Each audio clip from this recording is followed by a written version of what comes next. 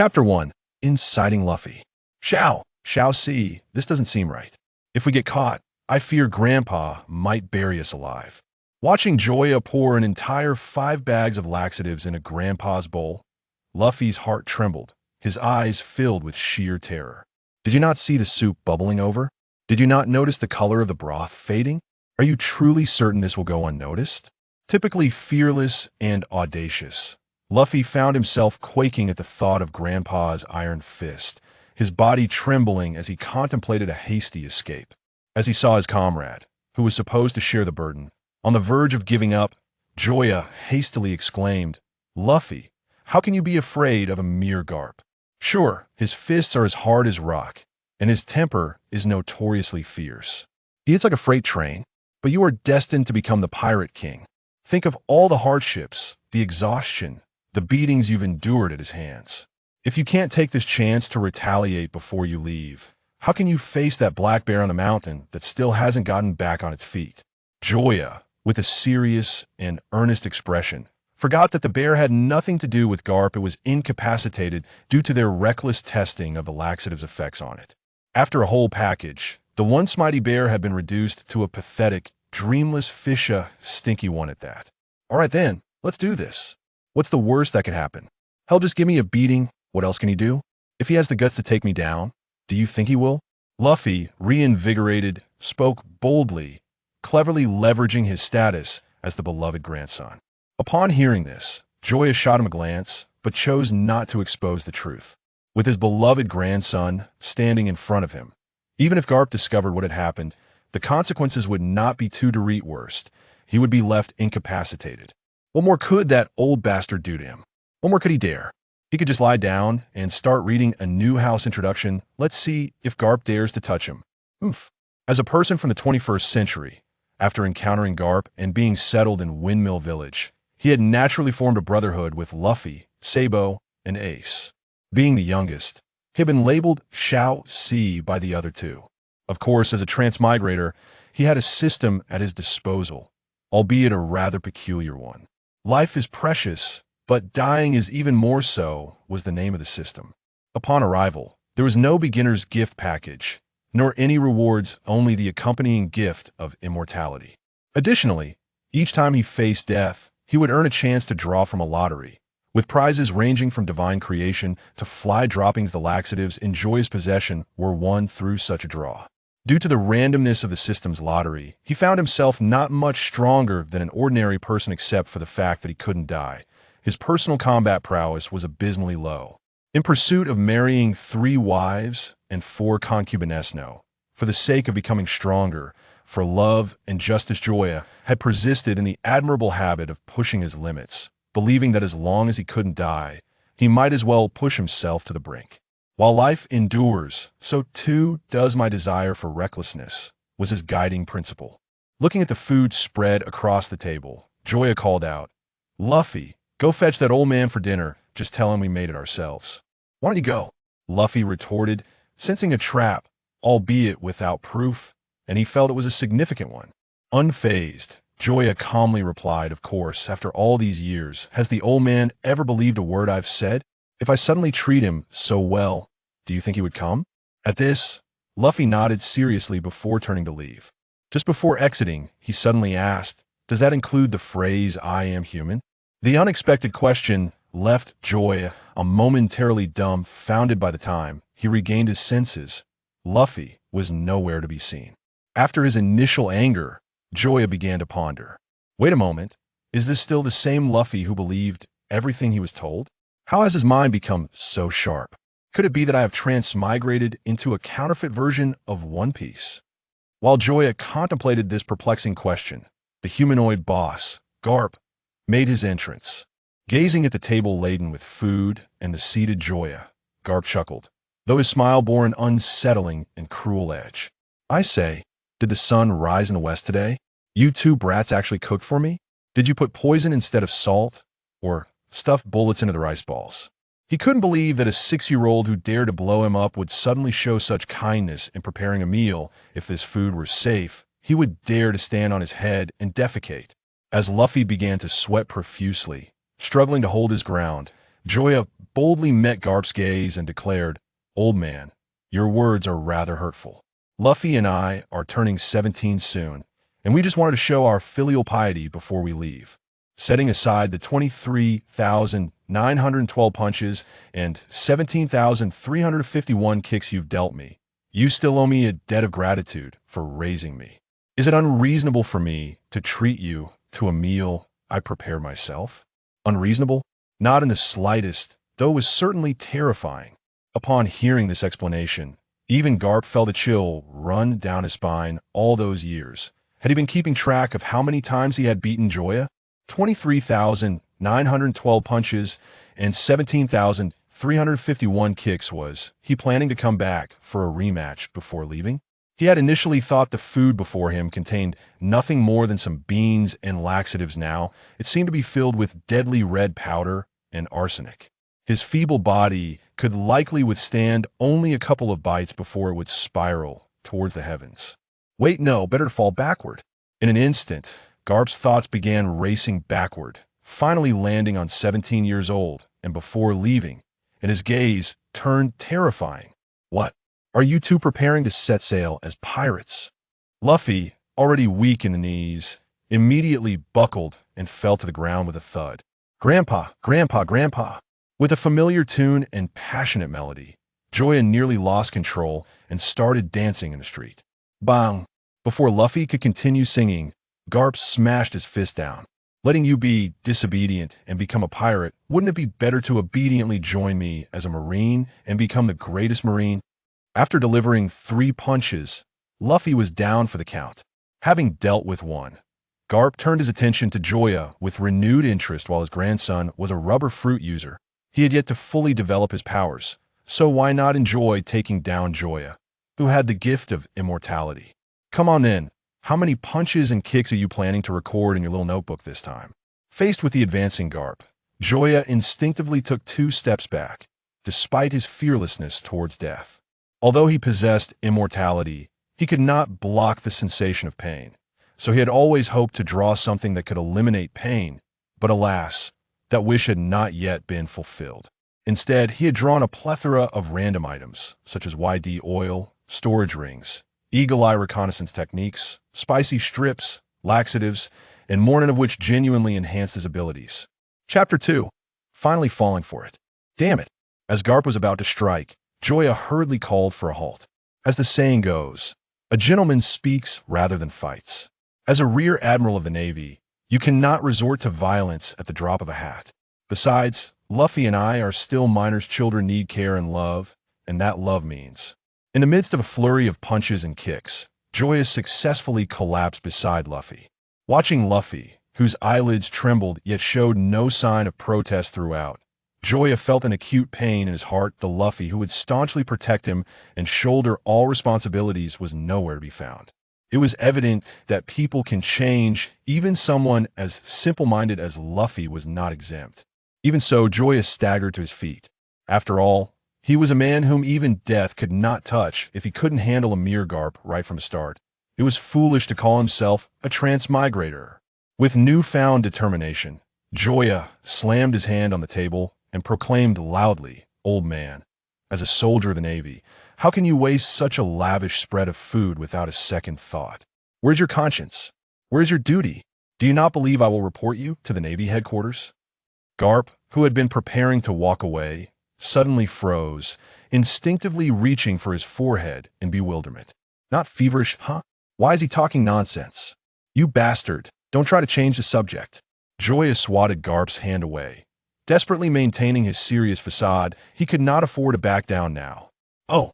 Seeing Joya's persistence piqued Garp's interest, and with nothing better to do, he decided to play along. He chose a stool and sat down across from Joya. "You make a valid point. As a Marine, one should not waste food. However, the prerequisite is that the food is safe. If one knowingly consumes something hazardous, wouldn't that make them a fool?" Garp chuckled inwardly. Did Joya really think he could pressure him with such a flimsy argument? Then if I can prove this food is safe, that would suffice, right? Well, that's true, you. Before he could finish, his words were silenced as Joya began to gulp down food. Tomato eggs, spicy beef, shrimp fish boards, chicken stew with mushrooms, braised pork ribs. Burp, just a single belch lasted for a full half-minute, and the food on the table had diminished by more than a third, with almost every dish bearing the marks of his foraging. How? How is it? Is there no problem now? Gazing at the almost retching Joya, Garp found himself in a state of bewilderment. He was well aware of the secret of immortality otherwise. The grass on this guy's grave would have achieved sentience by now. While immortality offered some resistance to toxins, it did not grant immunity to the pain and numbness they inflicted. Yet, aside from feeling slightly overstuffed, this fellow displayed no signs of poisoning whatsoever. Could it be that he had misjudged him? Faced with the facts, Garp began to question whether his initial decision had been overly rash. Perhaps this individual had indeed turned over a new leaf. Feeling a twinge of thirst, he instinctively reached for the soup bowl beside him, yearning for a sip. As the bowl edged closer to Garp's lips, Joya, who was accustomed to the precariousness of their situation, managed to maintain his composure, whereas Luffy could not contain his excitement. Over the years, they had attempted countless schemes to take revenge on this old man, all of which had ended in utter failure. Now, with success seemingly within their grasp, how could Luffy remain calm? His heart raced, blood surged, temperature rose, mouth parched, fists clenched, even his tightly shut eyes had opened a crack, eager to witness this historic moment. However, Joya felt a pang of anxiety. Oh no! Such a subtle shift might go unnoticed by an ordinary person, but for Garp, who possessed an innate sense of observation, it was glaringly evident. Why don't you drink instead? In an instant, Garp was at Joya's side, pinching his nose and forcefully pouring the liquid down his throat. Gulp, gulp, splatter, splatter. No matter how Joya struggled, he could not escape Garp's clutches. Simultaneously, Luffy's face was etched with astonishment upon recalling the black bear on the mountain that had yet to rise. He instinctively distanced himself from Joya. Though they were brothers, weren't brothers meant to be betrayed? Moreover, Joya had practically demonstrated this through his actions, seeing as he had consumed 3 times as much as Luffy. Moments later, when Garp finally released Joya, only a third of the soup remained in the bowl. Ugh, Bakiru, you miserable old man. I will definitely report you to Vice Admiral Tsuru at Marineford. I am well aware that you have hidden photographs of Vice Admiral Tsuru from her youth under your pillow, and in a swimsuit no less. You are finished. You are truly done for. Not even Jesus can save you, I assure you.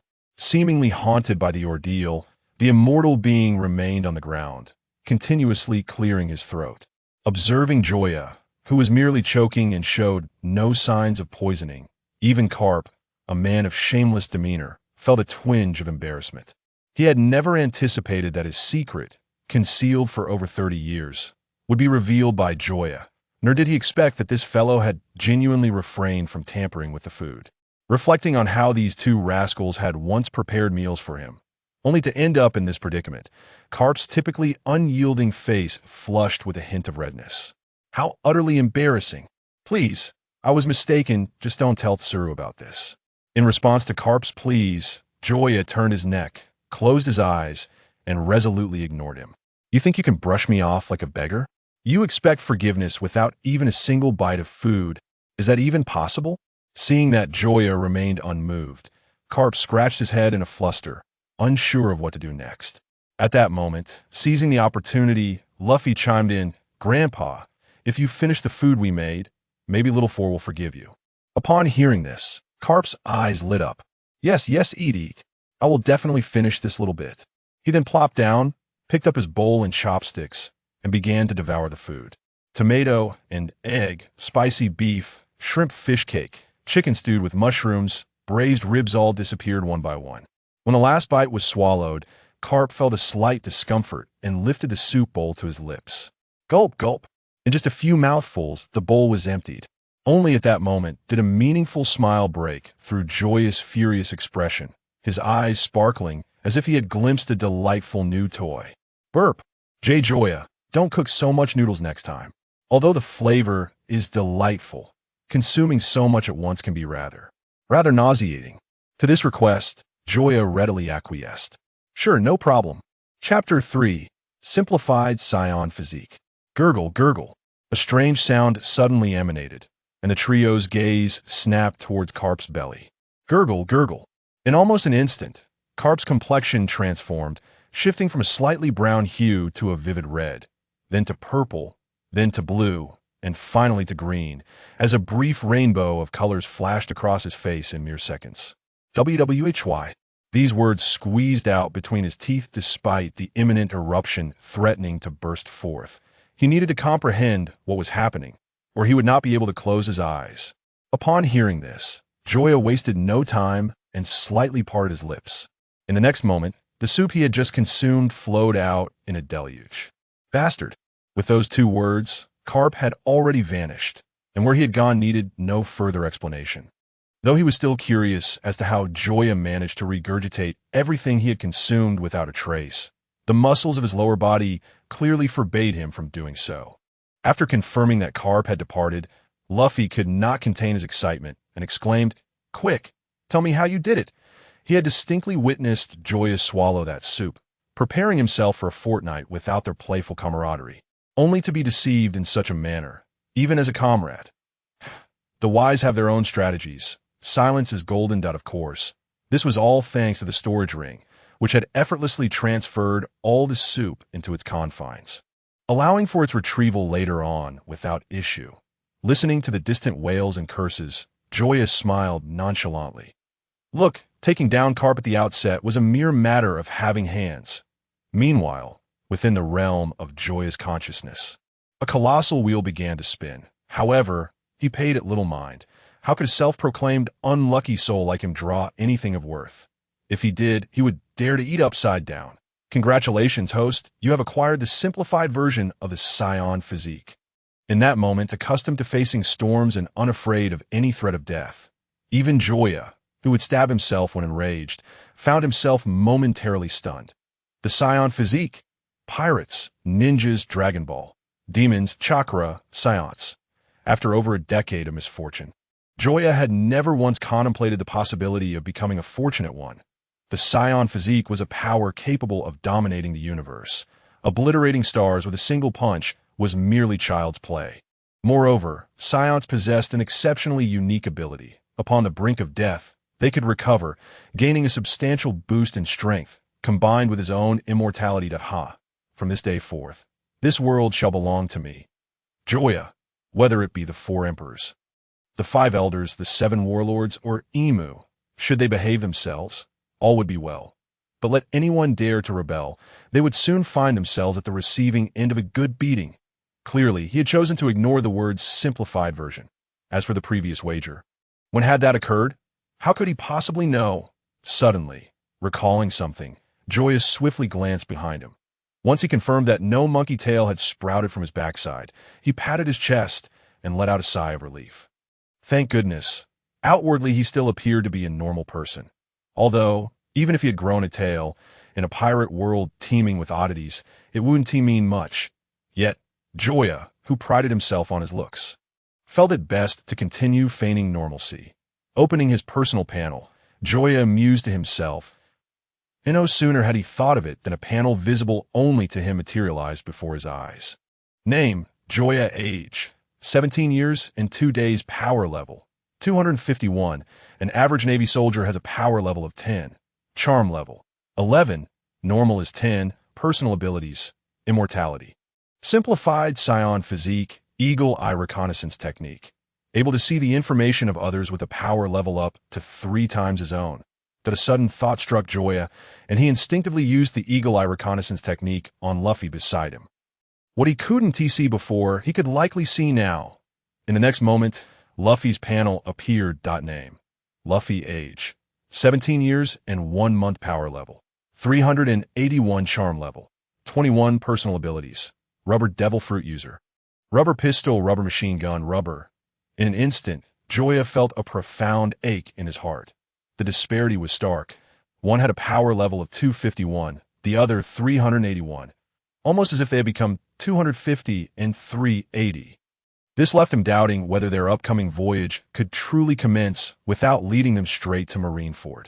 Though they were surrounded by the monkey family, exposing themselves so early would thwart any plans to ensnare Akainu in the ranking tournament. Of course, he could tolerate this. as there was still a slight distance from 250 and 380. What he could not comprehend was how Luffy, the single-celled organism, had a charm level significantly higher than his own. For results such as this, Joya, who prided himself on his looks, found it utterly unacceptable. How could he possibly be less charming than Luffy? It was outrageous, unscientific, impossible. Observing Joya's expression shift dramatically, Luffy ventured, "A little for. Are you all right? Should we postpone our departure?" Meeting Luffy's gaze, for some inexplicable reason, Joya suddenly felt a sense of being cared for. "Silly, I'm fine. And we must leave today. You don't truly think we can survive until tomorrow morning here, do you?" Taking one last glance at the small house he had inhabited for over a decade, Joya resolutely stepped outside. Garp had already been duped to such a degree. If he were to wait until the man exited the restroom, even possessing immortality would cost him half his life. Regardless, they had to leave today. Nothing would deter him. Seeing this, Luffy retrieved a large bag of provisions he had prepared beforehand and promptly followed suit. This day they had long anticipated and diligently prepared for, so there was no reason for lingering down the street. Observing the bundle slung over Luffy's back, Uncle Sam inquired curiously, "Luffy, where are you two off to?" To which Luffy replied, "Goodbye, Uncle Sam. We are setting sail to become pirates." Upon hearing this, Sam was momentarily taken aback before his body trembled with uncontainable joy, only to quickly mask it. "I'll go notify everyone." With that, Sam dashed off at such a speed that he left behind an afterimage. This point 6 crows flew overhead as Luffy, bewildered, couldn't he comprehend how Uncle Sam, who usually labored up the stairs, could display such astonishing speed. Beside him, Joya, sensing the situation, instinctively rubbed his nose. If his guess was correct, the reason likely lay with him. Of course, he would never divulge that to Luffy, nor would he admit it. "Stop staring. Let us hurry. Once your grandfather finishes, we won't be able to leave." Chapter 4. Setting sail under the sun, beside the beach, the small village of Windmill had gathered all its inhabitants, from the elderly to the children. Observing the two young boys standing on a small boat, the old village chief slowly approached. "As the chief of Windmill Village, on this special and significant day, I must say a few words." Just as a lengthy dissertation was about to take shape, Joya, eager to escape, interjected, "I have a feeling today as to whether isn't suitable for setting sail.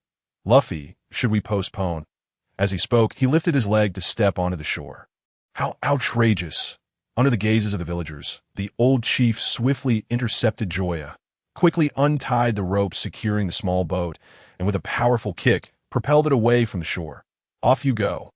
Whoosh! With the chief's enthusiastic assistance, the small boat sped towards the sea at a rate of 10 meters per second, kicking up waves. "Luffy, you must fulfill your dream and return as the Pirate King. And Joya, do not falter halfway. Ensure you accompany Luffy to the very end. Do not return without becoming the Pirate King."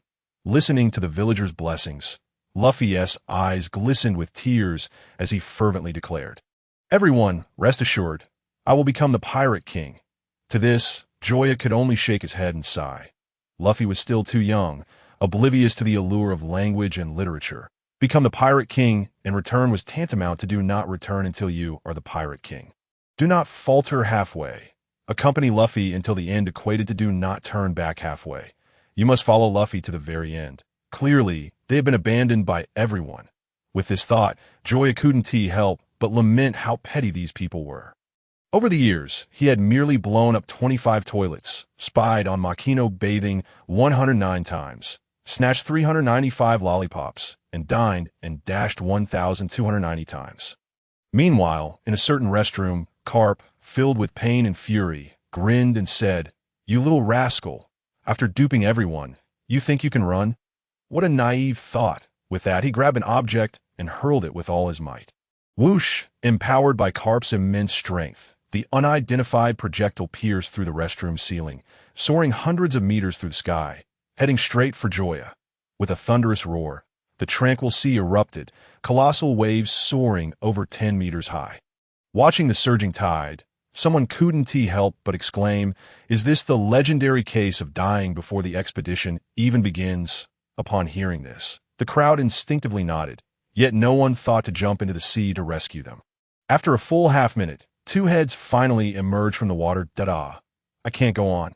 I have no strength left at all as a wielder of the devil fruit. Luffy murmured helplessly, acknowledging that he had no means of dealing with the ocean. Shall see. What should we do?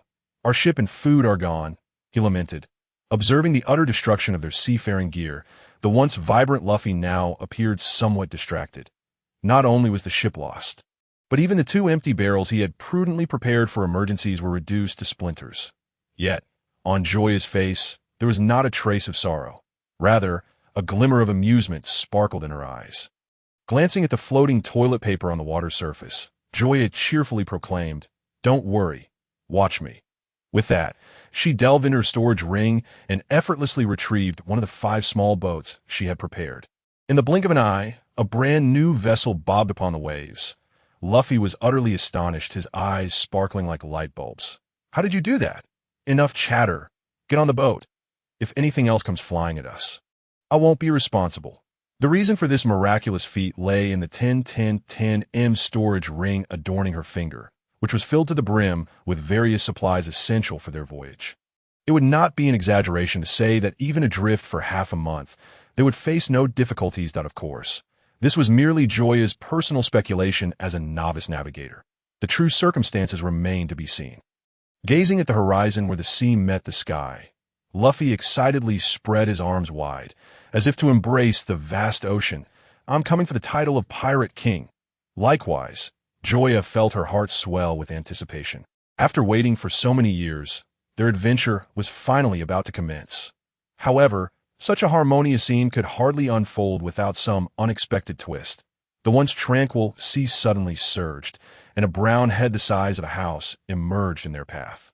Facing the ferocious Sea King before them, Luffy spoke in a low voice. "So it's you, King of the Near Sea." Luffy was no stranger to this creature. During a bandit incident years ago, he had nearly been devoured by it. Though he survived, Shanks lost an arm in the process. Now, as Luffy embarked on his journey, fate had intertwined their paths once more. Rubber, rubber, pistol. With that, Luffy's arm extended rapidly backward, then shot forward with tremendous force. Boom! With a single punch, the massive head of the Near Sea King was sent tumbling, along with its body concealed beneath the waves. Ultimately, it collapsed amidst a colossal splash. This time, I won, on the shore. The villagers watched in astonishment as Luffy showcased his might, utterly shocked that such strength resided within his seemingly frail frame, by the time they regained their composure. However, the two adventurers had vanished from sight. That night, the villagers of Windmill Village, their emotions a whirlwind, retired to bed early, exhausted from the day's events. Yet one individual found it impossible to sleep in the dim light of night in the bathroom. He muttered, "Damn Joya, just wait until I catch you." He yearned to know how many laxatives that rascal had given him. With his exceptional physique, he had never anticipated needing to sit for over 10 hours. After several hours, feeling it was about time, Garp reached for the tissue box beside him. Huh. The empty sensation on his fingertips sent a jolt of panic through him. What is going on? Where's the toilet paper? In his moment of distress, a memory surfaced. That moment, he realized where the problem lay. The unidentified object he had thrown at Joya was indeed the tissue box, which contained all the toilet paper. How could this happen? This is unscientific, utterly unscientific. With this thought, Garp's frustration reached its peak. Clearly, at such a late hour, no one would come to his aid. Waking someone would be quite embarrassing, especially in his current predicament. Chapter 5. Battle the dream of collecting everything to seek what one desires. The One Piece. The compass stagnates, steering forward under the blazing sun. Bored, Luffy hummed a tune, yet before he could finish, he couldn't help but glance at Joya. "Shall see. Is there any food left? I'm hungry again." Hearing the same question he had posed 10 minutes prior, Joya felt a vain throb on her forehead, struggling to suppress the urge to stab him. "This is only the 3rd day. You've already eaten half of the food I prepared. Who knows when we'll encounter another ship or island? Until then, it's every man for himself. If you want to eat, fish for yourself. If you catch something, I'll cook it for you. You said that." Upon hearing the promise of grilled fish, Luffy, who had been feeling weak, instantly perked up, seizing a fishing rod and determinedly setting to work, using their leftover scraps as bait. Luffy's problem was resolved, yet a new one arose. Despite their overwhelming yearning for the vast ocean, neither Luffy nor Joya possessed any navigational skills, leaving them utterly clueless as to their current location, unable to distinguish north from south. Comparing their position to the east blue map Garp had unwittingly given them, Joya's face was a canvas of confusion, filled with question marks. What on earth did these symbols resembling Sanskrit mean? And why was the vast expanse of ocean depicted in different shades? Had they simply run out of paint? Before Joya could ascertain their location on the map, an unexpected turn of events transpired. Oh ho ho, I've caught something. Look, I'm pulling it up, just as Luffy exerted all his strength to reel in the fish. A tremendous force surged from the depths of the ocean. The slack fishing line snapped taut, and the decent quality rod bent into an arc. Joya and the small boat were propelled forward, slicing through the water like a bullet. Damn it! Let go!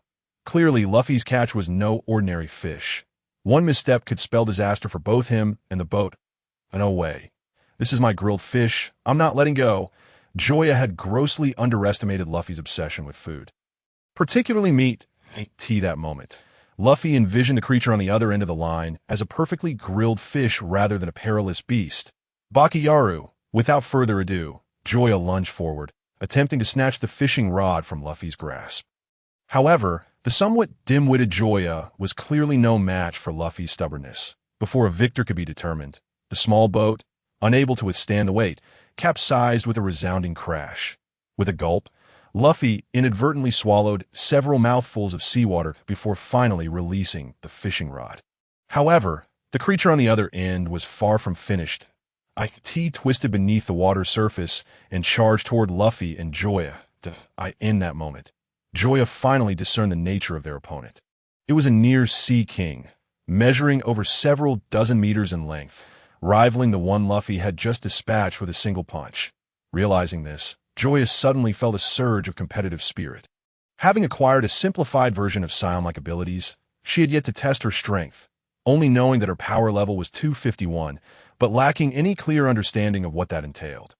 Moreover, her power level only reflected physical prowess and did not account for the abilities granted by the Devil Fruit or other unique skills. Nevertheless, before anything else, she needed to ensure Luffy was out of harm's way. As the creature burst forth from the waves, Joya retrieved a small boat from her storage ring. She swiftly ushered Luffy aboard just as the enemy approached. With a powerful shove, she propelled the boat away, using the recoil to evade the first onslaught of the beast's gnashing jaws. Leave this to me. Don't intervene. Hearing this, Luffy, who had been ready to fight, halted in confusion, gazing at Joya with bewilderment. He was well aware of Joya's capabilities. Apart from her astonishing regenerative abilities, she was no different from an ordinary person, let alone facing a sea king. She would struggle even against a mere pig.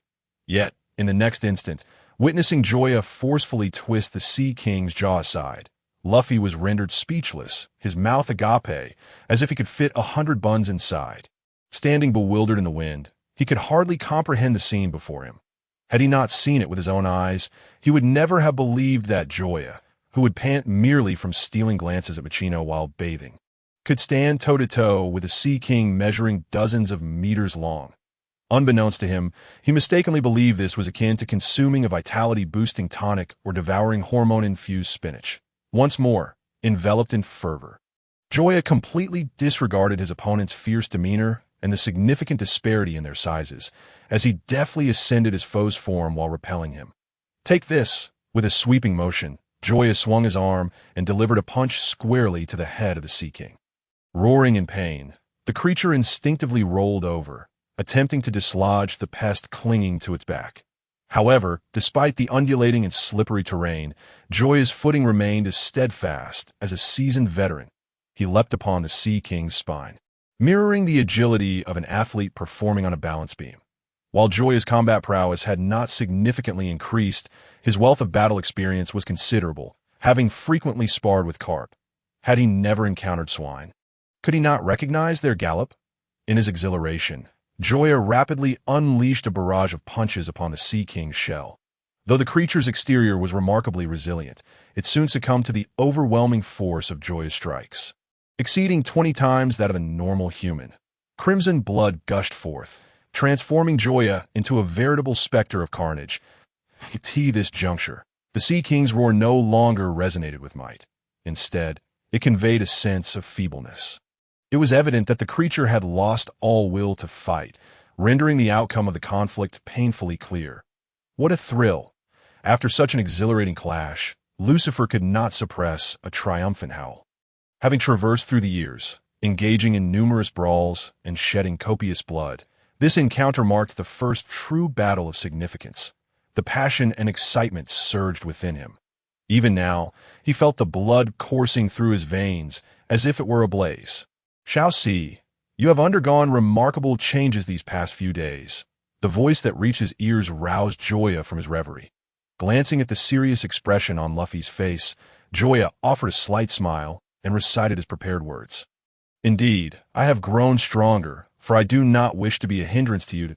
In childhood, the treasure map would often linger in his mind as he tirelessly sought the miraculous lands, hoping not to falter before a stranger. As the song played, the two set sail once more towards the boundless sea. Chapter 6. The story begins after enduring countless calamities, tempests, thunder, hail, and treacherous whirlpools. Joya and his companions successfully upgraded their means of transportation from small boat to empty wine barrels, tethered together with ropes to prevent separation. The harrowing experiences led Joya to question whether the fault truly lay within himself. In the original narrative, Luffy set out alone on a journey, relying solely on a small boat and an empty barrel to sustain him until the story commenced. In stark contrast, despite their extensive preparations, their journey had proven increasingly arduous with each passing day. Even now, they had yet to encounter the fateful passenger ship that would ignite the narrative, leaving the once confident Joya beset with doubt. "Shall see, I am grateful for your presence. Otherwise, I fear I would have starved long ago." Luffy, gazing at the unchanged expanse of his belly, curled helplessly within the barrel. Upon hearing this, Joya's lips involuntarily twitched. "No, it's nothing. After all, we are brothers." He would never admit that the issue lay with himself, especially in the absence of evidence. In the next moment, misfortune struck once more. The previously languid boat surged forward at an astonishing speed, accelerating from standstill to 100 kilometers per hour in a mere 5 seconds. It was apparent that there was no time to flee. Luffy quickly covered the barrel, with no opportunity for further action. The two barrels were swiftly engulfed by the swirling vortex, vanishing into the vast ocean. By the heavens, what a monstrous whirlpool! A sailor standing at the ship's edge marveled at the immense whirlpool in the distance, noting that he had never witnessed such a vast phenomenon in his years at sea. Indeed, if anyone were to fall into it, it would spell disaster. Disaster. If they managed to survive, I would gladly call them father. Laughter erupted among the crew. Suddenly, a loud crash interrupted their banter. Instinctively turning toward the sound, they discovered two barrels, seemingly from nowhere, colliding with the side of their vessel. "What is this? Beer? Treasure? A person?" The crew exchanged incredulous glances, particularly at the last suggestion, with expressions that conveyed disbelief. "Cough, cough. Allow me to retrieve it." In a bid to mask his embarrassment, the rather eccentric sailor hastily tossed a hook overboard, attempting to salvage his dignity. As the small splashes erupted on the surface, the already awkward atmosphere thickened, and the sailor's once dark complexion flushed crimson. "Puhaha! How utterly incompetent! Yozen, could today possibly be your day of misfortune?" "What misfortune? I reckon this fellow must have been up to no good last night. Damn it, that was a mistake. I'll try again. This time, I assure you it will be flawless. No, the opportunity is singular. Since you couldn't seize it, it falls to me.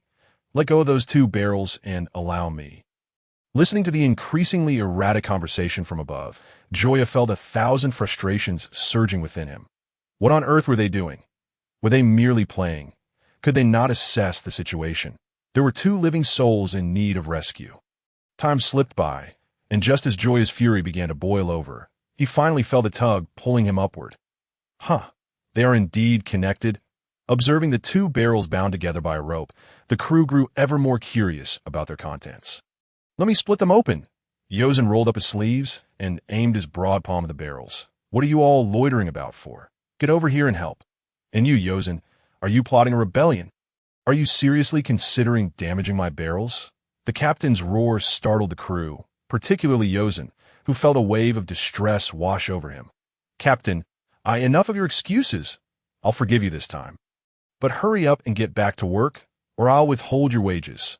Hearing this, the aggrieved Yozen had no choice but to depart, feeling as if he had just dropped a sweet potato in his trousers. A fate most undesirable. Meanwhile, the two barrels rolled along the ship's edge and into the unguarded hold. With a resounding crash, the barrels burst open, and a figure emerged from the haze of smoke and splintered wood. "Ah, at last, it has begun." As Joya surveyed the familiar yet foreign surroundings, a smile crept upon his lips. Though he had yet to encounter the pivotal characters, he was certain that the tale of One Piece, which had been serialized for over 20 years, officially commenced from this very moment. Casting a glance back at the barrel where Luffy remained, perhaps still asleep, Joya mused that it would be best to leave the matter of Kobe to him. For he was hardly adept at imparting wisdom. In contrast to the yet-to-mature Kobe, the alluring Nami undoubtedly warranted greater attention. Though his first encounter with One Piece had been in middle school, he would never forget that Nami made her debut in the first episode, albeit with a relatively minor role, only to reappear later during Luffy's confrontation with Captain Monka with a pair of mandarin ducks. On the banks of the river, a graceful lady. "What's your QQ? Beautiful lady, may I request a dance?" As her gaze fell upon the outstretched hand of the man before her, a comprehensive plan rapidly took shape in her mind. Certainly, just as they were about to grasp hands, an unexpected interruption emerged. "Please, step aside. Thank you." In an instant, both their gazes shifted to the youth who had appeared out of nowhere, causing Nami to forget about withdrawing her hand from Joya's grasp. "Dolt, do you know who I am? My father is the president of the Pongo Trading Company. Let go of my hand at once and be gone." "Are you certain?" Joya replied with a smirk that danced on the edge of mockery. "You should know that my father is a rear admiral in the Navy. You doubt that I could make a call to have your so-called Pongo Trading Company, rumored to be colluding with pirates, shut down?" Unlike Luffy, Joya was all too familiar with leveraging Garp's status as a rear admiral. In this world, with a strong prey upon the weak, power dictated much. For the vast majority, a rear admiral in the Navy was a figure of immense stature, and even more so when it came to a rear admiral in the main fleet. Generally speaking, ranks in a main fleet were elevated by half a level compared to their branch counterparts, thus granting them greater authority and personal strength. You speak nonsense. How could our Pongo Trading Company ever collude with pirates? Scoundrel! Lunatic! Amidst the curses, the man vanished without a trace, in response to his behavior. An unintentional smile crept onto Joya's face, one laden with meaning, as she retrieved a gray-haired snail phone from her pocket and dialed. "Damn it, Joya, how dare you take the initiative to call me?" A thunderous roar erupted from the snail phone's mouth. Had Joya not placed it at a considerable distance beforehand, she would have been left with either a ringing in her ears or complete deafness. "Ah, come now. It was merely a little cleansing of your intestines. Was it truly necessary to be this furious? I nearly forgot, and yet you remember. How petty." Chapter 7. Inviting Nami, meanwhile, at the Marine headquarters in Marineford. The sight of Garp, his hair bristling with rage and poised to bite, left Sengoku and Tsuru, who were diligently working, both curious and bewildered. They were eager to discover just who was on the other end of the snail phone and what this cleansing entailed that could infuriate the otherwise carefree Garp to such an extent. "Scoundrel, you better pray I don't catch you, or I'll split your backside in two. Are you sure? You do realize there's something under your pillow? Shut your mouth." The thunderous bellow startled the entire office, causing the two Marine soldiers on duty at the door to shake their heads in disbelief before collapsing straight to the ground. "Garp, is there nothing you can say without shouting? If you keep this up, I'll have you thrown out." Hearing Sengoku's voice through the snail phone, Joya finally understood Garp's agitation, and thus some unsavory thoughts began to take root. Tell me, what exactly is the purpose of your call? If you have something to say, spit it out. To prevent Joya from accidentally revealing too much, Garp swiftly changed the subject, simultaneously curious about Joya's intention in calling at this moment as a pirate. The Pongo Chamber of Commerce. If my guess is correct, they are likely colluding with pirates. Garp raised an eyebrow, surprised by Joya's words. I found it strange that you, having ventured out to become a pirate, would possess such awareness, actually assisting the Marines in capturing criminals? Well, of course. After all, I'm a person of higher education. Even as a pirate, I must be of a different caliber. If I were to encounter such scum, I would certainly inform you. Vice Admiral of the Marines. Upon hearing this, Garp, holding the snail phone, appeared utterly befuddled. He had assumed Joya intended to personally uphold justice, only to find she was merely calling to notify him. Damn it! After all these years, I finally managed to be a salted fish, living off the scraps, and you little brat, go off to become a pirate and still find time to trouble me. What an ugly face with such beautiful dreams.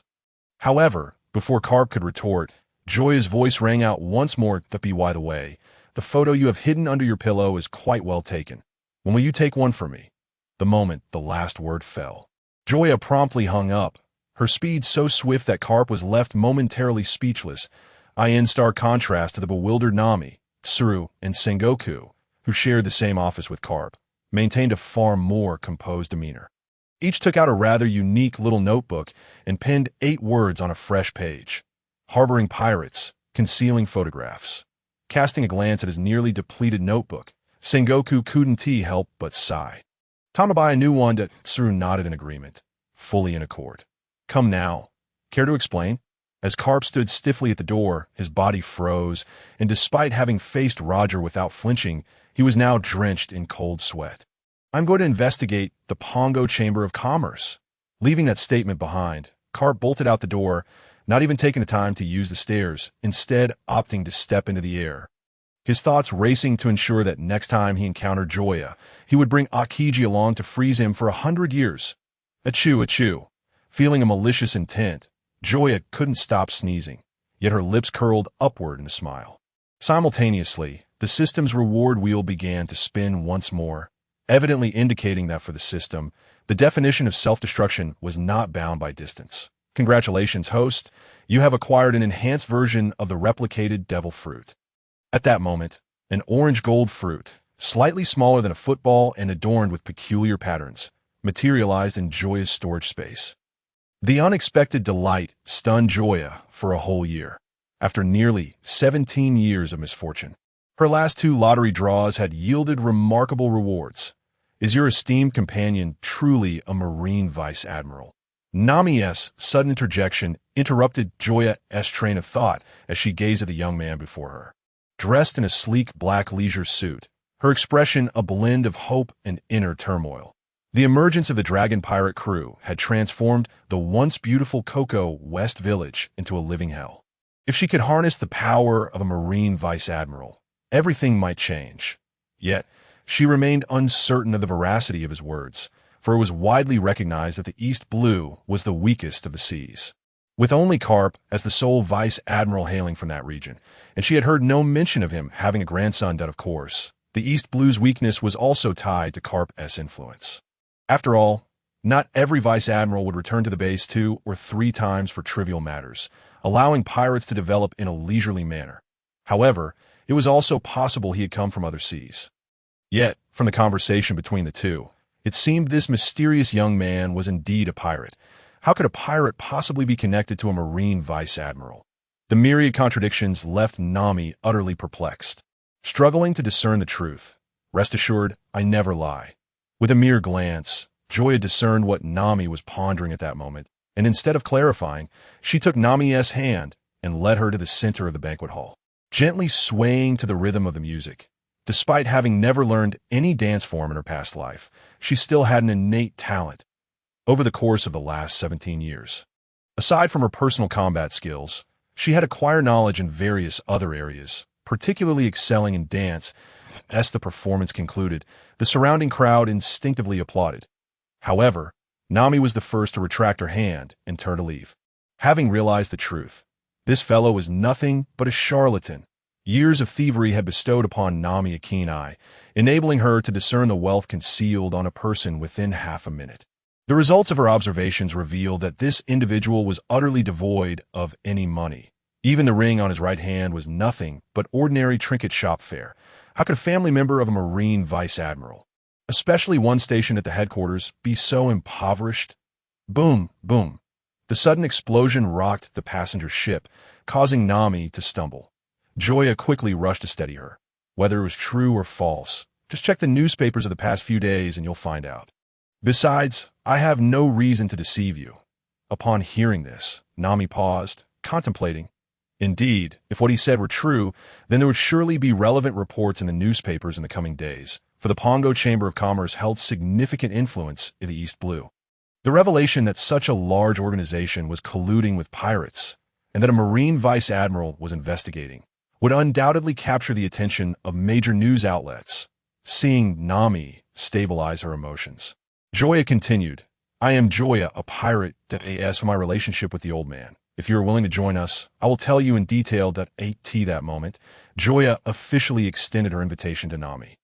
After all, it was inevitable that she would join the Straw Hat Pirates, so there was no harm in inviting her early, especially since they were in dire need of a navigator to guide them. Otherwise, he feared they might end up at Marineford Bay or impelled down before reaching Drum Island. Although Luffy had yet to meet Nami, Joya firmly believed that the young man would not refuse her. Chapter 8. Taking action. The unexpected invitation caught Nami off guard. Had she not previously learned of Joya's identity and background, she would have already delivered a swift kick to his target. After all, pirates had nearly ruined everything for her. Yet now, she found herself hesitating, as Joya's connection to the Marine Vice Admiral might be the key to Coco West Village's liberation. While she could hardly fathom what had transpired in his past, her instincts whispered that Joya was not like other pirates. Boom! The thunderous sound nearby brightened Nami's expression that if you want me to join, it's not impossible. However, you must first deal with the pirates here. Nami felt she deserved a 5-star rating for this decision. Judging by the sounds, the enemy numbered at least 50. While she had yet to see Joya's companions, she assumed they would not be many. Should Joya accept and defeat the adversaries, it would indicate that his pirate crew possessed considerable strength, making her joining a worthy endeavor. Conversely, whether he refused or was defeated, she would have ample justification to decline. Then let me extend a warm welcome to your joining. With a gentle smile, Xiaoya remarked, the pirate crew that is approaching is known as the Arlita Pirates, and their strongest fighter is none other than Captain Arlita herself. If she had consumed the slippery fruit later on, she would pose a significant challenge. However, for now, it merely requires a bit of effort. Such confidence. Nami clearly detected the underlying implication in Xiaoya's words. Of course. Meanwhile, under the cover of cannon fire, Arlita successfully seized the passenger ship, yet news from her 2 subordinates heading to the warehouse had not arrived for quite some time. Bewildered and furious, she immediately led her crew to the warehouse to discover who dared to lay a hand on her subordinates. Just as Xiaoya stepped onto the deck, she heard the familiar voice of Luffy. Rubber! Pistol! With a resounding bang, a dark silhouette shot up from the warehouse, crashing down and demolishing a large section of the deck. How dare you lay a hand on the most beautiful one on these seas? With scarlet eyes fixated on the shadowy figure amidst the smoke, her right hand, gripping the spiked club, was visibly tensed. Although she had just been struck, she did not perceive the newcomer as significantly stronger. It was merely a case of underestimating her opponent. Hey, can you let me through, Annie? In an instant, the cacophony of the world came to a halt, all eyes drawn to the man who had suddenly appeared behind Arlita. Realizing the precarious situation, Nami quickly took a step back, distancing herself from Xiaoya while feigning unfamiliarity. Internally, she cursed Xiaoya's ancestors for dragging her into this, lamenting that she had yet to experience love and that dying now would be a tremendous loss. Look, KB, I told you she was an old hag. Now do you believe me? 2 figures emerged from the warehouse, one tall and one short. It was none other than Luffy and KB. The calmness of their tone, coupled with their shocking words, instantly froze the already tense atmosphere. As they gazed at the soon-to-erupt Arlita, the onlookers could not comprehend how these 2 youths had survived thus far.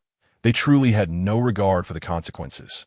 As Luffy approached, Xiaoya hurriedly moved to Nami's side, disregarding her fearful and resistant demeanor, and said, "Captain, this is Nami, my newly recruited navigator." "Navigator, you say? Since she is your recruit, then there is no issue," Luffy replied. At that moment, Nami, who had forged a resilient personality through 7 years of independent living, suddenly lost interest in life. Clearly, she was destined to face this calamity. These two were the punishment for her thievery. As for Arlita, she was on the verge of exploding with rage. Not only had they referred to her as an old hag and auntie, but they had also ignored her right in front of her face. This was simply intolerable. Very well. Now that everyone is here, prepare to die.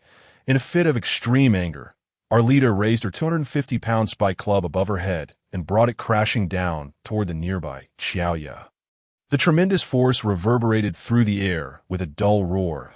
The instant Arlita struck, the system in Xiaoya's consciousness began to spin once more. However, he did not focus on it immediately.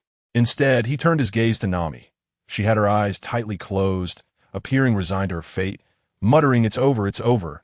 My life is finished. Goodbye, Nokigao, Jinju, and the good people of Kokuyashi Village," in her final moments.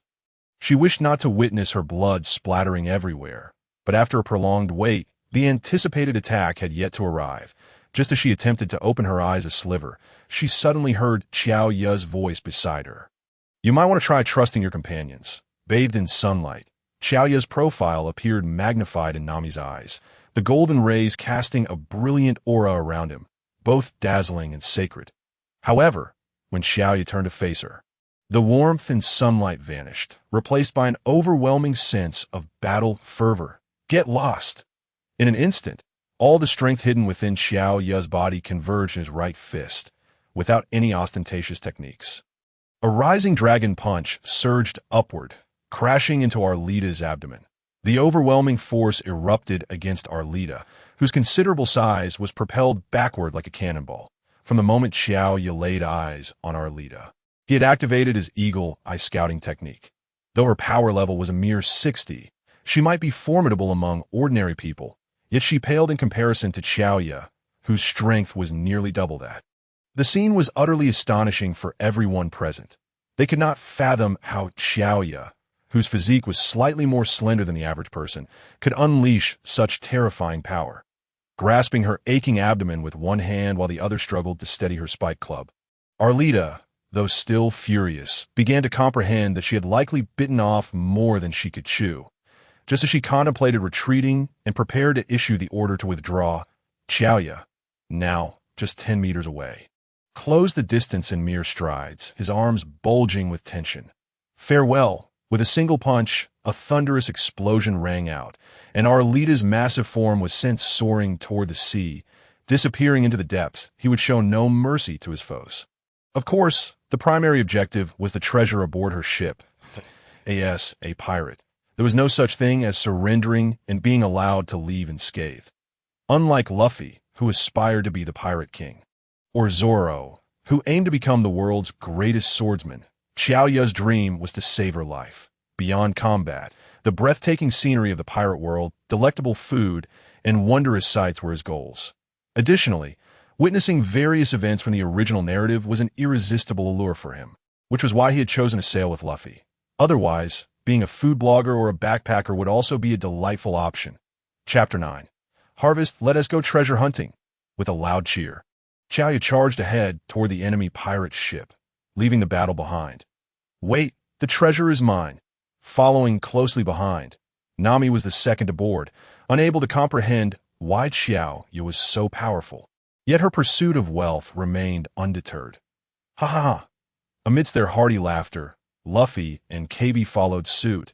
The addition of a navigator brought great joy to Luffy, the captain, although he had yet to exchange a word. He trusted Xiaoya's judgment, believing that he was one step closer to becoming the Pirate King. Half an hour later, en route to Shellstown, do you have any idea how much these things are worth? Just like my gun. Pointing to a nearby bag filled with treasures, Nami said earnestly. Despite having witnessed Xiaoya's ferocity, she never compromised on principle, and all matters concerning money were non-negotiable for her. Coincidentally, I do know a thing or two. Carelessly pulling out a gold necklace, he examined it briefly before stating, "Take this necklace, for instance. Its color is rather dull, weight is lighter than average, and the craftsmanship and design are quite ordinary. Its market value is approximately 50,000 berries." After placing it down, he retrieved another necklace. "Now look at this one. It's entirely different. The color is pure, the weight is significantly heavier, and the design is exquisite and grand. This must be worth around 100,000 or so." Facing Xiaoya's confident discourse, Nami's prepared arguments fell flat. She never anticipated that the formidable fighter Xiao Yu would also possess knowledge of treasure appraisal. "I'm a woman. You should give way to me." "Sorry, gender equality has been in place for many years. You jerk." Infuriated beyond measure, Nami could no longer hold back. She retrieved 2 short sticks, snapped them together to form a long staff, and swung it toward Xiaoya. Clang! Despite the suddenness of the attack, Xiaoya caught it firmly. As their weapons made contact, a slight warmth radiated from the staff. Raising an eyebrow, Xiaoya pointedly remarked, "If you can tell me where you concealed that stick. Not only will this haul be yours to keep, but all future treasures will be entrusted to you as well. Why don't you just go die?" Nami's face flushed crimson as she swung the long staff. Targeting Xiaoya's vital points. "I'll dodge. I'll dodge." Amidst their ruckus, the small boat rocked violently, nearly filling with seawater. Startled, KB huddled in a corner, trembling and seeking Luffy's assistance, only to find that he was grinning as if he had just eaten something unpleasant and showed no intention of intervening. After a considerable time, the squabble between Xiaoya and Nami finally came to an end. "Although you Haven T disclosed the secret of your stick, I suppose you can take charge of the treasures we plunder in the future." Upon hearing the word stick, Nami, overwhelmed with emotion, initially contemplated taking action. However, the subsequent words left her momentarily stunned. "You? What did you just say?" Faced with this unexpected delight, she found herself somewhat bewildered. "If you are unwilling, then forget it. No, I am willing." Fearing that Joya might change his mind, Nami swiftly stepped forward and grasped his hand. "We have a deal. You cannot back out. Rest assured, I always keep my word." Joya was not particularly fond of money. He merely sought to refresh the system's lottery. Back when he was in Windmill Village, he could refresh it at least 5 or 6 times a day. Unfortunately, the current circumstances were limited, and he could not let the opportunity to exploit Nami's fondness for wealth slip by. Failing to take bold actions would be a disservice to his own motto that, "Do not worry, your pocket money will definitely exceed that of others." With this promise, Nami's spirits lifted, and she even remembered to bribe Joya a little. Once the division of spoils concluded, Luffy, standing by, suddenly realized that he seemed to have received nothing at all. Hey, what about mine? I'm the captain. Shouldn't I get the largest share?" "You, captain? To be a captain, one must first have a ship. May I ask, where is our ship?" "Isn't this one?" Luffy pointed at the small vessel beneath them. "This can hardly be considered a ship. It is merely a small boat. Do you understand?" In response to Luffy, Nami reverted to her initial miserly demeanor, having already promised to give Joya extra pocket money. She had no intention of parting with more unless it was over her dead body. Simultaneously, she was curious as to why, in their pirate crew of merely 3, Joya was not the captain. Despite their brief acquaintance, she felt that Joya was more suited to the role of captain. Although she harbored doubts, she would not voice them, opting instead to observe in due course. "All right then, let us find a way to build our own ship," Luffy declared resolutely, influenced by the excitement. For him, having a pirate ship was a matter of principle. He had no interest in seizing someone else's, or he would have long since taken the ship of the Arlita pirates. He yearned for a vessel that truly belonged to him. You might want to reconsider. Constructing even a decent ship would cost at least 50 million. The little money we currently possess is hardly enough to buy a good keel. It is fine. We will eventually acquire the funds, and I have a premonition that before long, we shall possess our own ship. Listening to their conversation, Joya leaned against the ship's side, lost in thought. Luffy's intuition was not misplaced. Once they arrived at Syrup Village and assisted Usopp in dealing with Captain Kuro, who sought to harm Kaya, Kaya would gift them the ship, going merry. Yet, Joya felt no joy at this prospect. Instead, sorrow crept over him. If Ace's death was lamentable, the farewell to going merry would undoubtedly break one's heart. Achilles had fallen in battle, while Going Merry would embark on its journey after saving everyone. The thought of its form disappearing into the flames stirred tears in Joya's eyes. This time, I will definitely save you.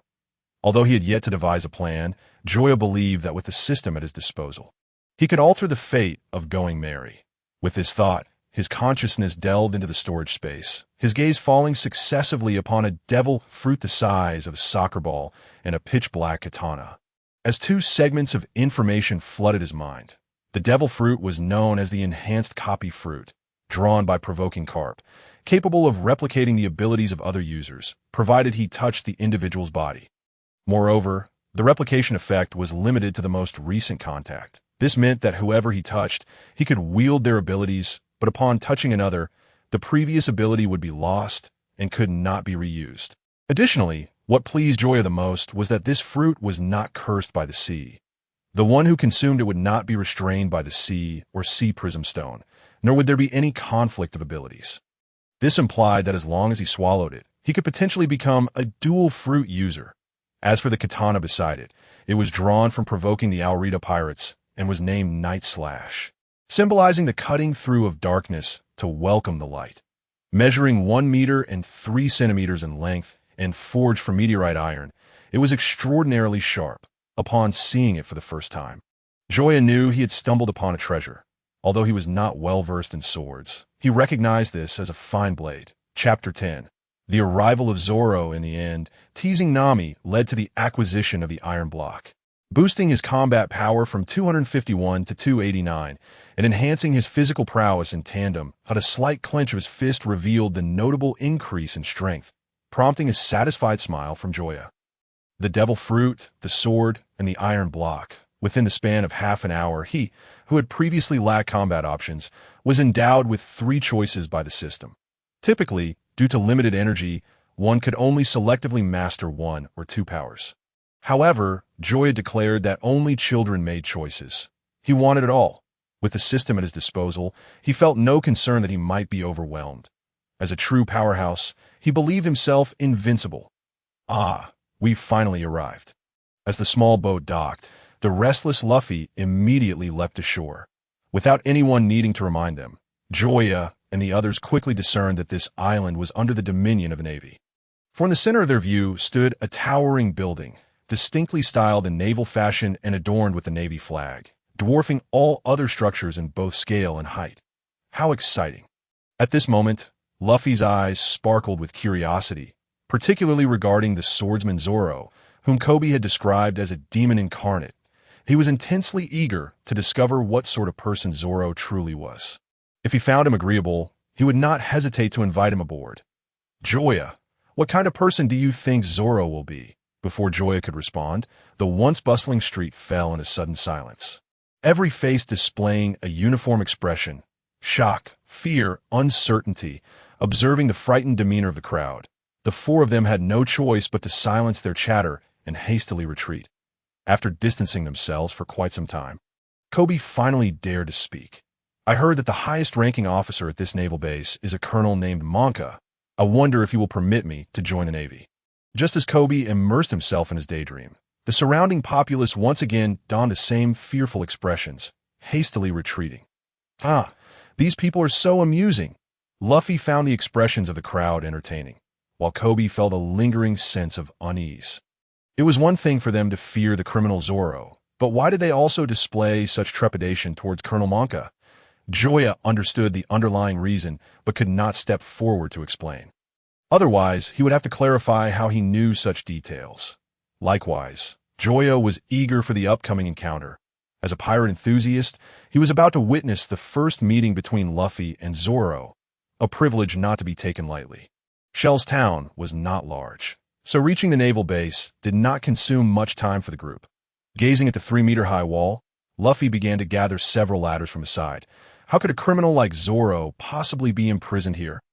Climbing up, he expressed his thoughts, while Kobe doubted they would find Zoro in such a place. However, Destiny had other plans, and they were bound to have their faces slapped. Found him, following Luffy's pointing finger. Joya beheld a man left to bask in the sun, radiating a chilling aura. Roronoa Zoro was indeed as formidable as his reputation suggested, Joya mused internally. This was not mere flattery, but a heartfelt realization. For he had already employed the eagle eye reconnaissance technique on Zoro. Name: Zoro age: 19 years and 3 months combat power, 305 charm value, 20 personal ability. Sword master of iron cutting level. Zoro's age was somewhat expected, as he was known to be a notorious heavy drinker. And in the manga From the Land of Cherry Blossoms, individuals under the age of 18 were prohibited from consuming alcohol. Moreover, the combat power of 305 genuinely astonished Joya. In his mind, he had always perceived Zoro as someone who bled profusely during battles. Thus, he had not regarded his physical condition as particularly strong. It now appeared that his understanding was flawed. Rather, the fact that he could endure such blood loss while occasionally enduring Luffy-esque antics and still remain resilient was a testament to Zoro's formidable physical prowess. Casually switching individuals, one might fear that even 100 lives would not suffice against Luffy's relentless pursuit. As for the sword master of iron cutting caliber, due to his limited understanding of swordsmanship, Joya was unaware of the profound implications encapsulated within those 5 brief words. However, the ability to sever steel with a blade would naturally translate into effortlessly cleaving through flesh. Such prowess could hardly be deemed feeble. Meanwhile, another ladder unexpectedly materialized at a girl who appeared to be merely 7 or 8 years old. Swiftly ascended the ladder, then scaled the wall, making a beeline toward Zoro, who was bound in the center of the playground. Upon witnessing this, Joya's interest waned, for he was acutely aware of what was to transpire next. It was nothing more than the girl being tossed out on the orders of Colonel Monka's dim-witted son, Barumabur, only to be rescued by Luffy standing nearby. Subsequently, Luffy would glean from the girl's account of Zoro, resolutely deciding to enlist him aboard their ship. "Shall we venture in together to take a look?" Nami inquired, noticing Joya's boredom, her finger pointing towards the base behind the playground, her eyes shimmering like a cat catching a whiff of fish. "Let us go." After exchanging greetings with Luffy, the two turned and discreetly slipped through the back entrance. Ascending the staircase, they made their way to the top floor. Upon emerging from the stairwell, they found themselves facing a door clearly marked with the words Colonel's Office. It was evident that this was Nami's intended destination. Joya, perplexed by the sudden clarity of her objective, could not restrain himself from asking, "How did you know the Colonel's office was here? Have you been here before?" "Isn't it obvious? This fellow constructed the naval base to such heights. Clearly a man obsessed with formalism.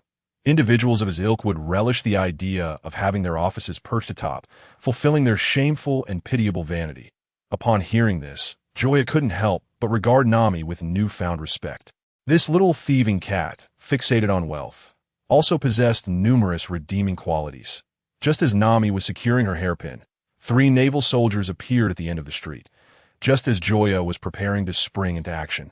One soldier spoke up, "Here to deliver tributes. Are you? Didn't anyone inform you that items should be placed in the warehouse, not the Colonel's office?" Exchanging a glance with Nami, Joya instantly grasped her intentions and reached a silent accord. With an apologetic expression, he replied, "Indeed, it seems the individual tasked with delivering the tribute has fallen ill, and we have come in his stead, lacking some of the customary knowledge." "Oh, I see. Then follow me, and I shall escort you."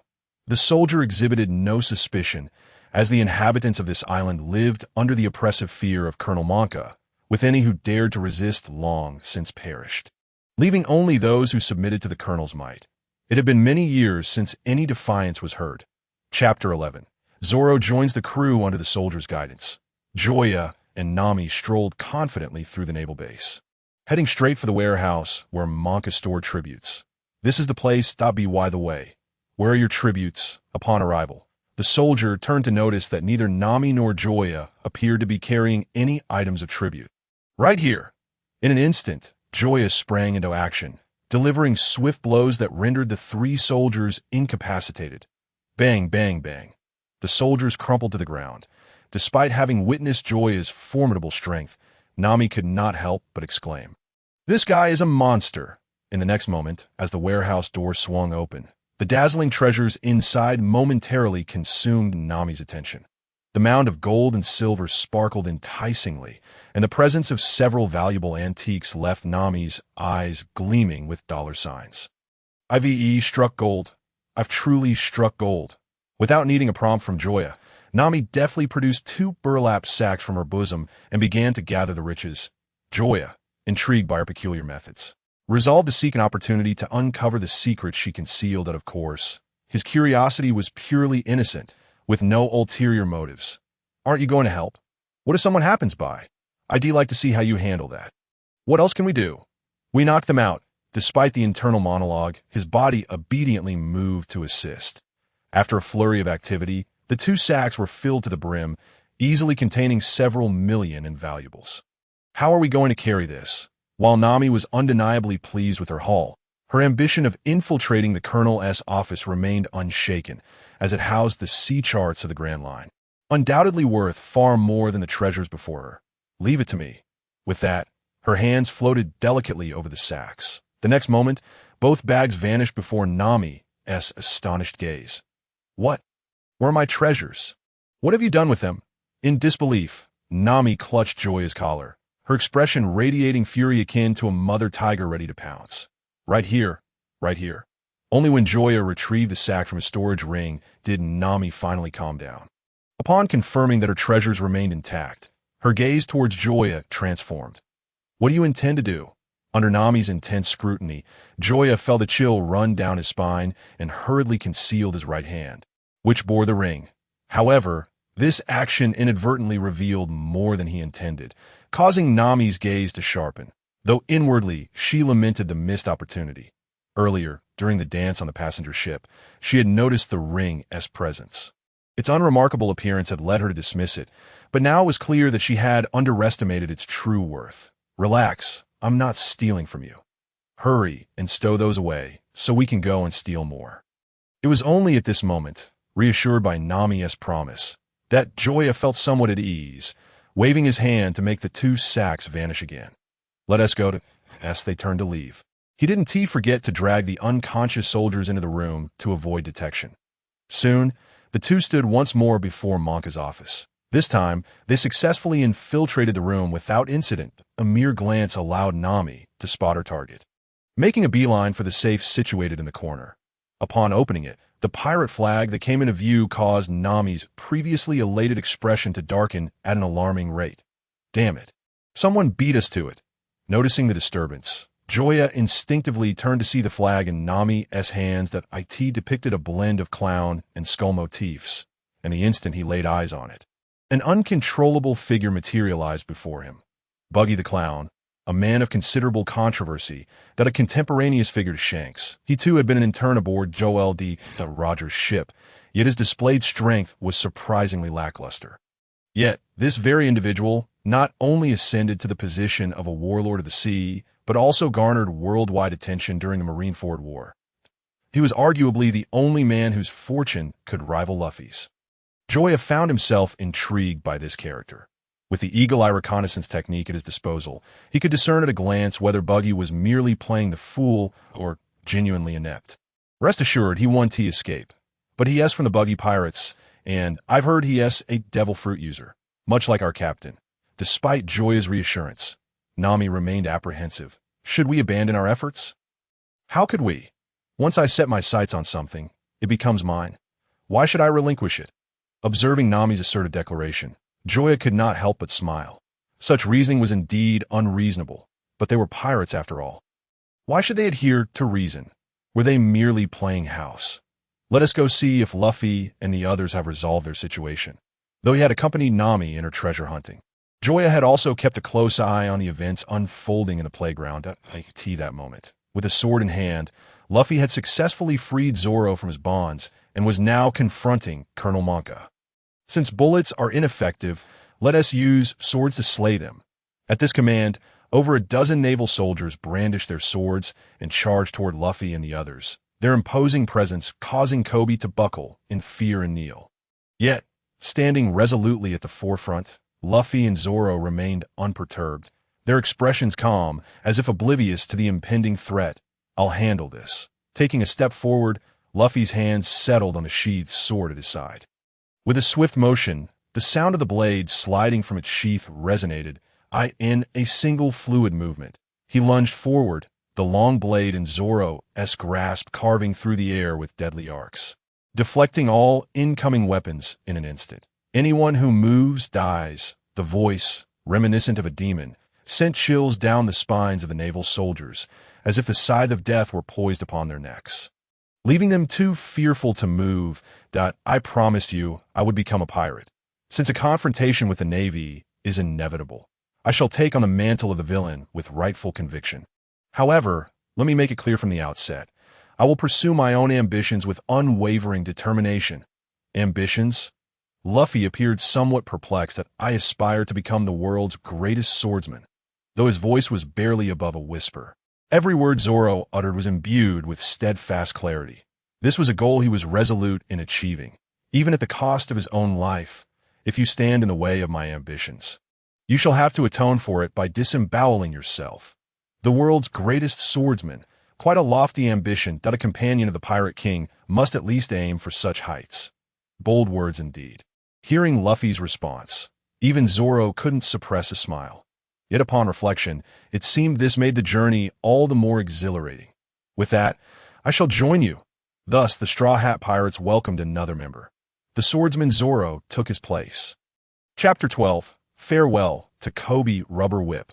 A 10-meter-long leg emerged, sending a group of soldiers flying as it cleared the area in an instant. Monka, already scowling at the foolishness of his subordinates, turned positively livid at a bunch of useless fools, and I have to take matters into my own hands. In a fit of rage, the burly Monka swung a hand axe the size of grinding wheel at Luffy. With a thunderous crash, the missed attack cleaved a long fissure into the hardened ground, showcasing his terrifying strength. Were he an ordinary man, the axe would have reduced him to mere pulp, but he was met with Luffy, whose power-level sword at 381 jet pistol. The dreadful force combined with the elasticity of rubber produced a punch that shattered the sound barrier, striking Monka squarely on the chin before he could react. The overwhelming might detonated upon Monka's iron jaw, and even steel could not disregard such ferocity. His vision darkened as he collapsed, stiff as a board T that moment. Jaya happened to emerge from the naval base, catching sight of the landlord's foolish son, Barumabur, brandishing a gun and preparing to abduct Kobe. Having seen this, she could not turn a blind eye. She dashed forward at lightning speed, delivering a punch that knocked him unconscious before he could complete his abduction. The sudden appearance of a third party and the display of such speed startled Zoro, who squinted and scrutinized Jaya. "Allow me to introduce you. This is Zoro, my newly recruited swordsman." Upon hearing this, the tense Zoro exhaled a sigh of relief, realizing she was one of their in the next moment. Having gone 3 weeks without sustenance, he could no longer hold himself upright and collapsed backward. "I'm so hungry." An hour later, after devouring a hearty meal, Luffy, before all the Navy personnel, unleashed a thorough beating upon Kobe, then turned and departed under the gaze of the onlookers, gazing at Luffy's retreating figure. Tears welling in his eyes, Kobe finally grasped that he was helping him shed any suspicion of association with pirates. It turned out that in the final moment, he still needed Luffy's assistance. The physical pain was nothing compared to the torment of spiritual shame. Having understood everything, Kobe stood tall, his eyes filled with unwavering determination as he declared, "Sir, I request to join the Navy. I am willing to do any menial task, as long as it leads to joining the Navy." "Lieutenant Colonel, I oppose this. I still cannot trust this boy. There have been instances of pirates infiltrating the Navy as spies. We should investigate his background thoroughly before making a decision. I am a man destined to become a naval officer." He had spoken aloud. At that moment, whether they agreed to his joining the Navy mattered little.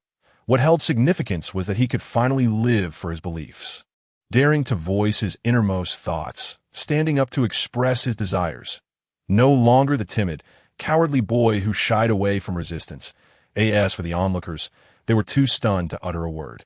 After a long pause, the lieutenant colonel stated, "In that case, the cleanliness of the naval base will henceforth be your responsibility. Young man?" "Yes, sir." Although Kobe made a valiant effort to contain his emotions, tears streamed down his face uncontrollably. Though the road to realizing his dream was still long, he had at least taken a crucial step. While he had yet to become a naval officer, he was now a naval soldier. Ah, wait a moment. Suddenly recalling something, Kobe hurriedly left the restaurant and rushed toward the port to be the way. Where are we headed next? Luffy could not help but inquire as they boarded the small boat once more. Having experienced the events with Arlita and Monka, his interest in the next adventure had only intensified. Our next destination is Orange Town. We must reclaim what belongs to us. Nami, the navigator, replied.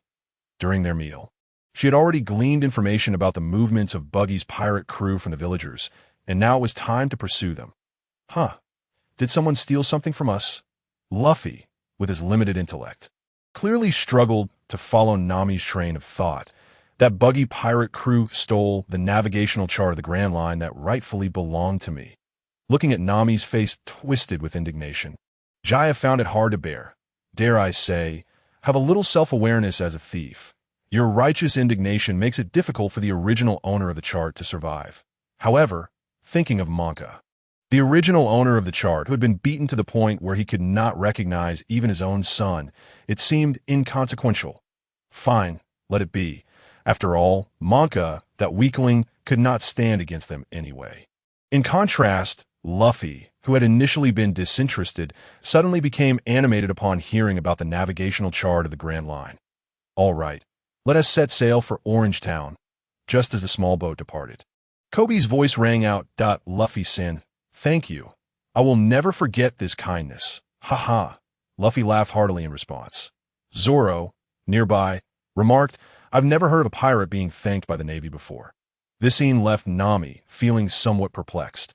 It seemed these individuals were indeed different from other pirates. All hands, salute. Following this, all the Navy personnel in the town gathered, saluting Luffy and his crew as they departed. For those who had defeated the tyrant Monka, their feelings mirrored those of the majority of the townsfolk, filled with gratitude. Yet due to their conflicting positions, the inherent enmity of their naval identity prevented them from witnessing pirates roaming freely in the town.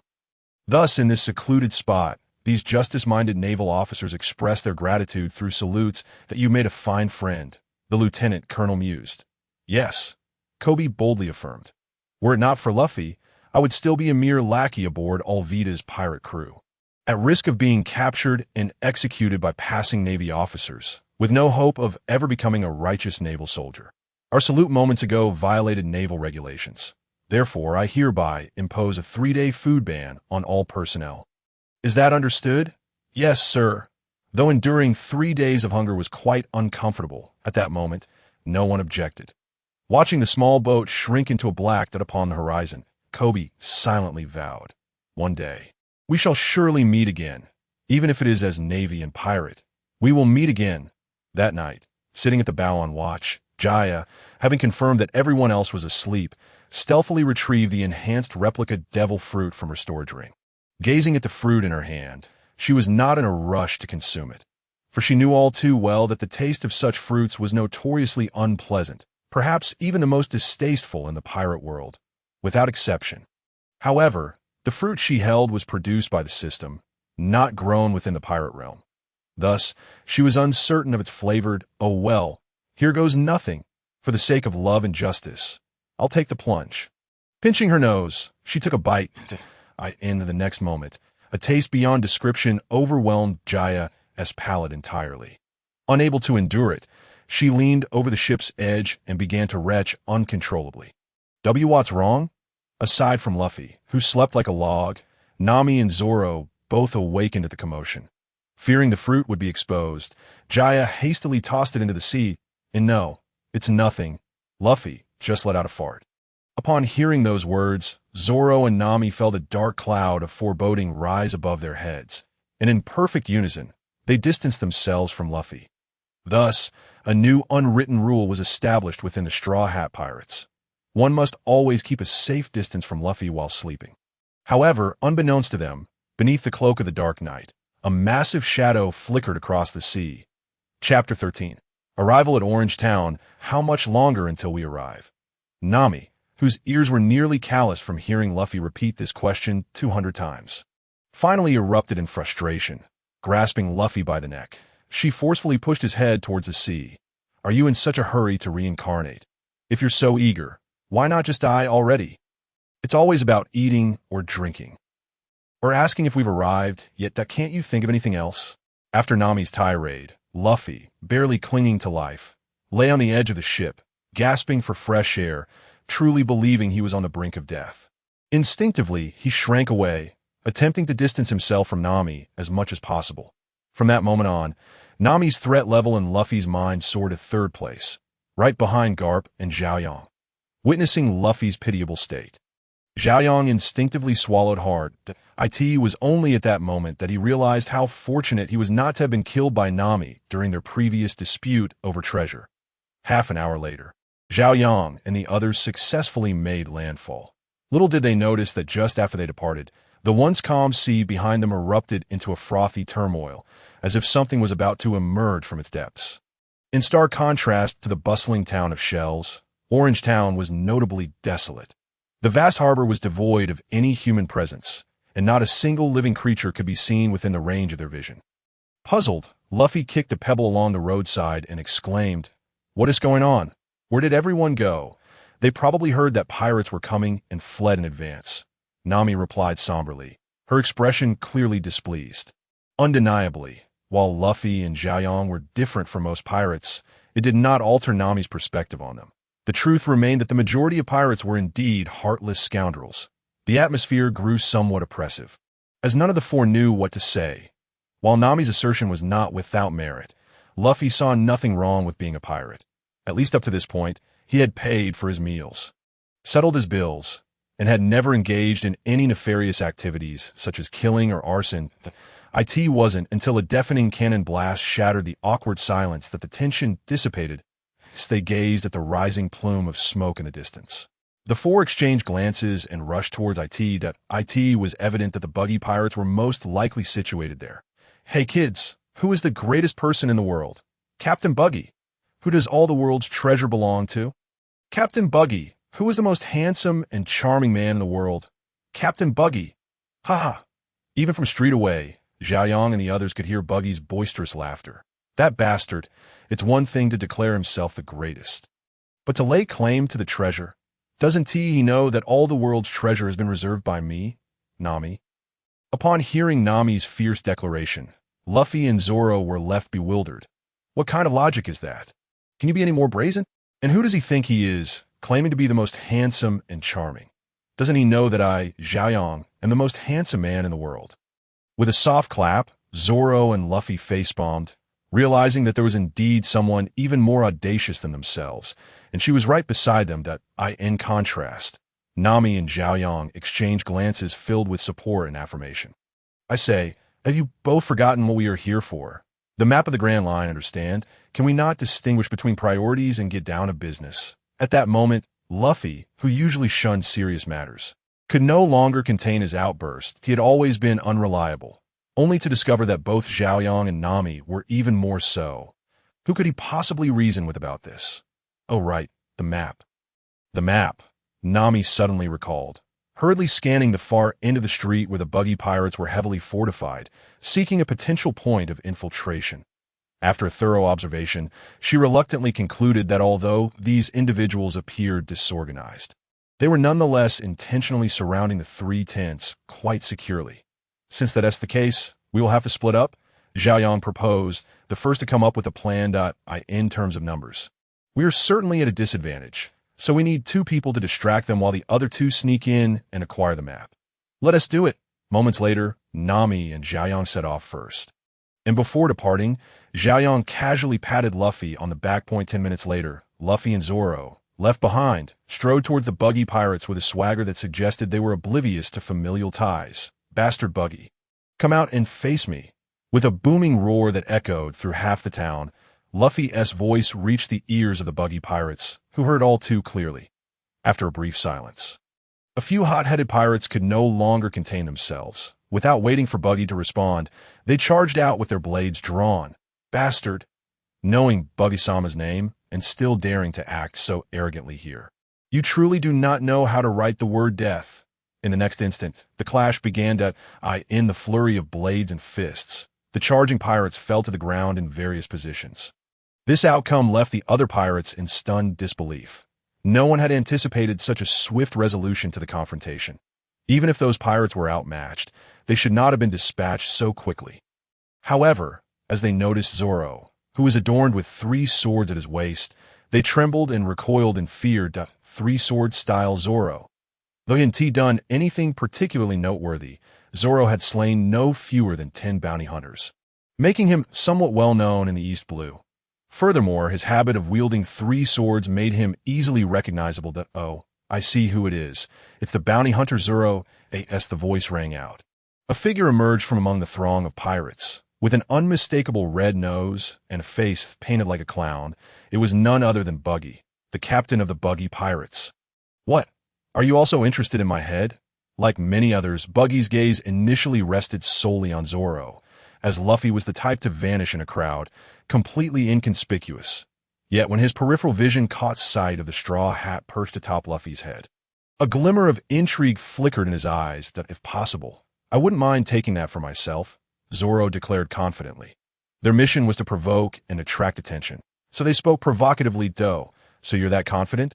Of course. As they spoke, both moved forward. Zoro slowly drew his 3 swords from his waist, while Buggy gripped a dagger between each of his fingers. Beast Hunt. Zoro launched the first strike, his 3 swords dancing in the air.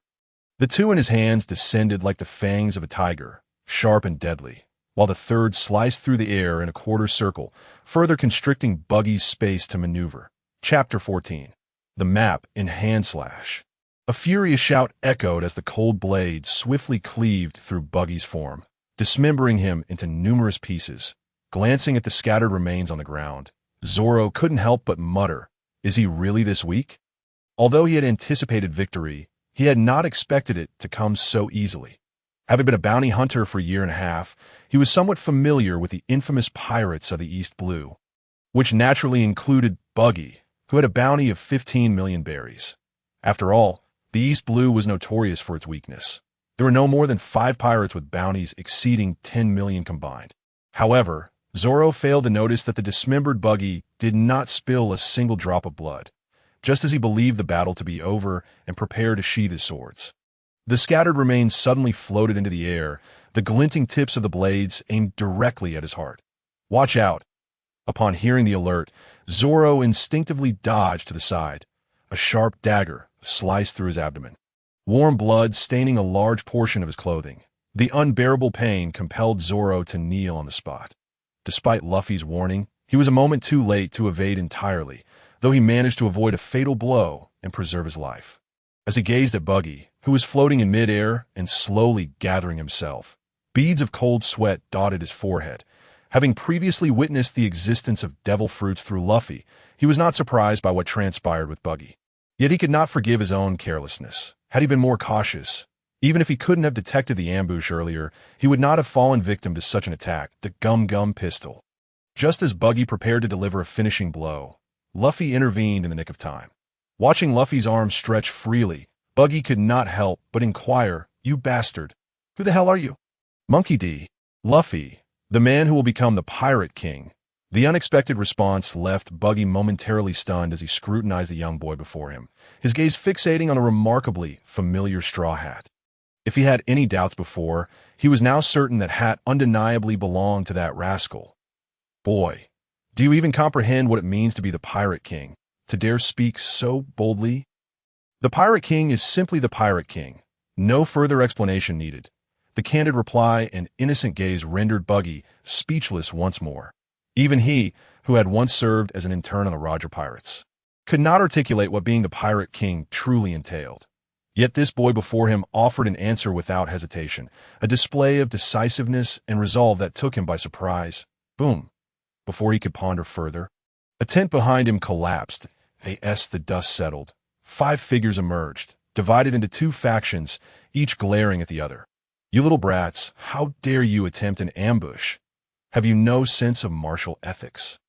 As Buggy processed the fallen tent, he realized the bounty hunter Zoro and the straw-hatted Luffy were merely distractions intended to draw his attention. From the outset, their objective was his collection of treasures. "Don't think you can escape." Although he was uncertain about the situation with Georgia, Luffy had no intention of allowing Buggy to flee. "Machi, I'll leave these 2 thieves to you. I'm going to deal with Zoro. Casting a glance at the incapacitated Zoro, Kabeji, mounted on a unicycle, declared that to him, this was the perfect opportunity to make a name for himself in the East Blue. If he could sever that fellow's head, his reputation would surely surpass Zoro's, elevating him to a status comparable to that of a captain. Whether his opponent was severely injured was of no concern to him. All right, leave it to me. Patting the large lion beside him, the beast tamer Machi replied nonchalantly. Though the intrusion had caught him off guard, he did not perceive the young man before him as particularly formidable. His spindly limbs seemed insufficient even for feeding the lion. As for Georgia, he merely glanced at the skirmish between Zoro and Kabeji before withdrawing his gaze. Despite Zoro's current plight, he had no intention of intervening, for he believed Zoro would never succumb to such a foe. Nami, help me count to 10. The sudden request left Nami and Machi, who felt assured of victory, momentarily stunned.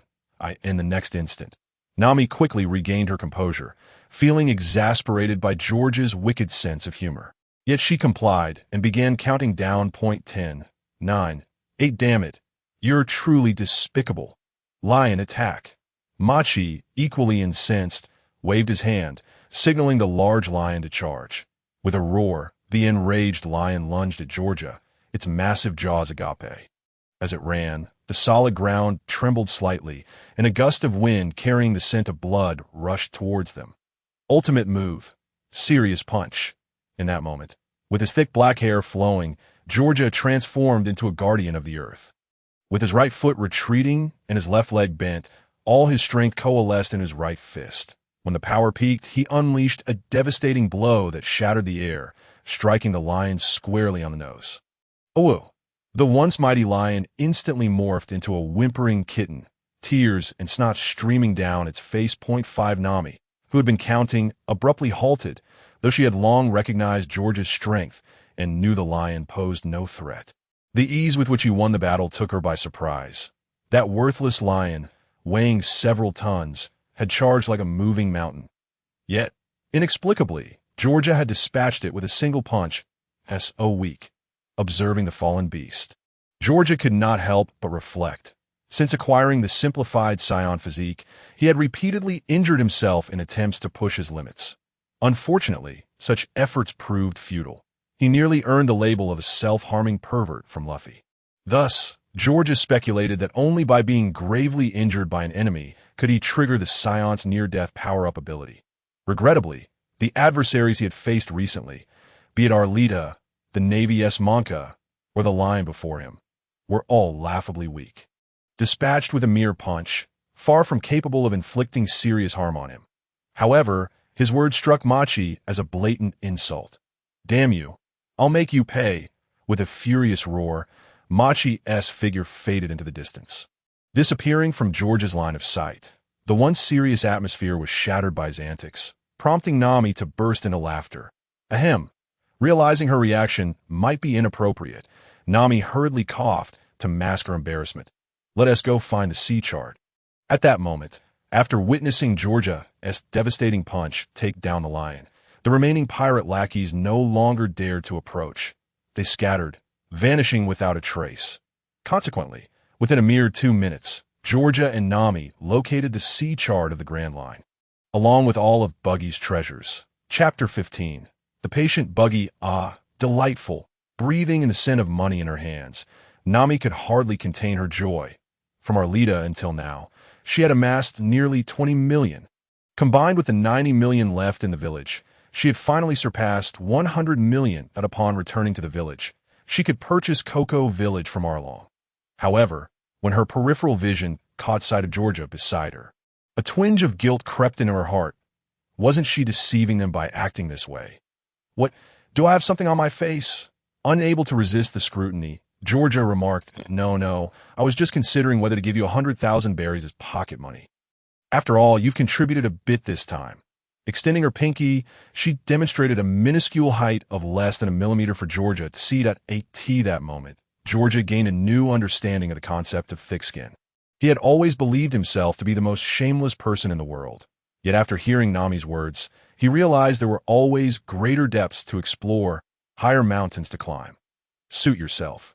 Meanwhile, several dozen meters away, watching Georgia and Nami emerge from the tent, Machi, concealed behind the cannon, seethed, "Just wait until I blow you two lovebirds to smithereens," the moment the lion fell to a single punch.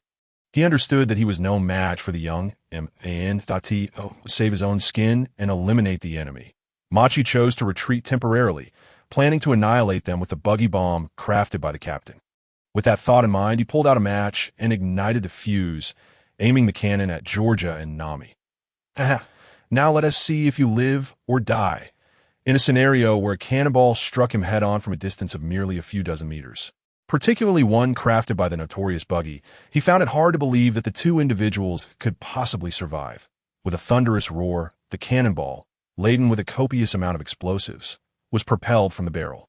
By the time Joya sensed the impending danger, the projectile was less than 10 meters away. Acting on sheer instinct, Joya swiftly sidestepped, in the next moment, as his peripheral vision caught a glimpse of Nami behind him. A torrent of thoughts surged through his mind. Consequently, he decisively retracted his outstretched foot. While he tackled Nami to the ground, he also summoned the rubber abilities he had replicated from Luffy, albeit without full transformation. Just as Nami's bewildered mind was still grappling with the situation, the buggy ball erupted with a deafening explosion. Amidst the cacophonous roar, structures within a radius of over 10 meters crumbled, leaving behind a gaping pit exceeding 2 meters in depth. In an instant, both Luffy and Buggy, who were engaged in battle, were drawn to the astonishing commotion. They hastened to the edge of the pit to assess the situation. At the center of their gaze, Nami, her eyes vacant and lost, helplessly stared at the space where Joya had once stood, the sight of shattered bone and mangled innards haunting her in that moment. Her mind was a blank canvas, her trembling hands yearning to cover Joya's wounds. Yet the sheer magnitude of his injuries rendered such efforts futile that "No, don't die, don't die," she murmured repeatedly, as if in prayer or plea, beseeching death itself to spare him. Meanwhile, Luffy, standing at the pit's edge, patted his chest and remarked, "Is that it? You nearly scared me to death." He had thought that the navigator he had finally found was about to be lost once again. Although Nami had nearly taken his life previously, her presence had brought an unprecedented smoothness to their recent voyages. Thus he had come to accept her wholeheartedly. As for Joya, gravely injured and on the brink of death, Luffy chose to ignore him, fully convinced that Joya would be just fine. He simply could not fathom why his recovery was so sluggish this time. Under normal circumstances, he would have already bounced back by now. With this thought in mind, he turned his gaze towards the nearby Moji. Joya's survival was one thing, but his injuries were an entirely different matter. Jet pistol. Luffy's arm elongated instantly, and before Moji could react, he landed a punch squarely on his face that, Hearing Moji's anguished scream, the dazed Buggy finally snapped back to reality, shifting his puzzled gaze from Joya to Luffy, observing Luffy's slightly irate demeanor. Buggy felt a sense of dissonance. The man had just lost his entire back, yet Luffy appeared only mildly annoyed. Shouldn't he be seething with rage, prepared to fight to the death? Could it be that Joya was still alive? The very thought made Buggy chuckle. How could anyone survive such grievous injuries? If he did, Buggy would dare to bombard Marineford and challenge Garp, and the three admirals single-handedly. "Stop! Your opponent is me." After a brief pause, Luffy and Buggy once again clashed fiercely. As for Joya, he lay frowning in Nami's embrace. His furrowed brow stemmed partly from pain and partly from the information relayed by the Hawkeye reconnaissance technique. Name, Buggy. Age, 37 years and 5 months. Power level, 379 charisma. 9 personal abilities. Chop Chop Fruit Powers, Buggy Ball, Ground Flying Chop Chop Cannon, Chop Chop Clown Dagger, Chop Chop Emergency Escape, Split Personality. Joya felt too weary to critique the power levels, as he recognized that few could engage with Luffy on such a level. He was at least one of them. However, what was the deal with split personality under personal abilities? Could it be that Buggy, who had the audacity to broadcast the war in Marineford while escaping from Impelled Down and once held the title of a Shichibukai, was actually mentally unstable? Upon further reflection, it didn't seem impossible. With these questions swirling in his mind, Joya succumbed to unconsciousness. Unlike Deadpool, he could control his recovery speed, so fainting was hardly a challenge. In his perspective, if he could not comprehend the situation, then he would not dwell on it. After all, no one could kill him, as long as he continued to follow Luffy. All those, whether good or bad, powerful or weak, present or absent, would gradually reveal their true selves. You really are foolish. You had already evaded the danger. So why return? I'm not worth this. I'm merely a con artist, and sacrificing a life for a con artist is hardly worthwhile. Listening to Nami's heartfelt confession, Joya, having regained consciousness, feigned sleep by keeping his eyes closed until she finished speaking. Then slowly opened them. Where am I? The moment he opened his eyes, he met Nami's weary gaze. Instantly, her once dull eyes filled with tears, droplets cascading down onto Joya's face. "Oh, you're finally awake," she exclaimed, pulling him into a tight embrace. The sudden warmth and softness caught Joya off guard. Happiness struck him so unexpectedly that he was momentarily speechless. Though it was somewhat suffocating, it was hardly an issue for someone like him, who possessed immortality. Chapter 16.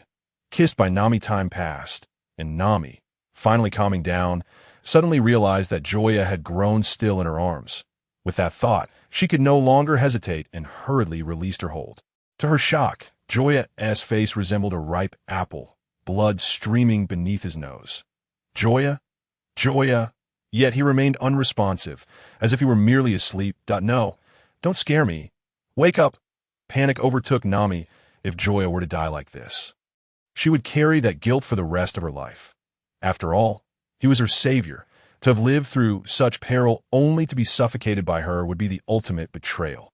"Cough, cough. Stop, stop. Don't shake me, or I really might die." Finally able to breathe fresh air, Joya was quick to halt Nami's frantic movements. Although the sensation of her two mountains resting on his face was delightful, the suffocating lack of oxygen was excruciating. "Are you really all right?" As she spoke, Nami poked Joya's face, back, abdomen, and even his thighs, checking for any signs of injury. Even now, Nami felt as though she were living in a dream. Unable to accept that Joya had miraculously survived, as one of the parties involved, she knew just how severe Joya's injuries had been. His entire back had been reduced to nothing, not to mention the critical organs, spine, ribs, and even the vital organs were all severely damaged. If it had been anyone else, not to mention such extensive injuries, a single flaw in any area would have rendered them beyond salvation. In contrast, Joya merely slept for a day and night, seemingly unscathed. It was nothing short of a medical miracle. What could possibly be wrong with him? Instead, it's you, Nami. Did you not promise to help me stitch my hat? "Look, this guy is awake. Can you please help me with it?" he said, producing the straw hat with 3 large holes, its pitiful state quite evident. Seeing Nami about to abandon him, Joya felt a surge of frustration. "Though I can't be killed by explosions, the pain I must endure remains unchanged. After enjoying such a moment, you think it's possible to just leave me here? Ow! My elbow! My poor belly!" Hearing Joya's cries of pain, Nami dared not leave him unattended. She quickly placed his head on her lap and gently inquired, "What's wrong? Is it very painful?" "Not entirely. My elbow and belly hurt, but my stomach is just hungry." Upon hearing this, Nami remembered that Joya had not eaten anything for a whole day and night. "Luffy, go find me something to eat." "No, you really don't need to worry about him. He's just pretending. Focus on stitching my hat first." "You idiot. How could he possibly be pretending in this state? If you keep talking nonsense, you can stitch your own hat." Nami huffed, and Luffy, with a reluctant pout, complied. However, as he witnessed Joya's smug expression, he angrily shoved a fist-sized rice ball into his mouth. "Damn you." Amidst the commotion, Joya, whose condition was worsening, lay serenely in Nami's embrace, savoring the delightful food while basking in the afternoon sun. In stark contrast, Luffy squatted at the ship's stern, cradling his head in his hands, indifferent to the urgency of having Nami mend his hat. The reason for his indifference lay in the fact that Nami had left a significant bump on his head from a punch, causing him pain with even the slightest touch, which naturally made him less concerned about wearing his straw hat. Both of them were indeed creatures of extraordinary resilience, as Zoro lamented while drinking. He recalled the moment he heard the explosion. He was certain that Joya had met his demise. Upon witnessing the grievous wounds covering Joya's body, his conviction only deepened, leading him to contemplate burying him right there. However, Luffy stood resolute, convinced that Joya still lived and insisting on bringing him aboard the ship. Although Zoro found this endeavor futile, as a crew member, he had no choice but to obey Luffy's command to lift Joya onto the vessel. The following day, he awoke to the astonishing sight of Joya's wounds having miraculously healed, his smooth back resembling that of a newborn babe, devoid of any trace of injury. Although he struggled to comprehend this phenomenon, he felt no inclination to question it. After all, he aspired to be the world's greatest swordsman. If his comrades were too weak, it would only serve to concern him further. Moreover, their captain was a man with aspirations of becoming the pirate king, and thus his crew could not afford to be weak. "Thank you," Nami whispered.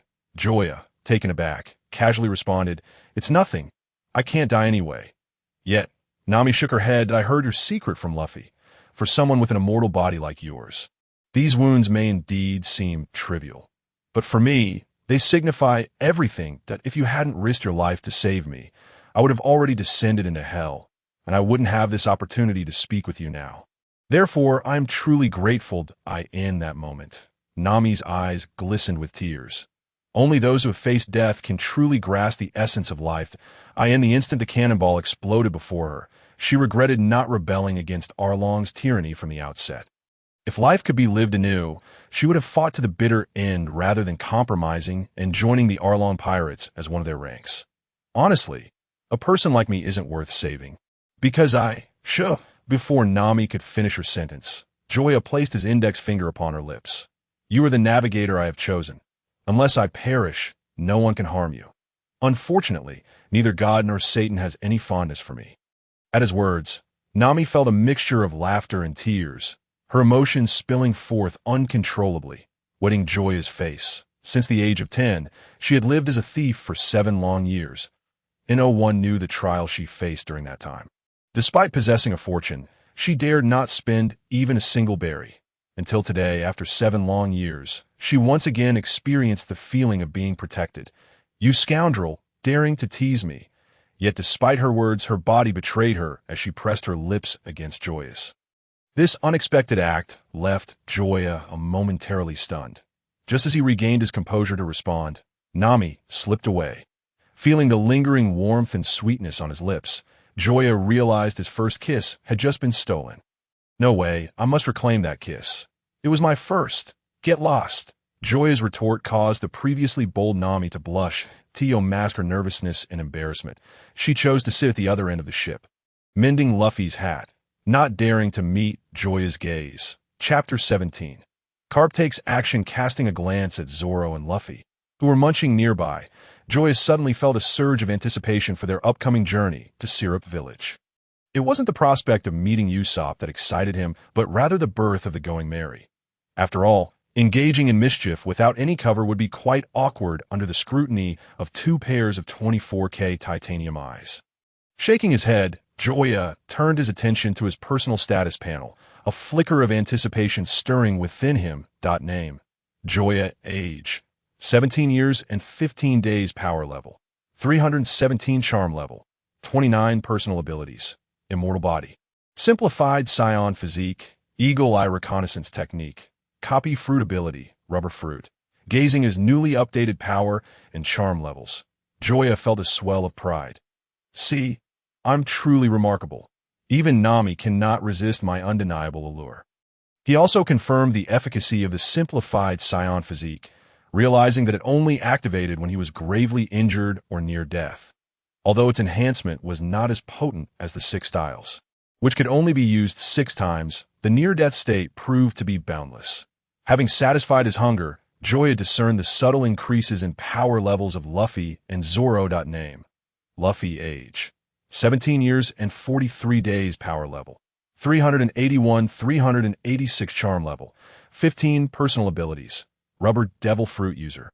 Rubber gun, Rubber machine gun, Rubber. Name: Zoro. Age: 19 years and 103 days. Power level: 305. 311. Charm level: 16. Personal abilities: Iron cutting swordsman. After some contemplation, Joya nodded to himself. although Luffy's power level of 381 was formidable within the East Blue. It paled in comparison to his performance in the Grand Line. It was clear that progress was not limited to him alone. Everyone was striving to grow stronger. Curious, Joya glanced at Nami as well. Name, Nami. Age, 18 years and 2 months. Power level, 15 personal abilities, cartography, navigation, meteorological observation, cursed foot, flirtatious stick. Upon reading the last 2 entries under her abilities, Joya felt an involuntary shiver run through him, instinctively tightening his legs. The only 2 offensive skills she possessed were aimed at men's vital points. Clearly, this rose was not so easily plucked. This time, we'll split into 2 groups. Nami and I will go one way, while you 2 will take another. As they neared Syrup Village, Joya announced, "Why? Isn't it better to stick together?" The ever-enthusiastic Luffy was the first to voice his dissent. "Not at all, because being with you guarantees mischief." "How dare you say that? You were the one who—" Before Luffy could finish his retort, Joya swiftly covered his mouth, leaning in to whisper, "If you dare mention that incident again, don't blame me for revealing your embarrassing secret of wetting the bed at 15. With that, he cast Luffy a fierce glare. Faced with the threat, Luffy had no choice but to concede. Though reluctant, he was determined to keep that particular incident under wraps. Little did he know that the truth was not that he wet the bed, but rather that Joya had accidentally spilled water while drinking. By the way, what exactly did you spy on?" Hearing Nami's voice, Joya mentally sighed in relief. Had Luffy revealed that he had seen Michino bathing, Nami, with her thorns, might have turned her ire towards him. What could I have possibly spied on? Naturally, it was my old man's safe combination. You don't understand. That old curmudgeon is exceedingly stingy, giving us only 10 berries for spending money each week. What can you do with that? Hence, I had to sneak a peek at his safe combination. Seeing Joya's earnest expression, Nami chose not to delve deeper, assuming he wouldn't dare to yes for Luffy. He regarded Joya with disdain, looking down on his brazen lies. While others might be unaware of whether the old man possessed a safe, Luffy certainly was not. The claim of receiving just 10 berries a week was preposterous. He had never received a single berry from that old man in his entire life. Meanwhile, in another part of the East Blue, achoo, achoo, achoo. Garp rubbed his itchy nose, sneezing multiple times in succession. Which scoundrel is speaking ill of me again? Do they wish for death? As he spoke, he slammed his fist down upon the desk by his side. The desk, crafted from precious wood and valued at several thousand berries, shattered into 2 pieces under the force of his blow. The commotion startled the elderly man seated in the chair, causing him to collapse to his knees in fright. "Midshipman Garp, what brings you here so unexpectedly? If we had known, we could have made preparations to receive you." Rising slowly, he approached Garp, discreetly slipping a check into his hand. However, Garp was not to be trifled with. He seized the man's outstretched hand and turned to Bogart, who was holding a camera behind him. "Record all of this. It will serve as evidence." Yes, the moment the order was given, the elderly man felt all strength drained from his body, collapsing on the spot. "Why is it that among so many pirates, you choose to target me?" Even now, he remains oblivious to the fact that the ever-indifferent Garp has suddenly taken it upon himself to silence his business association, sealing it off without a hint of negotiation. As if harboring a personal vendetta. Ha! Ask your son. With that parting remark, Garp turned on his heel and departed. He harbored not a shred of patience left for such scum. Outside, a throng gathered before the towering edifice emblazoned with the name Pongo Business Association. Watching as the detained employees were ushered out, a brave journalist, mingling among the crowd, ventured to inquire, "Commander, what crime has the Pongo Business Association committed to warrant such a collective raid?" Indeed, what crime could it possibly be? As the crowd's numbers swelled with curiosity and excitement, the Navy lieutenant, initially reluctant to explain, finally spoke. The Pongo Business Association colluded with pirates to amass ill-gotten gains. Henceforth, it is entirely sealed. Meanwhile, Joya and her companions had finally arrived at Zilaboo Village. However, scarcely had they set foot on the island when they were met with a series of faint whistling sounds slicing through the air. A Luffy, struck by the attack, leapt in surprise, while Joya cast her gaze toward the nearby thicket. "You wretched pirates! You are too late. This village now belongs to my Usopp pirates." If you wish to enter, you must first seek the consent of my 8,000 soldiers. Observing Usopp's theatrical bravado, which belied his evident weakness, Joya smiled gently. We'll leave this to you. We shall take our leave. With a wave to Zoro and Luffy, Joya led Nami away. Stop. One more step forward, and my 8,000 brothers will not hesitate to take action. Chapter 18. Infiltrating the Villa 8,000. I see only 3, Joya remarked before turning to leave, leaving Usopp in a state of disarray amidst the wind. Had his facade been so easily shattered?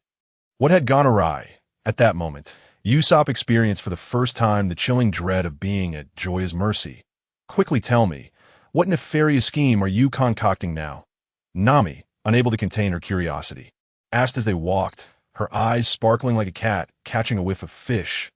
What do you mean by that? Am I that kind of person? Joya retorted, only to be met with Nami's silent yet fervent nods.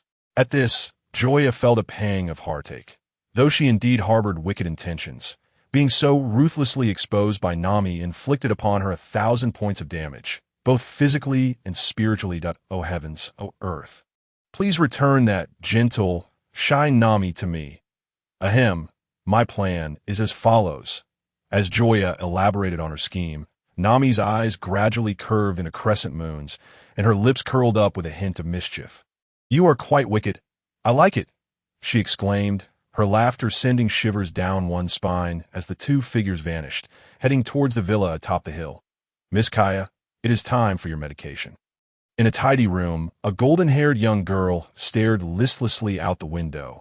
Though she was undeniably beautiful, the sorrow etched on her brow was unshakable, and her pale complexion evoked a sense of pity. She did not intentionally disregard the butler's reminder. She simply found this life wearisome. It felt as though she were a canary trapped in a cage, separated from the world by merely a window, yet utterly unable to escape. Miss Kaya, seeing Kaya remain unmoved, the butler, Krabatel, prompted her again. Strangely, as he spoke, he habitually adjusted his sliding glasses with his wrist, lending him an oddly peculiar appearance. All right, I understand, as she attempted to withdraw her gaze. A flicker of movement caught her eye. 2 unfamiliar young figures conversing with the guards at her door. Curiosity piqued, she could not help but ask, Krabatel, do you know those 2? Do you know what they are here for? Upon hearing this, Krabatel approached the window and followed Kaya's pointed finger. I do not know them. Please take your medication. I will investigate. With that, he turned and departed. Did I say, guard, if you won't let me in? Can't you at least call someone in charge to come out? Joya pleaded. Our ship was wrecked in a storm, and we lack cash to return home. I thought to offer treasures in exchange for some fare. Yet you refuse to accommodate? Off you go. This is not a pawn shop. We do not deal in cash exchanges. Moreover, who knows whether you are a good person or a villain? What if you intend to infiltrate under the guise of exchanging money to commit a crime against Miss Kaya? You are not permitted to enter. Goodness gracious. Listening to the guard's reasoning, Joya felt compelled to give him a thumbs dash up. My friend, you truly are the most formidable prophet in history. I wouldn't even bother to help an old lady. I must commend you. Ever since I stood here, the words that have escaped my lips total fewer than 131, and yet you discern my pirate identity in such a short span? Surely, that's extraordinary. That wasn't Timai. What is happening? Who are they? Before the words could finish, a man clad in a black suit approached leisurely. Krabatel? Who are these 2? Despite others referring to him as Krabatel, Joya knew this man as Kuro. The infamous 100 Plans. I sincerely apologize for your unfortunate situation, but I am afraid we are powerless to assist you. With that, Krabatel turned to leave, even signaling the guard to expel Joya and her companion. Is that so? How regrettable, as I had intended to sell you my family heirloom at a bargain. As she spoke, Joya produced a diamond larger than a pigeon's egg. Sunlight struck its surface, reflecting a blinding brilliance. At that moment, Krabatel, who had been preparing to depart, found himself rooted to the spot. Such a massive diamond, even he had never encountered. It must be worth millions of berries at the very least. With proper marketing or at auction, it could fetch far more. Though he had already devised a plan to seize Miss Kaya's wealth, who would refuse money that came so readily. My apologies. I was remiss earlier. Do you truly intend to sell that diamond at a low price? Ah, If I had a choice, I wouldn't want to. However, I find myself in dire need of funds if your master is interested. I would be willing to sell, provided the price is reasonable. As she spoke, Joya's eyes betrayed her reluctance to part with the diamond. In that case, please accompany me inside for further discussion. Thank you. With that, Joya and Nami followed Krabatel into the villa. From this moment forth, Nami gained a new understanding of Joya. She suddenly comprehended the profound implications of Joya's audacious fabrications. Ever since hearing Joya mention Krabatel, she had been haunted by the shadow of the infamous Kuro, whose name had echoed in her ears even when she was merely 15, leaving an indelible impression. The captain of the Black Cat Pirates.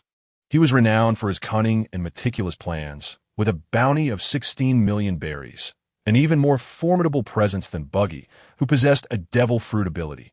Yet here was this astute individual, so easily entrusting himself to Joya.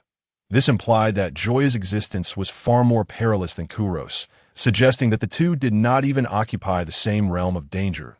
I could see that moment. Nami felt a surge of gratitude that Joya was her companion.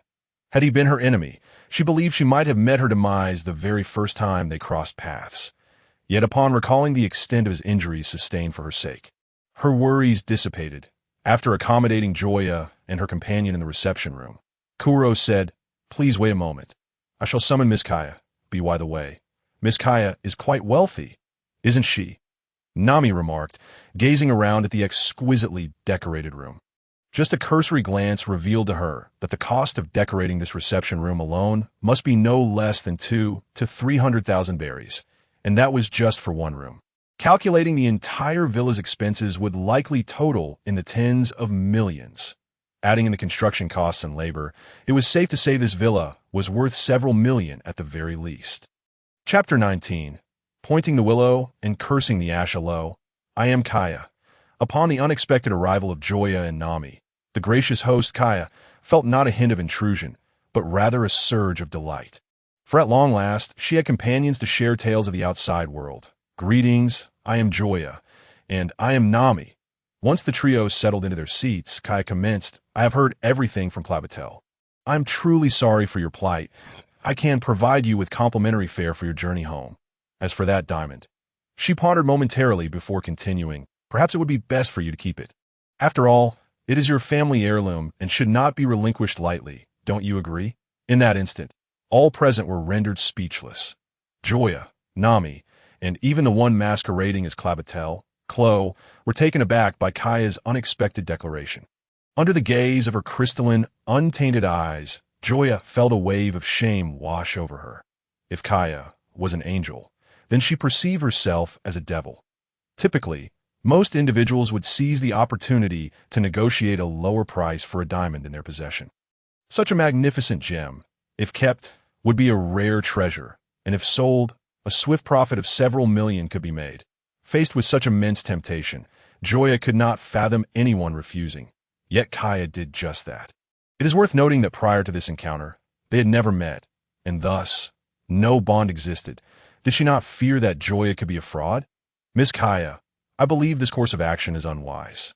If everyone were to use such reasoning, what would become of us? Klo, who had already regarded the diamond as his own, quickly interjected, unable to bear the thought of losing the proverbial duck that was slipping from his grasp.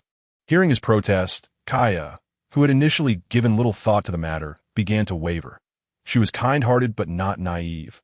Once a precedent was set, it would undoubtedly invite imitation, regardless of authenticity, which could lead to significant complications.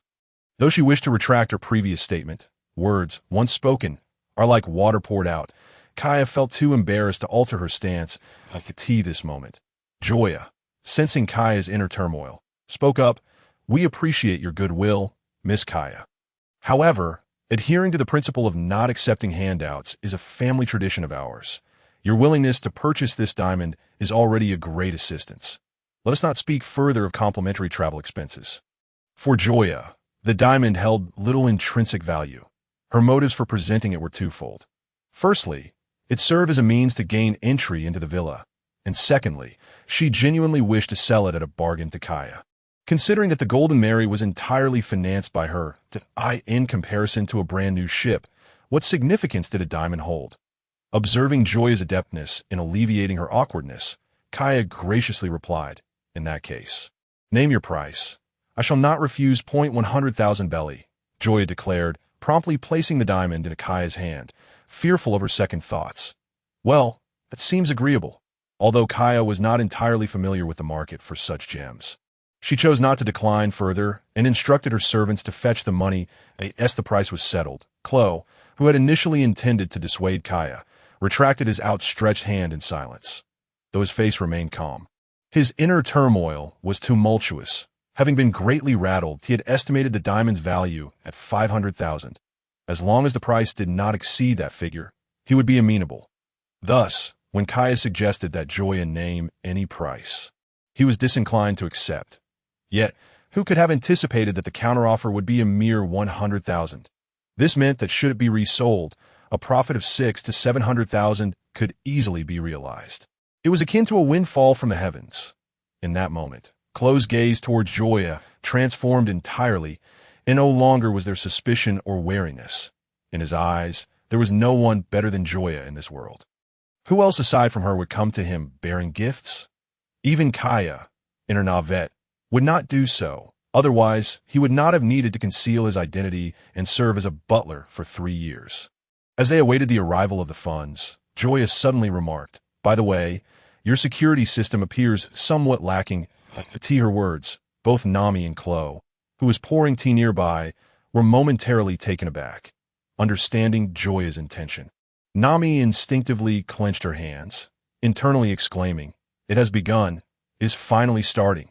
As for Klo, the duality of his current role as butler and the impending plan made him particularly sensitive to the mention of security. "Is it? I find it quite satisfactory," Kaya replied, puzzled, for she had never perceived any issues with her home's security.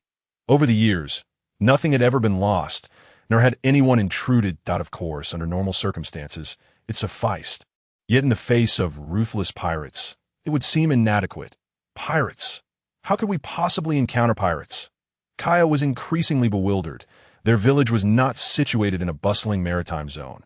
On the contrary, its geographical location was rather remote, with few outsiders visiting, and pirates were a rarity.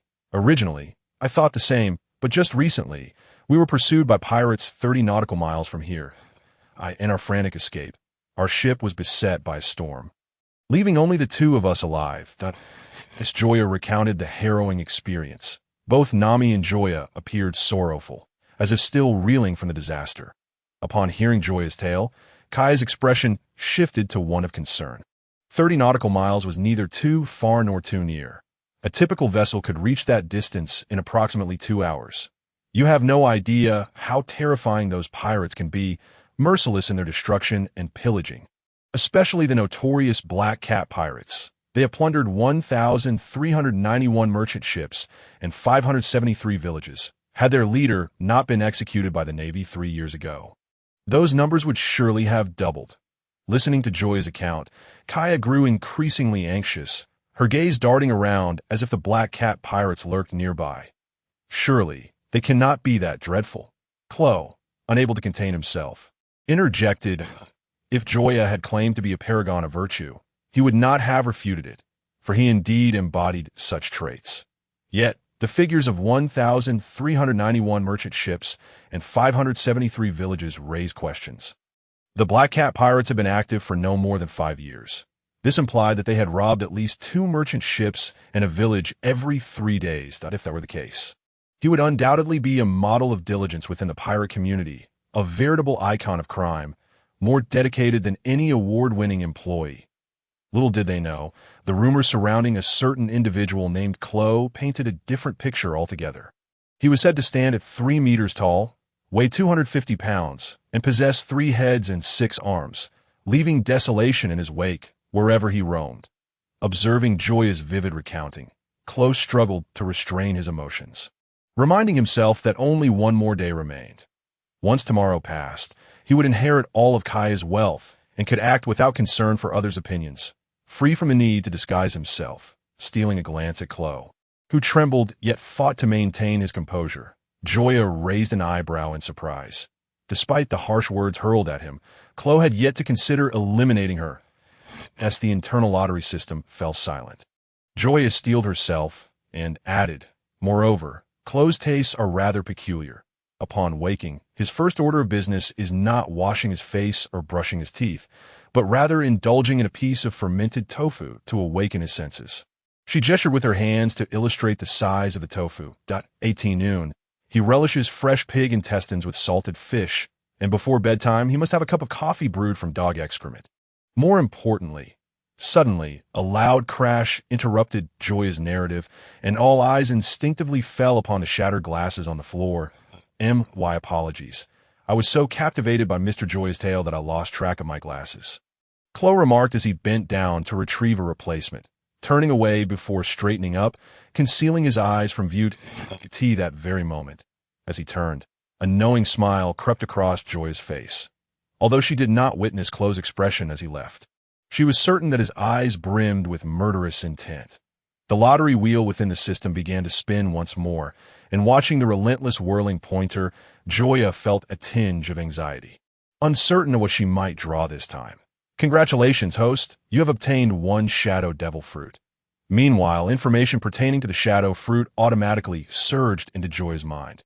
The shadow fruit, a paramecia-type devil fruit, grants its consumer the ability to meld into the shadows of any object during the day. At night, when shielded from bright light, one can seamlessly merge with the darkness. Furthermore, in this shadow-possessing state, no attack can inflict harm at that moment, gazing at the deep purple-black fruit within the storage ring. Joya felt an overwhelming surge of excitement, almost leaping from his place. Although the shadow fruit does not directly enhance the combat prowess of the consumer, the advantages it confers are immeasurable, rivaling the effects of a Beto from Naruto. As long as he refrains from initiating an attack, no one can hope to harm him. Imagine, if a person could vanish into the shadows, how terrifying that would be. He could remain by your side for 24 hours, completely undetected, and if he wished to eliminate you, the difficulty of such a task would be negligible. It is no exaggeration to say that in the first half of the Grand Line, a person who consumed this fruit could roam freely, able to escape even encounters with Crocodile or Smoker. Of course, if he were to encounter seasoned veterans like Rayleigh or Garp, it would be wise to maintain a considerable distance. For these old geezers are both cunning and formidable. A moment's inattention could lead to one's demise. However, the question of who should claim this fruit posed a dilemma for Joya. Firstly, he had no intention of consuming it, though the enhanced version of the devil fruit would permit him to do so. Having already ingested the advanced variant, he found the standard version uninteresting, perhaps anticipating the chance to draw something superior in the future. Moreover, he could easily bestow this fruit upon someone close to him, thus allowing him to replicate its powers whenever he desired while simultaneously augmenting the strength of his companion. A true twofold advantage. Yet the question of whom to gift it to left Joya in contemplation. Certainly not Luffy. Giving it to him would equate to a death sentence. Usopp. Well, that would be a waste. Nami, too, was unsuitable as her future combat style leaned towards sorcery. Completely incompatible with this fruit. After much deliberation, the most fitting candidate appeared to be Zoro. This individual already possessed formidable swordsmanship. With the abilities granted by the fruit, his combat strength would undoubtedly surge dramatically within a short period. However, Zoro seemed rather indifferent to devil fruits. Joya vaguely recalled that during the Dressrosa arc, the Flame fruit had been placed in the arena as a reward. Luffy, eager to acquire the Flame fruit, had once inquired if Zoro desired it, to which Zoro had seemingly declined. "What is all this noise outside?" Kaya expressed her discontent, rising to investigate. "Could we be provided with a room? We are utterly exhausted and wish to rest." As Kaya approached the door, she paused and turned to a nearby maid, instructing, "Please find them a room. I shall see what is happening outside." "Yes, ladies and gentlemen, please follow me." Seeing this, Joya quickly followed the maid out. If he guessed correctly, the commotion outside was likely caused by Luffy and the others. Although their reckless endeavor had been achieved, he was not yet ready to reunite with Luffy. Just as he was about to leave the first floor for the second, a figure darted past Joya's line of sight. Observing the retreating silhouette, a multitude of thoughts exploded in Joya's mind. Perhaps it would be most appropriate to entrust the shadow fruit to him that night. Joya sat by the window, gazing into the distance. The fleeting thought that had arisen during the day lingered in his heart. It was not until the bathroom door opened from within that he finally withdrew his gaze. Observing Nami, clad in sleepwear with damp hair, not far away, his attention inevitably fixated on the profound curve of her form. Feeling Joya's gaze, Nami hurriedly covered her chest, feigning ferocity. "What are you looking at? Are you trying to find a needle in a haystack? Fear not. If it truly grows, I shall simply cut it away." In response to Joya's retort, Nami could only roll her eyes, for after all, he possessed an immortal body and a penchant for a bit of self-harm, which was hardly detrimental. "Tonight, I shall take the bed, and you can have the sofa. Move carelessly, and I shall castrate you." "Why should I? Who told you to refuse 2 rooms? You brought this upon yourself. Do you not understand why I want a single room? You idiot, how could I possibly know what you're thinking?" At some point, wearied from their bickering, Nami fell asleep. Yet Joya remained vigilant at the door, showing no signs of slumber. He recalled that Crocodile would make his move tonight. Though he had not directly harmed Kaya, he had injured another of her servants. Thus, it was highly probable that the man would attempt a surprise attack. If it were only himself at stake, it would be one matter, but with Nami present, he could not afford to be careless. Chapter 21. Chaos Cuckoo. Cuckoo. The bright morning sun roused the sleeping Nami. "What? Are you awake?" The sudden voice startled Nami, and she hastily pulled the covers over herself, only to relax upon realizing it was Joya. Oh, you know how frightening that is. I truly did not know before, but I shall be more mindful in the future." "More mindful? You expect there to be a next time." It seemed this line of reasoning applied to all women. Had he not gone a night without sleep, Joya would have surely offered a retort. Ensure Nami's safety, he had remained awake throughout the night. Though he had heard some commotion downstairs, Crocodile had not sought him out. "Hurry and get ready. We have much to do today." Just 3 minutes prior, both Crocodile and Kaya had already departed. If he was correct, a fight should be erupting at the port right about now. Oh, right. Suddenly recalling something, Nami leapt out of bed and dashed in the bathroom to prepare herself. Peeking. Hearing Nami's warning, Joya could only smile helplessly. "As if I were that kind of person." With that thought, he tiptoed closer to the bathroom. 10 minutes later, Joya emerged from the villa, a look of agony plastered across his face as he clutched his forehead. "All I wanted was a razor. Why are you so worked up?" Behind him, a slightly blushing Nami retorted, "You idiot, can you not come up with a better excuse? Why should you care if I want a razor? Do I have to justify myself?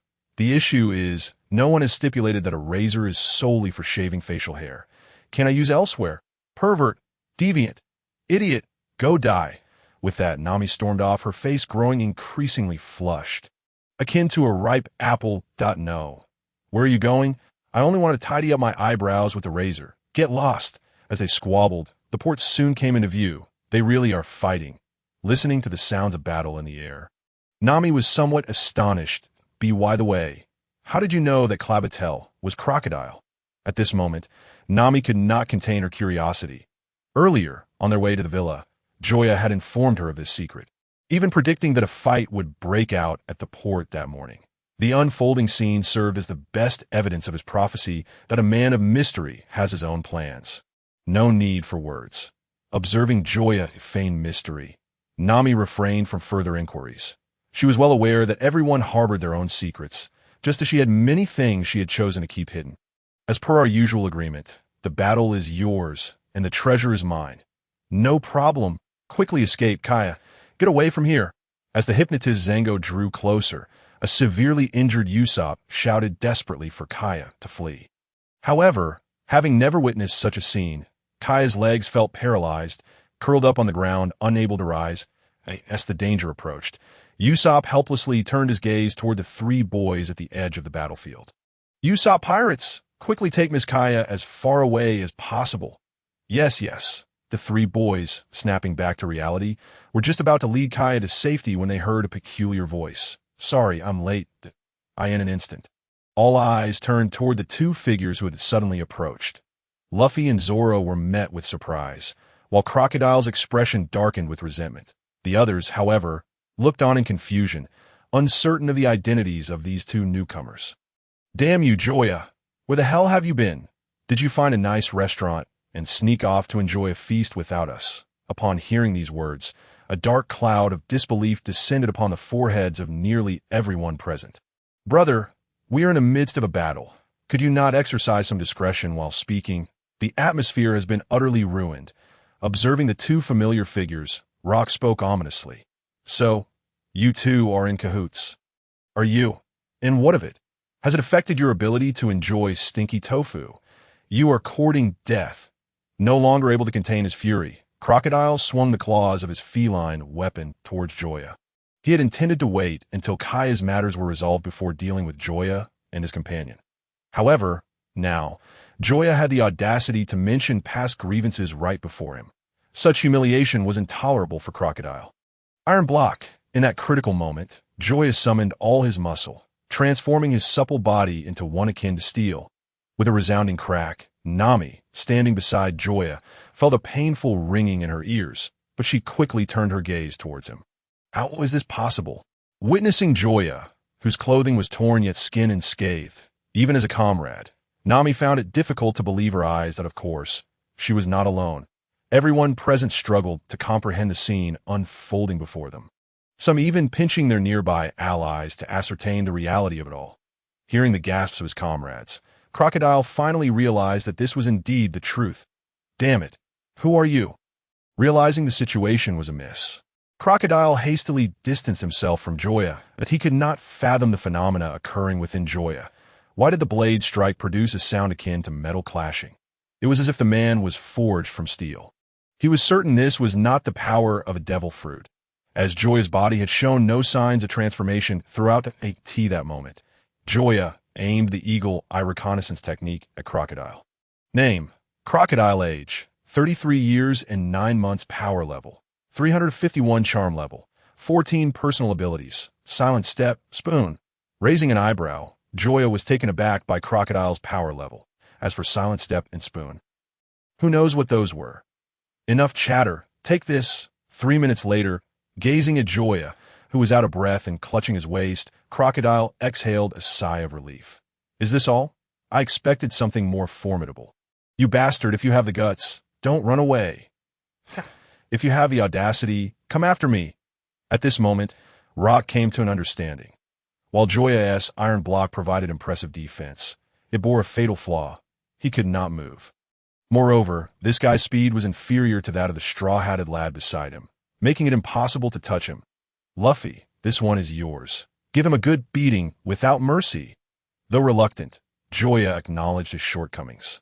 Under the circumstances where Crocodile employed Silent Step, it was challenging for him to land a hit. He could not fathom how this guy trained. His Silent Step bore some resemblance to the shave technique from the Six Forms, and his speed exceeded Joya's expectations, rendering him unable to catch the enemy. Striking at empty air would not yield any results. "Leave it to me. I've longed to send him flying." With a swap of positions, the tide of battle shifted instantaneously. Joya charged into the ranks of the ordinary pirates like a tiger among sheep, taking down one child after another with a single punch. Chapter 22. Defeat. Similarly, Zoro, wielding 3 swords, faced off against the last remaining officer of the Black Cat Pirates, Buggy.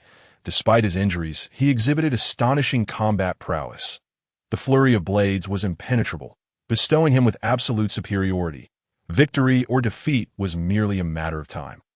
The only uncertain factor was Crocodile. Even Luffy, adorned with the protagonist's halo, found himself at a disadvantage.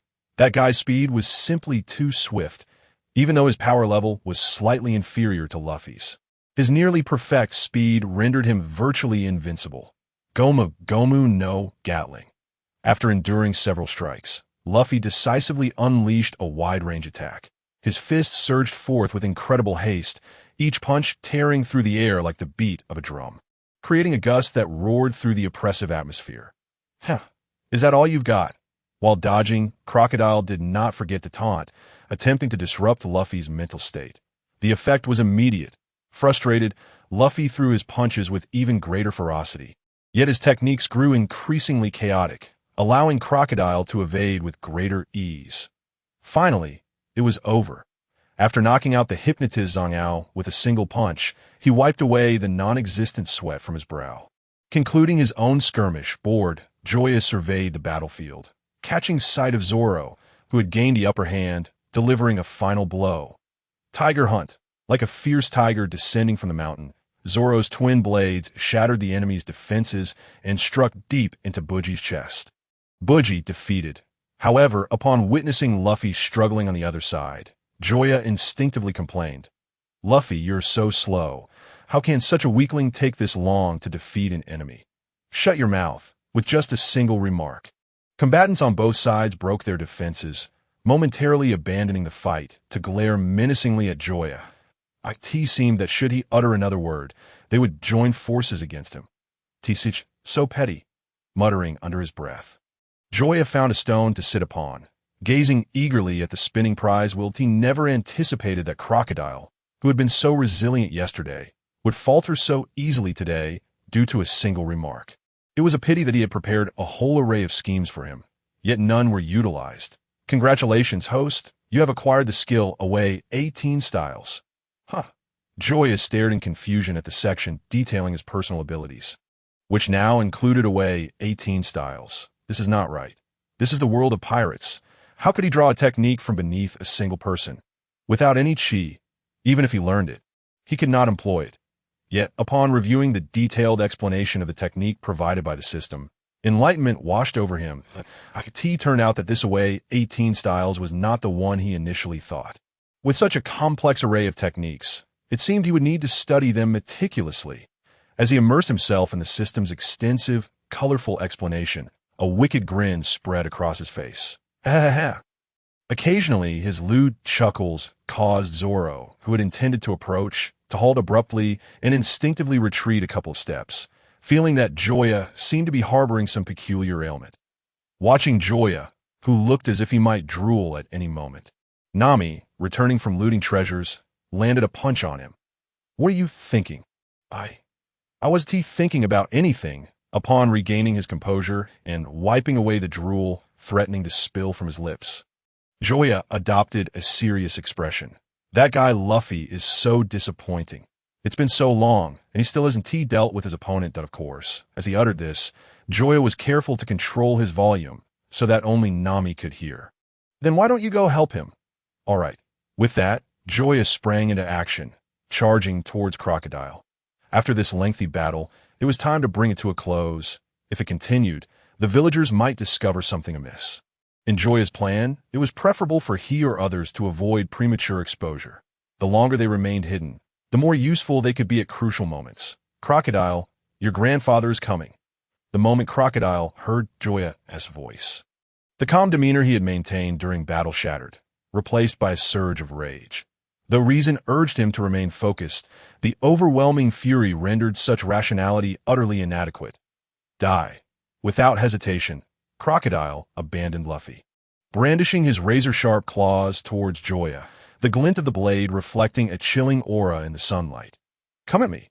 This time, Joya did not flinch or evade, charging directly towards Crocodile. In the next instant, Joya's fist finally connected with Crocodile, yet Crocodile seemed unfazed. Instead, a cruel and triumphant smirk spread across his face. All of his claws had struck Joya, and crimson blood gushed forth, splattering onto his own face. Feeling the warmth on his skin, Crocodile sadistically lifted Joya, taunting, "What's this? Wasn't your body supposed to be so sturdy? Why are you faltering now? Wasn't this all to capture you?" The voice, akin to that of a devil, echoed in Joya's ears. As Joya slowly raised his head, Crocodile's pupils constricted in shock. Just as he attempted to withdraw, he realized that, unbeknownst to him, a blood-soaked hand had firmly gripped his shoulder. "What's wrong? Weren't you the ones so quick on your feet? Why aren't you running now?" In that moment, fear engulfed Crocodile, who failed to notice that his own words had turned back upon him. "You better keep running." A powerful straight punch landed with incredible force on Kuro's feigned refined face, instantly shattering his fragile eyeglasses, causing him to collapse. However, Joya's assault did not cease there. He first wrenched the blade embedded in his own body free, then unleashed a barrage of punches upon Kuro's face. Despite Kuro's multiple attempts to retaliate, the earlier blow had left him dazed, stripping him of all strength. Within moments, Kuro was drenched in blood, though most of it belonged to Joya. As Kuro's injuries were significantly lighter to a certain point, just before losing consciousness, Kuro suddenly heard an unbelievable remark. As he summoned the energy to inquire further, a blood-red fist rapidly enlarged before his eyes. And then there was nothing, ouch, that hurt like hell. Joya merely shifted his body slightly, producing a series of bone-cracking sounds that sent shivers down the spines of Usopp, Kaya, and the others then before their astonished gazes. The grievous wounds that exposed bone began to heal at an astonishingly visible rate. "Who on earth are you?" Usopp, rendered speechless by shock, blurted out. Even he, a habitual liar, had never fathomed that a person's physical prowess could reach such extraordinary heights. Wounds that would have killed an ordinary person several times over were completely healed within mere breaths. This was beyond human capability. It was divine, a true god in every sense. Chapter 23. Subjugation. I am Joya. Please do not idolize me. I am merely a legend. Idolize your nonsense. Can't you find a less wasteful way to fight? You know how much this ruins my clothes. Do you think clothes come for free? Without giving Joya a moment to continue his display, Nami, coming from behind, spoke bluntly, "Hey, this." Joya could only feel resigned. However, he had to concede that his fighting style indeed had its drawbacks regarding clothing, so he decided not to press the issue with Nami. Casting a glance back at the incapacitated Kuro, Joya said wearily, "I doubt they would dare to return. Let us head back for now. I didn't even get to eat breakfast, and I'm on the verge of starving." Upon hearing the word hungry, Luffy, who had been lively just a moment ago, instantly wilted, resembling a sun-dried cucumber. "Meat, I want meat."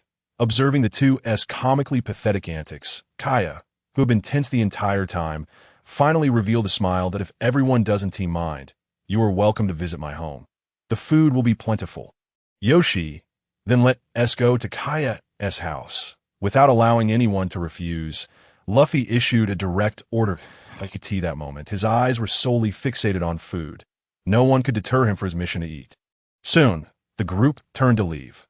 Almost simultaneously, Kuro, lying motionless on the ground, abruptly opened his eyes, his deep gaze fixated on the direction of the villa, his face a canvas of confusion and disbelief. "Ship, Captain, what should we do?" Zango, trembling with fear, cautiously approached Kuro, terrified that a single misstep might provoke him to lash out. Despite not having seen Kuro for 3 years, his apprehension had not diminished. In fact, it had intensified.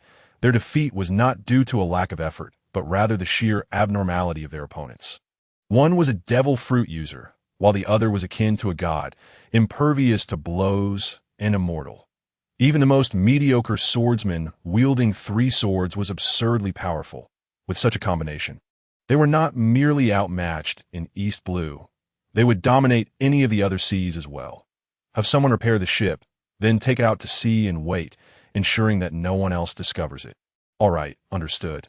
After acknowledging, Zango hurriedly turned to leave, though he couldn't shake the feeling that the captain was hiding something from him. He lacked the courage to inquire further. How intriguing, truly intriguing. Gazing towards the villa, Kuro smiled faintly, instinctively attempting to adjust his glasses, only to realize they had been shattered in the scuffle. That night, after everyone had fallen asleep, Joya stealthily slipped out of the villa point 20 minutes later. Standing by the sea, Joya softly addressed Kuro. "It seems I was not mistaken about you. Speak. What do you truly desire?" Kuro was not surprised by Joya's appearance. After all, just before he lost consciousness, this man had told him to wait. A sixth sense warned him that this encounter could alter the course of his life, compounded by the failure of his plan to seize Kaya's fortune, leaving him at a loss for a better path.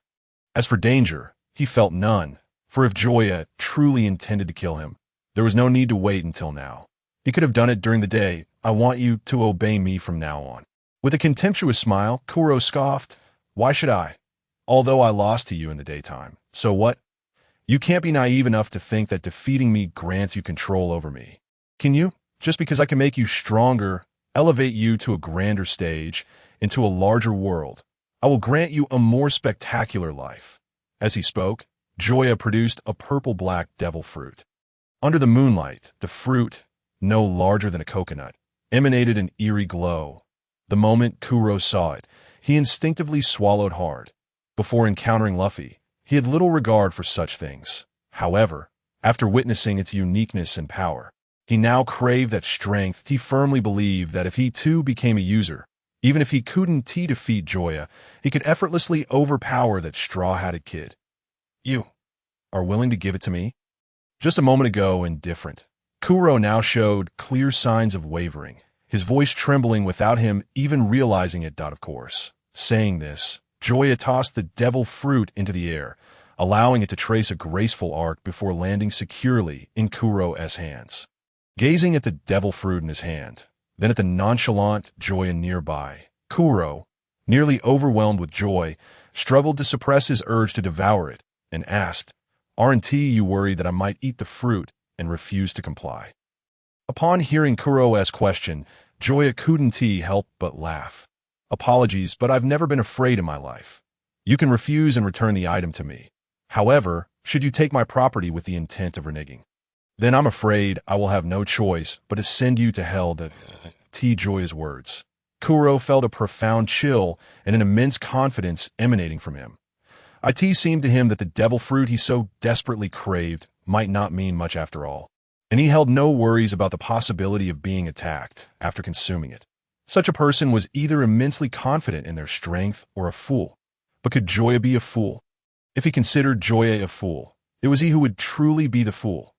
With this thought, Kuro had already found his answer, yet for caution's sake, he still asked, "What do you want me to do?"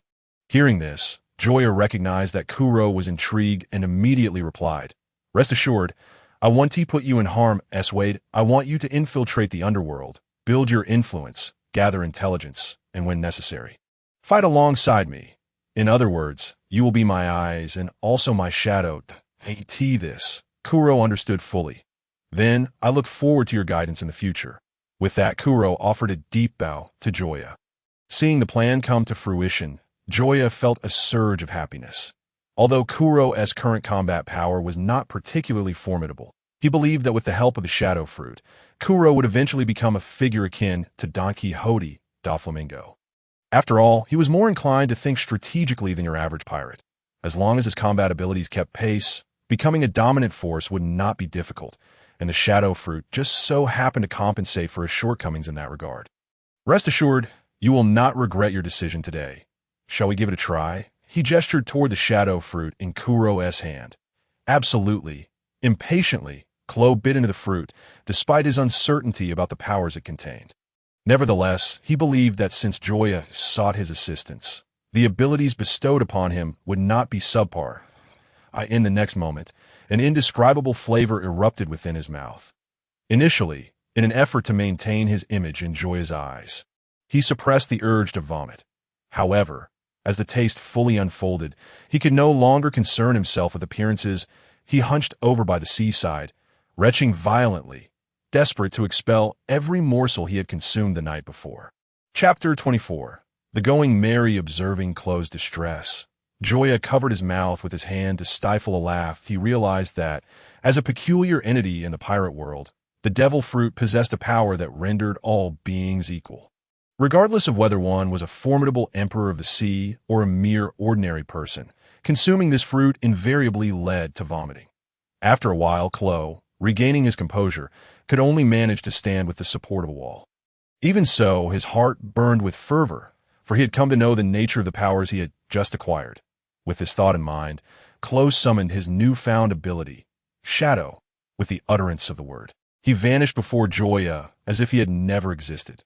The next instant, sensing something, Joya turned to glance over his right shoulder, then slowly redirected his gaze.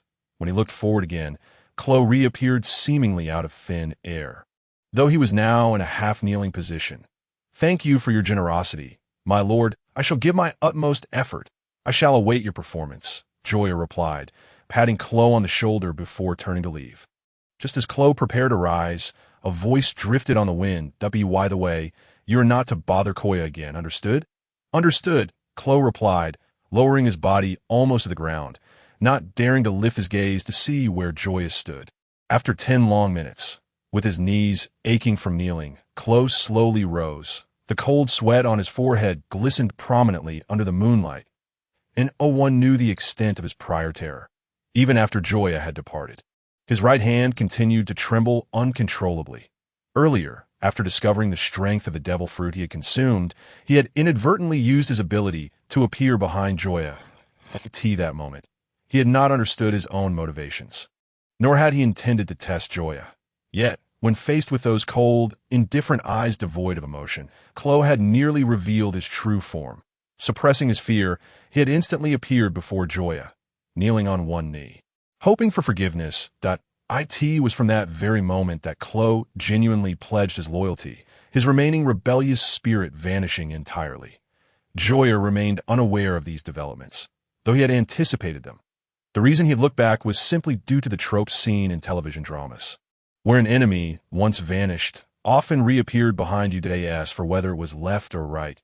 One could choose either at random, with a 50-50 chance of being correct, as long as luck was not entirely against them. The following day, the eager Luffy was intercepted by Koya, who informed the group that she intended to gift them a ship. Really? Is that true? You truly wish to give us a ship? Luffy exclaimed. Barely able to contain his excitement, he had longed for a pirate vessel, yet had been unable to muster the necessary funds. Upon arriving on the island, they had even considered asking Koya if she would fund the construction of a ship. Little did they know, before they could pose the question, the enemy had made their appearance, leading to a series of events that left them unable to ask. Thus, when they heard Koya's offer to assist in building a pirate ship, even Joya, who had anticipated this outcome, was taken aback with delight. Of course, you've assisted me greatly, and while I cannot offer much else, I can certainly help you construct a ship. It is within my means. Don't say that. This is a tremendous help, Nami exclaimed, seizing Koya's hand in gratitude. Indeed, we are at a loss for how to thank you properly. Joya felt a surge of happiness as well. This would certainly facilitate his more unscrupulous activities. Glancing instinctively at Nami, their gazes briefly met in the air, but she quickly averted her eyes. However, the observant Joya noticed a faint blush on her ears. This is promising. And so, 10 days swiftly passed. On the morning of the 11th day, Joya and his companions gathered at the northern port under Koya's guidance. Wah! Luffy laughed heartily as he beheld the grand ship floating upon the sea, eagerly leaping onto the deck, racing through each room, the lookout, and up the mast, finally settling cross-legged atop the charming sheep figurehead. Though I've expressed my gratitude many times, I must reiterate, thank you so very much. As they prepared to set sail, Joya offered his thanks once more. Compared to the diamonds he had sold her a low price, this vessel was invaluable to him and the entire Straw Hat Pirates. Even Zoro, who was typically taciturn, nodded in acknowledgement. No, really, there's no need. I am simply happy to assist you. Please take care of Usopp for me. In the past few days at Luffy's invitation, Usopp had decided to join Luffy in his pirate endeavors. However, as the moment of parting drew near, Usopp, who had never ventured far from home, felt his eyes swell with tears, glancing at the gentle Koya and then back at the other 3 members of the Straw Hat crew, his tears threatening to spill over. Captain, no crying. You are about to become a brave warrior of the sea. A courageous man does not shed tears easily. The shouts of his companions only intensified Usopp's reluctance. Just as the tears were about to fall, Usopp abruptly turned his back to Koya and the others, making his way toward the Going Merry. I will become a brave warrior of the sea. Koya, I leave you in their care? Yes, Captain. Witnessing Usopp's departure, the 3 boys could no longer contain their tears, though they refrained from chasing after him. They understood that their captain was off to pursue his dream. Since they could not assist him, they certainly would not become obstacles in his path. All right, everyone, it's time to set sail, Luffy declared enthusiastically, raising his hand to signal their departure. With his motion, the sails unfurled to their fullest extent, and propelled by the wind, the Going Merry ventured forth into the vast ocean. Luffy, Joya, Nami, Zoro, Usopp, farewell.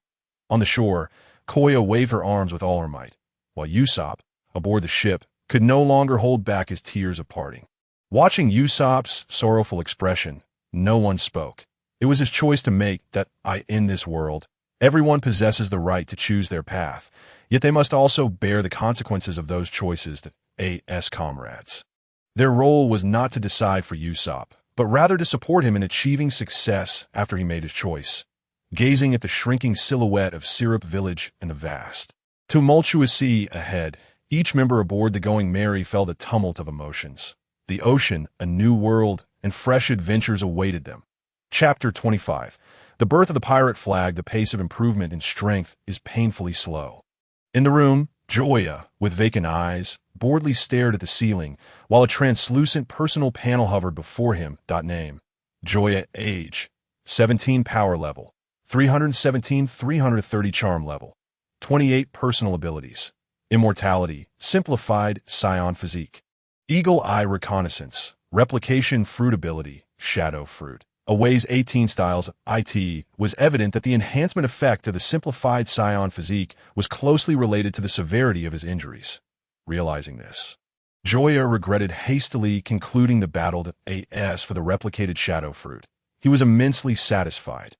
During the day, numerous restrictive factors applied, but once night fell, Joya felt as though the entire world belonged to him. Initially, he struggled to comprehend the meaning of merging with the night. It wasn't until last night, during his first attempt at this ability, that he discovered his body had melded into the air. Without having learned moonwalk yet, he soared into the sky, his body floating freely like cotton. In that moment, he finally understood the meaning of the sky is high, allowing birds to fly freely, and the sea is vast, enabling fish to leap. Clang, clang. Hearing the incessant noise from above, Joya could no longer remain seated and decided to step outside to investigate what was transpiring. Soon, he appeared on the deck, compared to the later Thousand Sunny. The Going Merry was relatively modest in size. Measuring 15 meters in length, 11 meters in height, and 9 meters in width, it was classified as a lightweight sailboat, comprising 3 levels: upper, middle, and lower. The upper level contained only one room, which was spacious and had a clear view, serving as both the helm and conference room. The middle level comprised 3 rooms, including a kitchen, dining room, bathroom, and restroom, as well as the first storage room, with the kitchen and dining room sharing a space, and the bathroom and restroom likewise. The lower level also housed 3 rooms: a boys' room, a girls' room, and the second storage room. The first storage room was primarily for bombs, barrels of alcohol, and water, while the second storage room, being closer to the girls' room and relatively concealed, became Nami's personal treasure storage. Though the ship was not large, it was well equipped, boasting everything necessary, even featuring fixed cannon platforms on both sides. Observing the scattered paints and brushes, Joya suddenly realized that it was on this very day, 2 years later, that the world-renowned Straw Hat pirate flag would be born. Approaching the group, Joya feigned ignorance, asking, "Where are you all up to? Come here, we are painting the pirate flag. How does my drawing look?" Luffy exclaimed, showcasing his rendition of the pirate flag to Joya, gazing at the exceedingly distorted image. Joya pondered for a long while, but could not find an appropriate compliment. Thus, he looked up at the sky and remarked, "Well, the weather is quite nice today." Haha. The obvious topic shift from Joya made Nami and the others unable to contain their laughter, erupting in pig-like snorts. "Really? I think it looks quite good." Luffy chimed in. "Usopp, leave the drawing to me. After all, I'm a great artist with 50 years of doodling experience." 50 years? Is that true? You are amazing." "Usopp!" Luffy exclaimed in shock, while the others face-palmed in disbelief. Such a juvenile fib would not even convince a 3-year-old. Yet Luffy believed it wholeheartedly. The thought of embarking on perilous adventures with such a captain made the others feel a sense of foreboding for their future. "It's finished!" Usopp's cheer jolted the despondent group. However, upon seeing the freshly crafted pirate flag in his hands, Luffy immediately exploded with frustration. "Hey, why did you draw your own hat on it?" "Huh." Usopp was momentarily taken aback, and upon realizing the design indeed depicted his hat, he hurriedly explained, "My apologies, I've gotten used to it. I'll redraw it. 10 minutes later, when Usopp revealed the newly drawn pirate flag to everyone, they were all pleasantly surprised. The brown-red straw hat looked identical to the one Luffy wore, and the skull beneath the hat appeared less menacing and more endearing than their previous impressions. Overall, it appeared slightly juvenile, but was nonetheless quite pleasing to the eye. Yash, I made my decision. From now on, this shall be our pirate flag, Luffy declared. Usopp, go ahead and paint it on the sails. Without allowing anyone else to object, Luffy decisively declared his fondness for the design. In an instant, everyone busied themselves with the creation of the pirate flag. Half an hour later, gazing at the enormous pirate flag on the sails, the corners of everyone's mouths lifted in smiles. From this day forth, they had a new name. The Straw Hat Pirates. Yash, to celebrate our pirate flag, let us have a feast, Luffy proposed, S long as their S alcohol. I am in. Seeing the joyful expressions on everyone's faces, Nami shook her head but did not refuse. During this time, they had successfully plundered treasures from the likes of Arlita, Mont Blanc, Buggy, and Kuro, leaving their pockets relatively full. Thus, fireworks soared, and the aroma of delicious food wafted through the As Joya walked forward, he suddenly looked back. However, the unremarkable sea within his line of sight caused him to instinctively furrow his brow. What's wrong? Nami inquired, unable to suppress her curiosity upon noticing Joya's sudden halt. Nothing, he replied, shaking his head to indicate he was fine, and then followed the others towards the kitchen. For some reason, he had felt as though something was following him during this time. Yet, after such a long period, he had discovered nothing, only to be plagued by this vague sensation, resulting in sleepless nights and a decline in his mental state. He even forgot when this feeling had first begun. By the way, where are we headed next? As the food dwindled, the restless Luffy could not help but ask in response. Nami took out a sea chart and pointed to an island marked with a red cross, saying, next stop, Rare Beast Island. Rare Beast Island? What kind of place is that? Usopp, suddenly recalling something, exclaimed in terror. Isn't it the legendary island that supposedly hides treasures but has never been found, where many have gone missing? Yes, that's the one, Nami confirmed. Upon hearing Nami's affirmation, Usopp collapsed in shock, his body convulsing as if electrocuted, mumbling, it's over, we're doomed. That sounds incredibly interesting.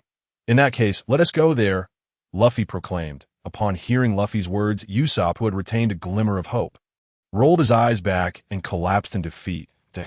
As for Joya, after recalling a few memories, he paid little attention to it. He didn't have much recollection of Rare Beast Island, only vaguely remembering an old man who lived in a box. Chapter 26. Rare Beast Island. Pointing to the small island shrouded in dark clouds not far away, Usopp trembled, saying, Luffy, let's turn back. Look how dangerous it is over there. Don't worry. That's what adventure is all about. If it gets too dangerous, you can wait for us on the ship, Luffy reassured him. Just as Usopp was about to nod in agreement, Nami suddenly added, in that case, be careful. Who knows, perhaps the monsters here specifically target those who wander alone. Upon hearing this, Usopp nearly wet himself, grabbing Luffy's hand and resolutely declaring, in no way. I am a brave sea warrior. I cannot abandon my comrades. All right, everyone, let us set off. As soon as the ship docked, the impatient Luffy dashed towards the depths of the island, with Joya and the others following closely behind. Slow down. The island isn't going anywhere. Why the rush? Usopp stammered, frightened as he stumbled along behind them. Before long, they ventured deep into the forest. At this point, the vegetation lining the path distinctly differed from that outside. Some flowers, though exhibiting 7 colors, emitted a foul odor, while unfamiliar trees bore what appeared to be apple-like fruits. Upon picking one, they discovered it was merely a curled leaf, with the true fruit being the bulging bark in an instant. The group forgot about their treasure hunt and began to examine these peculiar plants instead. One moment, sensing something, Joya suddenly turned around. In his line of sight, amidst the dark forest, a pair of glowing red eyes were fixed intently upon him. Finally revealed themselves? No time to explain, Joya thought as he dashed into the forest, heading straight for the owner of those eyes, eager to uncover who had been following him all along. In the same spot, just as Luffy and his companions intended to pursue, they unexpectedly discovered they were surrounded. All around them, dozens of eyes were fixed intently upon them, and the vast forest fell into an eerie silence, the atmosphere growing palpably strange. Who are you, to dare trespass upon the sacred grounds of the divine? Do you not fear for your lives? Upon hearing mention of the divine realm, Usopp immediately clung to Luffy's arm. The others, wearing expressions of tension, scanned the surroundings in a desperate attempt to locate the source of the voice or any sign of an adversary. We're the Straw Hat Pirates. And you are? Pirates, you say? It's been ages since I've heard of your kind. 20 years ago, I too was a pirate. Ah, but how detestable it is that a pirate would seek to ensnare me with words. You are unwelcome here. Do you see those animals? Should you fail to depart, I shall transform you into creatures like them. At that moment, the peculiar beings hidden within the forest revealed themselves. There were pigs with lion heads, rhinos with elephantine noses, bears with giraffe necks, snakes with rabbit heads, and so forth. Who on earth are you? I just heard you claim to be a pirate. Do not attempt to deceive me. Meanwhile, as Luffy confronted the mysterious figure, Joya finally managed to catch the owner of those crimson eyes, Meow. Before him stood a peculiar creature, entirely snow white, slightly larger than an ordinary cat, yet possessing 3 tails, a body akin to a fox, and a head resembling that of a cat. Even the well-traveled Joya found himself momentarily at a loss, unable to distinguish whether it was a cat or a fox, or perhaps a fox-cat hybrid. Meow. Despite being captured by Joya, this enigmatic creature showed no fear. Instead, it extended its pink tongue and licked Joya's hand. Seeing it so docile, Joya felt reluctant to continue holding it, and he opened his arms to let it down. Clearly, this little one was not the entity he had sensed at sea. Upon laying eyes on it, Joya finally grasped the essence of Treasure Beast Island. According to legend, this place holds a vast trove of treasures, which has drawn many treasure seekers over the years. 20 years prior, a band of pirates searched for a month, but found nothing. On their final day, a pirate named Common climbed the highest hill and spotted 5 sealed chests.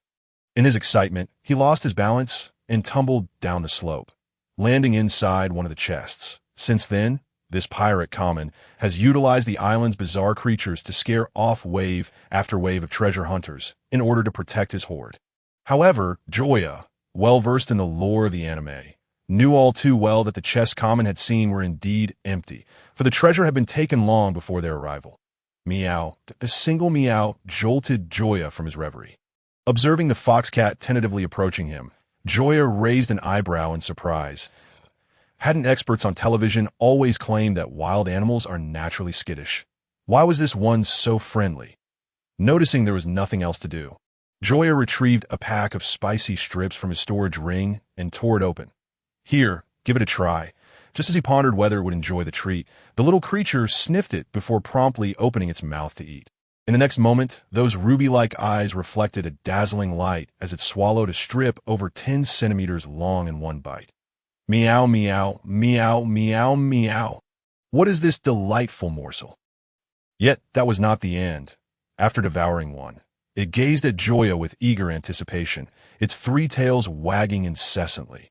You truly are something else. While marveling, Joya placed the entire remaining pack of spicy strips on the ground. Although the pirate world does not produce such treats, having faced misfortune for 17 years, he had plenty of spicy strips to spare. That be by the way. What shall I call you? Seeing the greedy fox cat, Joya suddenly felt inspired to name it. With such an appetite, shall I call you little pig? Meow, meow, meow, meow. You are the pig. How can such beauty be associated with such a name? Oh, it seems you are quite particular. Then I shall name you little pig. Observing the presumptuous human, the fox cat felt an overwhelming urge to scratch his face. How ridiculous. After growing up so long, how could he lack such insight? Could he not perceive her disdain? While contemplating this, she extended a paw to scratch Joya. You do not like such a splendid name? Meow. What is so great about that name? Then how about Little White? Meow. Too ordinary. Little Fox. Meow. Get lost. Little Cat. At this point, the fox cat had grown too weary to respond, casting Joya an exasperated glance, urging him to figure it out himself. What name do you truly prefer? Surely I cannot call you Dream of Today. Meow, meow, meow. That one. I like that one. Witnessing the fox cat's ecstatic reaction, Joya couldn't help but scratch his head. Was that name truly so unpleasant? Why such a strong reaction? At that moment, the beleaguered fox cat had decided to ignore Joya entirely. You sort it out. I will not resist any longer. Chapter 27. The Sword God and the Sword Saint, where have you been? Why did you arrive only now? Oh, what is that in your arms? So adorable. Before Joya could respond to the previous question, Nami snatched the fox cat from his embrace. She stroked its soft fur. She couldn't help but exclaim, wow, this feels incredible. You named it Little Fairy. I would say Little White suits it better. Usopp chimed in from nearby. However, he failed to notice that, at that moment, both Little Fairy and Joya regarded him with remarkably similar expressions. For the gaze of someone who wished to harm could not be concealed. By the way, who is this? Not wanting to linger on the naming issue, Joya swiftly redirected the conversation. Hello, I am Common. I never expected it to be so fond of you. Even I find it difficult to approach it normally. Upon hearing this, Joya raised an eyebrow. Had Common not mentioned this, he might have assumed Little Fairy was simply friendly with everyone. Now he found himself puzzled. What was it about him that attracted this creature? By the way, are you truly not considering joining us? With the situation here winding down, Luffy once again extended an invitation as they prepared to part ways. No, although there are no treasures, I have other things I wish to protect. Looking at the animals gathered around him, Common spoke earnestly. I have shared joys and hardships with them for 20 years. I cannot abandon them, I see. Then very well. Seeing that Common had no intention of leaving, Luffy ceased his insistence. 10 minutes later, as Common bid farewell, Luffy and the others boarded their ship one after another. Luffy, I believe you will undoubtedly find the legendary treasure, One Piece. When you do, remember to buy the entire world. On the shore, Common waved goodbye. His dream remained unfulfilled, thus he placed all his hopes upon Luffy, hoping he would discover the treasure, and indeed, the greatest treasure in the world. And please take good care of Little Fairy for us. Rest assured, we certainly will. Luffy and Joya nodded in agreement, watching the sleepy Little Fairy perched on his shoulder. Joya pondered whether it was reluctant to leave him, or simply the spicy strips that it was loath to part with, as it willingly left the familiar confines of Treasure Beast Island. No one objected to its joining. The voyage across the sea was inherently long and dull. Having such a pet along would undoubtedly make life far more vibrant. Moreover, combining all the best traits of cats and foxes, it was more beautiful than any creature Joya or the others had ever encountered. With all these factors combined, Little Fairy naturally became the beloved mascot of the Straw Hat Pirates. On the 7th day since departing Treasure Beast Island, the bored Luffy and Usopp turned their attention to the ship's cannons, which had yet to be fired. Unable to comprehend the mechanics, Luffy could not help but ask, so, can this thing really shoot? Of course it can, Usopp retorted. All right then, let us give it a try. Just as Luffy prepared to load a cannonball for firing, Nami interjected, I remember there's a reef to the south. Let us go there to experiment. Really? That sounds wonderful. And so, the Going Merry turned to sail southward. Casting a glance at the sleeping Zoro, then at the excited faces of Luffy and Usopp by the cannon, Joya shook his head. Silently praying for Zoro's two companions, it seemed inevitable that those two would be blasted by cannon fire. But since it was through such an incident that the ailing Joseph would be saved, there was no need to intervene. Hey, hammy Little Fairy. Gazing at the motionless Little Fairy nestled on Joya's shoulder, Nami could not suppress her feelings of envy and resentment. The IT was perplexing since boarding the ship. This creature had spent the majority of its time in close proximity to Joya, even during slumber. Only when Nami and the others tempted it with spicy strips could they manage a brief embrace. Yet once the treats were consumed, the Little Fairy would promptly turn away. Joya herself was at a loss, merely reflecting on her undeniable charm, which seemed to captivate even this small creature. Half an hour later, the Merry slowly came to a halt. Unable to contain his excitement, Luffy hurriedly stuffed a cannonball into the cannon's mouth, squinting one eye as he began to adjust its aim. With a resounding bang, the cannonball was fired, soaring into the sea 100 meters away from the reef. Observing the rising column of water, Usopp could not help but burst into laughter, exclaiming, you're utterly pathetic. If you think you can do better, then go ahead.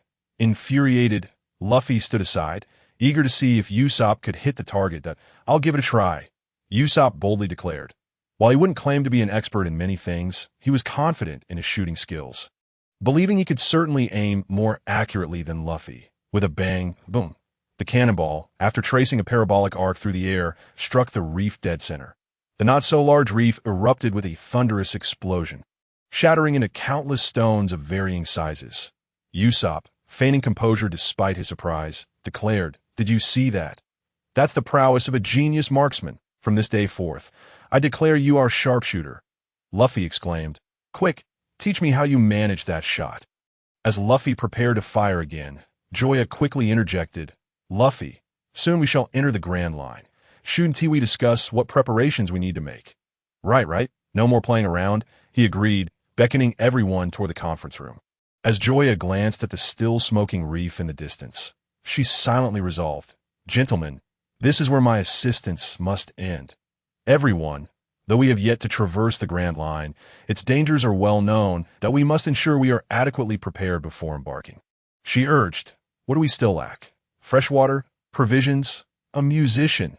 In unison, all eyes turned toward Luffy. "What do you think we're setting out to do? Why would we need a musician?" The group questioned incredulously.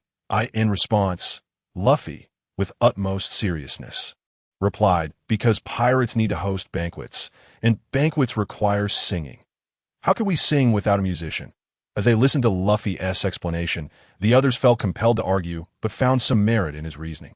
Just as the debate reached a stalemate, a loud crash echoed from outside, the sound of a barrel shattering. "Damn pirates, come out! I swear I'll kill you!"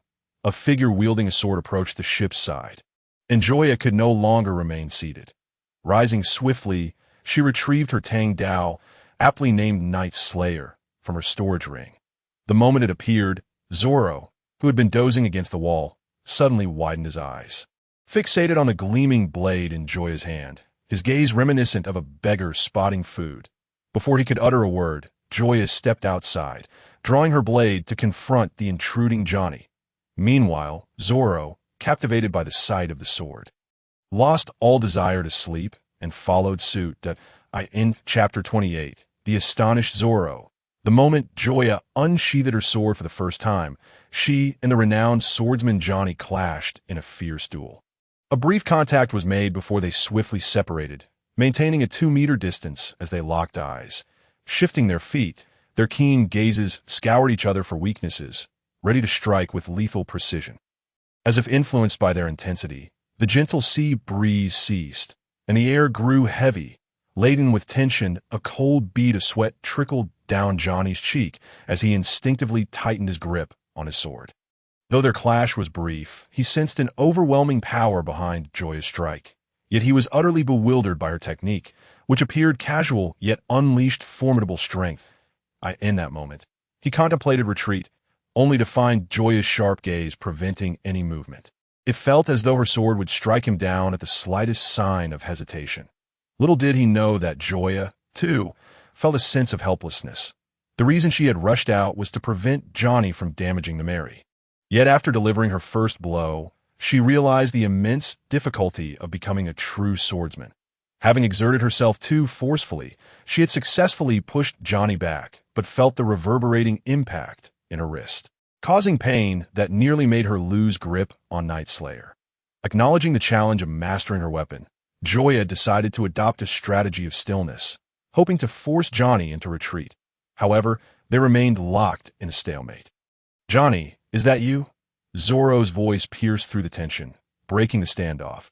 The familiar sound made Johnny instinctively look up, and upon seeing the green-haired man with 3 swords at his waist, his face lit up with a mixture of surprise and confusion. "Brother, what are you doing here?" As one of Zoro's few friends, Johnny knew his character well and was taken aback to find him among pirates. "It's a long story, but why did you attack this place?" Zoro inquired, equally perplexed. The Straw Hat Pirates had just formed, and none were yet bounty criminals, so Johnny's actions were unexpected. "I didn't want to," Johnny exclaimed, his voice cracking. For some reason, Joseph suddenly fell ill a few days ago. And just now, while we were resting on a nearby reef, a cannonball flew from this pirate ship, nearly blowing us to bits. At this, Johnny's voice trembled with indignation, tears welling up as he resembled a child.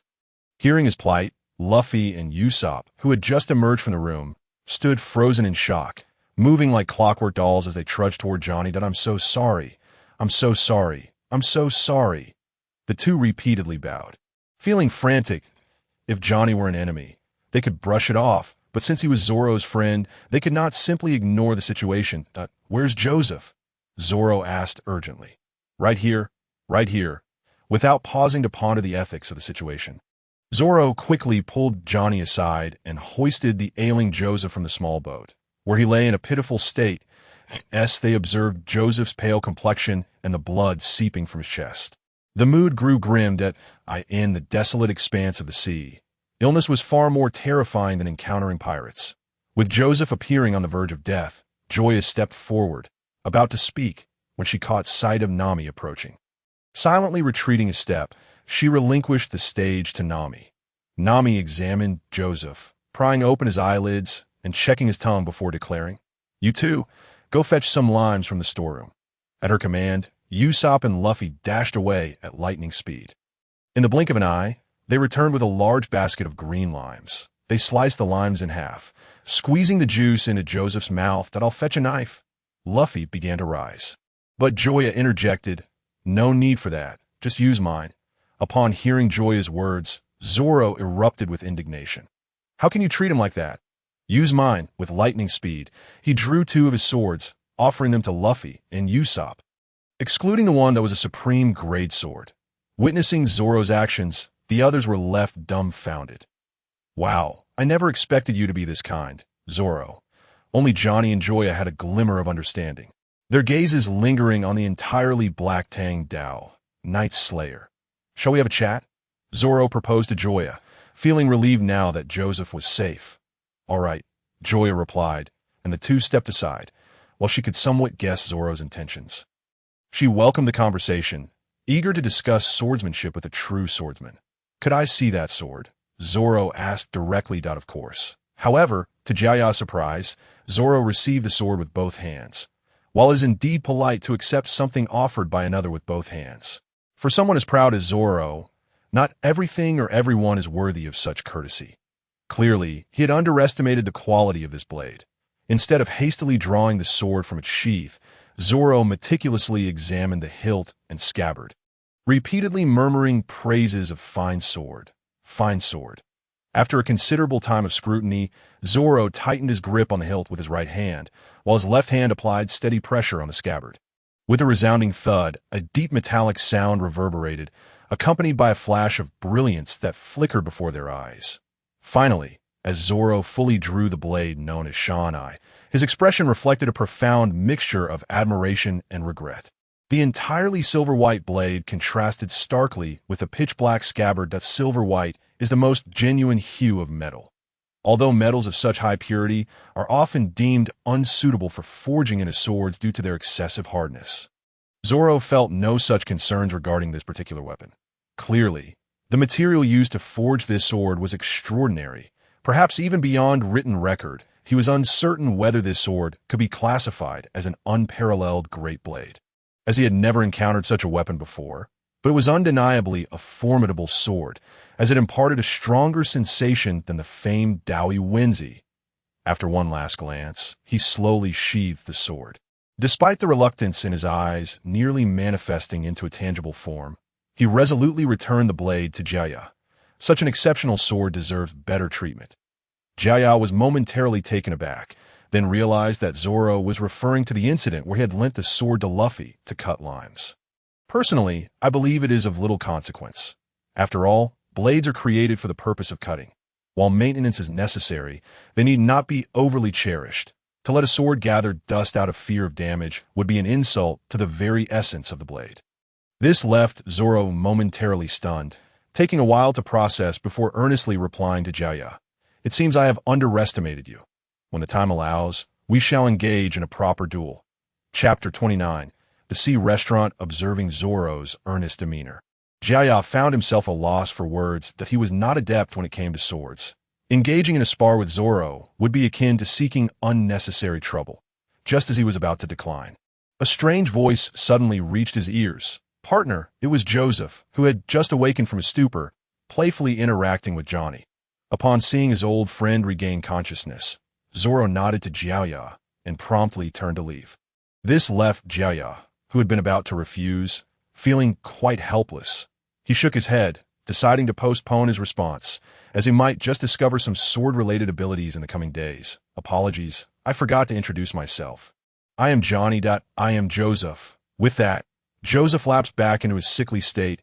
I wondered how he could recover so swiftly. 20 minutes later, after ensuring Joseph was comfortably settled, Luffy declared with utmost seriousness, I've made up my mind. Before we enter the Grand Line, we must find a chef to accompany us on the seas. Joseph's first-hand experience led Luffy to temporarily abandon his quest for a musician, instead prioritizing the need for a sea chef to address their dietary needs. Suddenly struck by inspiration, Johnny spoke up. If it's a chef you're after, I happen to know a splendid place. Where? It is the floating restaurant, Baratai. Upon hearing this, the impulsive Luffy decisively commanded, in that case, let us head there. At that moment, Joya's gaze flickered as he focused on Nami, sitting across from him. He distinctly remembered that shortly after Luffy and his crew had boarded the floating restaurant, Nami had left alone in a boat. Although she had returned after the misunderstanding was resolved, Joya, who was aware of the entire situation beforehand, hoped to prevent such events from recurring. Yet he found himself at a loss for words. For a moment, he felt quite conflicted. 2 days later, before Joya could devise a better plan, the floating restaurant arrived ahead of schedule. How impressive! Gazing at the fish-shaped vessel bobbing on the waves, Luffy could not help but shout excitedly, eliciting similar expressions of enthusiasm from the others, except for Joya. Restaurants can be found everywhere, but a floating restaurant on the sea is a rarity in the East Blue. This opportunity was exhilarating for them all. However, their joy was short-lived. A sailboat, significantly larger than the Mary, approached, its white and blue naval flag glaringly evident. With its arrival, Johnny and his companion instantly grew tense and hastily retreated, glancing at the pirate flag on the Mary. The naval lieutenant, having no recollection of it, wore a look of disappointment. How tiresome. You scoundrels are everywhere. Since there are no bounty criminals here, let's just blast them away. Upon noticing Johnny and his companion attempting to blend into the background, Hobody, who had initially planned to leave, brazenly remarked, Ah, so it's you two, the bounty hunters targeting small fry, finally caught by pirates, huh? Despite his words, Hobody had no intention of coming to their aid. Instead, he wrapped his arm around a nearby socialite and turned to leave. This humiliation was intolerable for Johnny and Joseph, who promptly brandished their bounty posters that you dare claim that this is the work of bounty hunters targeting small fry. As he spoke, he tossed several bounty posters into the air. One, boasting a bounty of 20 million berries, caught the attention of both Joya and Nami, though neither of them said a word, merely exchanging a fleeting glance before looking away. Hobody, on the other hand, turned his back and left, completely disregarding their presence. The Hobody's attitude swiftly extinguished the cheerful mood of Luffy and his companions, leaving them feeling nauseated. Especially for Joya, who had harbored a deep disdain for naval officers like Hobody even before his arrival in this world. They wielded immense power, yet chose to neglect their duties, instead oppressing the common folk. In his eyes, such individuals were far more despicable than marauding pirates. Coupled with the recent turmoil regarding Nami, Joya found it increasingly difficult to contain his rising fury. You truly are. His deep, raspy voice was audible only to Luffy, who sensed something amiss and attempted to intervene, only to witness Joya transform into a shadow and vanish. Damn it! By the time Hobody sensed something was amiss, Joya's blade was already descending from above. Under the threat of imminent death, he instinctively pulled the socialite in front of him as a shield. This unforeseen turn of events caused Joya to raise an eyebrow, forcing him to momentarily hold his attack. Seeing Joya suddenly halt, Hobody, filled with trepidation, ordered his soldiers to surround him. In response, Joya stood still, seemingly resigned to his fate, neither resisting nor fleeing, merely fixating on Hobody, who still cowered behind the woman, his gaze filled with disdain. Under such scrutiny, Hobody's pride flared, igniting his anger. Yet, recalling Joya's earlier reckless actions, fear kept him rooted behind the woman, until his soldiers had fully encircled Joya, at which point he finally emerged from behind her. You fool! I am a lieutenant of the Navy headquarters. Even the 4 emperors of the New World dare not lay a hand on me. You think you can challenge me? As he spoke, he raised his hand to strike Joya's face, oblivious to how ridiculous he appeared. He's done for. Behind him, Luffy silently prayed for the naval officer, fully aware of Joya's temperament. He knew Joya could endure punches and kicks without flinching, but a slap was an entirely different matter. Joya had absolutely zero tolerance in that regard. In the next instant, a flash of silver-white blade light zipped through the air, followed closely by a blood-curdling scream that my hand, fire, damn it, open fire, soon. The resounding gunfire drowned out the anguished cries of Appada. In stark contrast, Joya showed no intention of evading. He was relentlessly struck by the fire of a dozen muskets, each shot bursting forth crimson blossoms upon his body. This left Johnny and Joseph, who were oblivious to Joya's secrets, with expressions of sorrow. They were inclined to intervene, but at that moment, such an action seemed futile. However, upon casting their gaze towards Luffy and his companions, the two were astonished to find that their faces bore only a trace of regret. What perplexed them even more was that the object of Luffy's lament seemed to be the Navy lieutenant rather than Joya himself. In an instant, Johnny and Joseph found themselves engulfed in confusion. Through the past 2 days of acquaintance, they had discerned that Luffy and his crew were markedly different from the profit-driven pirates. On the contrary, they held their comrades in high esteem, and their bonds were profoundly strong. Given this, why did they exhibit such expressions? The two were utterly baffled. The next moment, Joya provided the answer. As the gunfire ceased, the man who should have fallen after being struck by dozens of bullets leaped out of the soldiers' encirclement. With a single stroke, he cleaved down upon Hoppity's neck. With a dull thud, a head rolled away, splashing into the water and creating a trivial ripple. Chapter 30. Divided paths after dispatching his foes. Joya turned to leave, parting the soldiers with an intimidating presence. If they could, they would have preferred to find a crack in the ground to hide. Their hearts overflowing with terror. Before them, Joya was no longer a mere man. He was a deity, a demon, a specter, anything but human. Clang, clang. The instant he returned to the Mary, dozens of bullets were forcibly expelled from Joya's body. Observing the bloodied projectiles, Johnny and Joseph instinctively swallowed hard, their bodies trembling as they recoiled. Although they doubted Joya would turn against them, the fear deep within compelled them to act thus. As for Joya, he couldn't help but smile as he noted his personal stats had risen from 330 to 345 in combat prowess, along with the newly acquired title of Sea Stone Grade Swordsman. See, it has indeed come to pass. The increase in prowess was a consequence of the injuries inflicted by the bullets. As for the title of Sea Stone Grade Swordsman, it was earned after Joya severed Hoppity's arm. Though he hadn't yet engaged in further combat, his mind brimmed with newfound knowledge of swordsmanship.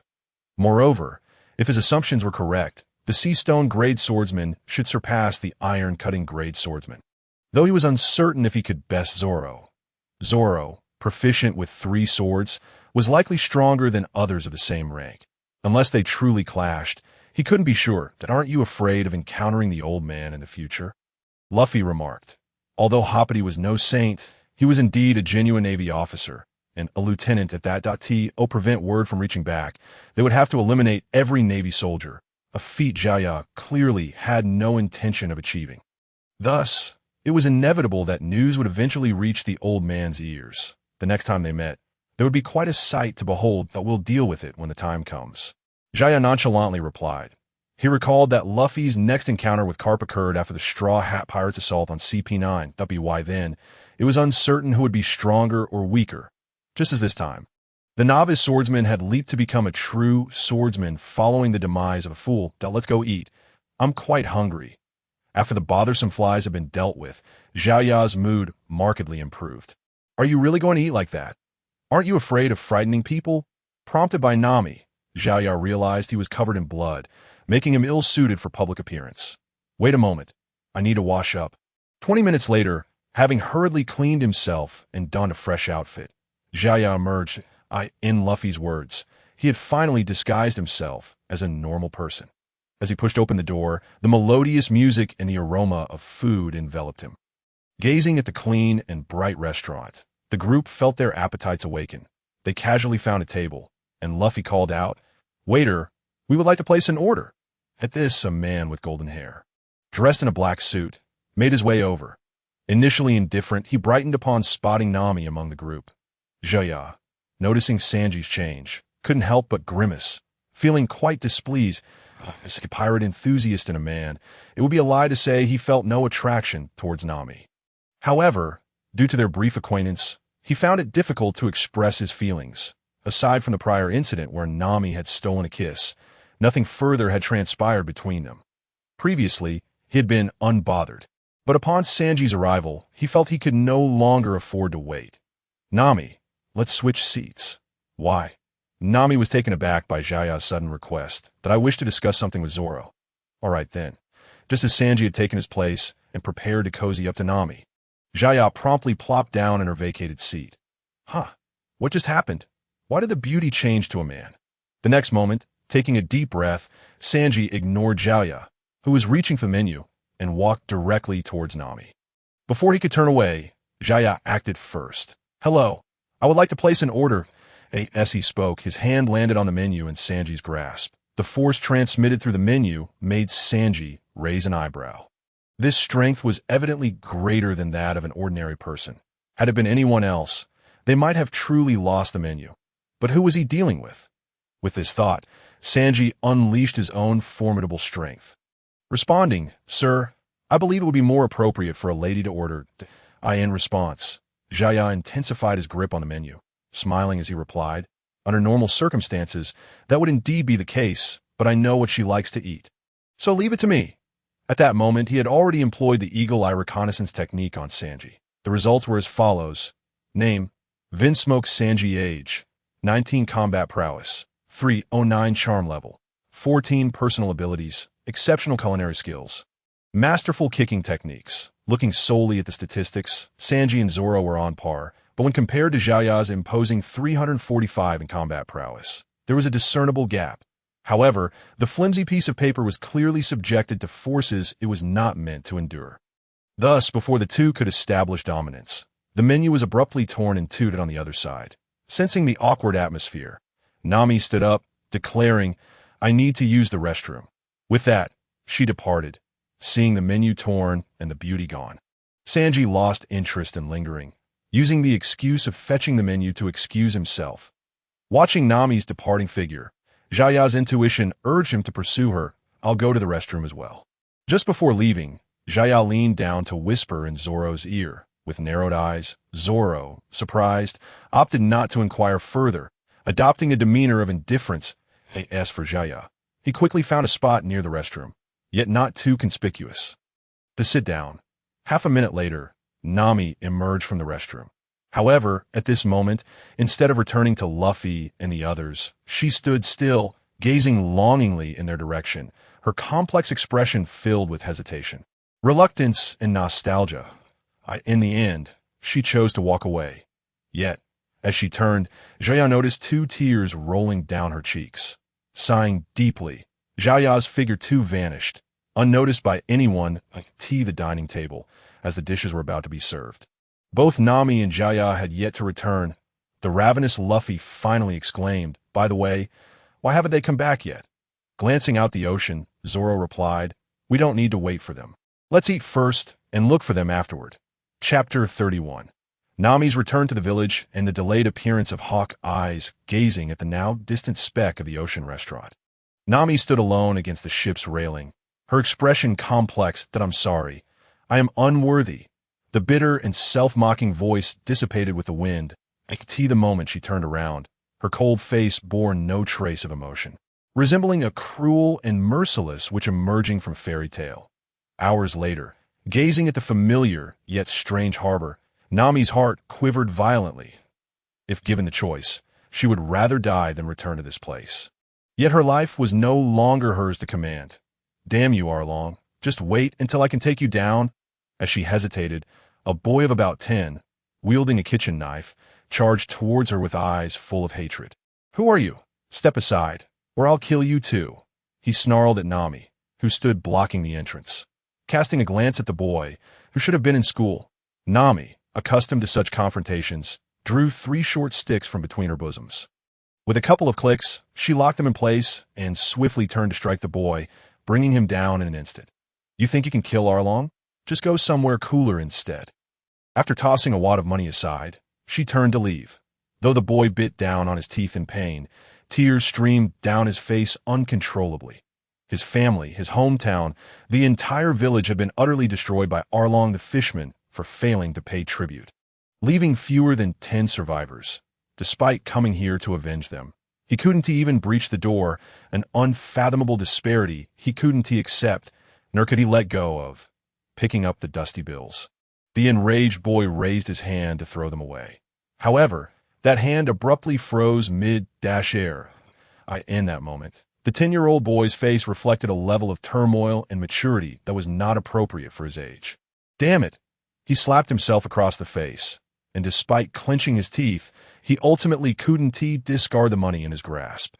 Though filthy, it might serve as a lifeline for his mother and the injured villagers. Enduring a bit of humiliation was a small price to pay for their potential salvation that I will definitely return. The boy turned away, intending to deliver the money home before confronting Arlong again. Meanwhile, Nami strode into Arlong Park, navigating through the throng of fishmen, heading straight for Arlong at the end of the path. Upon seeing the long-absent Nami approach, Arlong expressed mild surprise. "So, Nami has returned. You've certainly taken your sweet time out there. By the way, how was your haul?" "Not too shabby. I encountered a few fools, and with what I had saved before, I've managed to gather 100 million berries." To her words, the lively atmosphere fell silent, all eyes converging upon Nami. Even Arlong and his officers wore expressions of shock. They could scarcely fathom how Nami, all alone, had amassed such a fortune in just 8 short years. It was worth noting that 8 years prior, she was merely a 10-year-old girl. Her rate of earning was nearly on par with a third of the Arlong pirates. Were it not for her somewhat unique status, these greedy fishmen would have long since succumbed to their impulses and seized her wealth. Nevertheless, their gazes toward Nami still shimmered with greed, some fishmen even casting meaningful looks at Arlong. Once the boss gave the word, they would charge forward without hesitation to claim Nami, although Nami had been part of the Arlong pirates for 8 years. The fishmen had never regarded her as a comrade, merely a tool for profit and navigation. "Understood. Once you deliver the money, I shall relinquish my control over Coco Village, and as for you, I will no longer impose any demands." "How does that sound?" Nami, relieved, instinctively patted her chest, genuinely fearing Arlong might renege on their agreement. "Just a moment, I'll return immediately to fetch the money." Anxiously, Nami turned and hurried away, having waited 8 long years for this day. Now, she could hardly endure an additional 8 minutes, let alone 8 seconds. Eager to share this news with everyone, as Nami's figure vanished completely. One of the fishmen officers couldn't contain himself. "Boss, are we really just going to let her go? Forget Coco Village. It's just a mere settlement. But Nami is different. Her maps are invaluable to you, it's precisely because of her charts that we dominate these waters. If she leaves, our expansion may very well come to a halt. But what can we do? I would rather die than betray our monetary agreement. I am quite the reasonable person." With that, he produced a transponder snail from his pocket and dialed a number. Moshi, didn't I just leave you? Why are you calling me again?" "Haha, it's nothing. I have a lucrative deal to discuss, a full 100 million berries. I don't even want in 100 million. Are you sure?"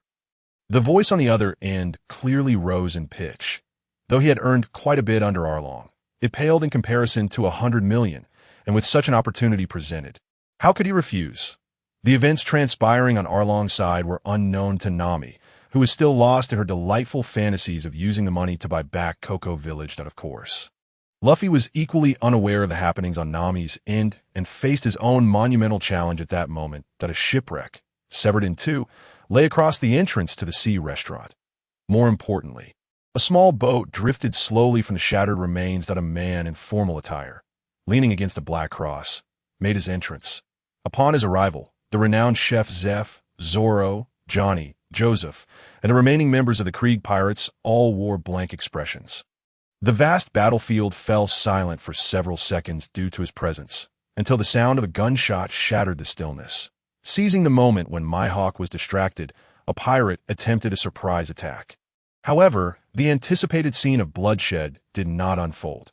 Even more astonishingly, unbeknownst to anyone, the seated Mihawk had risen and drawn the supreme black sword, Yuru, from his back. The pirate, poised to flee at the sight of the blade pointed at his forehead, found himself immobilized, his legs suddenly unresponsive. Just as the pirate resigned himself to what he believed was his fate, a voice echoed, "I have never seen such a supple sword before." Chapter 32. Zoro vs. Mihawk. The sudden appearance of Zoro captured everyone's attention. Casting a glance at the three swords at Zoro's waist, Mihawk, intrigued, sheathed his own blade, shifting his gaze from the pirate to Zoro. "Supple? That is merely a relative term. I wish to test my skills against you," Zoro declared, drawing his sword with determination. Despite the oppressive aura emanating from Mihawk, he remained resolute, for this day was the very reason he had set sail. Upon hearing this, a hint of disdain crept across Mihawk's face. Ever since he had claimed the title of the world's strongest swordsman, challengers, from men to women, from the strong to the weak, from the ignorant to the defiant, had approached him from all directions. Thus, Zoro's challenge came as no surprise to him. Perhaps he was somewhat well known in the East Blue, but that did not alter Mihawk's condescension. Not to mention, the East Blue was the weakest of the four seas. And this man had yet to even step into the Grand Line. Perhaps it was precisely because he had not ventured into the Grand Line that he dared to draw his sword against Mihawk. Under normal circumstances, Mihawk would likely not even acknowledge Zoro's challenge. But now, feeling a bit bored, he did not mind granting this young man a glimpse of the true scale of the world. With that thought, he removed a small knife hanging from his neck. "Apologies, but I shall use this knife. I have nothing smaller on me." Zoro nearly lost his mind at Mihawk's mockery, staring at the mere 20-centimeter fruit knife in his hand. His blood boiling as it surged toward his brain. "Damn it, don't blame me if you die." Enraged to the extreme, Zoro unsheathed his sword, and the three blades danced in the air, transforming at a dizzying speed. Three-sword style, onigiri. The crisp clash of steel rang out, echoing through the Zoro's attack met the small knife. A momentary blankness enveloped his mind. How could this be? What had all his years of effort amounted to? Why could that man thwart his assault with but a fruit knife? Why did he sense an unmatched power emanating from that knife? Why did he feel so weak? Tiger Hunt, in a fit of rage. Zoro launched another assault, adopting a strategy that was entirely distinct from his previous attempts. However, before his technique could fully take shape, that fruit knife surged forth in a manner he had never anticipated, completely disrupting his offensive and further compelling him to leave his defenses wide open. Such a splendid opportunity could not be overlooked by Mihawk, who swiftly drew his blade and aimed for Zoro's heart, attempting to force him back. Yet the young man before him appeared oblivious to the knife in his adversary's hand, resolutely pressing forward. In a mere 0.01 seconds, just as the blade was about to pierce Zoro's heart, the merciful Mihawk swiftly altered his attack. The knife that was originally destined for the heart redirected towards the shoulder. With a soft thud, the entire dagger embedded itself into Zoro's flesh, soaking his garments in a vivid crimson. Yet, despite enduring such excruciating pain, he did not flinch even slightly. Why not evade? He did not know, not even himself. He merely felt that if he dodged, he would have lost. Once he dodged, all the vows and promises he had steadfastly upheld would vanish, and he would never return to this moment. Upon hearing Zoro's reply, Mihawk finally cast aside his initial disdain. Among the countless individuals he had battled, this young man's strength was not remarkable, perhaps even pitiably weak. Yet his resolve was one of the few he had encountered, better to perish than to be defeated, drawing forth his dagger. He retreated a couple of steps before retrieving the supreme blade from his back. "Young man, tell me your name." It was only at this moment that he became interested in knowing the other's name. "Roronoa Zoro. I shall remember you. A long-lost warrior. Honor the code of swordsman.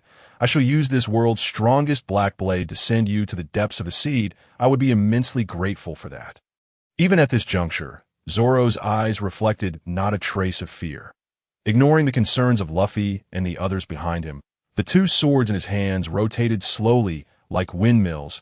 The speed peaked. Zoro cried out, "Three-sword style secret technique. Great 1,000 worlds, simultaneously." Mihawk made his move. Without unnecessary gestures or words, the two swordsmen flashed past one another. After a brief moment of silence, aside from the Wado Ikamanji, Those two katana shattered in an instant. Equally shattered was Zoro's chest. The torrent of blood rained down. In that moment, Zoro realized he had lost. He finally comprehended just how far he was from being the world's strongest. Carefully stowing away the Wado Ikemonji, Zoro rose again, opening his arms wide to Mihawk, exposing his entire chest without reservation. "What are you doing?" Mihawk was taken aback by Zoro's gesture. The scars on his back were a swordsman's shame. Remarkable. This time, Mihawk did not hesitate to offer his praise. This man before him, though lacking in strength, possessed a heart of a true warrior. He ventured to assert that as long as Zoro remained alive, one day he would undoubtedly stand before him once more, and by that time, he would wield the power to shake the very ground beneath him. With that thought in mind, he struck down. Before the incredibly sharp black blade, Zoro's chest was cleaved, leaving a nearly 1 meter long gash, blood gushing forth like a fountain. The substantial loss of blood, coupled with the grievous injury, caused Zoro's body to weaken, and he fell backward. Nearby, Luffy could no longer contain himself, his arm extending rapidly to strike at Mihawk, but he was deftly sidestepped. Losing his target and exerting too much force, Luffy's head became ensnared in the splintered ship's planks. Johnny and his companion quickly leapt into the sea to rescue Zoro. All the while, Sanji, who was also a bystander, was struck by an unimaginable shock. He could not fathom why one would sacrifice their life for a dream. As for Mihawk, upon catching sight of the straw hat atop Luffy's head, a fleeting glimmer of interest flickered in his pupils, but he thought to himself, "This visit to the East Blue has proven worthwhile. Encountering so many intriguing young individuals. Are you a companion of that swordsman? Thank you for witnessing this to the end. Rest assured, that man still lives." Moments later, Zoro was fished out by Johnny, though blood continued to flow. He was indeed still alive. "You are far too early to seek death. I am Dracula Mihawk. Understand yourself, recognize the world, and grow stronger. No matter how much time passes, I shall await you in this position of supremacy. Surpass this sword, surpass me, Roronoa Zoro." Nearby, Red-Leg Zeph gazed in shock at the near-death Zoro, unable to believe that the proud Mihawk would utter such words to a pirate novice who had never set foot on the Grand Line. Yet the reality proved that the young man indeed possessed such qualifications. Chapter 33. The Appearance of Jaya Kid. "What is your goal?" As Mihawk sensed the thrill of the encounter winding down, he turned to Luffy, who stood nearby to become the Pirate King. Even in the face of the formidable Mihawk, Luffy's response remained unwavering and even more resolute. Hearing this, a slight smile crept onto Mihawk's lips. Yet, it was no longer disdain, but rather a sense of amusement. "That is a path far more perilous than surpassing me." For a moment, he found himself anticipating these two fearless youngsters hastening into the Grand Line, where perhaps many splendid spectacles awaited. "I don't care. I will become the Pirate King," Luffy declared, sticking his tongue out at Mihawk. Do come to the Grand Line soon." With that parting remark, Mihawk turned and walked away, ignoring the clownish Kuro. Meanwhile, at the port of Coco Village, Nami returned home. A contingent of Navy soldiers, led by a lieutenant colonel, arrived unexpectedly. "Who is in charge here?" Upon hearing this, a scarred man with a windmill atop his hat stepped forward. "Commander, just tell me what you need." If 8 years prior they still held some illusions about the Navy, today they were already in despair. The Navy? Merely wolves in sheep's clothing, no different from the Arlong pirates. And even more detestable. "Take me to Nami's home. I have matters to discuss with her." The unexpected response caused the Kane to frown slightly. Wanting to refuse, but daring not to voice it, Coco Village was already in a precarious situation. If they provoked the Navy, it would truly be a disaster. Thus, just as Nami found a shovel and prepared to dig up her years of savings, the Navy arrived. "You must be the thief named Nami." At these words, an ominous premonition washed over Nami. "According to our investigation, you have hidden treasures stolen from pirates. Since those possessions are ill-gotten gains, the world government is here to confiscate them all." In an instant, Nami's ears rang, unable to believe what she had just heard. After 8 long years of surviving countless near-death experiences, she had finally saved enough to redeem Coco Village, and now the Navy stood before her, demanding it all be surrendered. This left her feeling as though she were trapped in a nightmare. A.S. Nami stood there, stunned. The lieutenant colonel reiterated, "What's wrong? Didn't you hear? I want you to surrender all the treasures you stole from sea. Do you understand? There are no treasures here. Even if there were, I am a cadre of the Arlong pirates. If you lay a hand on me, Arlong will not let you off easily." Though reluctant, she had to invoke Arlong to deter them. Little girl, do you truly believe you can negotiate with me on equal terms? With a command, the lieutenant colonel ordered everyone search for the stolen goods. With his order, dozens of soldiers surged forward, heading straight for Nami's home and the Orange Grove. "Damn it, stop right there."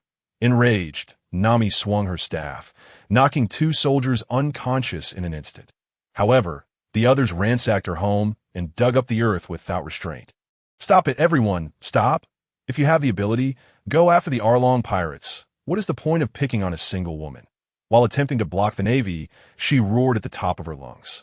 At that moment, Nami resembled a mother cat fiercely protecting her precious kittens, pouring all her strength into safeguarding that critical sum of 100 million berries. "Commander, this is the money Nami has saved to rescue Coco Village. Are you truly intending to take it all?" Unable to contain himself, Aegean boldly stood up to challenge the colonel. "Who do you think you are? A mere village constable, and you dare speak to me?" He exclaimed, "Continue the search."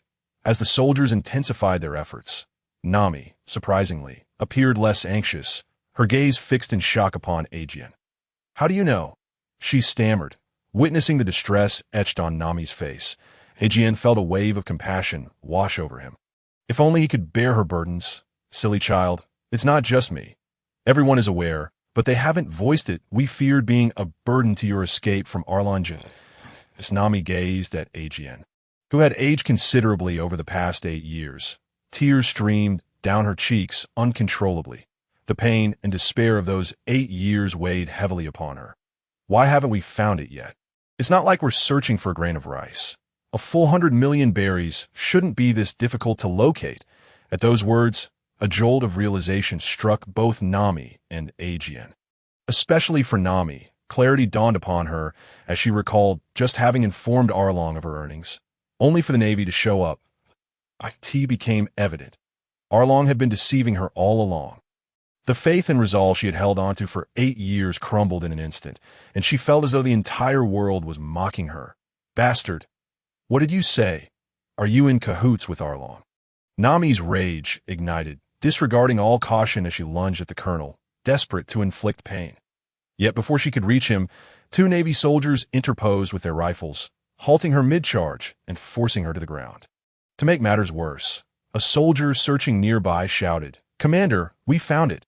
Instantly, all eyes turned toward the commotion, the colonel hastening to the source. There, partially buried just 10 centimeters beneath the surface, lay a wooden chest. When the lid was lifted, bundles of cash and countless precious antiques were unveiled before the astonished crowd. "Commander, there's more here." Meanwhile, 2 soldiers rummaging through Nami's room uncovered 3 bags filled with treasure. The moment she saw the bags, a figure with a roguish grin flickered before her eyes. In that instant, engulfed in despair, Nami was overwhelmed by regret. If only she had not left the Straw Hat Pirates. If only she had shared the truth with Joya and Luffy. Would things have turned out differently? "I'm so sorry, truly sorry." "Joya!" Nami cried out helplessly, yearning for the presence of that man. The unforgettable meow of a cat sent a shiver down her spine, and she looked up in disbelief. As her gaze lifted, the familiar face reappeared, disheveled black hair, an irreverent smile, and that mischievous sprite perched on his shoulder, staring fixedly at the man who had materialized before her. Nami felt paralyzed with fear, terrified that any movement would cause him to vanish. I can't be dreaming, can I?" Kneeling before the muddy Nami, Joya gathered her into his embrace, whispering softly, "Foolish girl, just think of this as a dream. When you wake, everything will be over." Chapter 34. No mercy yet. How could Nami possibly sleep at that moment? Without a thought for her modesty, she clung to Joya with all her might, fearful that he might slip away. "Who are you?" shouted the suddenly alarmed Colonel Jack. "I am Captain Jack of the Navy, and if you dare lay a hand on me, the entire Navy will not let you go." Jack's words, laced with bravado, elicited a dismissive smirk from Joya. You think you're worthy of the entire Navy's protection? He scoffed that you're far too full of yourself. Kill him, Jack commanded, his fear and arrogance coalescing into a deadly intent. The sound of gunfire erupted, echoing through the air, but Joya had already vanished from sight, along with Nami, as if they had never existed. Where did he go? Where is he? In a panic, Jack seated himself on the ground, summoning his men to encircle him. His eyes widened in terror as he scanned the surroundings for any trace of the man. Are you looking for me? A chilling voice emerged from behind. Realizing the threat, Jack attempted to flee but found a glinting blade poised against his neck. Don't move, or your commander's head will be rolling. Stop. Don't move, Jack barked, urgently halting his subordinates, fearing for his life in mere seconds. The Navy, which had held the numerical advantage, found themselves in an utterly precarious position. As Joya and Nami emerged from behind the Navy soldiers, Ajin felt a surge of dread. Having witnessed various spectacles before, he quickly grasped the gravity of the situation. Perhaps this was indeed a manifestation of the legendary devil fruit powers. A sense of relief washed over him. Yet an undercurrent of astonishment grew within. He could not fathom when Nami had befriended such a formidable force, nor why she had not revealed this ace up her sleeve. Meanwhile, the Navy soldiers, having encircled Jack from the start, could hear Joya's voice but could not see him. Jack, on the other hand, was paralyzed with fear, the blade at his shoulder rendering him incapable of even glancing back. Observing the stillness of the prize wheel within his system, Joya could not help but ask, "Have you realized your mistake yet?" "Why, yes, I have," Jack stammered. "What was my error? I should not have colluded with Arlong, nor should I have been greedy for wealth or attempted to rob you." Joya, noting Jack's eloquence and sincere demeanor, felt a wave of incredulity wash over him. He had not posed the question to genuinely elicit an admission of guilt, but rather to secure a chance at a reward. Such self-destructive behavior encompassed not only the use of cunning to deceive others, akin to how he had once treated Garp, but also included mockery and provocation, similar to his dealings with Crocodile, and inflicting profound suffering as he had done a Horty. Under normal circumstances, a Navy officer would never tolerate such interrogation. However, Jack, clearly no ordinary man, maintained a steady facade, answering each query without resentment. This left Joya, who prided himself on his prowess and manipulation, feeling as though he had struck air with a punch. "Then, what purpose do you serve me now?" Before Jack could comprehend the significance of this statement, he felt a sharp sting in his neck, followed by warmth seeping through his shoulder. "No, please, I don't want to die. His words trailed off as a heavy fatigue enveloped him. And no matter how hard he struggled, he could not lift his leaden eyelids. Thud.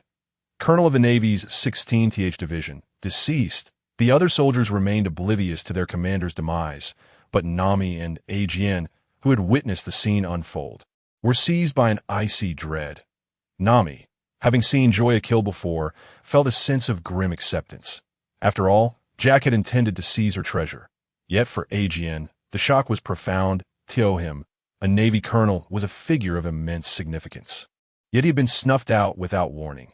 Suddenly, Ajin began to question whether knowing someone like Nami was truly a blessing or a curse. "Take your commander and get the hell out of here." As he spoke, he guided Nami out of the shadow world. Until recently, he had been unaware that the shadow fruit enabled him to bring others into the shadow realm. It was only a short while ago, after using his abilities to enter Nami's shadow at the sea restaurant, that the little fairy still perched on his shoulder made him realize this truth. Upon hearing this, all the soldiers couldn't help but breathe a sigh of relief. They had thought they were facing a formidable adversary. Now, it appeared that their situation was not unlike those encounters they had experienced before. Regardless of how arrogant they had been, they would ultimately be allowed to leave. However, as they turned around, what they beheld was a scene of bloodshed. A commanding officer with wide, staring eyes, yet devoid of breath. Thud, thud. More than half of the men fell to their knees, with several so terrified they wet themselves. Having traversed the gray area alongside their commander, they had witnessed death more than once, leading them to lose respect for life. Yet this time, gazing at the officer who had recently led them in seizing 100 million. They were left in a daze, their minds blanked. it dawned on them that they were not invincible. They could be injured, they could die. With this realization, the transgressions of their past flashed before their eyes. Consequently, a few soldiers who had initially remained standing finally crumpled to their knees. With narrowed eyes, Joya observed the kneeling soldiers, a flicker of murderous intent gleaming in his gaze. Clearly, their guilt indicated that none of them were virtuous. Especially since some had bullied Nami before this thought, Joya felt an overwhelming urge to slay them all. Yet he quickly dismissed such thoughts. Should he act on that impulse, the next encounter with the old man would likely not be pleasant. After a moment of contemplation, Joya turned his attention to Ajien, who stood not far away. "Come here." After a brief hesitation, Ajien approached. As he neared, Joya patted his shoulder and addressed the kneeling soldiers. "Listen well. You lot. Shortly, you will find him. Write down all the misdeeds you've committed over the years and sign your names. Then, take your commander and get out of my sight. I'll be watching nearby. And anyone who dares to cause trouble, the consequences will be on your own head." With that, he disregarded the worthless soldiers and turned away, cradling Nami in his arms. Chapter 35. Heart to heart once matters settled. A shy Nami whispered in Joya's ear, "Put me down. I can walk on my own." "No, your leg is injured." "Injured? Where?" "I don't even know." Joya raised his chin to show her. "You idiot, that hardly counts." Nami's frustration peaked as she glared at the minor scrape on her knee. Wishing she could bite that shameless face of his.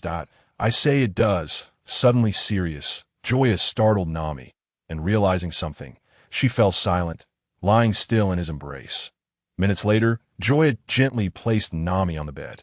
Surveying the disarray of the room, he casually moved a chair to sit beside her. "Yes, I'm sorry." The silence was broken by Nami, though she buried her face in the blanket, unable to meet Joya's gaze. "I want to know why you left without a word. That we are partners. If there is something troubling you, you should just tell us. Even if we lack the strength now, it doesn't mean we won't in the future. Or perhaps you never considered us as partners." Joya was baffled.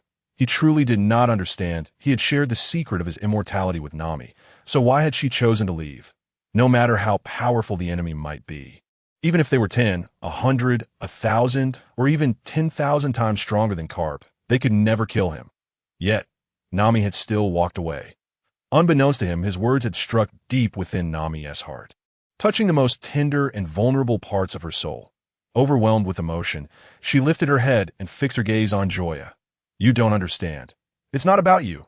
The issue lies with me. I am unworthy. Do you understand? I'm a cadre of the Arlong pirates.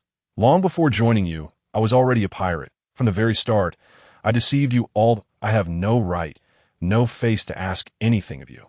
Do you truly comprehend?" Each word, each syllable, pierced Joya's heart like a blade. Observing Nami, tear-streaked and helpless, reminiscent of a homeless cat caught in the rain, Joya slowly rose and enveloped her in his arms. "Foolish girl, you are the navigator I invited aboard. That if you are unworthy, then there is no one in this world who deserves to be." His words. Nami sobbed even harder, gripping Joya's shirt tightly. Tears flowed freely, as if she were releasing all the grievances she had endured over the past 8 years, soaking a large patch of his clothing in no time. When the sounds reached Ajien and Noki Gao outside the room, they not only felt no concern, but rather wore expressions of relief. They could scarcely recall the last time they had seen Nami see, or why, as the saying goes, a tightly stretched string is prone to snap. They had worried that Nami, who had always hidden her true feelings, might one day completely break down. Now, hearing her wail, they finally felt reassured. Not long after, exhausted from crying, Nami succumbed to slumber. After covering her with a blanket and leaving the little fairy behind, Joya quietly exited the room. Onoki Gao, who stood guard at the door, he said, "Take care of Nami. I'm going to kill a few people." These words, Noki Gao, who was not particularly timid, nearly shattered his heels in fright, while Ajien almost bit his tongue in shock. The two exchanged dumbfounded glances. Who was this young man, and why did he harbor such a murderous intent? Having just dispatched a naval colonel, he was already intent on more bloodshed. "Oh wait, he is a fishman? Then that is different." "No, it's not." After a moment's daze, the two hastily tried to stop him. Despite Joya's swift handling of the colonel, This particular fishman was no match for Arlong. Though Joya displayed formidable strength, in their eyes, he still paled in comparison to Arlong, and given Nami's connection to the matter, the two certainly hoped Joya would not encounter any trouble, as they would have no explanation for Nami otherwise. Understanding their distrust, Joya chose not to elaborate further. Glancing at the incriminating evidence in Aegeon's hands, he spoke, "Hold on to this evidence. Once everything is settled, turn it over to the Navy and pin the Colonel's death on me that I'm a pirate, so it doesn't matter to me. Just don't say more than necessary." With that, Joya's figure vanished in an instant, leaving the two staring at each other in bewilderment. On the other hand, how come that Colonel hasn't arrived yet? As time ticked away, Arlong began to grow impatient. "Boss, do you think he might have fled?" A suspicious subordinate queried that he wouldn't dare. "If he did, I'd publicly expose all the dealings he has had with us over the years tomorrow." With leverage over the Colonel, Arlong remained calm. Though slightly puzzled, suddenly, a loud crash echoed through the air. The massive steel door, weighing over 1,000 pounds, flew open and smashed down, stirring up a cloud of dust. All the fishmen looked toward the entrance, clearly aware that their visitor was not here for idle conversation. "Which one of you is Arlong? Lend me your head for a moment." The brash attitude immediately incited the fishmen's anger, and before they could even ascertain the intruder's identity, some rushed to attack. Just as they prepared to retaliate against Joya, a voice echoed in his mind. "Congratulations, host. You have acquired the 6th style, Zoro." At that moment, Joya stood in stunned silence, so much so that he failed to notice the approaching enemies. "How dare you insult my brother? Die." Under the lead of one fishman, over a dozen others, armed with knives and guns or barehanded, launched a fierce assault on Joya. 10 minutes later, as the fishmen dispersed, what remained of the once handsome Joya was now a bloodied, mangled mess. Sensing the faint scent of blood in the air, Arlong cast a glance and commanded, "Clean this up quickly. Our guests will be arriving shortly." "Excuse me, are you waiting for that naval colonel? If so, I wouldn't recommend continuing to wait because I've already killed him. Of course, if you insist on meeting him, I wouldn't mind escorting you." A sudden sound startled everyone. However, upon witnessing Joya, who had restored her original appearance and stood before them once again, the nearest dozen or so fishmen felt their bodies weaken and collapse to the ground. Beads of cold sweat dotting their bodies, their terrified gazes resembling that of one who has encountered the specter of death. "Yeah. If you can't speak, then shut your mouth." The moment those words fell, a chilling glimmer erupted in the air ahead, larger than a basketball, rolled away, coming to rest at Arlong's feet. Staring at the unblinking eyes of his fallen compatriot, Arlong dared not move. "Who are you? If my subordinates have offended you in any way, I implore you to forgive us in light of my elder brother, the sea hero Jinbe. Of course, we are willing to compensate. How about 300 million berries?" Chapter 36. Punishing Arlong at this moment. Arlong, who had never regarded anyone with a respectful eye, was completely cowed, even beginning to address Joya with the honorific you, although they had yet to engage in combat. He had spent some time alongside Jinbe in the New World, and with just one glance, he discerned that the newcomer was undoubtedly a formidable and unique devil fruit user. Otherwise, the earlier events could not be explained. What Arlong did not realize was that his conjecture was only half correct. Joya was indeed a devil fruit user, but her ability of immortality stemmed from a system rather than a devil fruit. With a disdainful smile, Joya was in no rush to end Arlong's life. Kill him outright would be too merciful. It would be far more entertaining to let him suffer in unending fear and resentment until his demise. She strolled past the many fishmen and took a seat in the lounge chair where Arlong had previously Saturday, casting a glance at her updated personal profile. Name, Joya. Age, 17. Combat power, 345, 397 charm level, 35 personal abilities, immortality. Simplified Saiyan physique, eagle eye reconnaissance, iron block, replication fruit ability, shadow fruit. Away 18 styles, sea stone swordsmanship, shave. The significant increase in combat power left Joya quite pleased. The reason for such a high value was not only due to her severe injuries, but also because she had acquired the 6 styles. When she looked back at Arlong, she instinctively employed the eagle eye reconnaissance technique. Name, Arlong. Age, 39. Combat power, 403 charm level, 13 personal abilities: Shark Arrow, Giant Bite, Chainsaw Frenzy. The combat power exceeding 400 caught Joya off guard. He was the first individual she had encountered who surpassed that threshold. Nonetheless, it was merely that combat power indicated the strength of physical abilities and did not account for devil fruits or immortality. After contemplating for a moment, Joya spoke. 300 million is too little. I demand 1 billion. At her words, Along was rendered speechless. Despite his frantic accumulation of wealth over the years, his total assets barely amounted to 600 million. And even counting the value of his own head at 20 million, he still fell short by 380 million. Setting aside whether he had that much money, even if he did, he would not simply hand it over at the mere utterance of a request. My lord, it is not that we do not wish to comply.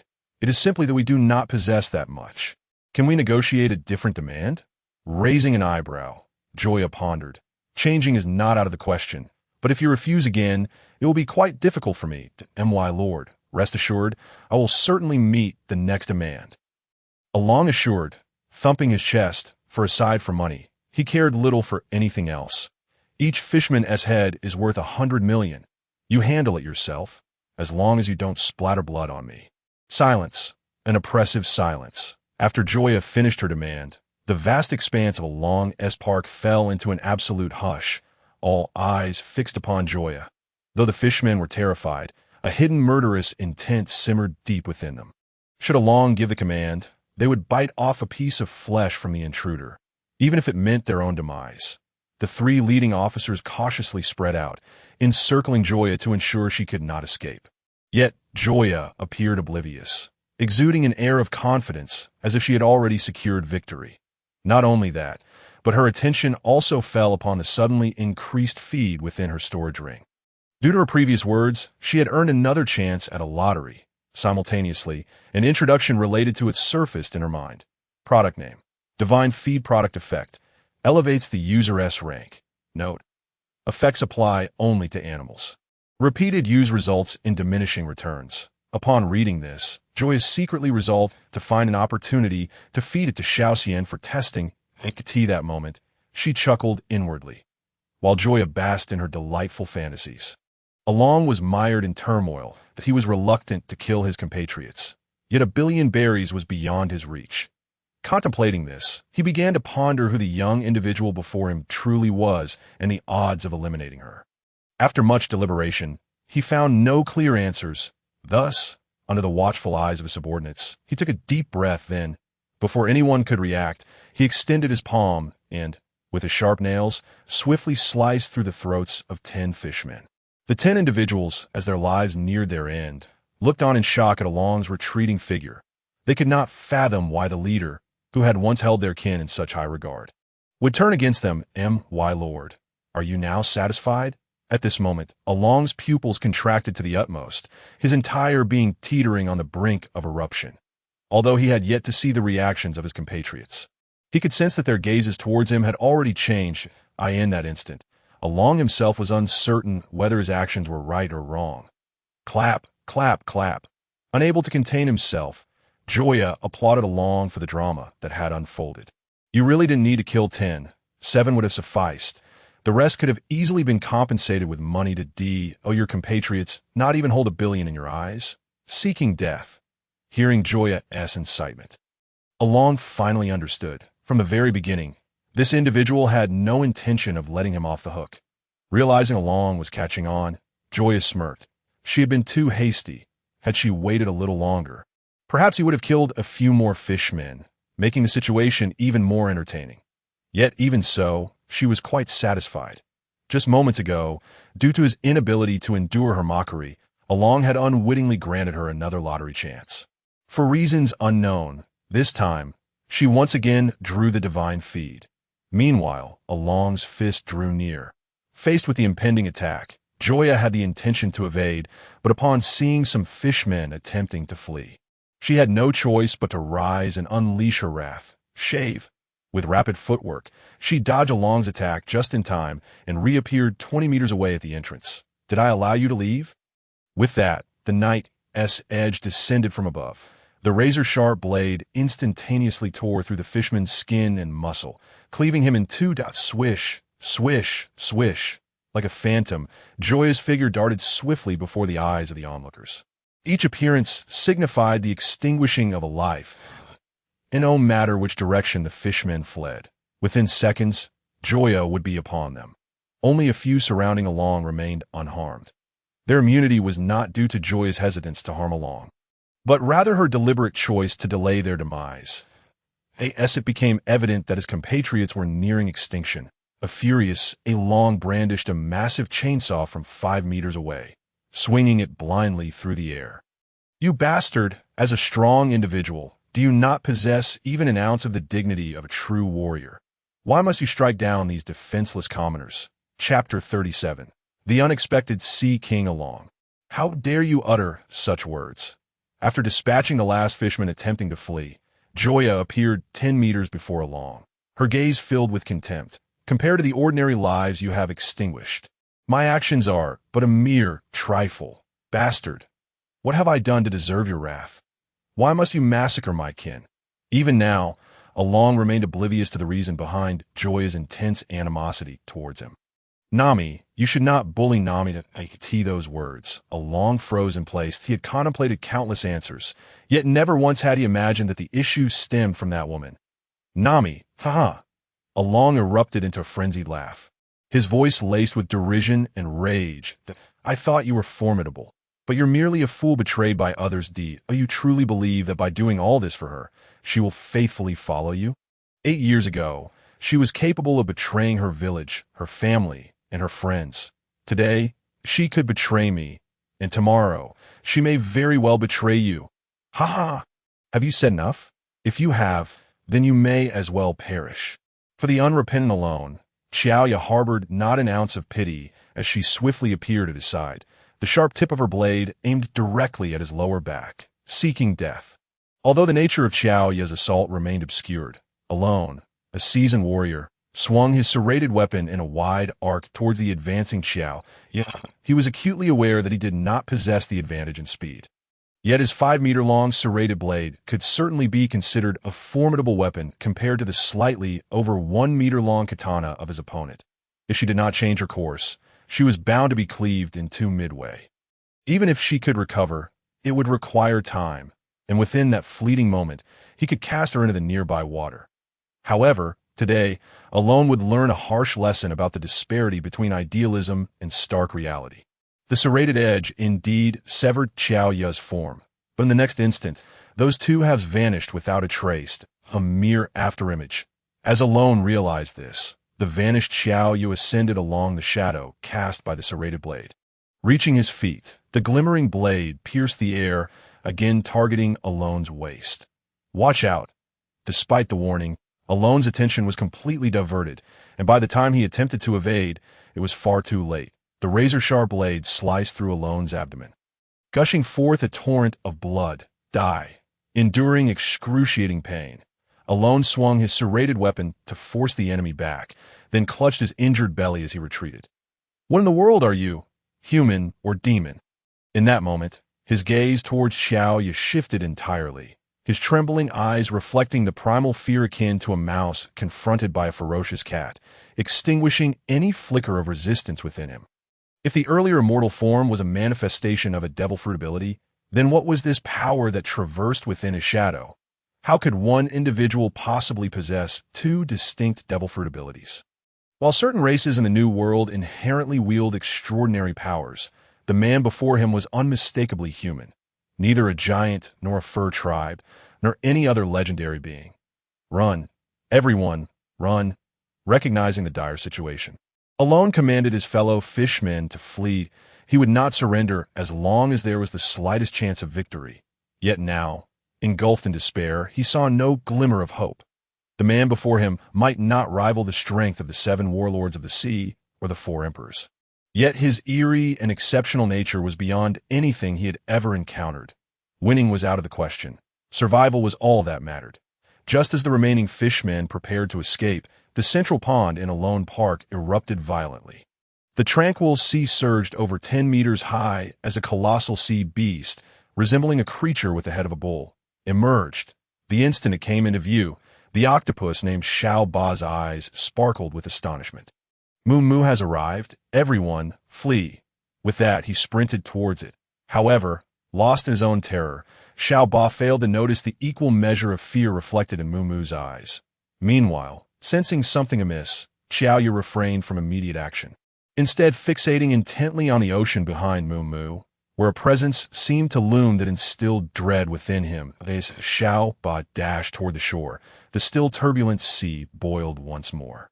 Boom! Like an atomic bomb detonating in the ocean, half of a lone park vanished, and towering waves surged dozens of meters high, creating an impression that the entire world might be upended in the face of such colossal waves. Moo Moo, a sea beast, appeared diminutive and insignificant. Roar. Amidst the deafening roar, 10 monstrous beings the size of Moo Moo suddenly emerged. Each scale of the reddish-brown creature was the size of a house, and its black vertical pupils struck fear into the hearts of onlookers, clearly indicating that this was a gargantuan serpentine sea king. It devoured Moo Moo in one gulp, then fixed its gaze unwaveringly on Xiao Ye among the crowd. In contrast, Xiao Ye's expression mirrored shock as he beheld the Sea King, his astonishment reminiscent of encountering a ghost in broad daylight. After a brief silence, alone, sensing hope, suddenly cried out, "Great Sea King, please strike down this man. We promise to provide you with ample food afterward." Although uncertain if the creature comprehended his words, Alone stepped forward, believing this was his last glimmer of hope. Moreover, as a fisherman, he presumed he would garner more trust from the Sea King than a mere human like Xiaoya. The next moment, as the Sea King scrutinized both him and Xiaoya, Alone's heart raced with a mix of anxiety and excitement. He believed his words had struck a chord. However, the moment the Sea King opened its massive jaws to bite down on him, Alone's shattered dreams manifested as he extended his middle finger skyward.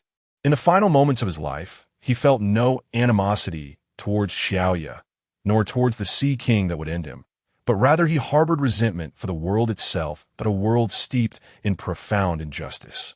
After witnessing Alone being entirely consumed, for reasons unknown, Xiaoya, who had initially intended to eradicate all the fishmen, suddenly felt disinclined to kill. Casting a glance at the remaining 20 or so fishmen, he declared, "Leave, and do not let me see you again." Yet despite Xiaoya's command, the fishmen dared not depart. "Did you not hear me tell you to leave? If you remain here, I shall slay you all." This time, all of them fled in a frenzy, leaving only the serpentine Sea King and Xiaoya in the vast expanse of a lone park. Gazing at the Sea King before him, Xiaoya's peripheral vision revealed a personal interface associated with it. Name, none age, 28 years power level, 699 charm, 9 personal ability, replication fruit. In that moment, Xiaoya's attention fixated entirely on the last entry, unable to comprehend why the Sea King before him shared the same fruit ability as himself. Chapter 38, The Potent Divine Feed. The only conclusion he could draw was that this Sea King had consumed the devil fruit he had discarded into the sea at that time, which would also explain why he always felt as though something was watching him. The replication fruit, properly named the Enhanced Replication Devil Fruit, was something he had drawn from the system's lottery. Unlike the naturally occurring devil fruits of the pirate world, that fruit bore no flaws. Neither sea stone nor seawater could affect its consumer. To Xiaoya's knowledge, the replication fruit had never appeared in the pirate world. And even if the Sea King had consumed a naturally occurring version, it would not be capable of appearing before him, for seawater would render it powerless, causing it to sink to the depths until it starved or was consumed by other creatures. Having reached this conclusion, Xiaoya was filled with regret. He had believed the Enhanced Replication Devil Fruit, aside from immunity to seawater and sea stone, was not significantly different in other aspects. Yet now, it was evident that the distinctions were profound. This fruit did not merely affect the first individual to consume it. Rather, it impacted all who partook of it. This meant he could potentially utilize it to create a battalion of individuals with abilities akin to Sentinels. In that case, ruling the world would be a matter of course, merely requiring the possession of a devil fruit. Yet he had squandered this opportunity. The thought left him feeling utterly cheated. Others might lament missing out on a lottery win, but he had forsaken the chance to change the entire world. Who could he blame for that?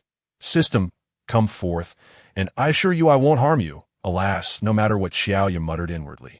The system remained indifferent, functioning merely as a pre-programmed entity, mechanically executing tasks without engaging in dialogue or explanations. Xiaoya, are you all right?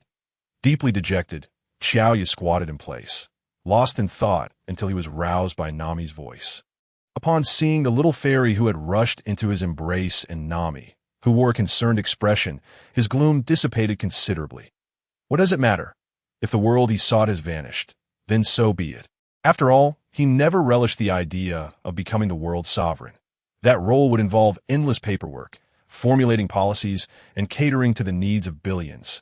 It would only appeal to a fool like Naruto. Returning home, each day utterly exhausted, he pondered if he would even have time to console Hinata. How absurd! Shaking his head, he cast aside those disordered thoughts and, under Nami's startled yet bashful gaze, swept her in his arms. What are you doing?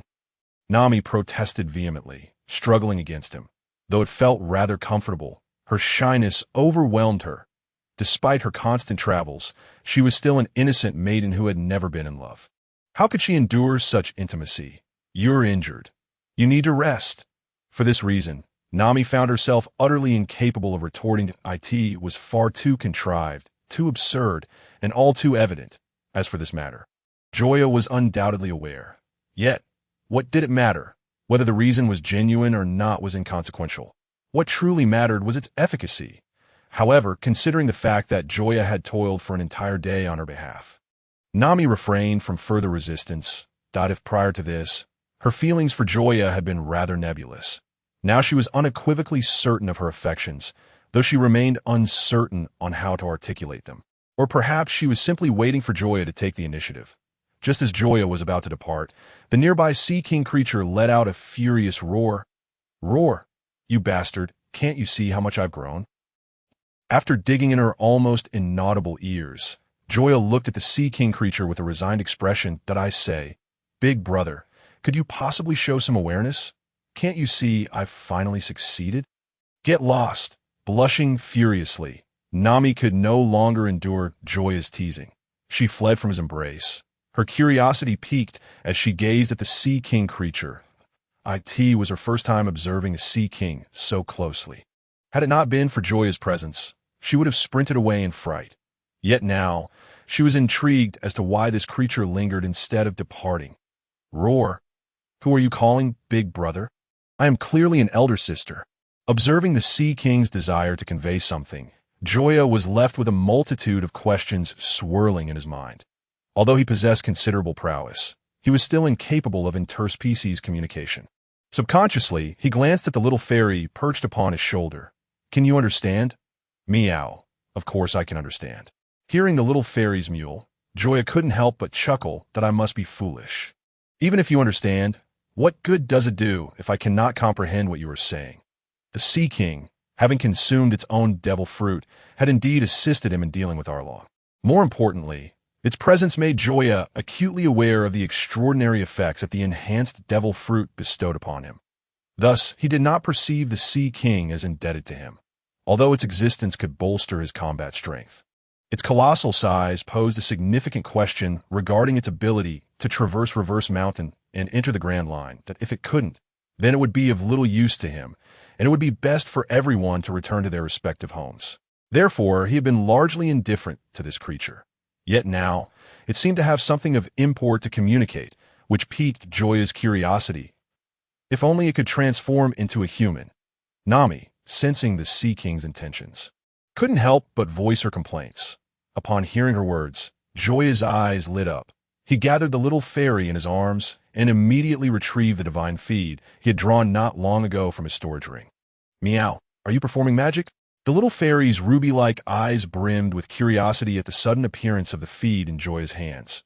The next moment, as Joya tore open a corner of the packaging, the little fairy dove into the bag as if it hadn't eaten for 3 days and nights. Roar! Simultaneously, the Sea King creature appeared to be stimulated, its enormous pupils contracting sharply as it greedily eyed the mere hundreds of grams of divine feed. Observing this, Joya hastily rose, positioning himself to shield Nami and the little fairy behind him. Calm down. I still have more of that. If you want it, you must heed my words, regardless of whether the creature understood. Joya attempted to explain, all the while drawing his sword in readiness for a battle.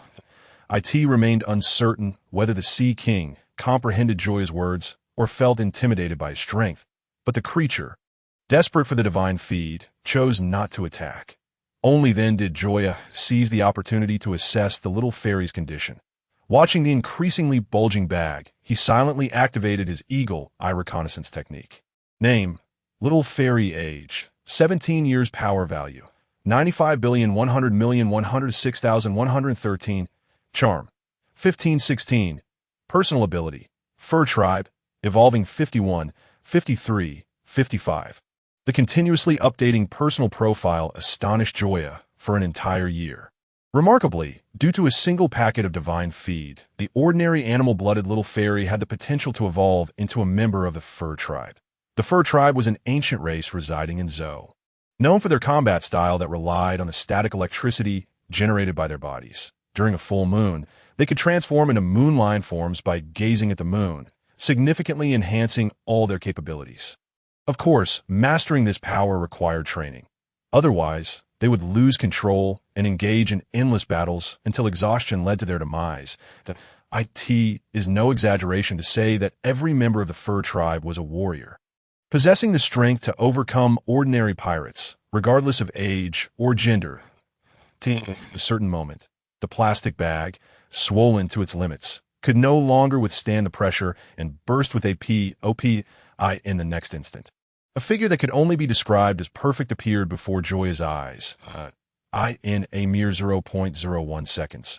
Before his nervous system could react, his honest body instinctively moved first, enveloping the girl before him in his arms. "What are you doing? Let go of me."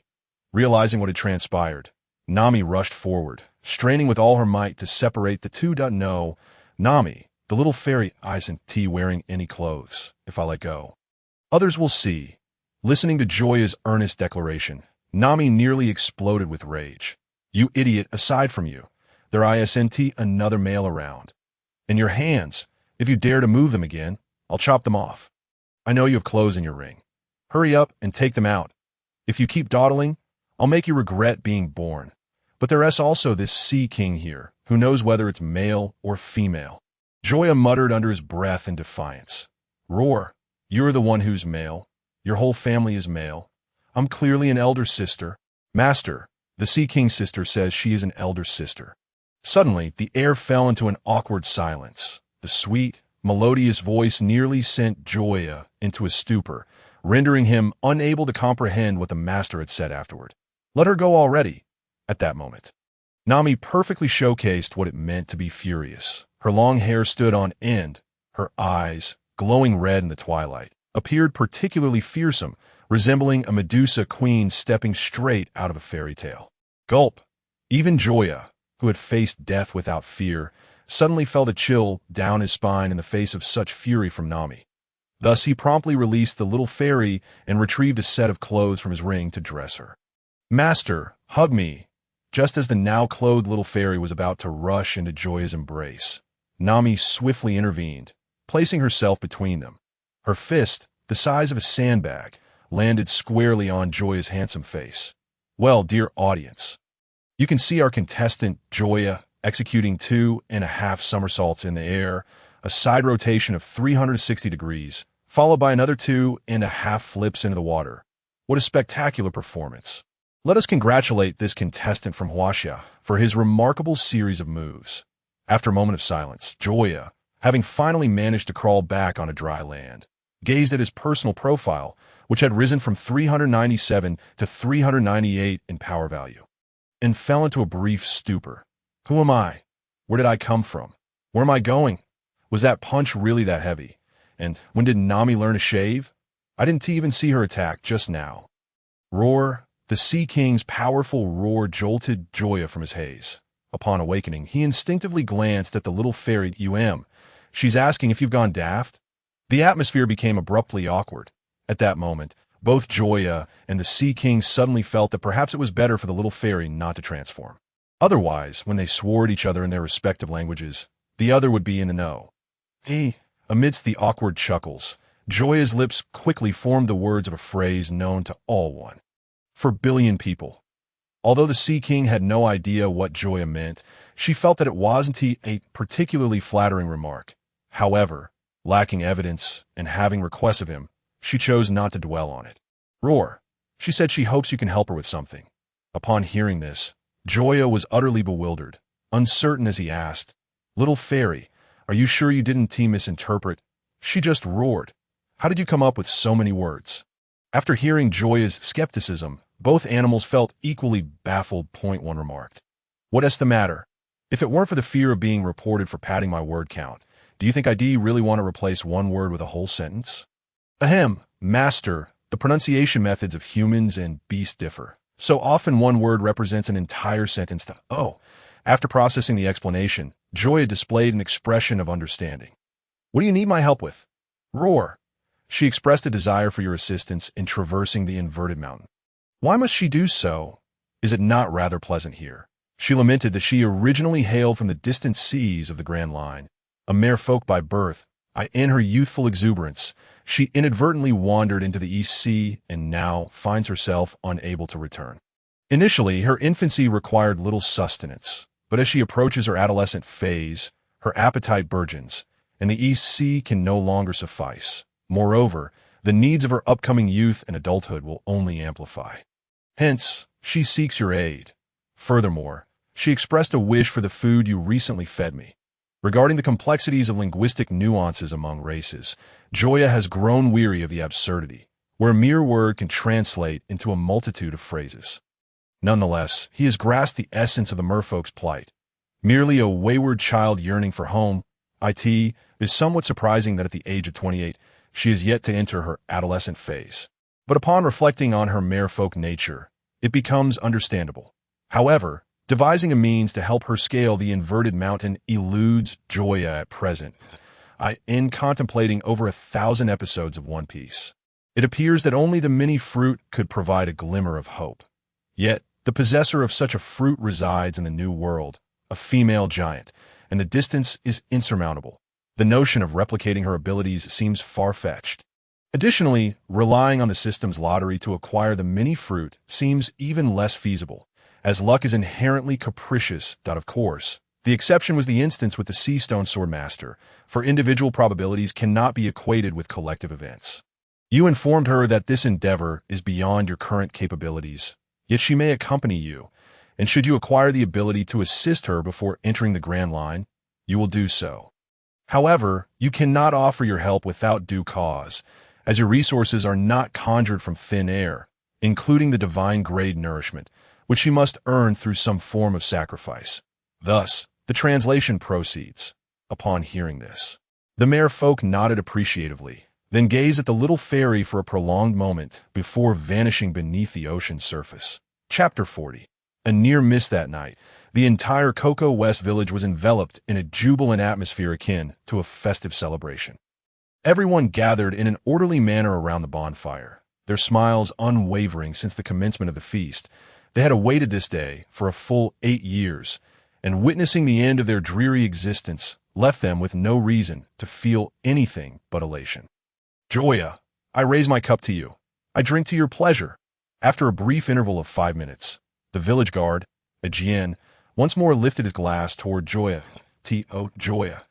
Noticing Ajien's gesture, the villagers, regardless of their drinking prowess, raised their cups in unison. Although they had not witnessed the battle at a long park, it did not hinder their imagination, especially when Joya returned, stained with blood, while the vast majority of the blood belonged to enemies. Even a small portion of his own signified a severe injury, instilling deep gratitude within them. Yet, they could not offer riches or fame. They could only express their heartfelt appreciation through fervor, in response. The astonished Joya quickly lifted a cup to clink with theirs, then tilted his head back to drink.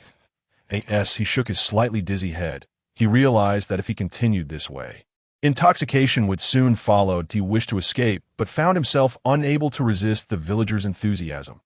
Thus, he cast a pleading glance at Nami, his despair, she turned away without a second thought, seemingly indifferent to his plight.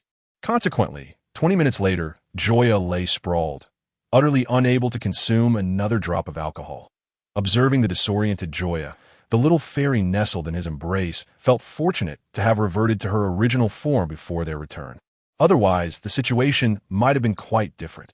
Unlike ordinary fur tribes, she had evolved through divine-grade nourishment, allowing her to selectively maintain either her human or animal form. Come, a few of you. Let's carry Master Joya to my home. Just as Ajien and others prepared to lift Joya, Nami interjected, "Forget it.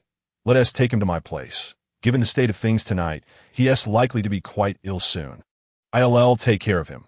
"Very well," Ajien agreed without further thought. Not only was Nami the one closest to Joya, but it would also be awkward for two men to share a room.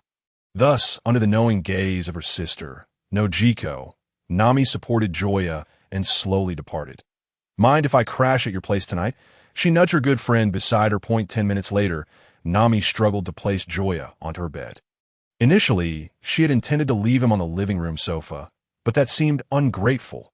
Thus, she had no choice but to settle him on her bed while she would sleep in her sister's room. However, upon seeing the little fairy perched on Joya's chest, seemingly unaware of her surroundings, Nami frowned and said, "Isn't it about time you left? Leave? Why would I do that? Haven't I been sleeping with my master all this time?" After saying this, she transformed into her human form, lazily draping herself over Joya while defiantly gazing at Nami. "That you're a woman. Shouldn't you show a bit of self-respect?" "Huh. That applies to others, but why should I hide my feelings in front of someone I care about? In our animal kingdom, when you find someone you like, you must act quickly. Wait too long, and you may lose your chance. That if you don't cherish it, don't blame others for being ruthless." With that, she proceeded to assist Joya in shedding his garments, his shoes, socks, short sleeves, and pants. In mere moments, he was left clad only in a pair of Hello Kitty shorts. Gazing at the nearly bare Joya, the little fairy began to hesitate. Despite her earlier bravado, being so close to a male for the first time made her shy. Just then, a cold breeze swept through the room. Feeling chilled, Joya rolled over, wrapping his arms around the little fairy, finding a comfortable position to drift back into slumber, feeling the warmth of his body. The little fairy's face flushed crimson, her gaze growing hazy, her cat ears drooping, and her three tails restlessly swaying. "What a jerk! Who do you think you are?" Under the triple assault of alcohol, the fairy's words. In the heart-pounding scene before her, Nami, confused about her feelings, unexpectedly began to undress. She gently lay down, wrapping her arms around Joya's waist from behind. In that moment, the scene was idyllic, but with Joya fast asleep. It was destined to be a night of tranquility. The early bird greeted the waking world, rousing the dreamers from their slumber. As sunlight streamed in, Joya instinctively attempted to turn over, only to find himself constrained by something pressing on either side, rendering him immobile. "Shoo, don't move. Let me sleep a bit longer." The feminine voice beside him nearly sent Joya into shock, instantly dispelling his morning grogginess and bringing clarity to his mind. Looking at Nami and the little fairy on either shoulder, along with the indescribable softness of the covers, he hesitated for a fleeting second. Yet the temperature of his blood surged visibly, overwhelming Joya's not-so-sturdy defenses. Warning, warning, defense system at 90, 70, 50, 30, 0. Just as Joya prepared to take action, a familiar voice rang out nearby. "Joya, Nami, where are you?" "I'm here to pick you up." This exclamation nearly sent Joya into a tailspin. The previously heated excitement in his heart plummeted with those words. "Damn it, I swear I'll make you pay." With one last glance at Nami and the little fairy, and fueled by an unyielding will, Joya mustered the strength to rise. If Luffy didn't face some consequences today, Joya Dream would not be his name. Outside the door, when Luffy caught sight of Zhao Yang, he excitedly spread his arms and charged forward. However, Zoro, Sanji, and Usopp, sensing something amiss, instinctively halted in their tracks. In the next moment, a fist the size of a sandbag rapidly loomed larger before Luffy's eyes. With a resounding thud, Luffy was sent hurtling back at a speed even greater than his approach, crashing into a large tree. With a crack, the tree split in two, observing Xiaoyang's furious expression. The others were left bewildered, uncertain of the cause of his wrath. Why did you choose to arrive at the last moment, making a grand entrance as if to showcase your prowess? Chapter 41. Departure to the next destination half an hour later. As Nami and Xiaoxian stepped out, fully dressed, they were greeted by the sight of Luffy, whose head had swollen to the size of pigs. A faint blush crept across their faces, a mix of unease and anticipation for the events that had just transpired. They felt a tumult of emotions, anxiety intertwined with fear. Now, though, a sigh of relief escaped them, tinged with a hint of regret. In short, their feelings were complex, not easily articulated in a few words out on the other side. The moment Nami and Xiaoxian emerged, Sanji, eyes transformed into hearts, produced a flower from seemingly nowhere.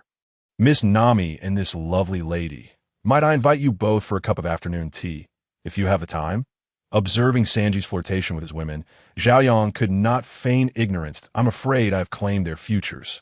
You may as well take your leave. As he spoke, his hands encircled Nami and Xiaoxian's waists. Previously, during their time at the floating restaurant, he had refrained from speaking too freely due to the ambiguous nature of their relationship, feeling he lacked the right to do so. But now, the circumstances had shifted. The fact that both women had not rejected his advances this morning granted him the confidence to proceed. Thus, even if Sanji was the chef brought by Luffy, Xiaoyang would not hold back. Having provided him with a fair chance to compete, it was not his fault that Sanji had failed to seize it. Upon hearing this, Sanji looked incredulously at Nami and Xiaoxian, hoping for a denial. However, although shy, the two did not shake their heads, silently acquiescing to Xiaoyang's hand resting on their waists. Struggling to adapt to the atmosphere, Xiaoxian reverted to her foxcat form, curling up on Xiaoyang's shoulder, too timid to meet anyone's gaze. Witnessing this scene, Sanji clutched his chest and retreated. Before Xiaoxian transformed, he had assumed her cat ears and tail were mere decorations, only now realizing they were genuine. A beast girl, he had unwittingly missed out on a creature of his dreams.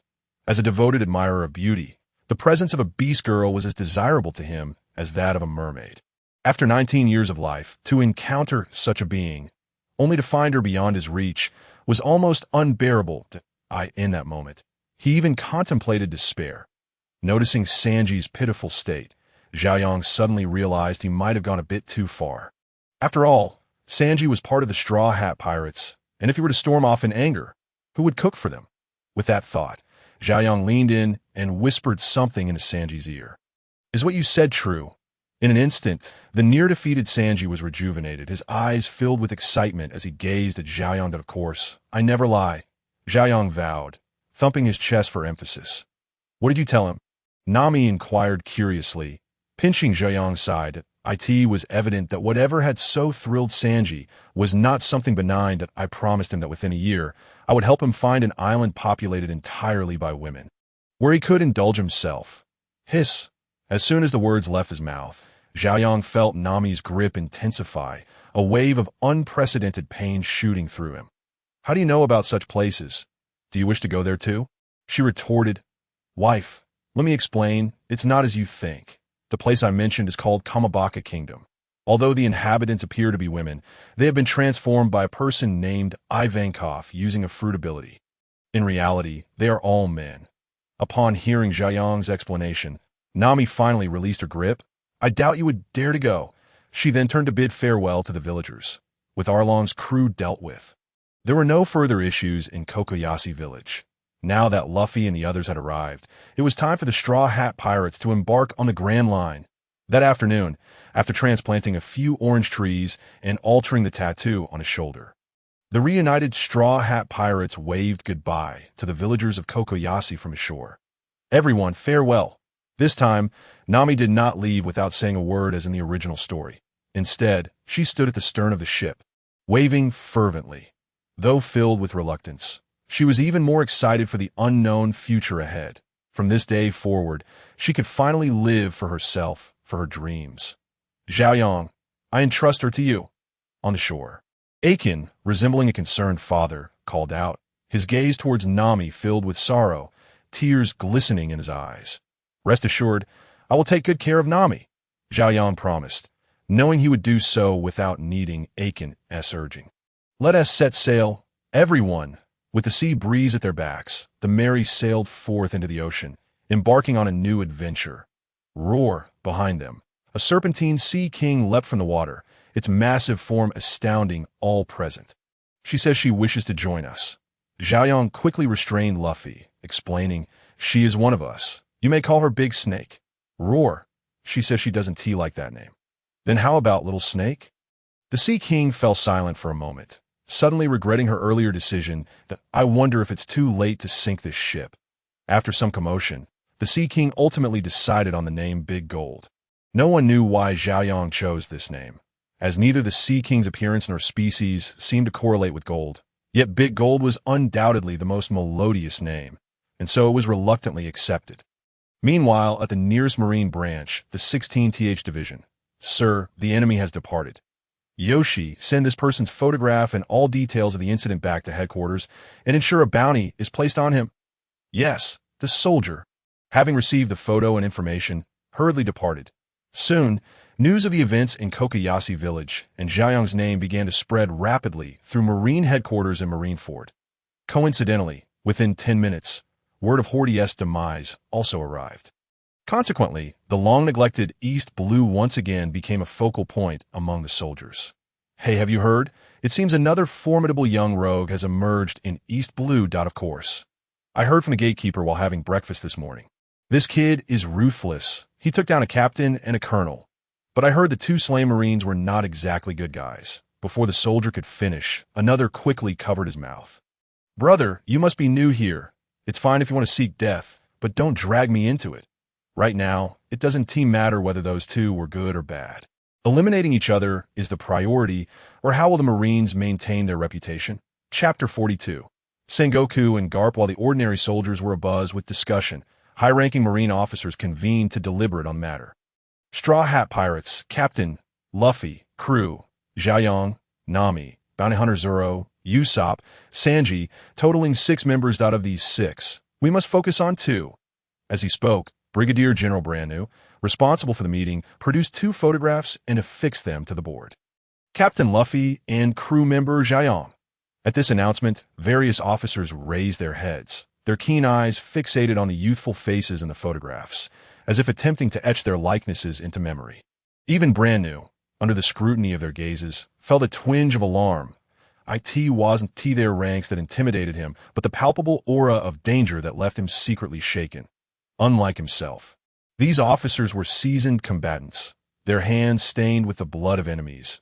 It is no exaggeration to say that before joining headquarters, each of them had been among the elite of their respective divisions. The Armée de la Armée, the kings of battle. Swallowing a mouthful of saliva, Branu continued. In the past 20 days, Monkey D. Luffy, captain of the Straw Hat Pirates, has successively defeated Colonel Monka of the 153rd Division. The bounty of 15 million berry for Buggy and the 17 million berry bounty for Creek. This individual is also the possessor of the Gum Gum fruit, a superhuman type, with a true combat power estimated to be around 30 million. As for Joya, due to his limited engagements, it is currently impossible to ascertain his true strength, but one thing is noteworthy. He appears to be the wielder of an unknown devil fruit ability. Upon hearing this, the previously indifferent crowd suddenly narrowed their eyes, revealing a hint of gravity in their gazes. Although the types of devil fruits are numerous, the Navy has collected considerable intelligence over the years, and it has been many years since an unknown ability devil fruit has appeared. Just confirming the nature of this fruit-esque power would suffice for them to make a trip. What makes this Joya so extraordinary? One colonel inquired. In his view, based on the peculiarities exhibited by the opponent, it will be possible to roughly determine the type, thereby facilitating their arrangements for the potential confrontation ahead. Indeed, Branu nodded. Our intelligence has recorded 2 battles involving him. In the encounter with Lieutenant Hoppity, Joya, who was hit by dozens of bullets, not only healed rapidly, but also managed to slay Hoppity. Furthermore, in the battle against Jack, Joya's sudden disappearance and subsequent reappearance behind others was exceedingly strange. At this point, the expressions of the crowd turned quite serious. Had they not been informed in advance, They might have believed these were two entirely different individuals. The extraordinary physical prowess and bizarre speed exhibited found no commonality from any perspective. By the way, did Joya bleed when struck by bullets? Yes, Branu nodded once more. Upon hearing this, the brigadier general who had spoken earlier slowly shook his head. Negating his own assertion, he had initially presumed it to be a clone fruit, but the fact that blood flowed from a bullet wound yet still allowed for self-healing did not align with the capabilities of a mere clone. Is it confirmed that Joya is human? This question elicited curious glances from the others. If he belonged to a special race akin to the Mink tribe, it would certainly provide an explanation. It was evident that at this moment, they were drawing parallels between their thoughts and the deceased Arlong. Confirmed, came the response. The potential possibilities were swiftly dismissed one after another, prompting some officers to directly inquire. So, what is our mission? Is it to eliminate them or to investigate this unknown fruit ability? Such matters do not require our concern for the time being. Based on our deductions, the enemy's next destination is highly likely to be Logtown. With that man present, even if we cannot capture Joya, we can ascertain the nature of their operations. What we need to do is propose an appropriate bounty, upon hearing that this matter was not for them to handle. These seasoned commanders initially felt discontent, yet when they learned that the task was entrusted to that man in Logtown, the entire room fell silent, no one daring to voice dissent. They were acutely aware of who that man was, the user of the smoke fruit, former Marine Admiral Zephyr's student, the one known as Smoker, the White Hunter. As colonels and brigadiers at headquarters, they had always looked down upon those officers from the divisions, regardless of their rank. However, Smoker was the sole exception. Before mastering the Busashoga Haki, they had no means to contend with him. Moreover, those who could proficiently wield Busashoga Haki were, at the very least, elite commanders of the headquarters. Thus, even though he did not belong to the headquarters rank system, these individuals dared not underestimate him. Meanwhile, at the very top of the Marine headquarters, a figure stroked his beard with one hand while holding a report delivered by a subordinate in the other. Compared to the report Branu received, the one in his hand was evidently more detailed, at the very least. The name of the captain of the Straw Hat Pirates was not Luffy, but Monkey D. Luffy, bring that rascal Garp to me. Yes. Upon hearing this, the messenger at the door hurriedly departed. 10 minutes later, Garp, cradling a large bag of donuts, barged in, plopped down onto the sofa, and propped his legs up. What do you want with me? Looking at Garp, who displayed no awareness of his own demeanor, Sengoku felt a tightness in his chest. Had it not been for this rascal being his comrade for decades, he would have long since had him thrown into Impel Down's 6th level to spare himself the annoyance of his presence. Look at this, Sengoku said, tossing the report directly at him. Moments later, gazing at the photograph of Luffy in the report, Garp burst into laughter. Just as expected of my grandson. He is truly remarkable. Rascal, I see you're eager to end up in Impel Down. Your son joining the Revolutionary Army is one thing. But how can you let your own grandson become a pirate? Tell me the truth. Does that Joya have any relation to you? At this, Garp scratched his head awkwardly and quickly pulled out a donut to offer Sengoku. Why don't you have a donut first? Seeing this, Sengoku, understanding the situation, slumped into a chair with a look of helplessness. Don't you think bribing me with a single donut is a tad insufficient? Impossible. A person as upright as I could never bribe anyone. I merely momentarily lacked a good excuse to placate you. Bring that rascal out and execute him in 5 minutes, Sengoku ordered, nearly exploding with anger. However, the soldier on duty at the door merely stared at the ceiling, seemingly oblivious. As an ordinary soldier, it was best for him to steer clear of the conflicts among the high-ranking officials. His constitution was too frail to endure such turmoil. After a long pause, as Sengoku's fury gradually subsided, he once again asked, Garp, if you know anything about Joya, I hope you'll share it with me. Don't you realize? He is nothing like your grandson. In response, Garp set down the donut in his hand, and memories from over a decade ago when he first encountered Joya resurfaced in his mind. I know. I've known from the very beginning he is certainly different from Luffy. For when I first met him, I contemplated whether I should kill him. That a chill ran through Sengoku at Garp's serious expression. A sense of foreboding washing over him. What do you mean? An immortal body. He possesses true immortality. Over the years, I have attempted every conceivable method, Poisons, gunfire, fists, daggers, and all manner of lethal techniques I could think of, but I could not leave even a scratch upon him. At this revelation, Sengoku could no longer remain seated. He moved over to sit beside Garp, whispering furiously, "If that is the case, why did you let him go? You must understand the chaos his existence will unleash." Instead of answering, Garp countered, "Don't you think the world needs him? Just like Hoppity and Jack, whom Joya killed. If it weren't for him, those two would still be oppressing the innocent under the Navy's banner. When they defied justice, where are your so-called rules and order? Rascal, don't try to twist words. Rules and order are human constructs. Therefore, they inevitably have flaws, and our duty is to fill those gaps. A person like him, who kills without restraint, only sows societal chaos, and should not exist." Just as Garp was about to respond, the office door was abruptly flung open from the outside. "Did I say you too? After all these years, why are you still bickering over this matter? Though your ideologies differ, your goals remain aligned. Have you forgotten what Admiral Khan advised you back then? The only individual capable of interjecting at this moment and persuading both men was none other than Vice Admiral Tsuru. I'm not interested in dealing with him. Come on, too. Have a donut." Garp offered a donut to Tsuru, who, ignoring the treat, found a seat and sat down. The discussions regarding the bounties for Luffy and Joya had progressed significantly among Branu and the others. The suggestion was a bounty of 30 million berry from Monkey D. Luffy, but opinions varied greatly when it came to Joya. Some believed that due to Joya's killings of Hoppity and Jack, to maintain the Navy's authority, the bounty should be set around 40 million to demonstrate their resolve in eliminating evil. Conversely, others felt that although Joya had killed Navy personnel, the power he displayed was not particularly formidable. Hence, they believed a maximum of 20 million was appropriate. Since you all seem to have nothing better to do, why don't you decide 40 million, 20 million? Just as Admiral, he was about to sip his tea. He was taken aback by the sight of two elderly gentlemen across from him, once again on the verge of quarreling. The reason was clear. This man posed a significant threat to the Navy and the world government. "The bounty on Joya cannot surpass that of my grandson." At this point, the usually composed Admiral, he could no longer resist the urge to hurl his teacup at Garp's wrinkled visage. "Then it shall be 40 million. Ultimately, it was Admiral he who decisively made the call. As the matter seemed to conclude, an uneasy Garp rose to take his leave. By the way, apart from Luffy and Joya, do you have any other GS or descendants, Garp?" Upon hearing this, Garp inwardly lamented, truly fearing what he had brought upon himself. "No, not really." However, his evasive gaze and restless hands were hardly convincing.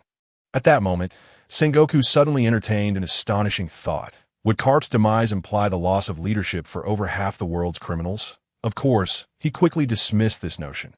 Garp, though a rascal, could not possibly descend to such depths. Probably, with this thought in mind, Sengoku pressed further. "Garp, we shan't force you, but might we take a glance at your family tree?" Family tree. How could my family possess such a thing? Haha, I just remembered I have a document awaiting my signature on my desk.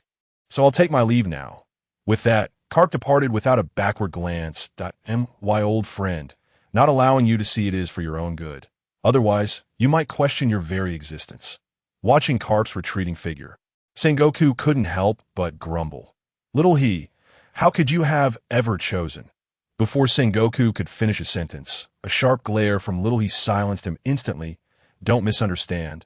What I meant was, it's all Garp's fault. He appears so honest and simple, yet is truly sly and cunning that in his youth, he deliberately damaged his own ship, using that as an excuse to board yours. How could I have failed to see that he was such a shameless person back then? Therefore, I have decided that when I retire, I won't go elsewhere, but will come aboard your ship as support staff. And don't think of refusing. On the day before my retirement, I will issue such an order in my capacity as Fleet Admiral, and you will have no choice but to comply. Suit yourself." Growing weary of Sengoku's banter, Admiral, he turned to leave, thinking it a bit shameful to still be engaging in such antics at their age. Thus, with Admiral, he asked final confirmation. The Navy's intelligence department began mass printing bounties for Luffy and Joya, which would be distributed worldwide alongside the next day's newspapers. It seemed that the world would soon be stirred into a new wave of turmoil due to their appearance. Although the amounts on these bounties were not excessively high, it was the first time the two were being targeted. Achieving 30 to 40 million on their first bounty was bound to break the Navy's official records, inevitably causing a sensation. However, the protagonists, Joya and Luffy, remained blissfully unaware of it all. At this moment, they were deliberating their next destination. The provisions aboard are sufficient for over a month, and we are approximately 20 days away from the entrance to Reverse Mountain in the Grand Line. Thus, we can sail straight there without pause. But here, Nami, the navigator, hesitated slightly, glancing at Luffy. However, on our route, we will encounter a place called Lobetown. All except Joya were momentarily taken aback. What is the matter? Is there something particularly interesting about that town? Luffy inquired, puzzled. Lobetown, the town of beginnings and endings, where the pirate King Roger was born and also executed. Upon hearing this, Luffy, who had previously shown little interest, suddenly fell silent. Nami, I must go there. Very well. Nami was not surprised by this decision. She had anticipated this outcome the moment she resolved to mention it. Although there was a particularly formidable Navy officer there, with Joya present, it should pose no significant issue. Thus, she instinctively stole a glance at Joya, only to discover him sharing a kiss with Little Fairy. Though in her foxcat form, it still sparked a surge of anger within her. Chapter 44. Another call to Garp the following morning. Precisely 23 days after Luffy and Joya departed from Windmill Village, Joya emerged from the girls' room, one hand pressed against his waist, looking utterly fatigued. Observing Joya in such a state, Luffy appeared bewildered, while Zoro and Usopp wore expressions of disdain. And Sanji looked on in sorrow, on the verge of tears yet unable to cry. Sanji, remember to add some goji berries and sea cucumbers to the breakfast soup, Usopp remarked pointedly. Joya, feeling utterly defeated, chose not to explain. He wanted to do something, yet the attitudes of Nami, Little Fairy, and others from Coco Village were entirely different, leaving him no opportunity. Especially Nami, who guarded him like a hawk, even forcibly taking Little Fairy away to prevent her from sleeping with him. The reason he had emerged from the girls' room in such a manner was entirely due to Nami. In her words, during yesterday's meeting, he hadn't listened attentively, and, as punishment, she had kicked him in the lower back.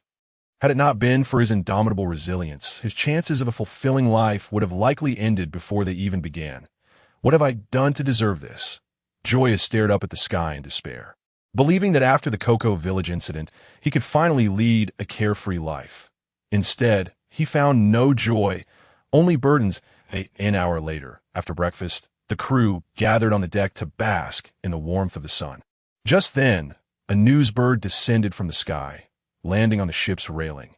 Cooing, Nami, in her boredom, habitually bought a newspaper. As the navigator, she needed to stay informed about the world to adjust the course of the Mary at any moment. However, upon receiving the newspaper brought by the newsbird, its unexpected weight took her by surprise. It appeared that others had been quite busy during this period as well. When she flipped open the newspaper, 2 fresh bounty notices fell out. In an instant, all eyes were drawn to those 2 pieces of paper. That Luffy's bounty notice. Despite the figure depicted clearly resembling Luffy, they still found it hard to believe. If one were to count from the encounter with Arlita, they had only been at sea for 17 days. If from the official establishment of the Straw Hat Pirates, it had barely been 10 days. In any industry, being a newcomer for 10 or 20 days was hardly significant. Yet the evidence before them compelled them to accept the truth. By the way, who is the one below? The curious Usopp bent down to pick it up. However, upon seeing the photo on the second bounty notice, his eyes widened in disbelief. Joya, you're also being targeted. Upon hearing this, Nami snatched the 2 bounty notices from him, and the others quickly gathered around. Monkey D. Luffy, bounty of 30 million berries. The Demon Joya, bounty of 40 million berries. What the heck? Why is Joya's higher than mine? And why did the Navy label Joya as a demon? Instantly, everyone's attention focused on these 2 unexpected bounty notices. The observant Usopp even noticed his own silhouette appearing in Luffy's bounty notice. Though it was merely a glimpse of the back of his head, it thrilled him for quite some time. I am also in the picture, and in the company of my captain too. Little Fairy, in her foxcat form, suddenly chimed in. Where? Upon seeing the photo of Little Fairy perched on Joya's shoulder, Nami remarked with a forced smile. This? Others might think it's just a piece of fur. What is there to be proud of? Haha, fur is still better than nothing. You idiot. You fool. Seeing a quarrel about to erupt. Joya quickly stepped in between them. All right. It's just a bounty notice. If the opportunity arises later, I'll find someone to alter the photo and include you both. Joya, you're boasting a bit too much. Aren't you? Bounty notices are printed by the Navy. How could a pirate like you possibly persuade them? Even Usopp, the king of liars, couldn't help but scoff. However, Luffy suddenly interjected. Others might not be able to. But he just might. Upon hearing this, the astonished Usopp nearly bit his own tongue in disbelief, casting an incredulous glance at Luffy, as if to say, surely, you jest. Whether he believed it or not was irrelevant. As a childhood companion of Joya, Luffy was acutely aware that Joya held a lever over their grandfather, and should he choose to leverage it, their grandfather might very well find a way to assist Joya in acquiring that photograph. However, such an action could likely result in a severe beating the next time they met. Oh no, it should be 10 beatings. With that in mind, Luffy provocatively declared, once you add me to the list, I shall grant you one favor. He directed a challenging look at the little fairy, fully aware that the timing of that day was uncertain, yet he could not afford to lose his bravado. Master, I too wish to transform. I want to appear in human form as well. When the time comes, I shall also grant you a favor. Damn it, just you wait, for the sake of future happiness. Joya turned and locked himself in the conference room before decisively dialing Garp's snail phone. After a lengthy wait, the call finally connected. Before Joya could greet him, the irate Garp exploded on the other end. You little brat, have your wings grown too strong? Just a few days out of Windmill Village, and you're already killing people. Navy personnel? No less. Rubbing his confused ears, Joya replied helplessly, I won't deny the killing. But this is not my fault. Let's not even mention that these two were no good. They insisted on seeking recognition at my expense. He continued. Take Habari, for instance. Upon our first meeting, he launched a tirade of insults. Even directing some at you, that I could tolerate the insults directed at me. But when it came to you, I couldn't let that slide, so I gave him a blade and sent him on his way to reincarnation. Upon hearing this explanation, Garp was so infuriated that he nearly laughed. Oh what? Am I supposed to thank you now? No need for that. We know each other well enough. Just help me update the photo on my bounty notice when the time comes. I'll send you the new picture later. Honestly, your Navy's covert photography skills leave much to be desired. I look so dashing, yet you've managed to capture me in such a way. If I had a place to file a complaint, I'd certainly take you to task. Why don't you just drop dead? Garp's fury reached its peak, shattering the conference room's glass. Outside, Zoro and the others stood bewildered, listening to the roaring echoes of anger. While they were curious about the identity of the person on the other end, they were even more intrigued by what Joya had said to provoke such a reaction. Only Luffy trembled uncontrollably. As if haunted by a past he would rather forget. Chapter 45. Red-haired and the fallen stool moments later, just before stepping out of the conference room, Joya forcibly suppressed the weight of his concerns. Before ending the call, Garp had informed him that Sengoku had set his sights on him. Though it was merely a few words from that moment on, an unsettling feeling lingered in the depths of Joya's heart. This unease did not stem from Sengoku, but rather from one of his 3 admirals, Kazan, the Ice Cold. Among all the characters that had appeared in the pirate world, he was the only one Joya truly needed to be wary of. As the possessor of the ice fruit, although he could not kill Joya, he could certainly encase him in ice, effectively sealing him away. According to the original storyline, the first encounter between the Straw Hat Pirates and Kazan occurred after their adventure in Skypiea. If that were the case, he would have ample time to grow stronger in the interim. However, given Sengoku's wisdom and understanding of Joya's immortal abilities, it was highly likely that he would send Kazan directly to intercept him. If cornered, even with the Shadow Fruit at his disposal, the likelihood of avoiding being frozen would be tragically slim. All right, I was just joking. You needn't take the photo business to heart. While Joya masked his feelings well, Nami sensed something amiss and approached him to offer comfort. Look at this, she said, pointing to a newspaper article. Upon glancing at it, Joya realized it was a report on the confiscation of the Pongo Trading Association's assets. So you truly weren't lying. Therefore, I intend to reward you. Before Joya could process this, Nami stood on her tiptoes and gently kissed his cheek, then turned and fled. The warmth lingering on his face and the scent still wafting from his nose left Joya momentarily stunned. Watching Nami's retreating figure, his fists clenched tightly in that moment, the unease deep within him dissipated with that kiss. It's just Kazan. What is there to fear? If he shows up, I'll just give him a good thrashing. Meanwhile, the bounty notices for Joya and Luffy began circulating widely across the world. In Windmill Village, at the Makino Tavern, I never expected that Luffy and Joya would be rewarded by the world government so soon after setting sail. It seems our village might just produce two great pirates. It appears we are not the only ones who struggle with Joya. Even the world government and the Navy are at their wits' end with this kid. Who can argue with that? Haha. Cheers. Watching the ecstatic crowd. The former village chief sighed helplessly. What a calamity. Our village has produced two such notorious scoundrels. But isn't becoming the Pirate King Luffy's dream? Makino said with a smile as she pushed a drink toward him. Oh well, let them be tea this point. The old village chief knew there was nothing he could do. He merely hoped they would return safely. Well, as long as they returned safely, there's no hurry. Additionally, at the Bartai floating restaurant, Zep the Redleg, Kobe from Shell's Town, Kaya from Syrup Village, Nojiko from Cocoa Village, and others all wore expressions of surprise as they gazed at the bounty notices for Luffy and Joya, genuinely happy for them. Meanwhile, in the tumultuous New World, two distinct sea regions stirred with unrest due to the appearance of these bounty notices. Brothers, today I eat and drink to your heart's content. Captain, what good fortune has befallen you to be so generous? Haha. Take a look at this. As he spoke, the bare-chested man produced two bounty notices to hand to his companions. Monkey D. Luffy, the Devil Joya? I have heard of Monkey D. Carp and Monkey D. Dragon, but where did these two come from? Upon hearing this, the man leaped onto the dining table. Listen up. These two are my brother Ace's siblings. From now on, if you see them, be sure to look after them for me. Siblings? It seems our white-beard pirates are about to gain more family. To our brothers, cheers. However, in a place where he was overlooked. A rotund man gazed contemplatively at the two bounty notices held by Ace, his eyes flickering with unspoken thoughts that on the other side, within a certain region of the New World, on a red soil continent. How dreadfully boring. The captain isn't throwing a banquet, and we have nothing to do. Tell me about it. Today, I only ate 20 buns. Half of what I had yesterday. Wait a moment. Is there someone over there? One sharp-eyed pirate pointed at a small black that had suddenly appeared on the sea. Let me see, said another pirate as he peered through a telescope at the distant waters.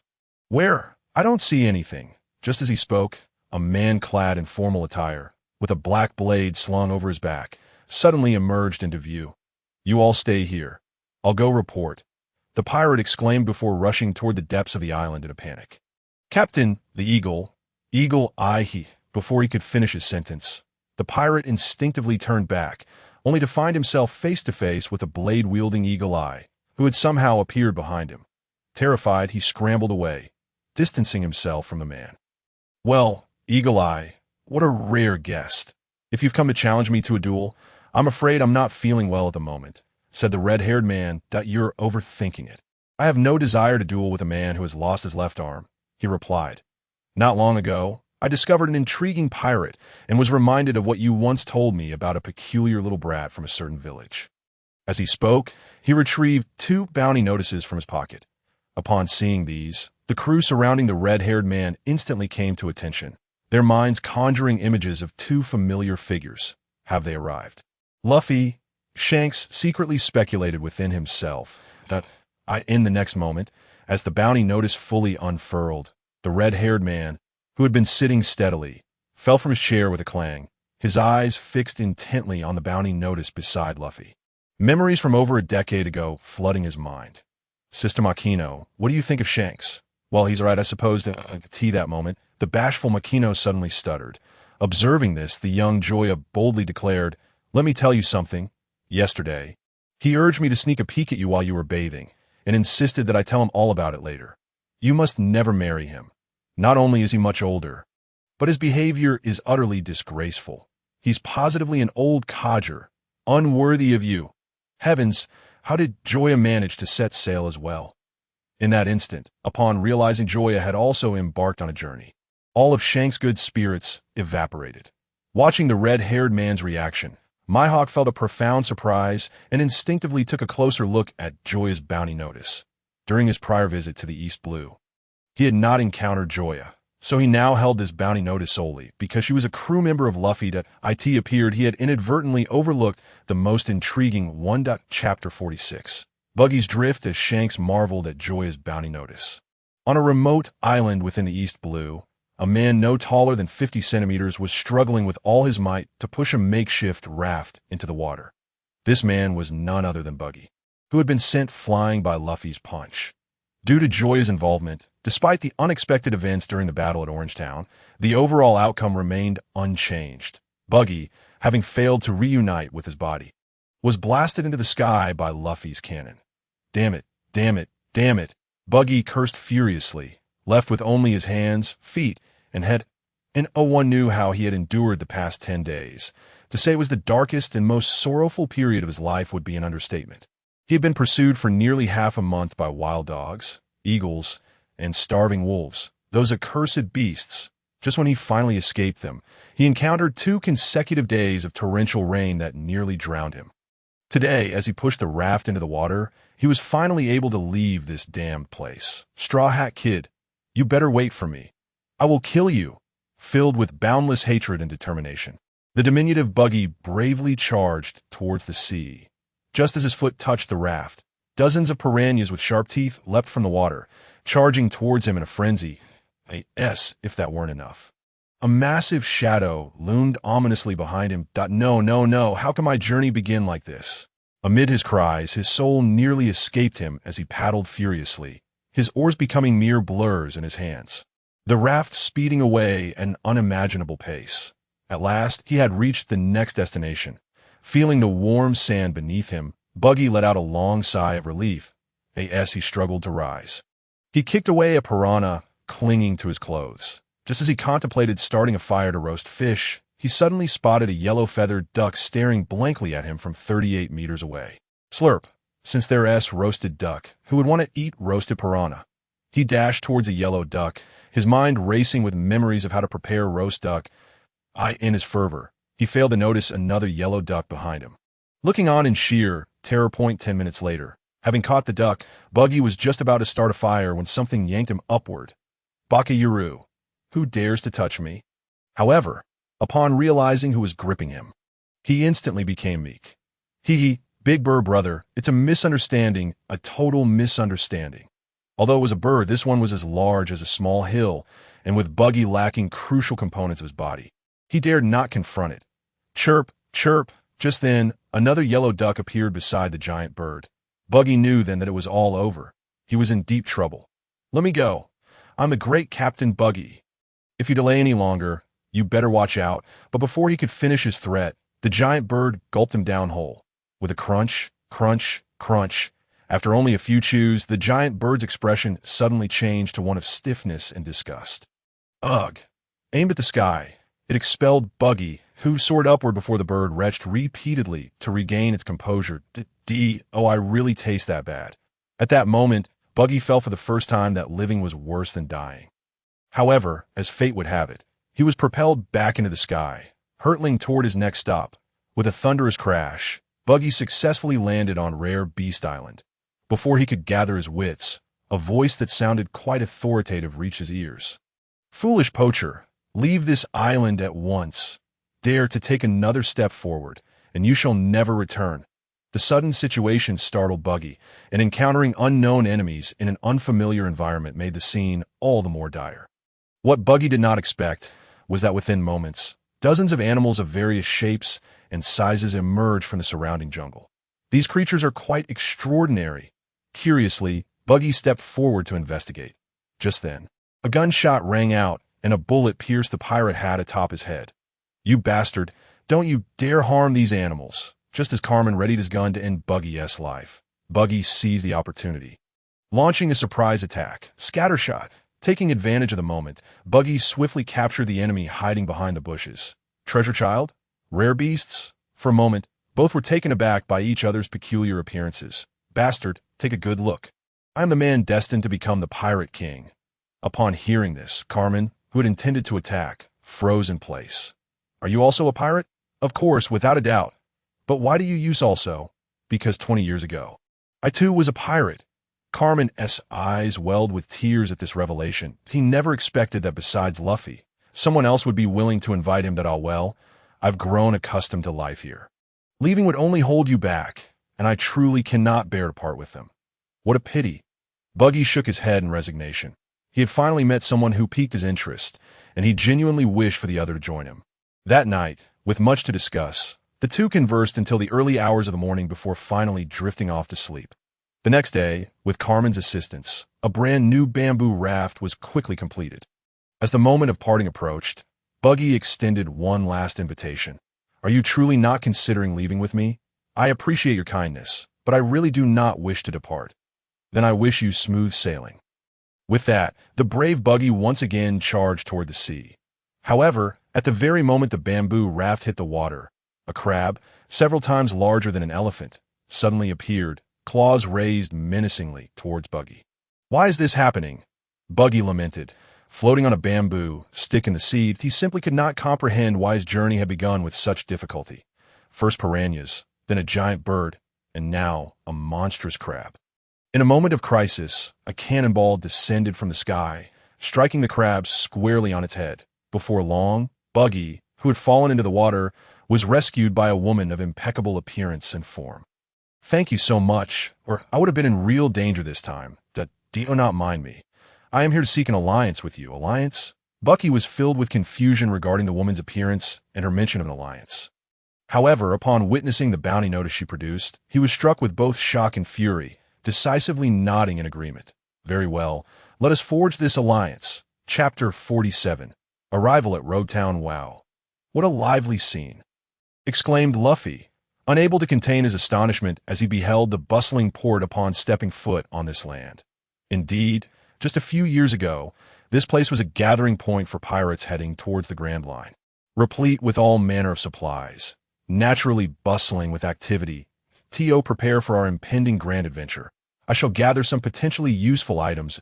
It seems I will find excellent ingredients here, not to mention beautiful women. Luffy continued. Speaking of which, I have some items I wish to procure as well. Sensing an opportunity, Nami raised an eyebrow and inquired, do you have any money, or would you like me to lend you some? Just pay me back threefold interest.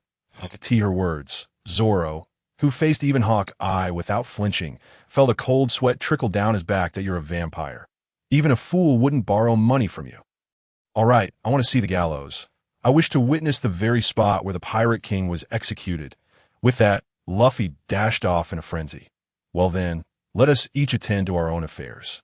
Soon, the group dispersed, though Joya remained alongside Nami, as he intended to buy some clothing for the little fairy, for she could not continue wearing Nami's outfits. Meanwhile, at the naval base in Roadtown, a soldier responsible for relaying orders hastily made his way to the colonel's office after receiving the latest directives from headquarters.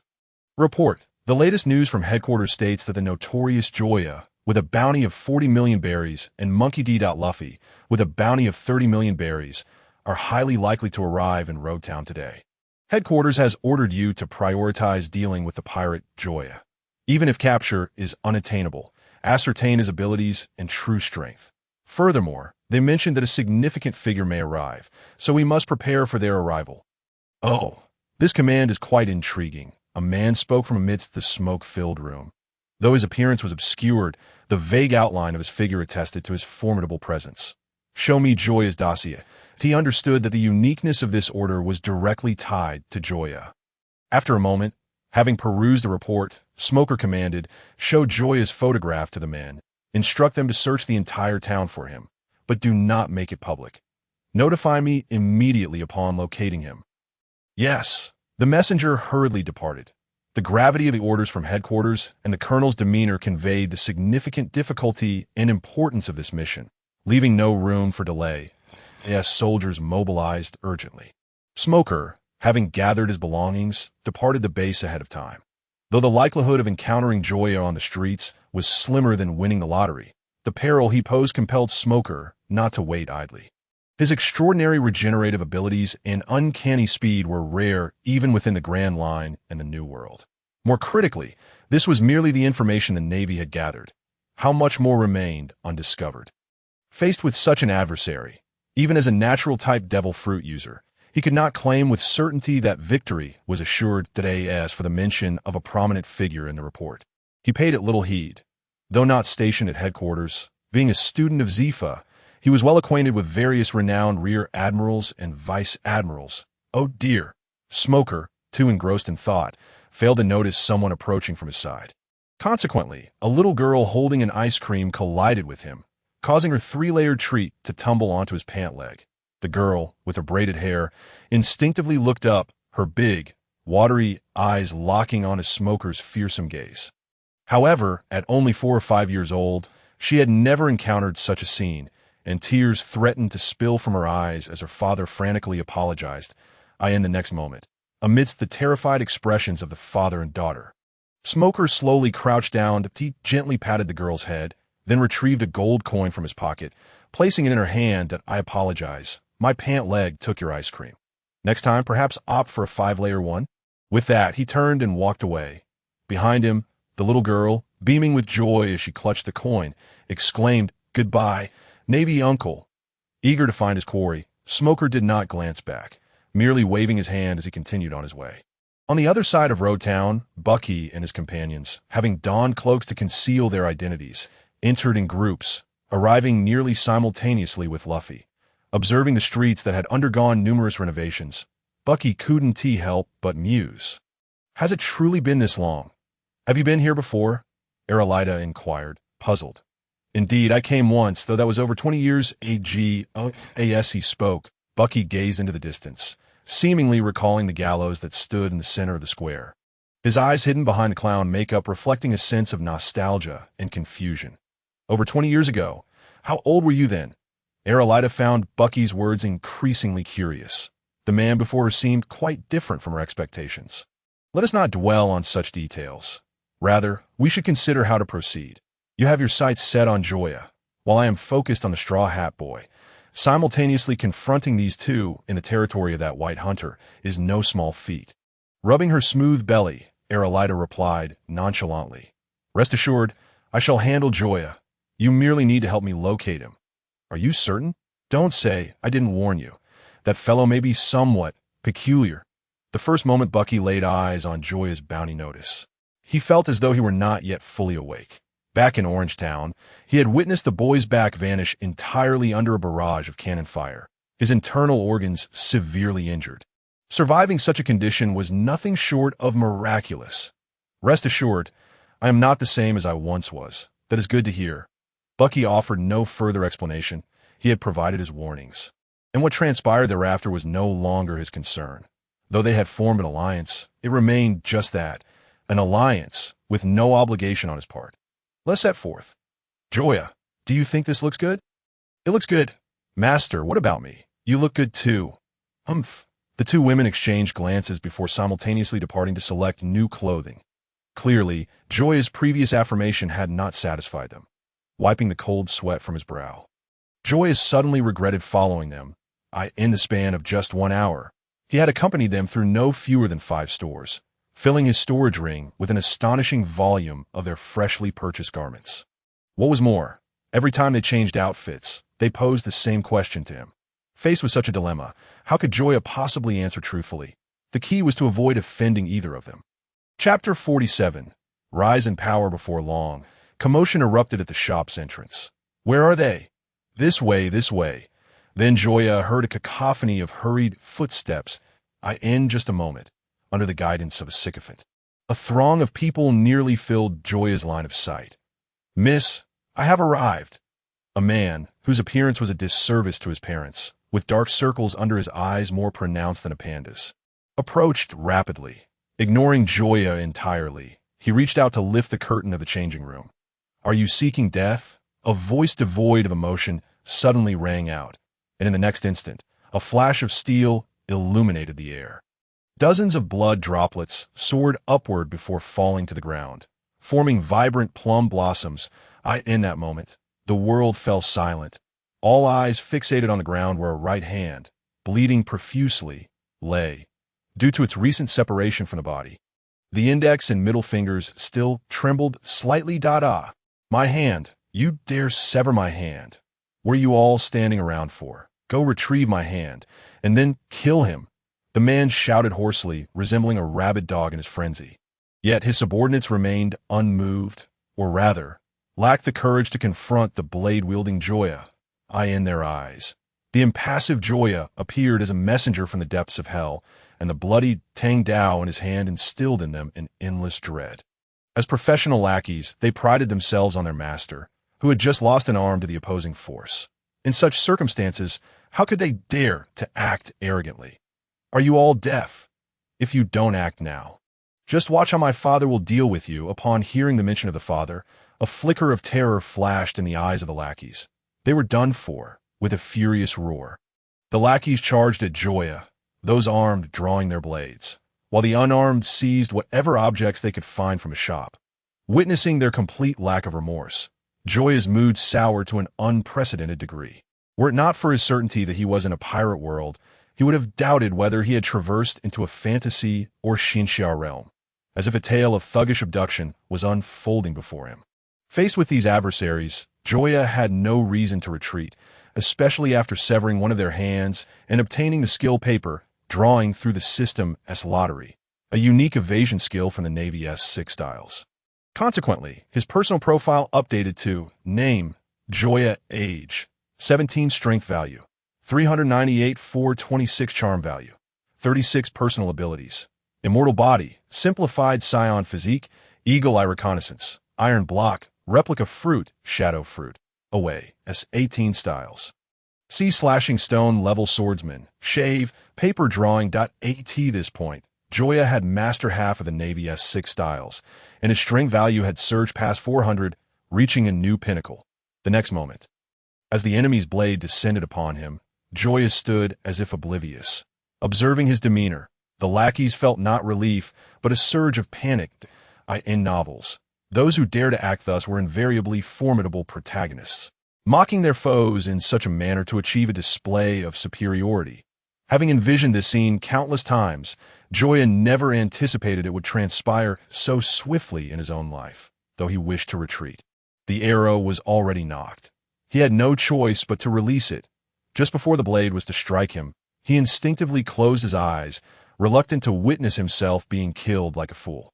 A sickening sound echoed as the long blade penetrated flesh. Yet the expected pain did not come. Could it be that the target was not himself, but rather someone else? At that moment, he could only entertain this notion. But the unnaturally quiet surroundings left him perplexed. Thus, he cautiously opened his eyes a sliver. Upon grasping the scene before him, he instantly relaxed. I thought you were formidable. Turns out, you are merely this, in his line of sight. The young man who had just severed the right hand of his master was impaled by 5 or 6 blades, one of which was his own, causing blood to splatter onto his face. None anticipated such an outcome, including the man who had hidden behind and lost a hand. Joya's prior brutality had led them to mistakenly believe he was a man of great strength. Now, it became evident that he was merely a superficial fool, one who had startled them at first but was ultimately slain. Although he still drew breath, no one believed he would survive. Ordinarily, they would be correct. However, fate had conspired against them, for they encountered Joya, a man whom the Grim Reaper did not govern. Just as they deemed the situation settled and turned to resume their activities, an unexpected voice broke the silence. I ask, have you not eaten? Your strikes are so feeble. Are you merely scratching an itch? Gazing at Joya, whose body bled profusely, yet whose eyes shone with brilliance, they all wore expressions of sheer disbelief. With several kneeling in fright. You, who exactly are you? My father is Ross, the president of the UC Chamber of Commerce, who has influence in both the underworld and the legitimate world. If you dare to harm me, he will not let you go. Is it now fashionable to invoke one's father? Joya found himself exasperated by the all-too-familiar scene before him. Just recently, he had dismantled an organization named the Pongo Co Chamber of Commerce, and now he encountered the UC Chamber. Furthermore, this one was even more foolish, as they divulged their evidence without him needing to pry. The UC Chamber, is it? I shall remember that. You may leave. Your father will come looking for you in a few days." With that, the blade fell, and the head rolled. Such a person was a waste of air. To purify the atmosphere, Joya had no choice but to slay him. As for the lackeys surrounding him, considering they had inflicted wounds upon him, Joya refrained from further violence. After all, their contributions had helped his strength value rise from 426 to 440. Ladies, you may come out. At his words, a maid clad in a frilly outfit and Nami in a beige dress simultaneously parted the curtain to stand before Joya. Beautiful, they were truly exquisite. Before either could inquire, Joya preemptively replied, "No time for questions. Let us hasten away. If we linger, the Navy will soon encircle us." Although they had remained hidden, it did not mean they were oblivious. They simply trusted Joya to handle the situation. Now that the issue was resolved as pirates, they naturally needed to flee. Otherwise, would they be required to provide statements at the Navy as headquarters? Thus, the trio departed without looking back. Before leaving, Nami deftly pilfered several of the most expensive outfits, justifying it as a form of emotional support. 10 minutes later, when Smoker and his men arrived at the scene, they were met with a gruesome sight, a pool of blood and the dismembered remains of the UC Chamber's young lord, rendering them momentarily speechless. Scoundrels slay scoundrels. They deserved it. All personnel, implement a thorough search with this location as the epicenter, extending 2 kilometers in all directions. Yes, meanwhile, in a secluded corner 50 meters from the establishment, Arlita, concealed beneath the veil of shadows, vanished. Chapter 49. Each their own adventure. Where on earth is the execution platform? Gazing at the unfamiliar surroundings, Luffy was drenched in sweat and anxiety. This bustling town loomed too large for him, and an hour had passed without locating the execution platform.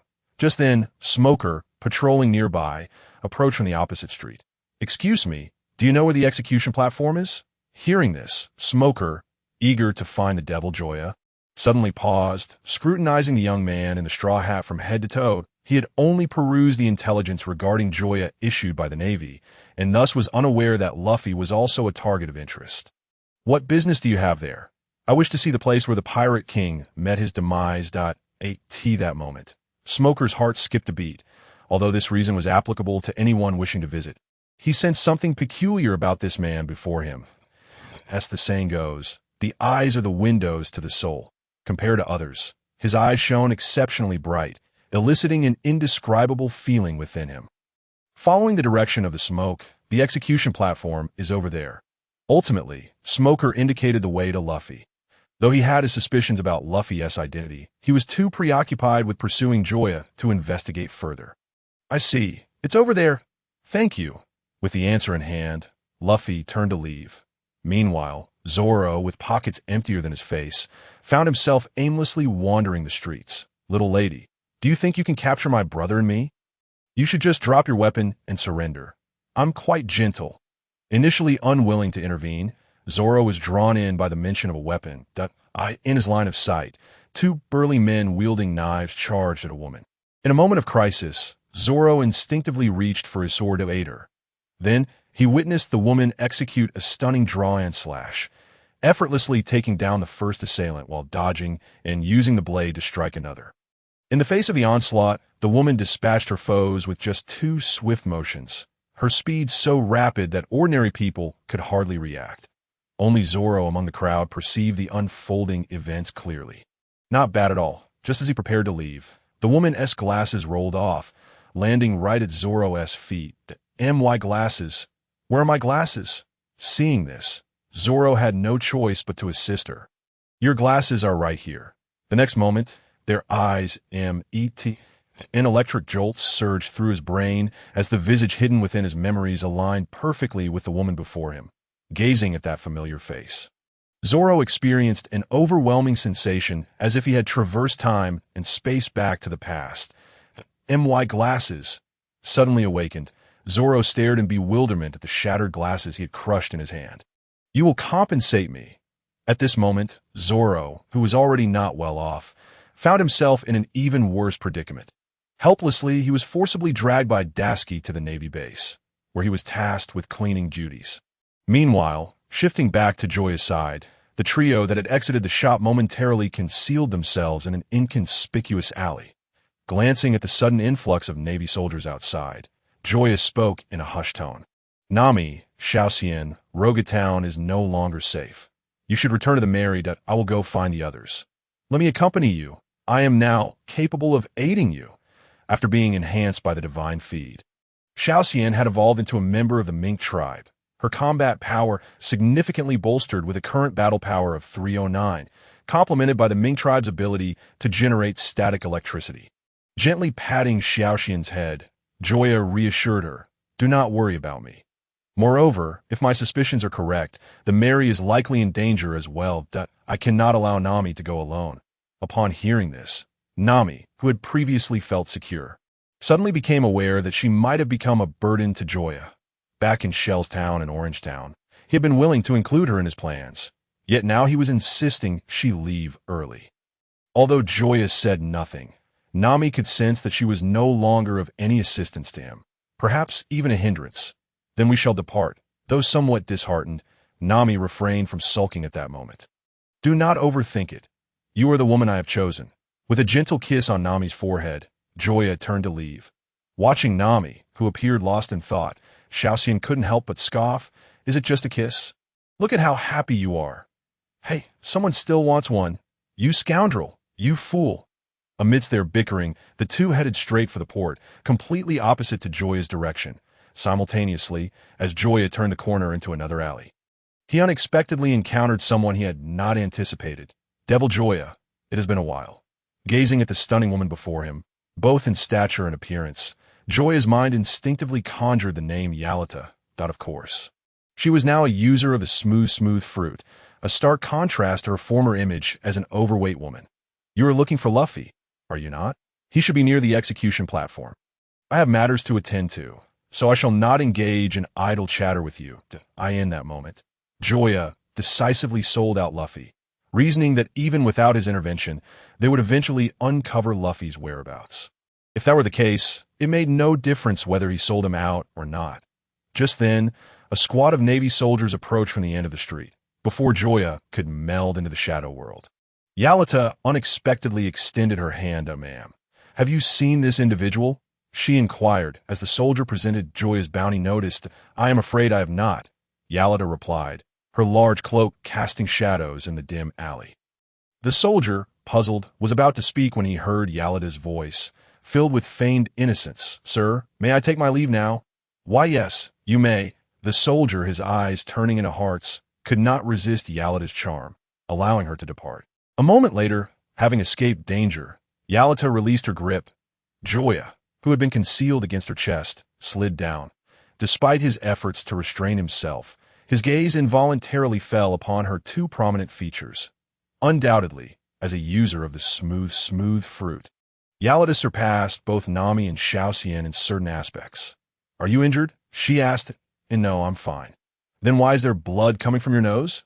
I've been eating too many spicy foods lately. It's been quite fiery. By the way, why did you choose to assist me?" Joya inquired, puzzled.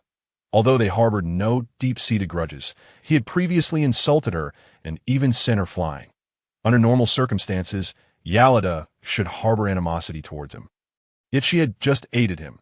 "Because you are the man I have chosen." Chapter 50. Zoro buys a sword nanny. At that moment, even Joya's formidable intellect could not comprehend the situation. How had things escalated to this? Just because he had given her a severe beating, she had fallen for him? Could the plot be any more outrageous or kitsch? Moreover, it was not solely his actions. Luffy had also intervened. Why was he the one favored? No, what merit did he possess to be chosen by her? "What is it about me that you like? I can change." At this point, Arlita was at a loss for words. The statement sounded like a compliment. Yet upon closer examination, it seemed somewhat insulting, though she could not pinpoint the exact nature of the insult. "So, did you come to Town to find me, or Luffy?" "Of course, I came to find you." "Why?" "Because you were the first man to defeat me." Touching her smooth belly, Arlita said earnestly, "You're the first man who has ever bested me. Your powerful fists still resonate with me even now. No man in this world can resist my beauty, and I am drawn to powerful men that I want you to be my man, Joya. As he listened to her monologue, Joya felt a shiver run down his spine. A Yandere? This woman was a Yandere. It is often said that one can appreciate a Yandere, but one must never be the object of their affection, for their thoughts and actions can be terrifying, leading to dire consequences with the slightest misstep. Though he was unlikely to perish, the mere thought of having a Yandere fixated on him sent chills down his spine. No, actually, I am quite weak. I often end up severely injured during fights and lose a lot of blood. Furthermore, you're now a user of the smooth fruit. I can't defeat you anymore. You should find someone else to like. At that moment, Joya wished more than anything to be a weakling. However, Arlita was entirely unappreciative of his modesty and produced Joya's bounty notice. Do not be so humble before entering the Grand Line. You are already worth a bounty of 40 million. How can you possibly be weak? Oh heavens, earth, just kill me with a sword already. As Joya endured his torment, Zoro escaped from the Navy base and entered a sword shop. I would like 2 swords. The shopkeeper, eager for business, immediately inquired, "May I ask what price range you are considering for your swords?" "I have 100,000 berries. Give me 2 swords for 50,000 each." Upon hearing this, the shopkeeper's enthusiasm dwindled significantly. He had initially assumed Zoro was a lucrative customer, only to find he was merely a newborn lamb. 50,000 each, yes? Those 2 barrels over there. Go look there. With that, the shopkeeper disregarded Zoro entirely. Just then, Daski, who had come to collect her sword, entered the shop. "Boss, I'm here for Shiyu." The familiar voice nearly sent Zoro fleeing, and as he silently prayed, she would not notice him. "Ah, so you are here. The base was just attacked, and I was worried for your safety. What brings you here? Are you buying swords?" Haha, indeed. With the situation as it was, Zoro could only resign himself to fate. At that moment, his hand brushed against an unusual sword. As he pulled it out, both the shopkeeper and Daski were taken aback. "This sword looks remarkably familiar. Let me see it," Daski exclaimed, retrieving her sword appraisal tool. In no time, she found the information regarding it. This is the 3rd-generation Kitetsu, valued at 1 million berries. Its predecessor, the 2nd-generation Kitetsu, is a great blade, while the 1st-generation Kitetsu is an unparalleled great blade. "Boss, are you truly selling this sword for only 50,000 berries?" At that moment, Daski, having discovered a legendary sword, was exceedingly excited. Had Zoro not been quicker to find it, she would have already purchased it. No, that sword is not for sale." In stark contrast to Daski's excitement, the shopkeeper was visibly anxious, beads of cold sweat forming on his forehead, as though he had seen something unclean. "It is a cursed sword." Zoro intoned gravely, "Oh, you understand." "No, but I can feel it." In that moment, the shopkeeper's gaze toward Zoro transformed. He no longer viewed him as merely a sword aficionado, but as a true swordsman. Only a genuine swordsman could sense the aura of a sword.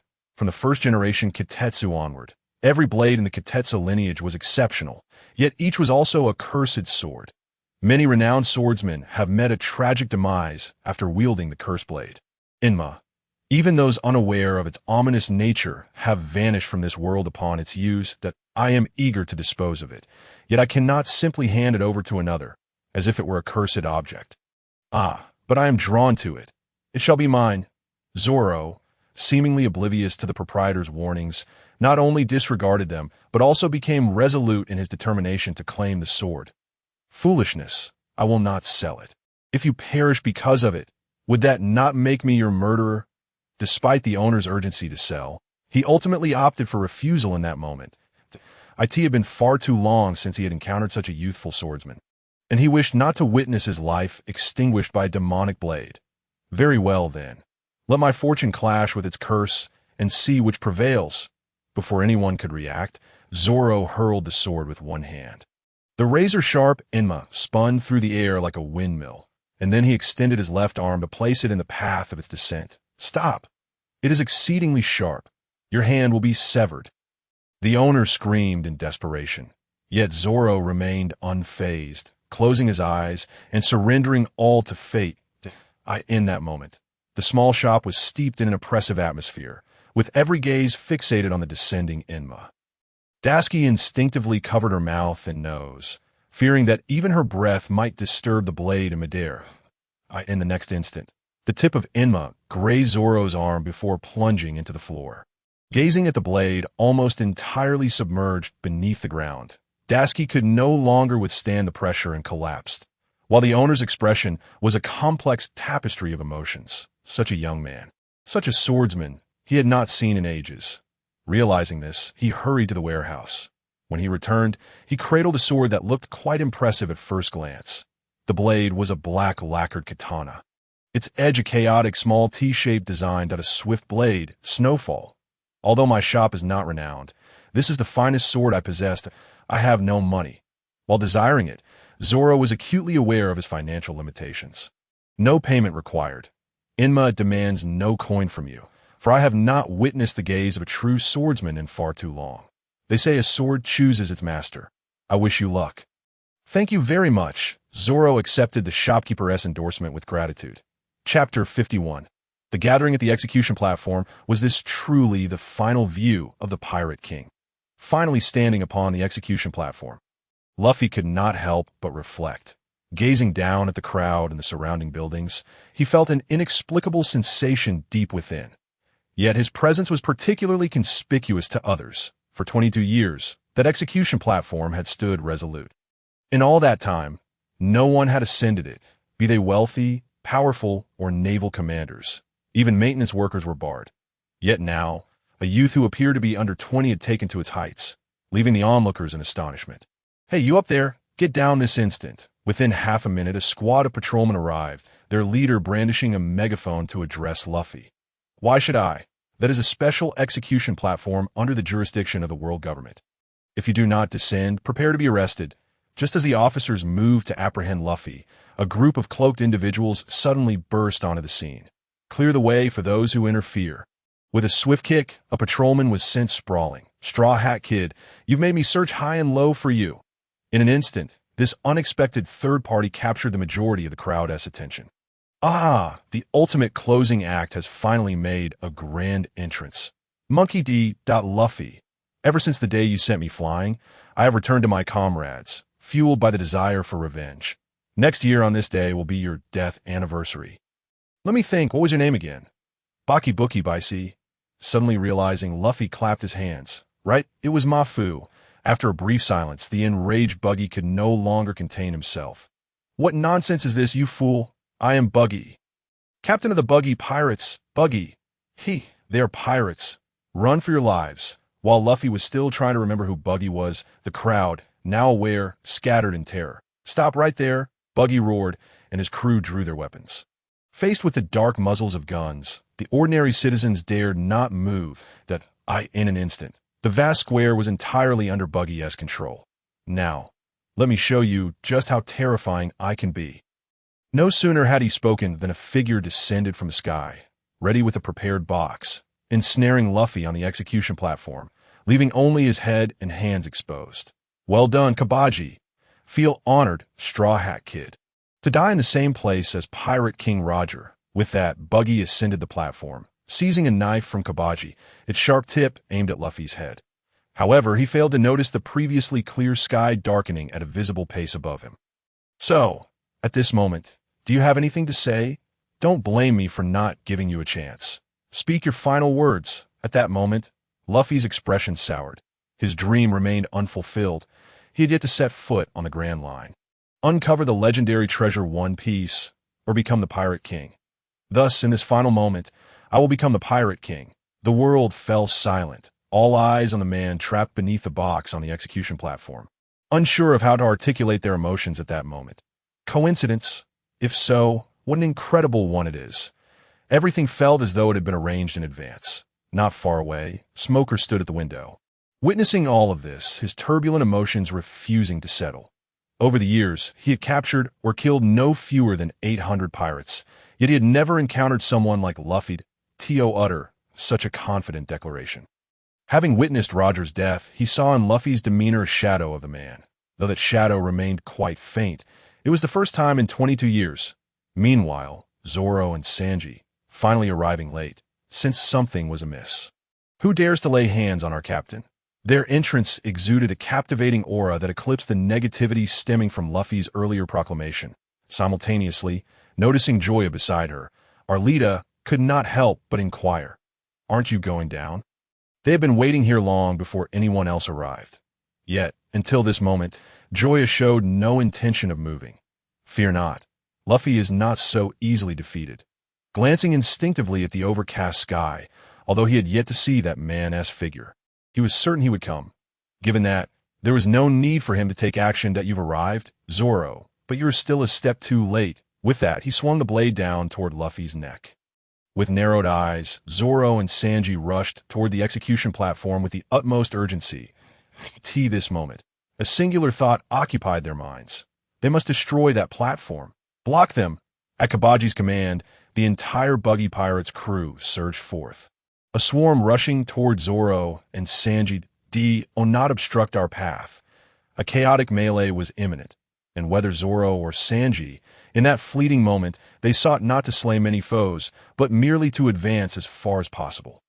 However, the nearly 100-meter distance was not something they could ignore at present. Thus, as Zoro and Sanji looked on, the blade was now but a mere centimeter from Luffy's neck. That moment. Smoker, standing by the window, raised his right hand. Should Luffy's head fall, he would order his soldiers to launch a final assault. In his mind, the ultimate victor would undoubtedly be the Navy. Zoro, Sanji, Usopp, Nami, and Joya. "I'm sorry. It seems I'm about to die." As he spoke, a radiant smile graced his face. That moment, Smoker, who had been fixated on Luffy, was taken aback, so much so that the cigar he had been holding fell from his mouth without him even noticing. He laughed. He was certain he had not misjudged. In this final moment, when Luffy believed his life was drawing to a close, he did not plead for mercy, nor did he succumb to fear or tears, but instead displayed a brilliant smile.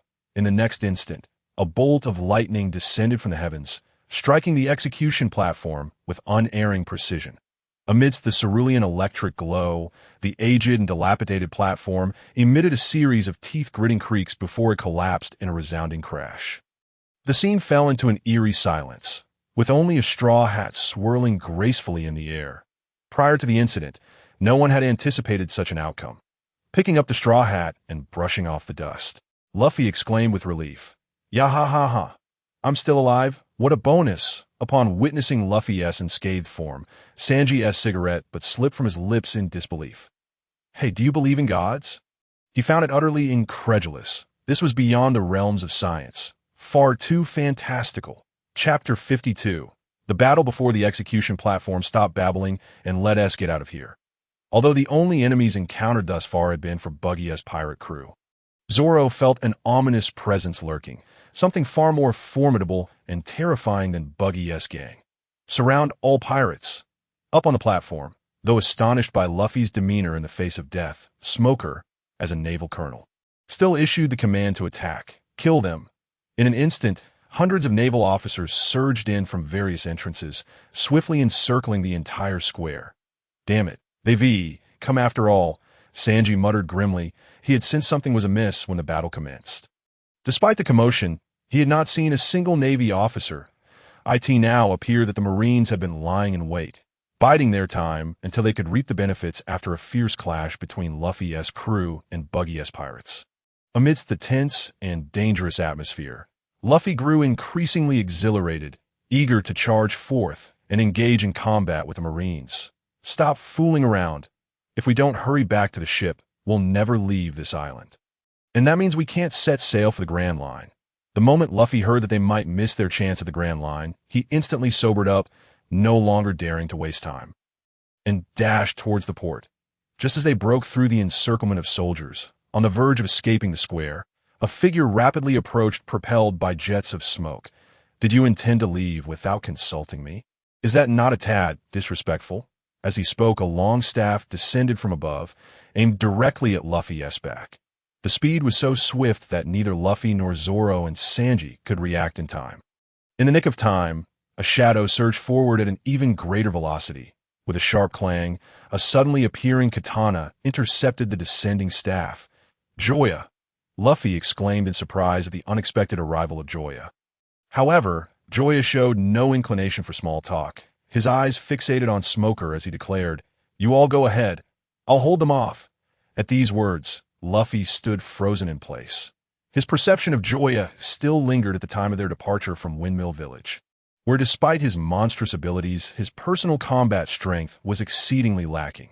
Yet, observing Joya's newfound confidence, Luffy realized that the current Joya was no longer the same as before. "Take care of yourself. We'll wait for you." With that, Luffy turned to leave with Zoro and Sanji. Smoker, however, was unconcerned with Luffy's escape, for his target had always been Joya. "Demon Joya, you finally made your appearance. Since you're all looking for me, I might as well entertain you," Joya remarked, a slight smile crossing his lips as he gazed at Smoker, who bore an uncanny resemblance to his memories. In his mind, a personal profile emerged.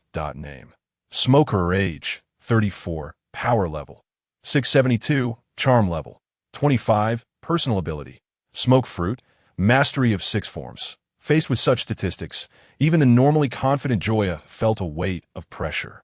For the upcoming battle, he intended to rely not on the system, but to engage in a fair contest.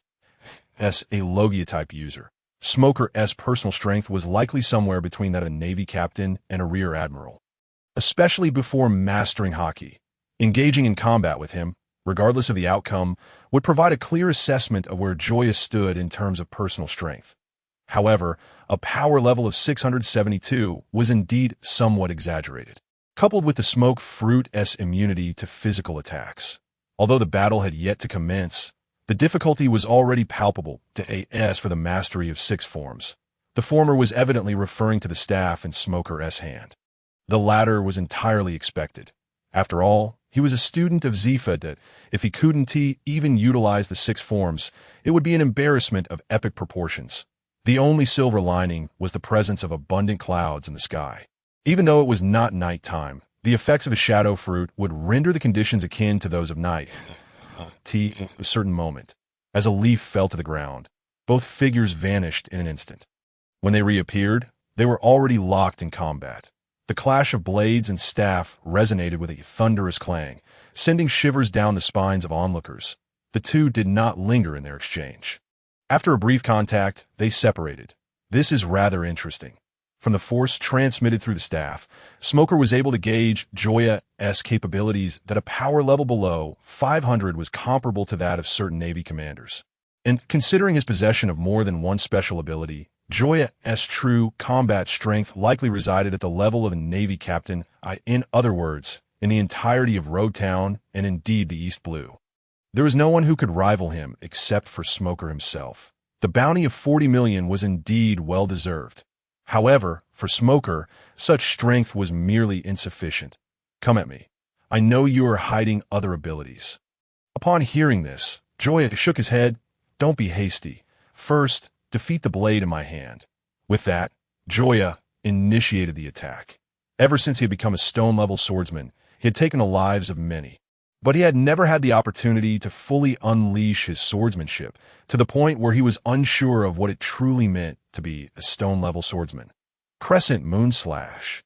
As the katana descended, a crescent-shaped azure blade of energy rapidly formed, slicing through the air towards Smoker.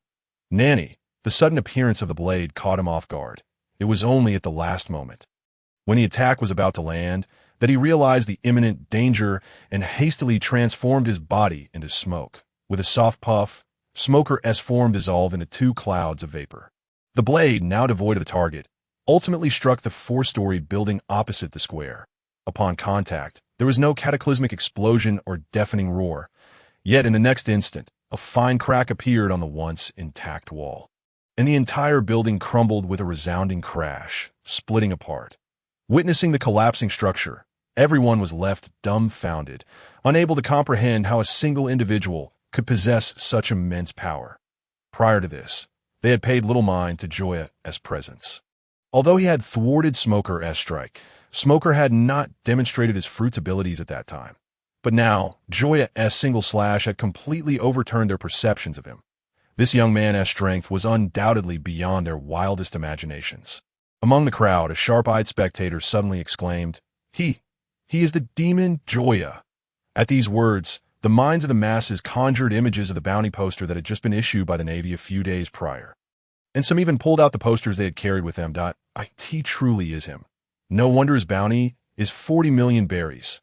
The crowd could not help but marvel, for Joya was indeed one of the highest bounty pirates in the East Blue within the past decade. Chapter 53. The Escalation of Battle. I Underestimated You. Casting a glance at the crumbling buildings behind him, Smoker set aside his previous disdain, now regarding Joya as an equal foe, for even without special abilities, Joya's swordsmanship alone was sufficient to match most of the Navy's captains. Though he was not a swordsman, he was acquainted with one of considerable skill. Rear Admiral, the Weasel. He once told himself that the ability to unleash sword energy is of paramount importance to a swordsman. Only by achieving this can one be deemed a master swordsman. Failing to do so would relegate one to the status of merely a swordsman for the entirety of their life. The difference in nomenclature may seem trivial, yet the disparity in prowess is vast. For a master swordsman and a mere swordsman exist in entirely different realms. Swish, swish, the figures of the two combatants vanished once more. Almost simultaneously, a tremendous explosion erupted in the air, a powerful force tearing through the atmosphere like a bomb detonating in midair. Yet, this was merely the beginning. Following closely, a series of resounding booms reverberated throughout the plaza, with the solid ground cracking open deep fissures every few seconds. Were it not for the foresight of the naval soldiers clearing the area, the aftermath of the explosive attacks would have inflicted significant casualties. Buggy, retreating to the edge of the plaza, glanced at the approaching Arlita and remarked, "It's fortunate you didn't encounter him. Otherwise, I would have had to collect your remains." Arlita smiled, not denying his statement. She certainly could not reveal her true thoughts to Buggy. Instead, her gaze turned to the battlefield. Growing increasingly enthralled, it was a stroke of luck that she had not believed his tall tales. With such strength, how could he claim he was incapable of defeating her? Truly immodest and this thought crossed her mind. Her feelings for Joya deepened, as she instinctively licked her slightly parched lips, wishing fervently that the one battling Joya was herself. Crescent Moon Slash. At a pivotal moment, Joya summoned all his strength and cut forth another wave of sword energy, AS for the name of the technique. He couldn't be bothered to think too hard. After all, the energy he unleashed took a crescent shape. Calling it Crescent Moon Slash was perfectly fitting that if anyone disagreed, they could send Ichigo Kurosaki to challenge him. The moment the sword energy took form, Smoker, who had yet to find his footing nearby, felt the once dull air suddenly turn sharp, as if his exposed skin were pricked by needles. In the next instant, a wave of sword energy, larger and more powerful than the last, rapidly formed, effortlessly tearing through the solid ground as if it were mere tofu, before hurtling towards Smoker in the blink of an eye. "You bastard, do not be so arrogant," Smoker roared, opting to withstand the attack rather than evade it with his elemental powers. Against Joya, whose combat prowess was below 500, Smoker, boasting over 600, should have had an overwhelming advantage in martial and swordsmanship.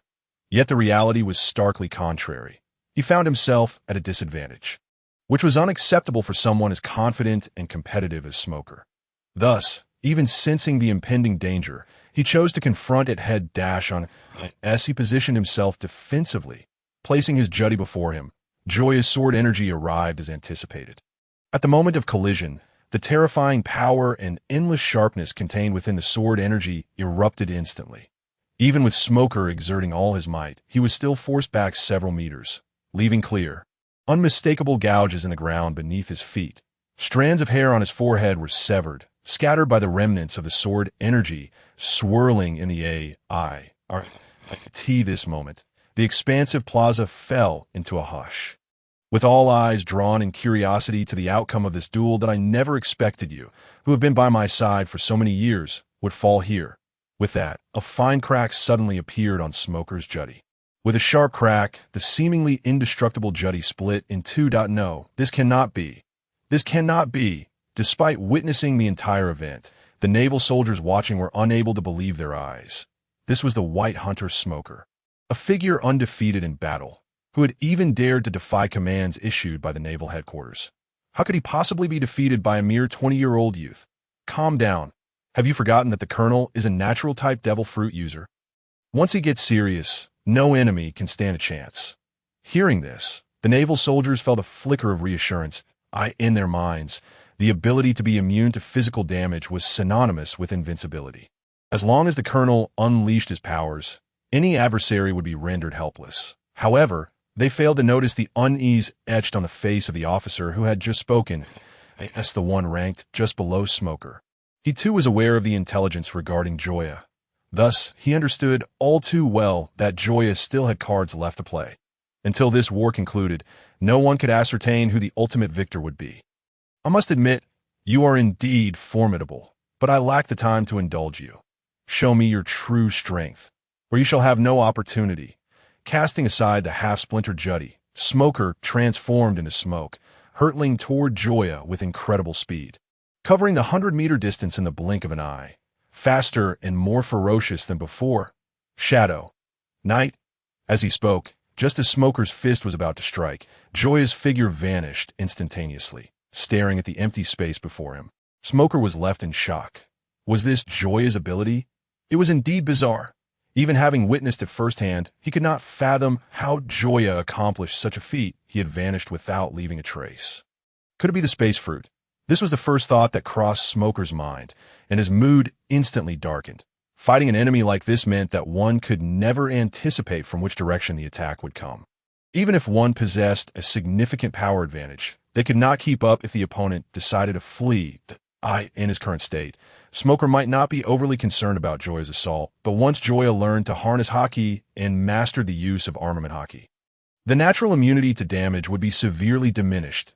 He could not rely on elemental transformation indefinitely, and his stamina would not allow it. With this thought, he felt an urgent need to notify the naval headquarters, requesting the dispatch of 3 admirals. Otherwise, if Joya managed to escape, it would spell a colossal headache. He contemplated informing his subordinates, but feared that doing so might startle Joya into fleeing prematurely. Before Smoker could devise a plan, a blade suddenly appeared behind him. "Colonel, watch out!" The officer who had witnessed the perilous scene urgently warned. Upon hearing the voice, Smoker had no time to think. He immediately transformed into his elemental form. Almost simultaneously, the sharp tip of the blade, Knight's edge, sliced through the dense smoke. Having narrowly avoided disaster, Smoker stared in fear at the hand and blade that had briefly emerged into the open air. But they vanished almost as quickly as they appeared. Chapter 54. The emergence of Aokiji in that moment. Silence enveloped everyone. The vast plaza was devoid of any sound aside from the howling wind, torrential rain, and rumbling thunder. The world seemed to freeze at that instant. What was that? What had they just witnessed? How Joya managed to vanish into thin air, they no longer wished to question, but the appearance of a hand wielding a knife only to disappear again seemed somewhat illogical. The hand's emergence followed by its sudden disappearance felt almost fantastical. In the face of such a surreal spectacle, even Buggy, who had once been an intern in the Roger Pirates, was left slack-jawed. This ability bore an uncanny resemblance to the space fruit. Yet, the one most on edge was Smoker. Earlier, he had narrowly evaded an attack due to his subordinates' warning, but who could guarantee that they would be able to alert him about every subsequent strike? At that moment, investigating Joya's abilities was secondary. Ensuring his own survival beneath Joya's blade was of utmost importance. Smoke whirled. After a moment of contemplation, Smoker unleashed his devil fruit powers to their fullest. A torrent of smoke billowing forth from his body. Gradually enveloping the plaza, he sacrificed his stamina to fully transform, generating a vast cloud of smoke that in this state, the distinction between his true form and the smoke ceased to matter. He was smoke, and smoke was him. The reason for this was twofold. Evading Joya's attacks was secondary. More importantly, his senses were heightened to an extraordinary degree, allowing him to seek out Joya's true form or identify any potential weaknesses. However, 3 minutes later, worn out, Smoker was compelled to reveal himself, propping himself against a wall to maintain his stance. This all you can do. Observing the weakened Smoker, Joya gradually materialized in an open space less than 5 meters away. "Before you kill me, could you enlighten me about your abilities?" In response, Joya flashed a grin. "When did I ever say I intended to kill you? As for my abilities, I have no intention of divulging them." With that, he turned to leave, staring blankly at Joya's retreating figure. Smoker, who had personally ended the lives of hundreds of pirates, could hardly comprehend that he would one day be spared by a pirate. Why? Why? Because I admire your sense of justice, Joya spoke candidly. Although the protagonist of the One Piece anime is a pirate, he, hailing from Earth, genuinely holds a fondness for a select few individuals within the Navy ranks, such as Smoker, Fujitora, Sengoku, Vice Admiral True, Akiji, and even Kizaru. It is their presence that prevents the world from descending into utter chaos. Then why do you choose to be a pirate? The question escaped his lips instinctively. Because I cherish freedom. I must admit, the regulations of the Navy are excessively burdensome. As a recruit, one must endure training, stand guard, and keep the place tidy as for officers like you. You either remain stationed in one location for years or wander the seas in pursuit of pirates. And the vice admirals and admirals are akin to strategic assets. They must monitor those who pose threats to the world and devise plans to command a warship or even an entire fleet.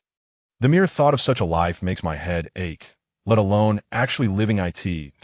It is precisely because I cannot do so that I hold you in such high regard. Joya opened his mouth, eager to retort, but Smoker realized he could not find a counterargument. Instead, he found himself in reluctant agreement with Joya's words. How can you know what you are capable of unless you try? In that moment, Joya felt as if a colossal hand had gripped his throat, a terrifying sense of suffocation and dread crashing over him like a tidal wave, though he had yet to see who had approached. He sensed an unparalleled pressure, as if a mountain were bearing down upon him. Without a moment's hesitation, he activated his shadow abilities and melded into the AI. It was only at that moment that he finally discerned the identity of the newcomer. Standing around 3 meters tall, the robust figure of Smoker appeared as an infant in comparison. His hairstyle was also peculiar. The sides of his head were thickly covered, while the top was only sparsely populated. A green bag hung under his forehead, and he donned a specially designed Navy uniform. This individual was none other than Kazan, one of the 3 highest powers of the Navy, known as Akiji. What an unusual ability, he mused, spatial. He waved his hand lightly, and suddenly, a cubic ice house materialized on the ground. Inside the ice house, Joya stared in horror at the icy wall surrounding him, unable to believe it was real. The other party could discern his true form with a mere glance, rendering his shadow fruit abilities a mere jest. He felt akin to the emperor in a fairy tale who believed himself formidable. Yet under Akiji's gaze, all secrets became exposed. Without daring to hesitate, he slashed through the ice wall before him, fearing that any delay would result in his complete entrapment in ice. Watching Joya burst forth, Akiji slowly shook his head. It seems it is not spatial after all. Joya did not dispute this point. If it were merely Smoker, he could have feigned confidence, but facing Akiji was an entirely different matter. The shadow fruit indeed exhibited effects akin to spatial abilities in darkness or under the current overcast sky. However, having been entirely sealed within the ice house, he could maneuver freely in the dim environment. But to escape, he would have to break through the ice wall. This layer of ice did not connect the shadow realm within the house to the outside. Thus, the shadow fruit could not allow him to traverse through the ice wall. By the way, can you tell me what your ability is? Upon hearing this, Joya instinctively wanted to retort, but quickly shut his mouth. Although Akiji's temperament was relatively mild, he was, after all, a Navy officer and one of the 3 highest powers. While Joya was a pirate, should he inadvertently provoke him with a careless word, he might find himself on the receiving end of an Ice Age technique, which would be disastrous, though he would not die. Who could say how many years he would be encased in ice? That would be utterly dreadful. Well, what could it be? Akiji pondered for a moment. The others, be they pirates like Joya, Buggy, or Arlita, or Navy personnel, such as Smoker and Tashigi, or even ordinary citizens, stood frozen in place, not daring to utter a single word. Some even refrained from moving their eyes. A Navy admiral, after all, was one of the highest authorities in the world. It was no exaggeration to say that had it not been for Joya, the individuals present might never have had the opportunity to meet him in their lifetimes. They still struggled to process the reality of the situation. I've got it. Suddenly, Akiji snapped back to attention, his right hand forming a fist before he raised it towards the sky. With a thunderous boom, an air cannonball shot upwards, creating a vast hole in the ominous sky. Countless rays of sunlight cascaded down, fully illuminating the square. Observing Joya standing in the sunlight, Aokiji inquired, "Can you still wield your previous ability?" At this, Joya's heart skipped a beat. He had never anticipated that Aokiji would deduce the crux of the shadow fruit so swiftly. One could not help but admire the perceptiveness and prowess of a Navy admiral. With a single punch, Aokiji shattered clouds hundreds of meters above the ground, and his Hawkeye reconnaissance technique proved ineffective against him. However, this was only to be expected. His current spiritual power was merely 440, while the Hawkeye method was only effective against those whose spiritual power was less than 3 times his own, meaning it was ineffective against anyone above 1320. Aokiji, with his punch cleaving through the air, clearly exceeded that threshold. In other words, your ability can only manifest in darkness, but is it truly limited to that? At that moment, a dangerous aura emanated from Aokiji, causing Joya to break into a cold sweat, as if you're being targeted by a venomous snake, instinctively retreating from his position, almost simultaneously with Joya's withdrawal. A shard of ice, glistening with a cold light, shot up from the ground where he had just stood. This seemed to signify the commencement of battle, as countless ice spikes rapidly spread in the direction of Joya's retreat. In the blink of an eye, a thorny spire of frost extending several dozen meters materialized, yet Joya's figure vanished once more. The onlookers gazed in bewilderment at the spot where he had last been seen. Did he not claim that his ability could only activate in darkness? What was transpiring before their eyes? As Aokiji observed the shadow cast by the frost thorns, a look of realization crossed his face. He then summoned his ability, forming a razor-sharp ice spear, and hurled it towards the shadow beneath one of the ice spikes. The solid ground was easily pierced by the ice spear, but Aokiji's brow furrowed in dissatisfaction. "This is quite intriguing," he remarked, exhaling a breath of cold air. Instantly, a sharp ice knife formed in the in the next moment, Joya, emerging from the shadow realm, swung his blade at Aokiji. However, the ice knife in Aokiji's hand intercepted the strike, and the moment of impact produced a resounding clash of metal. Observing Joya's aggressive stance, Aokiji remarked, "You truly are unafraid of death. Apologies, but the concept of fear does not exist in my vocabulary." Joya's blunt reply genuinely startled Aokiji, who had posed the question. He recalled the exchange between Joya and Smoker, realizing that Joya was not like the majority of pirates who were solely interested in plunder and destruction. It was this realization that had prevented him from outright killing Joya, opting instead to employ minor tactics to ascertain the nature of his abilities. However, he had not anticipated that this young man would dare to turn and attack him. A sensation akin to a domesticated orange cat boldly brandishing its claws before a fully grown Siberian tiger. The orange cat required unprecedented courage, while the tiger found the situation amusing. Thus, Aokiji was in no hurry to capture or eliminate Joya. Rather, he engaged him in combat, keen to investigate the self-healing abilities mentioned in the intel. Crescent Moon Slash. Joya launched into action with a powerful technique, executing a close-range strike that instantly shattered the ice knife in Aokiji's grasp, propelling him towards Aokiji's body. Arrogant, Aokiji's palm fell with a force capable of cleaving through a building, effortlessly shattering the blade's energy as if it were mere foam. Seizing the opportunity, Joya slipped into Aokiji's shadow, re-emerging behind him to deliver a decisive blow. Noticing his body darkening beneath the blade, Joya did not hesitate to withdraw, recognizing that he was not yet capable of breaching the defenses of Aokiji's Busashoka Haki. As expected, aside from in dim environments, he could also traverse within shadows that in darkness. He could merge into the air, moving in a manner reminiscent of spatial abilities, even achieving flight, though he could not penetrate solid obstacles. Under light conditions, he could blend into the shadows of other objects, as if existing in another realm, immune to all forms of attack.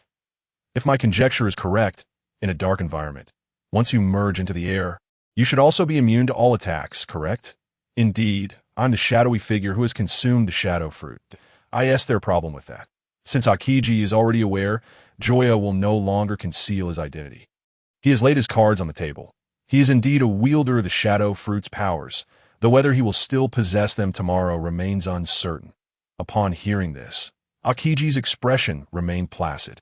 Yet tumultuous waves surged within his heart.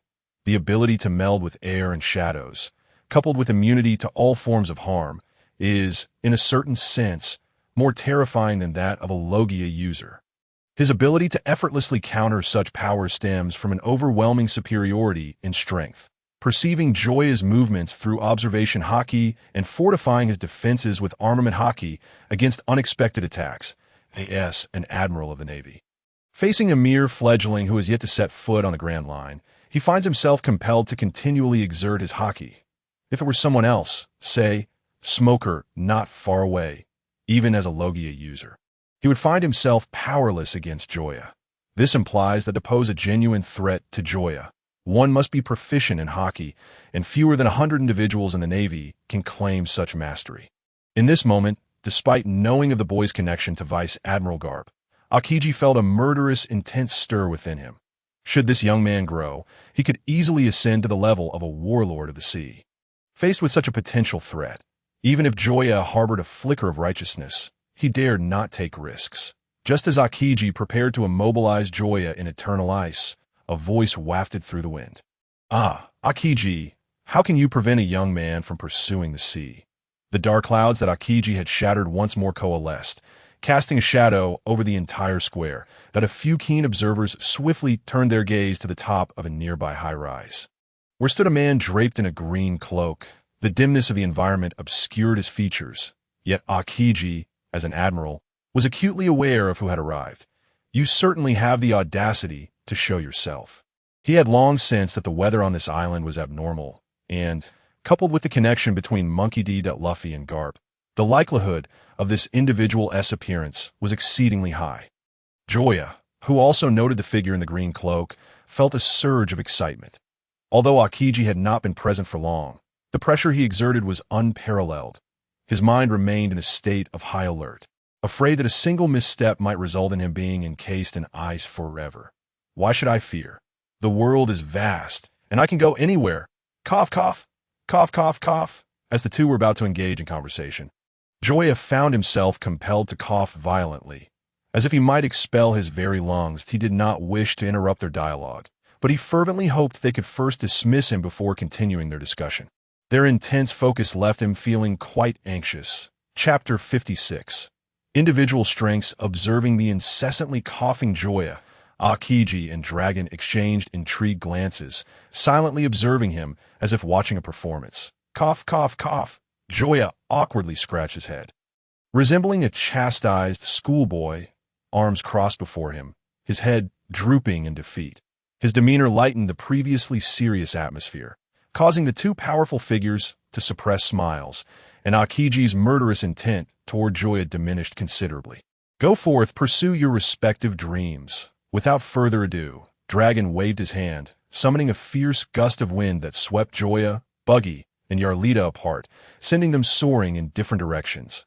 Akiji, standing firm, made no attempt to intervene. He understood that if he insisted on detaining Joya, Dragon would likely intervene, and should a confrontation arise, it would spell disaster for the town of Lowtown. Moreover, this was not the time for a direct clash between the Navy and the Revolutionary Army. As representatives of their respective strengths, they could not afford to engage in battle at this juncture. A similar sentiment resonated within Dragon as well. Thus, while aiding Joya, he ensured that Buggy and his companions were also sent away, preventing Akiji from returning to face inquiries about why he had let Joya escape amidst a throng of pirates. Consequently, for a myriad of reasons, Joya soared toward the harbor, unscathed. However, just before disappearing from Dragon and Akiji's sight, a thought struck Joya, prompting him to exclaim, "By the way, I formally report the UC Trading Company. They have brazenly abducted women in broad daylight. Although I killed their ringleader, I have serious suspicions that they have committed such acts more than once. Furthermore, I guarantee, on my honor, that the UC Trading Company has engaged in numerous unsavory dealings behind closed doors. You must conduct a thorough investigation." Listening to the echoes of his words, Akiji and Dragon initially exchanged looks of exasperation. Yet as Dragon regained his composure, he suddenly recognized this as a prime opportunity for the Revolutionary Army to gain publicity. With Akiji's presence, the The events unfolding here would undoubtedly be sensationalized by major newspapers. As the central figure of the incident, Joya would attract considerable attention, and his remarks upon departure would be fervently broadcasted by reporters sniffing out a story. Naturally, people would become curious about the UC Trading Company and whether Joya's claims held any merit. If the Revolutionary Army could gather evidence to substantiate these allegations, they could leverage the incident's momentum to propagate their ideals, expand their influence, and even alter public perception of the Revolutionary Army. Upon realizing this, an exhilarated dragon wasted no time in departing. Observing Dragon's hurried demeanor, Akiji could only think, serves you right. After all, he had betrayed the Navy, leading to his current need to be personally involved in every matter. However, the UC Trading Company had truly drawn the short straw. Thanks to Joya's antics, their operations would likely be irreparably damaged. With that thought in mind, Akiji abruptly halted his strides toward the Navy base in Logtown, his mind echoing Dragon's sentiments. Damn it! Realizing the gravity of the situation, Akiji scarcely paused to greet Smoker before employing his moonwalk and turning away. Meanwhile, at the Logtown docks, where's Joya? Why hasn't he returned yet? Nami's face was etched with concern as she gazed at the desolate harbor. At that moment, a familiar voice echoed through the sky, prompting the crew aboard the Mary to look up in unison. In the distant, overcast sky, a tiny black suddenly appeared. As it grew larger, Joya's familiar visage came into view. Upon seeing that face, Nami could no longer contain her emotions, and tears streamed down her cheeks. Moments earlier, they had witnessed Akiji's powerful strike towards the sky, and even from thousands of meters away, they had seen it clearly. They could hardly fathom the incredible strength required to unleash such an attack. One potent enough to pierce the heavens. That direction pointed straight towards the execution platform, and naturally, they had every reason to suspect that Joya had been in battle with such a formidable opponent, leaving them in a state of extreme anxiety. As soon as Joya set foot on the ship, he was immediately engulfed by Nami, whose trembling body filled him with both tenderness and satisfaction. In life, apart from one's parents, how fulfilling it is to have one or two individuals who genuinely care for you. Well, I have returned in one piece, Haven T.I. Rest assured, my dear wife, while I may lack in other abilities, my skill in evasion is truly unparalleled. Who asked your wife? Joya's playful banter caused Nami to flush with embarrassment, hastily disentangling herself from his embrace while casting him a fierce glare that I am his wife. At that moment, the little fairy seized the opportunity, wrapping her arms around Joya's arm. Having inadvertently been preempted by Nami earlier, she was determined not to let this chance slip away. Let us go. Let us go. I'm utterly bored. What a hassle. Worrying for nothing. Burp, I'm stuffed with love. The following day, as Joya lay resting on the deck, he began to observe the combat abilities of his companions out of sheer idleness. First, he turned his attention to himself. Name: Joya. Age: 17 years. Combat power: 440 charm value. 36 personal abilities: Immortal Body, Simplified Saiyan Physique, Eagle Eye Reconnaissance Technique, Iron Block, Replica Fruit, Shadow Fruit. Aways 18 styles. Sea Tower Stone Level Swordsman, Shave, Paper Drawing. During the journey to Rog Town, his combat power had increased by over 40 points, and he had acquired a new skill, Paper Drawing, compared to previous experiences. The gains this time were rather modest, even somewhat lacking. However, Joya felt no regret, as he was acutely aware of his true combat prowess. Anyone below the rank of Rear Admiral in the Navy, or those who had not mastered hockey, were no match for him. Of course, against a Logia user like Smoker, if the opponent was determined to flee, he would be unable to kill them, but he then shifted his gaze to the others. Name: Luffy. Age: 17 years. Combat power: 410 charm value. 16 personal abilities: Rubber Devil Fruit user, Rubber Gun, Rubber Machine Gun, Rubber. Name: Zoro. Age: 19 years. Combat power: 339 charm value. 15 personal abilities: Half-Step Sea Tower Stone Level Swordsman. Name: Vinsmoke Sanji. Age: 19 years. Combat power: 323 charm value.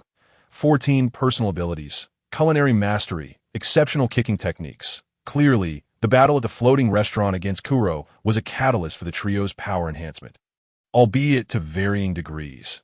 Notably, Zoro had progressed from a sword master capable of cutting iron to a half-step Sea Tower Stone level swordsman, suggesting that it would not be long before he attained the true rank of Sea Tower Stone level swordsman. Next were the others. Name: Xiao Xian. Age: 17 years. Combat power: 309 charm value. 19 personal abilities. Fur tribe, static manipulation, full moon evolution. Name: Nami. Age: 18 years. Combat power: 17 charm value. 19 personal abilities. Cartography, navigation, meteorological observation, conqueror's foot, flirtation techniques. Name: Usopp. Age: 17 years. Combat power: 20 charm value. 11 personal abilities. Master storyteller, proficient slingshot marksman. Based solely on the data, Xiao Xian's combat power was nearing that of Sanji and Zoro. However, considering Xiao Xian's limited participation in battles, her true combat capability was undoubtedly inferior to theirs. As for Nami, being a navigator, her initial combat power was indeed low, but once she acquired the weather stick, her personal strength would experience a significant elevation. Although Joya wished to assist her in enhancing her abilities, he found that the resources he currently possessed were of no use to her, leaving him powerless to help. Regarding Usopp, Joya could not conjure a viable strategy, as the peculiar nature of his combat style rendered items like the shadow fruit a waste in his hands. Unless the system allowed him to draw a Barrett sniper rifle with infinite bullets or a weapon fruit, assisting Usopp would prove challenging. In fact, he might not even require assistance. Despite appearing to be the least useful member of the Straw Hat Pirates, he sometimes possessed advantages that others lacked. During the assault on CP9's headquarters, it was his slingshot that ignited the world government's flag, heralding the declaration of war by the Straw Hat Pirates. In the Dressrosa arc, had he not startled Sugar, the tale of the Pirate King might have concluded prematurely. In summary, allowing him to act freely could yield unexpectedly significant contributions at crucial moments. Over the next 2 days, aside from a substantial storm, the Mary had not encountered any uninvited troublemakers. How peculiar! There are so many seabirds gathering over there, Usopp remarked, peering through the telescope. Could it be fish? Sanji suggested. Quite likely, otherwise, what else on this vast ocean could attract so many seabirds? All right, let's catch some for food. Without waiting for further opinions, Luffy immediately activated his ability, reaching his arm toward the fish on the surface of the sea. Though the provisions in the storeroom were sufficient, Luffy, in his boredom, sought to create some excitement. Got it! In the next moment, as his arm swiftly retracted, Sanji hurriedly cautioned, "Why did you stop?"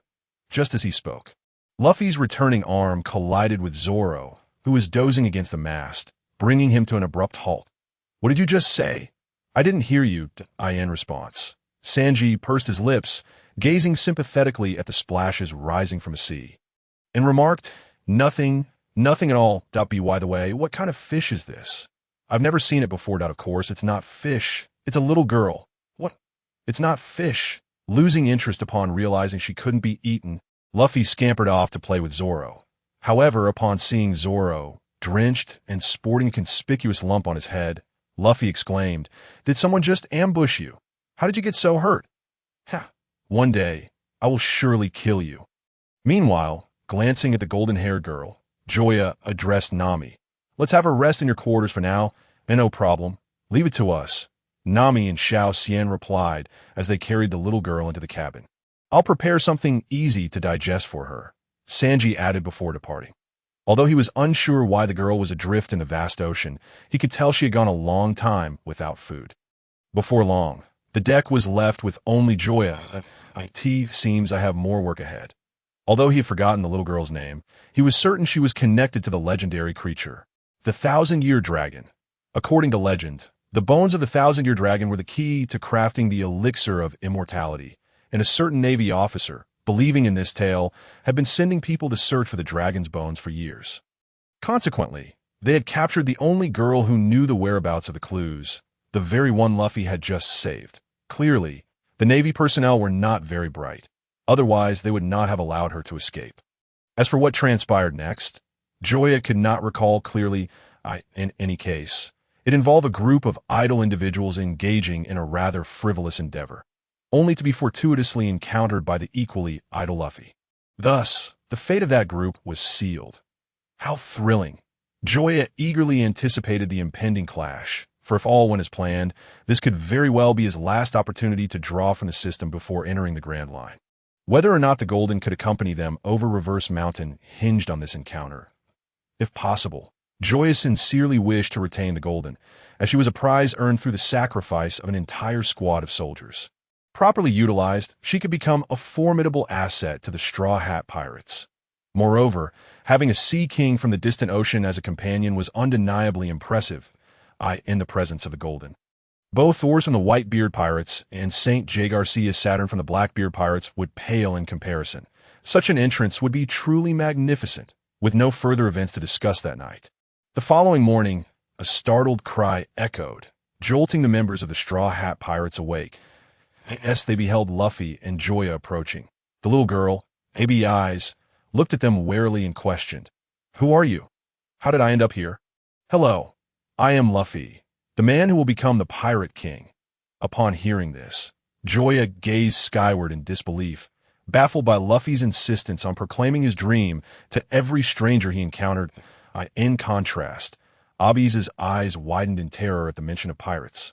Her jaw nearly hitting the ground. "Oh no, this is the end. I barely escaped from the Navy, and before I could do anything, I've been captured by pirates, and my life is truly unfortunate." "Little girl, you needn't worry. We are the good guys, and will not harm you." Seeing the frightened AB Eyes, Usopp stepped forward to offer comfort. Upon hearing his words, AB Eyes felt a slight improvement in her mood, only to be distracted by Usopp's excessively long nose. With a dramatic roll of her eyes, she collapsed straight to the ground. In that moment, the atmosphere fell eerily silent. All around, shoulders shook with suppressed laughter, their gazes towards Usopp filled with pity as they struggled to contain their amusement. Chapter 58. Target. Naval Ship Island. Half an hour later, AB Eyes slowly regained consciousness. "Rest assured, the long-nosed monster has been chased away," said Joya, who sat by her bedside. For reasons unbeknownst to her, AB Eyes felt a wave of reassurance wash over her at the sight of Joya. "Oh, who are you? How did I end up here? Are you really pirates? What on earth was that long-nosed creature?" Though interrupting others is quite impolite, Joya couldn't help but interject, "You certainly have a plethora of questions. However, our chef has prepared some delicious food. Are you sure you want tea? Try any?" With a grumbling stomach, AB Eyes felt embarrassed and almost declined. Yet her belly betrayed her, accepting the invitation. Consequently, her face flushed a deep crimson at an alarming rate. "Come on, we won't let you starve us. There's no need for formality." All right. Faced with the food, AB Eyes, who hadn't eaten in nearly 3 days, reluctantly followed Joya to the dining hall. "Another bowl, please." "Thank you." "Oh," seeing someone relish his cooking. Sanji enthusiastically served AB Eyes more food. "AB Eyes, your appetite is nearly rivaling Luffy's," Nami exclaimed in astonishment, unable to fathom how such a frail figure could consume so much. "Because I've been starving." All right. Let us keep the chatter to a minimum until we've eaten our fill." With that, aside from Usopp, the rest of the Straw Hat Pirates gathered around AB Eyes, their expressions full of curiosity as they observed her. They were intrigued by how she, appearing to be around 10 years old, had ended up adrift on the open sea. Burp. 20 minutes later, having eaten her fill, AB Eyes leaned back in her chair and let out a satisfied belch reminiscent of Luffy's. As she tilted her head back, she caught sight of Usopp, who was hiding behind the door. "The long-nosed monster is back." Startled, AB Eyes quickly dashed behind Joya, her trembling hands clutching his shirt tightly. "Joya, how did you explain things to her? Why does she still react like this upon seeing me?" Usopp glared at Joya, feeling wronged after experiencing a second wave of trauma. If only he could show her the might of his fists if he weren't so outmatched. "My apologies, I wasn't tea." "Congratulations, host. You have obtained a stretchable garment." Hearing this, Joya abruptly cut off his explanation, his gaze towards Usopp filled with a mix of curiosity and incredulity. "You audacious long-nosed monster. You dare show your face again?" "Brothers, let us take him down." Before anyone could react, Joya charged at Usopp, and a scuffle ensued. "Hey Joya, are you out of your mind? I'm Usopp. I don't care if you're Usopp or Lassip. Scaring people is unacceptable. Luffy, Zoro, don't just stand there. Hurry up and separate us." Usopp pleaded, overwhelmed by Joya's onslaught. Though Joya was holding back, Usopp still found himself at a disadvantage. Leave it to me, Luffy, finding the situation amusing, jumped into the fray, but his target was none other than the beleaguered Usopp. In no time, cries of distress echoed around them. Watching the chaotic brawl unfold, ABI's, who had been on edge, finally burst into laughter. All right, I'll join in too. Sanji, not quite understanding the situation, quickly joined the fray upon witnessing the fun. 10 minutes later, when all was said and done, a bruised and battered Usopp lay on the ground, questioning his very existence. Why? Why is this happening? I just want to draw a circle to show my disdain for you all. He pondered how he had once chosen to abandon his homeland and set sail, only to end up in such a predicament. Wah, I want to go home. I want to find Kaya. Patting Usopp on the shoulder, Joya consoled him. I'm sorry, but to alleviate Abi's fears, I had to put you through this. I'll make it up to you with a gift later. Aside from the stretchable garment, Joya had acquired something else that would suit Usopp perfectly during his scuffle, since he had contributed to both lottery draws. Giving him a gift was only fitting. By the way, we still don't know your name. Could you share it with us? Meanwhile, Nami and the others finally had the opportunity to converse with ABI's. I am ABI's. Why were you drifting alone in the ocean? I escaped from a naval warship. Escaped? The mention of this word piqued everyone's curiosity further about what had transpired in Abi's life. I am from Naval Ship Island. Due to certain circumstances, I was captured by the Navy a few days ago. During a storm, I seized the opportunity to flee, and that's how I ended up meeting you. Why did the Navy capture you? At this, ABI's hesitated noticeably. I'm sorry, I cannot say. Seeing her reluctance, the group furrowed their brows. While it was understandable for pirates to rescue a girl escaping from the Navy, the lack of information made it difficult for them to continue assisting her. As the atmosphere grew heavy, Joya spoke up. Never mind. Everyone has their own secrets. Sometimes, not sharing is for our own good. Right? Meeting Joya's gaze, ABI's eyes turned red. Over the past year, she had been exceedingly cautious to protect the secret of the Millennial Dragon's existence. For a mere 10-year-old, it had been incredibly challenging, especially during the days of her capture, living in constant fear of what the Navy might do to her. Only upon encountering these people before her did she feel a semblance of safety. With that thought, tears streamed down her cheeks, and she collapsed into Joya's embrace, crying. As the others sympathized with Abi's plight, Nami regarded Joya with a hint of wariness. So, he knows how to comfort people. Does he? If ABI's were not a girl but a woman, would that mean he is yet another potential rival? She silently resolved to keep a close watch on Joya from now on. Otherwise, there would only be more vixens surrounding him. So, you plan to return to Naval Ship Island, correct? Yes. Then we shall escort you back. Without the slightest hesitation, Luffy took it upon himself to arrange everything. No, that is not necessary. Just lend me a small boat. That is all I need. What nonsense. You're so young. How could we possibly let you go alone? Thank you. All right, set sail for Naval Ship Island. Awakening, Usopp dramatically waved his hand, issuing commands like a captain. Hey, that's my line. Ahaha. I've already said it. What can you do about it? How infuriating. Joya, Sanji, take him down. Chapter 59. The doldrums just as Luffy and the others were frolicking on deck with ABI's. 5 naval ships suddenly appeared on the horizon. Hear me. Pirates, surrender the little girl you have, or we will open fire. Upon hearing this, ABI's instinctively turned back, and upon seeing the number 8 emblazoned on the sails of the naval ships, her heart raced with panic. What do I do? What do I do? I just escaped from their ship. With the enemy approaching, an excited Luffy cracked his knuckles and proposed, should we sink them? Let us not. Shall we? We've already taken down 2 Navy officers. If we sink these ships too, the old man might not take it well. I could see this. Luffy cast a disdainful glance at Joya. So, you do no fear. I thought you were planning to challenge my grandpa next time we meet. Moreover, I must clarify. Those 2 Navy officers were taken down by you alone. I played no part in it. Boom, boom, boom. Before Luffy and the others could devise a plan, the impatient Navy fired the first shot, cannonballs exploding against the sides of their ship. Enough of this. Let us sink them. Provoked in such a manner, the usually gentle little fairy was stirred to a desire for vengeance. Wait, Soon a strong wind will blow, and we can escape with its aid. Suddenly interjected ABIs, her gaze fixed on the birds perched atop the mast.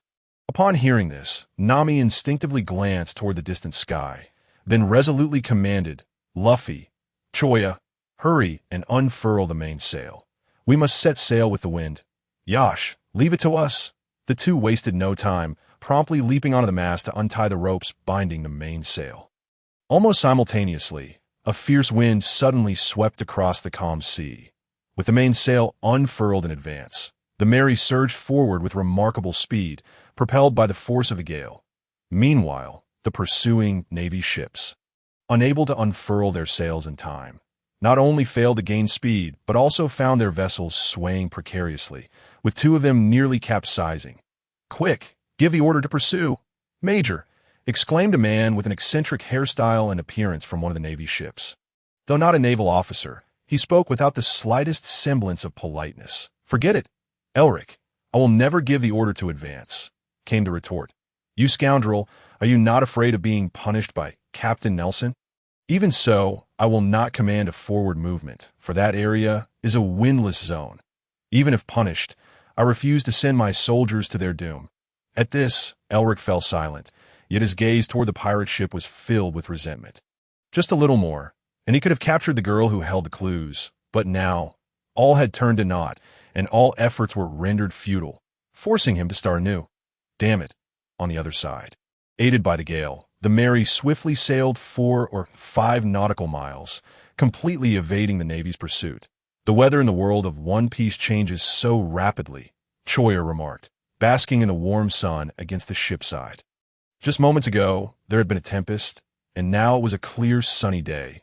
The speed of transition astonishing as he continued to soak in the sun.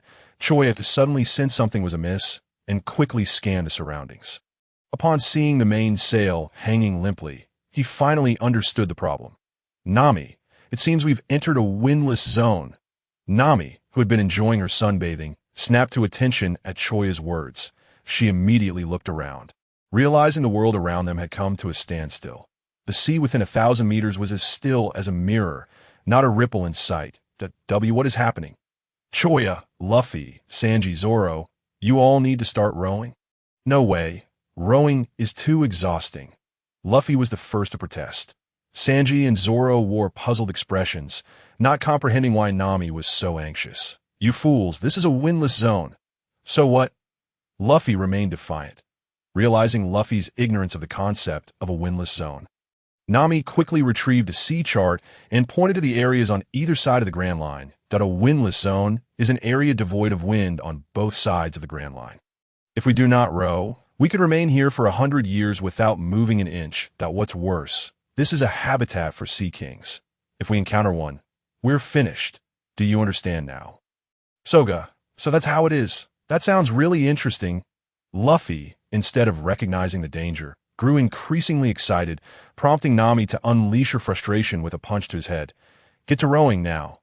In that instant, a colossal shadow emerged on the tranquil sea. The next moment, several sea kings breached the surface, with the Mary precariously perched atop one of their heads. "Sea kings, it's really sea kings," Usopp exclaimed, startled by the sight of the enormous creatures surrounding them. His exclamation, however, drew the attention of one of the sea kings. With a loud croak, a frog-like sea king leapt toward the Mary, its gaping maw threatening to engulf the ship. Just as Luffy, Zoro, and Sanji prepared to fight, another sea king emerged from the depths, colliding with the massive frog and sending it flying. Roar! Deafening roar echoed, heralding the arrival of Dajin. Her immense size dwarfed even the largest of those present. And as she appeared, Joya noted that the other sea kings seemed to tremble in her presence, clearly intimidated. Roar, roar, roar! After a series of unintelligible exchanges in beast language, the other sea kings retreated into the ocean. "Well done, Dajin," Joya praised. He turned to the little fairy, asking, "Can you take her to the other side of Reverse Mountain?" It was evident she could not yet do so, and he had questions for her. Initially, she claimed it was due to insufficient food in the East Blue, but now it seemed she could survive in the windless zone. Why, then, did she wish to return to the other side of Reverse Mountain? After a moment of silence, Dajin replied, "Roar. She said she found you quite interesting and wished to accompany you for fun, but feared you would not believe this reason, thus resorting to the excuse of food scarcity.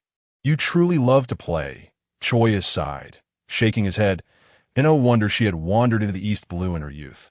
It seemed that in any group, there were always playful little rascals like Luffy. Tell her I will find a way to assist her, and then ask her to help us escape the windless zone. Chapter 60. A gift for Usopp 10 minutes later, with Dajin's assistance. The Mary returned to its previous course, heading toward Navy Island. As normalcy returned, Usopp approached Choya, rubbing his hands together. Choya. Recognizing his intentions, Choya wasted no time and retrieved the Barrett sniper rifle he had won in the earlier lottery. At the time he drew the rifle, he was uncertain whether he had been fortunate or unfortunate. He had previously mused that only by acquiring either a Barrett sniper rifle with infinite bullets or a weapon fruit could he enhance his combat capabilities. Remarkably, he had indeed drawn the rifle. Although it came with only 100 bullets, it was more than sufficient for Usopp's needs. Considering this, he had to admit his luck was quite impressive. However, since his encounter with Dajin, he had longed to draw a mini fruit or another item that could alter the size of the user.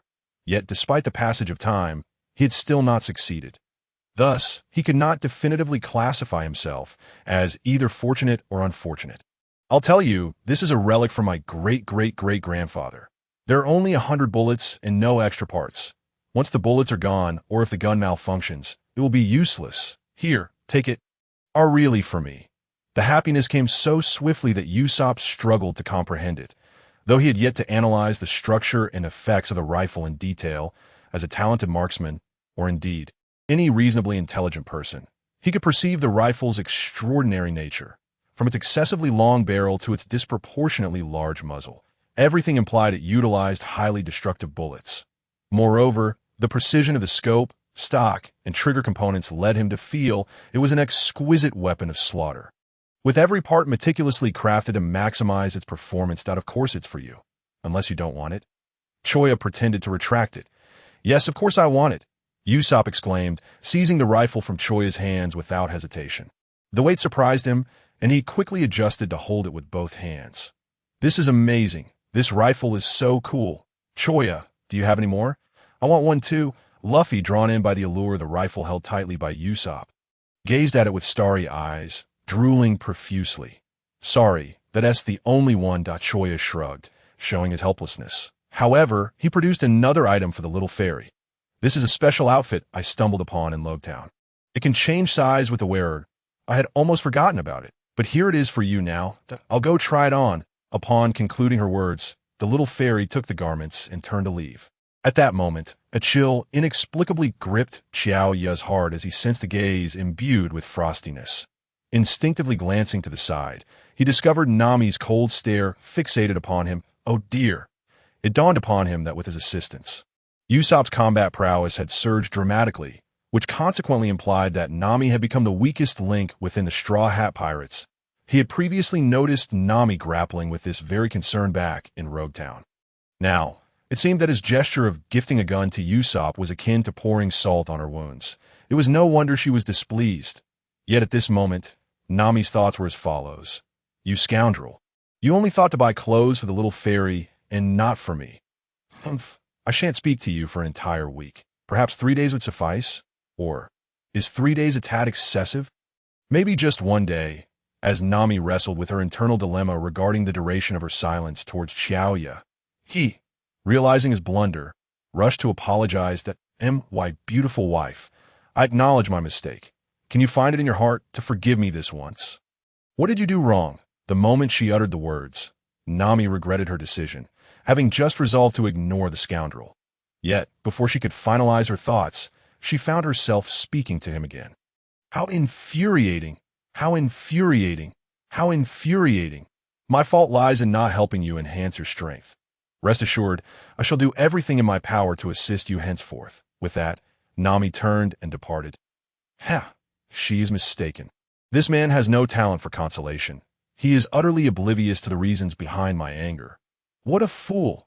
Shortly thereafter, the little fairy reappeared before the crowd, clad in her new attire. It must be said. The items drawn from the system were indeed splendid. That white dress, complemented the little fairy exquisitely, as if it had been tailored specifically for her. Even in her animal form, the garment would shrink accordingly, transforming into a delightful little frock. Consequently, Nami's discontent deepened, her desire to take a bite out of Xiao Ya's flesh becoming palpable. Thus, a day passed by around 10 o'clock the following morning. Xiao Ya and his companions finally reached the port of the Navy Island. The arrival of Luffy and his crew sent ripples of anxiety through the island's villagers. Women and children cowered in their homes, while the men, armed with farming tools or kitchen knives, stood guard at the harbor. "What brings you here? You are not welcome. Stand down. We are good people." "Good people. Don't make me laugh. How could pirates possibly be good?" As a misunderstanding loomed, ABIs hastily interjected, "Everyone, don't act rashly. They're truly good people." "ABIs, what brings you aboard a pirate ship?" The vigilant villagers quickly pulled ABIs behind them. I still locked onto Luffy and the others. Though Abi's assurance was present, they remained skeptical, for a mere child could easily be deceived. Just then, an elderly voice rang out. "All right, everyone step aside. We cannot treat our guests this way." "Grandfather Bogdan." Upon seeing the elder, ABIs dashed into his embrace, prompting the others to clear the path to the village. Clearly, this elder held significant sway within the community. "Thank you for bringing ABIs back. If you are not in a hurry to leave, please join me for a meal that—" "Oh, yes, yes." Upon hearing the mention of food, Luffy was no longer in a rush to depart. Thus, the group followed Bogdan into the village. Little did Xiao Ya and his companions know that 2 hours after their entrance, a naval ship would also arrive. Observing the Mary docked at the harbor, Eric and the Navy major accompanying him were taken aback, never expecting to see them emerge alive from the calm belt. "Major, should we sink their ship?" After some contemplation, the major ordered, "Not yet. Since they have survived the calm belt, they might help us uncover clues regarding the 1,000-year dragon. Ship 1 and Ship 2 will remain here. The rest of you, follow me into the village to apprehend them." Chapter 61. Running away after the trap, the 1,221st descendant of the King of Bogdan, also known as Harry Potter, received a peculiar invitation on his 11th birthday. As Xiao Ya listened to Bogdan's recounting of legends, he nearly succumbed to slumber but was jolted awake at the mention of Harry Potter. Harry Potter, 11th birthday. How could he exist in the world of One Piece? How is it that I hear the name of that boy who rides a broomstick? Wait, Elder Bogdan, could you repeat that name?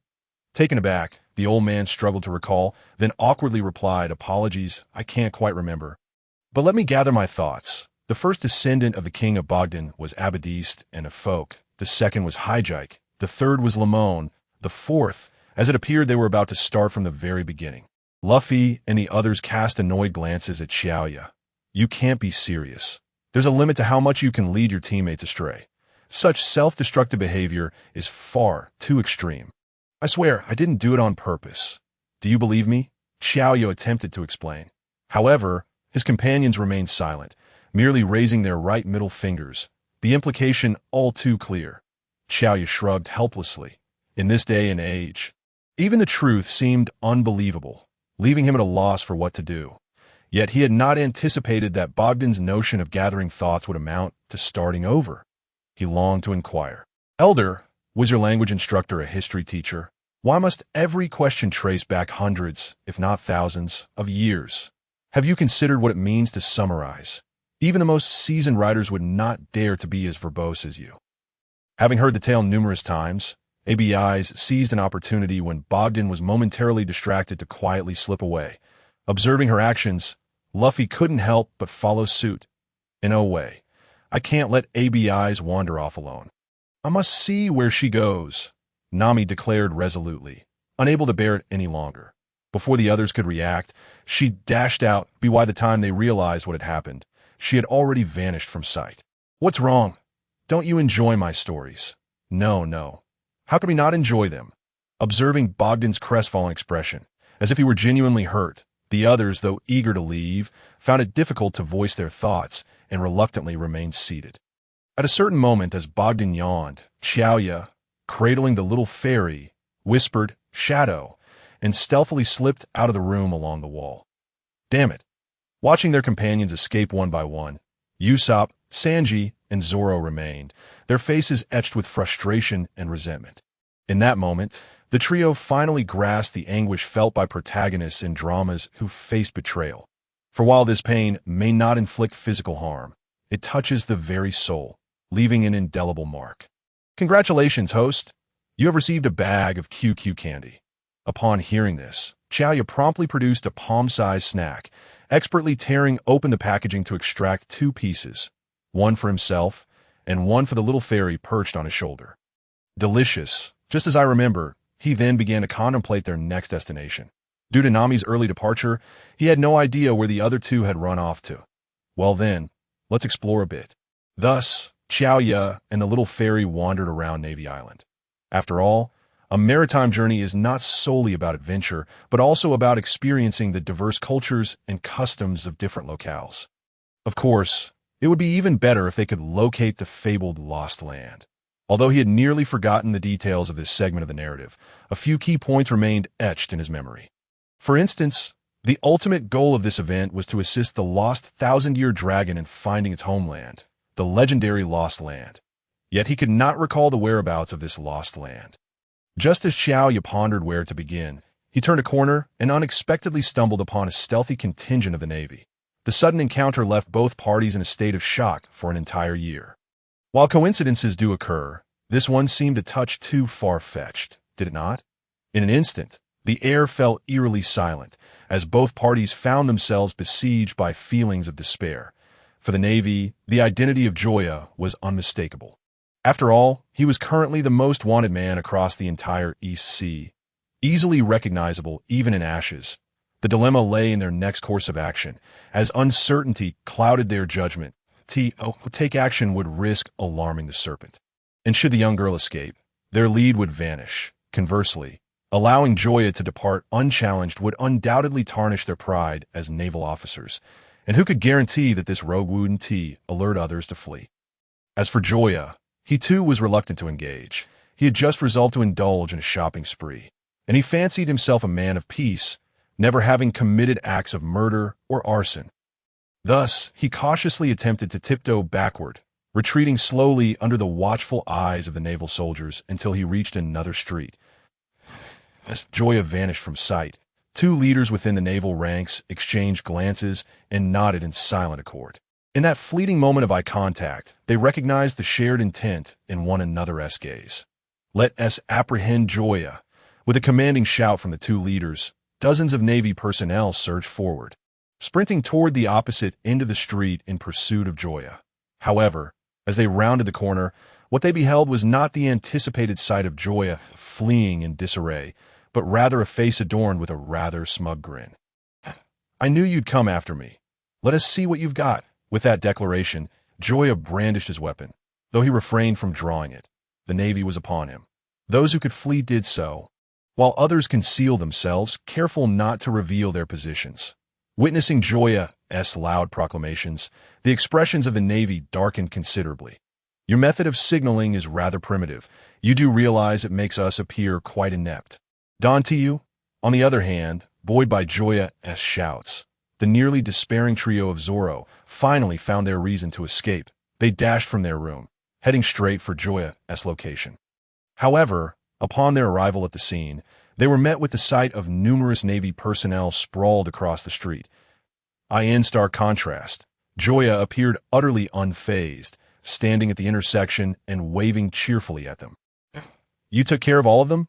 Usopp exclaimed in astonishment, incredulous at Joya's swiftness. "Of course. Why else would I summon you?" "Wait, does that mean we should be thanking you?" "Don't mention it.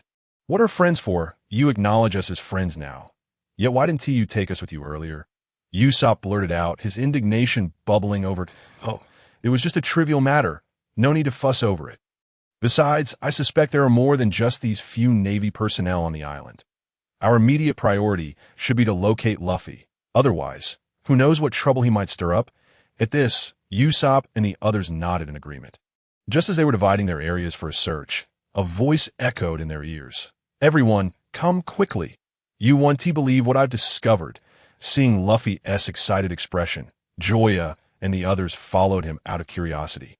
They departed from the backyard of Buggy, traversing a dense thicket before entering an obscure cave. As they walked along the passage, an unexpected creature materialized before them. Its massive form nearly filled the entire cavern. Adorned with colossal wings, sharp claws, and a head reminiscent of tales from lore, without a doubt, it was the legendary Millennium Dragon. However, both its graying feathers and its weary, ancient eyes conveyed a singular truth. This was a Millennium Dragon long past its prime, devoid of the strength to resist. Even so, the group could not detect a hint of greed in their gazes, only surprise and wonder that I can hardly believe such a mythical creature truly exists. Zoro remarked in disbelief. Roar, before the little fairy could translate. ABI's interjected. The dragon says it senses goodness in you and wishes to befriend you. Need you even ask? Of course, we're friends. Before Luffy could continue his exuberance, a skeptical Usopp interjected. Luffy, did you call us here just to meet the dragon? Ah, I hadn't even mentioned it yet, had I? Luffy replied, oblivious. The others exchanged exasperated glances, their curiosity piqued as to what else Luffy could possibly remember besides food. Actually, I plan to help the dragon return to its homeland, the so-called Lost Land. That I could see this revelation. Usopp's frustration boiled over. Wait. The Lost Land is merely a fable. Even the most detailed maritime maps fail to pinpoint its location. Even if it exists, it may have been submerged by the sea after all these years. So what? Precisely because it's unknown that we must seek it. If it were known, the dragon would have flown there itself long ago. Listening to Luffy's unreasonable rationale, Usopp trembled with indignation. Though he wished to refuse, he could not articulate a valid objection. Fine, do as you wish, Usopp relented, having come to understand Luffy's nature during their time together. Once he set his sights on something, it was nearly impossible to sway him. Then came the pressing question, how to extract the dragon from the cave, since they intended to search for the Lost Land. They could not leave it behind. Fear not, we have already devised a solution. We can construct a makeshift sled from logs, allowing the dragon to lie upon it, enabling us to take it to sea. As Joya recalled the looming threat posed by the Navy, he quickly interjected, by the way, before arriving here, I encountered a group of Navy personnel in the village. Although I dealt with them, I suspect there are others still on the island. And our ship at the harbor is likely under their control. What do we do then? Nami queried, her composure slightly shaken by the unexpected news. Should the enemy arrive, chaos would be inevitable, while she held unwavering confidence in their combat abilities. The risk of collateral damage to the dragon was a concern. Given its current frailty, it could not withstand any assault. Here is the plan. Saiyan and I will fetch the ship. If the Navy hasn't arrived, all will be well. But if they do, we'll leave it to you that we have no other choice. Thus, the Straw Hat Pirates split into two groups once more, while Luffy and the others busied themselves with crafting the sled. Joya and Saiyan hurriedly made their way to the harbor. In less than 10 minutes, the harbor came into view. Without hesitation, Joya strode directly toward the stationed Navy soldiers. Stop! Who are you? Advance any further, and we will open fire. Fool! Are you blind? That's the demon, Joya. Open fire. The commanding officer present immediately issued the order to attack. In an instant, gunfire erupted. Seizing the opportunity, Saiyan leapt from Joya's shoulder, transforming mid-air. Meow. Upon landing, Saiyan propelled herself off the ground. Though her legs appeared delicate, they unleashed an astonishing force, causing the earth to crack as she darted toward the enemy like a streak of white lightning. Static release. With electrified hands, she struck down upon her foes, causing every individual touched by her to tremble uncontrollably before collapsing in a heap. Within a mere 3 breaths, every Navy personnel stationed at the harbor had succumbed to unconsciousness. Meow, as Saiyan returned to perch on Joya's shoulder. He affectionately scratched her pink nose. He had only endured 39 bullets, and yet the battle was already over. Name, Joya. Age, 17 combat power, 459 charm, 36 abilities, immortal body, simplified Saiyan physiology, eagle eye reconnaissance technique, iron block, replication fruit, shadow fruit, away as 18 styles, sea-piercing stone-level swordsman, shave, paper drawing. Observing his combat power increase by 15 points, Joya nodded in satisfaction that it appeared that before officially entering the Grand Line, he might just breach the 500 mark. Fire the cannons. The furious roars of the naval soldiers and the whistling cannonballs jolted Joya, who had been lost in reverie, back to reality. As she watched the rapidly approaching shells. She unsheathed her sword and cleaved one in two that with swift strokes of her blade, she executed a technique. Crescent Moon /2. Thus, two arcs of pristine sword energy surged into the sky, severing the naval warships stationed on either side of the Mary. Must you compel me to take action? Why bother? Immediately, she leapt onto the deck of the Mary, setting sail amidst the terrified gazes of the naval soldiers. Oh no! Help! Help! I want to go home. I want to find Koya. I'm done.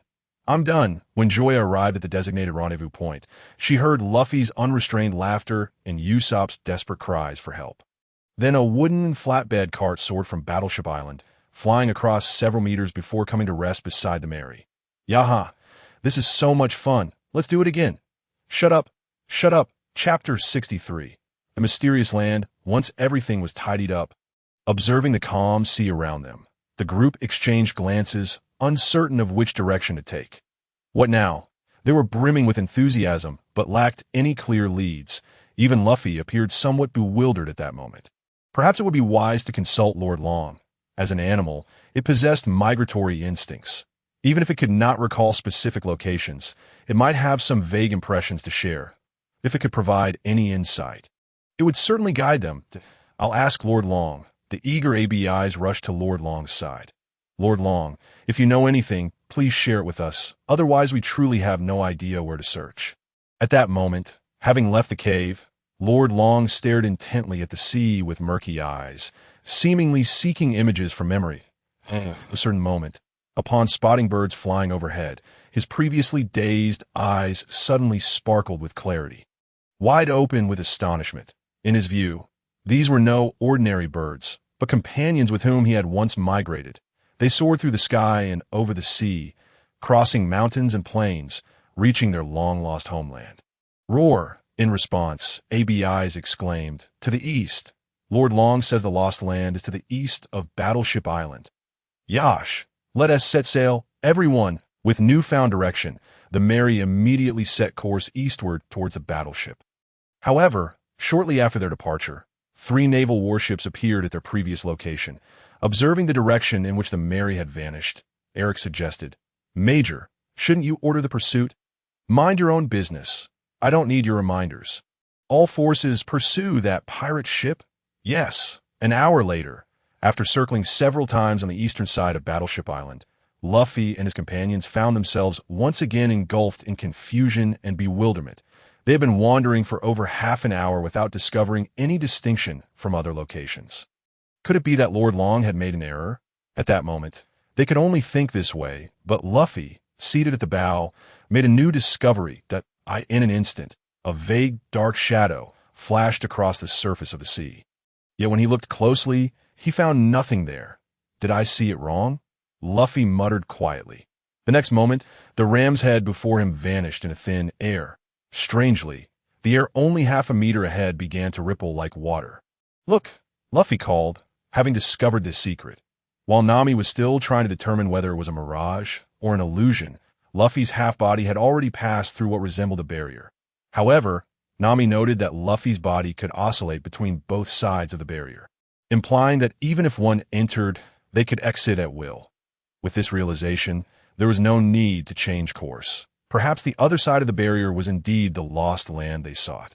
10 seconds later, the Mary suddenly vanished without a trace, as if it had never existed. Shortly after, the naval colonel, leading his 3 warships, docked not far from the barrier. He then tossed a stone tied with a line, watching it pass through the barrier before pulling it back.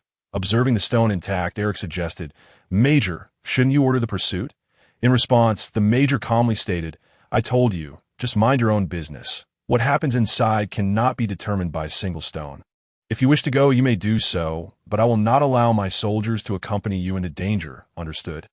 Okay, let me drop a small boat, I'll go myself. Thus, Eric rowed alone through the barrier, while the Major remained in place, reporting the events of this time to Colonel Nelson. Meanwhile, on the other side of the barrier, Luffy and the others encountered unexpected trouble. Just a second ago, the weather had been clear. But now dark clouds gathered and thunder roared. The fierce winds whipped the sea into towering waves. Navigating in such conditions was challenging for even the Mary, let alone the flatbed cart trailing behind. The two ropes tied to the ship's side were on the verge of snapping. Realizing the crisis, ABIs disregarded the possibility of injury and clutched the ropes tightly, trying to stabilize the flatbed. Upon contact, her tender palms were bloodied. Yet, she had no intention of relinquishing her grip, holding on with all her might, unafraid of being dragged into the S. In a certain moment, she suddenly felt a lightness. As Zoro came to assist her, however, they could only secure one rope, while the other was about to snap completely. Rubber, rope? In a critical moment, Luffy extended his arm, using his right limb as a rope to ensure the flatbed stability. 20 minutes later, having finally emerged from the storm's grasp, Luffy and his companions exhaled a sigh of relief. "Look over there!" ABIs exclaimed with delight, pointing towards a distant island, her eyes sparkling with excitement. It turned out the Lost Land was surrounded by a tempest, explaining why it had eluded discovery for so many years in their line of sight. The little island was enveloped in a 360-degree storm. And coupled with an imperceptible barrier outside, the probability of being found was indeed pitifully small. Yash, let's set sail. With a legendary location within reach, Luffy was eager to disembark. Lord Long, wait a moment. We are almost there. The excited ABIs hurried to Lord Long's side to share the good news. Roar. However, when the group finally arrived at the island, observing Lord Long's unchanged state, Abi's previously jubilant expression instantly turned gloomy and disheartened. For Lord Long had previously stated that as soon as it returned to its homeland, the fabled Lost Land, its condition would improve. Yet now, there was no indication of change, causing ABIs to worry immensely. Could it be that this place was not the true Lost Land? Aside from this possibility, they could fathom no other. Enough with the speculation. It's better to see for ourselves. With that, Luffy pointed towards the half-destroyed palace in the island's center. Indeed, from there we could discern the island's overall appearance, making it easier to determine whether this is truly the Lost Land. Upon hearing this, the group took turns pushing the flatbed cart deeper into the island. Chapter 64. New clues. Upon reaching the mountaintop, the group gazed at the half-ruined palace, where a tightly shut door barred their way. Looking down from this vantage point, they beheld a dense primeval forest along with the remnants of the palace. Nothing particularly special or resembling a lair. Should we go in and take a look? Usopp suggested. But how can we get inside? The closed door before them bore no lock or handle, only a triangular-shaped hole. Could it be? Remembering something, ABIs quickly produced the dragon scale hanging from her neck, which Lord Long had given her previously. Its shape closely matched the hole in the door. Quick! Give it a try. It might actually open. Upon hearing this, Abisi stepped forward, aiming the dragon armor at the gaping hole, attempting to unlock the long-sealed palace. In the next moment, just as the dragon armor was about to be inserted into the opening, the marble floor beneath them trembled violently, followed by a resounding crash as it collapsed. Caught off guard, everyone plummeted into the depths below. Gazing up at the vast chasm overhead, Joya couldn't help but remark, "Indeed, television is nothing but a deception. Who says one must have a key to discover treasure? A forceful approach suffices.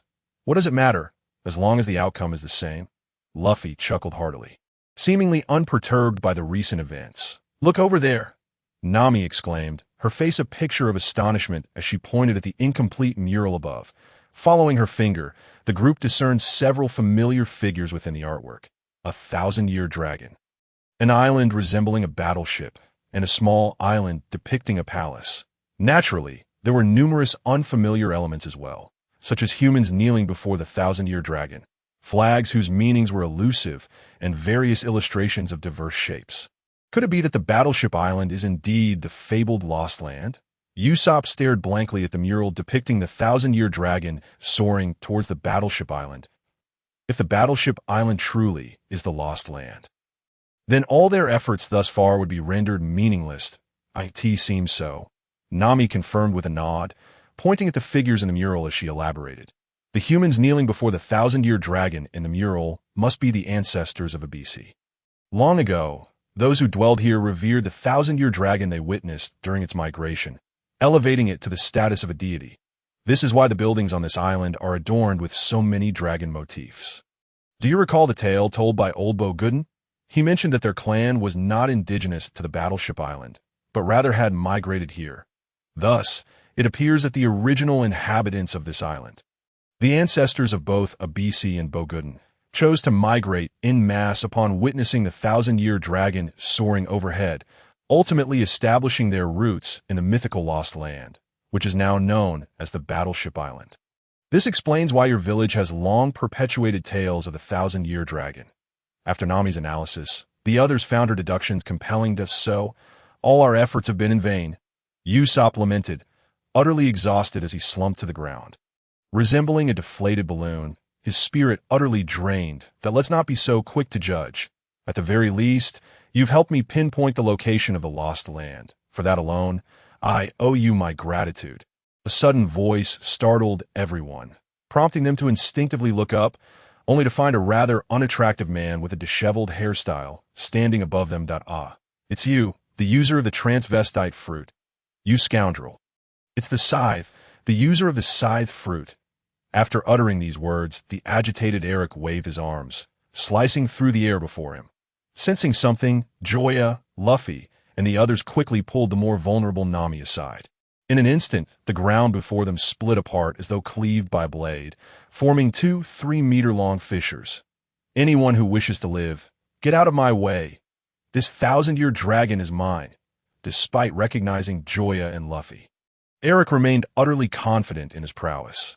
His faith in the scythe fruit was unwavering. Though his ability belonged to the paramecia category, it granted him formidable ranged offensive capabilities. Each attack he unleashed was powerful enough to ensure victory, even against skilled swordsmen. However, while he recognized Joya's identity, he was oblivious to the extent of Joya's abilities. Otherwise, he would never have made his presence known at that moment. Although Akiji had discerned Joya's capabilities, the Navy headquarters had yet to disseminate this information throughout the ranks, as another pressing matter had captured their attention. Moreover, they had not yet resolved whether to fully disclose this information, that if kept under wraps, could Joya potentially assist them in eliminating a portion of the formidable pirates. All while the majority remained unaware. You all should leave. I'll handle this, Joya declared, stepping forward to stand before the group, gazing at Eric with an intensity akin to that of a ravenous beast. Witnessing this, the others looked at Eric with palpable pity. Under Joya's unwavering gaze, the man's fate was clearly doomed. You scoundrel, don't even think about escaping. Seeing Luffy and the others attempting to flee with the thousand-year dragon, Eric's hands danced wildly, unleashing several whirlwind attacks. Body shield, Joya leaped into the air, spreading his arms to absorb the incoming onslaught with his very flesh. Blood erupted in torrents. Exhilarating, Joya gasped as he landed. A chill coursing through him as the unprecedented pain crashed against his will like a tidal wave. It must be said, despite Eric's lackluster appearance, the potency of his attacks was undeniably formidable. Given Joya's current physical condition, the areas struck were either a bloody mess or fractured bones, transforming him into a veritable bloodied figure. Were it not for his immortal body sustaining his last breath, he would have long since met his demise. What on earth are you? Eric exclaimed, witnessing Joya's wounds heal at an observable rate, leaving him utterly astounded. I am your father. Oh wait, a man as handsome as I am could never father someone as unattractive as you. Perhaps I'm your godfather? No, that won't do either. Your character is simply lacking, and no matter how much a roe my godson might be, he could never sink to your level. A loss for an answer. Joya regarded Eric with disdain before continuing. How did you manage to live such a wretched life?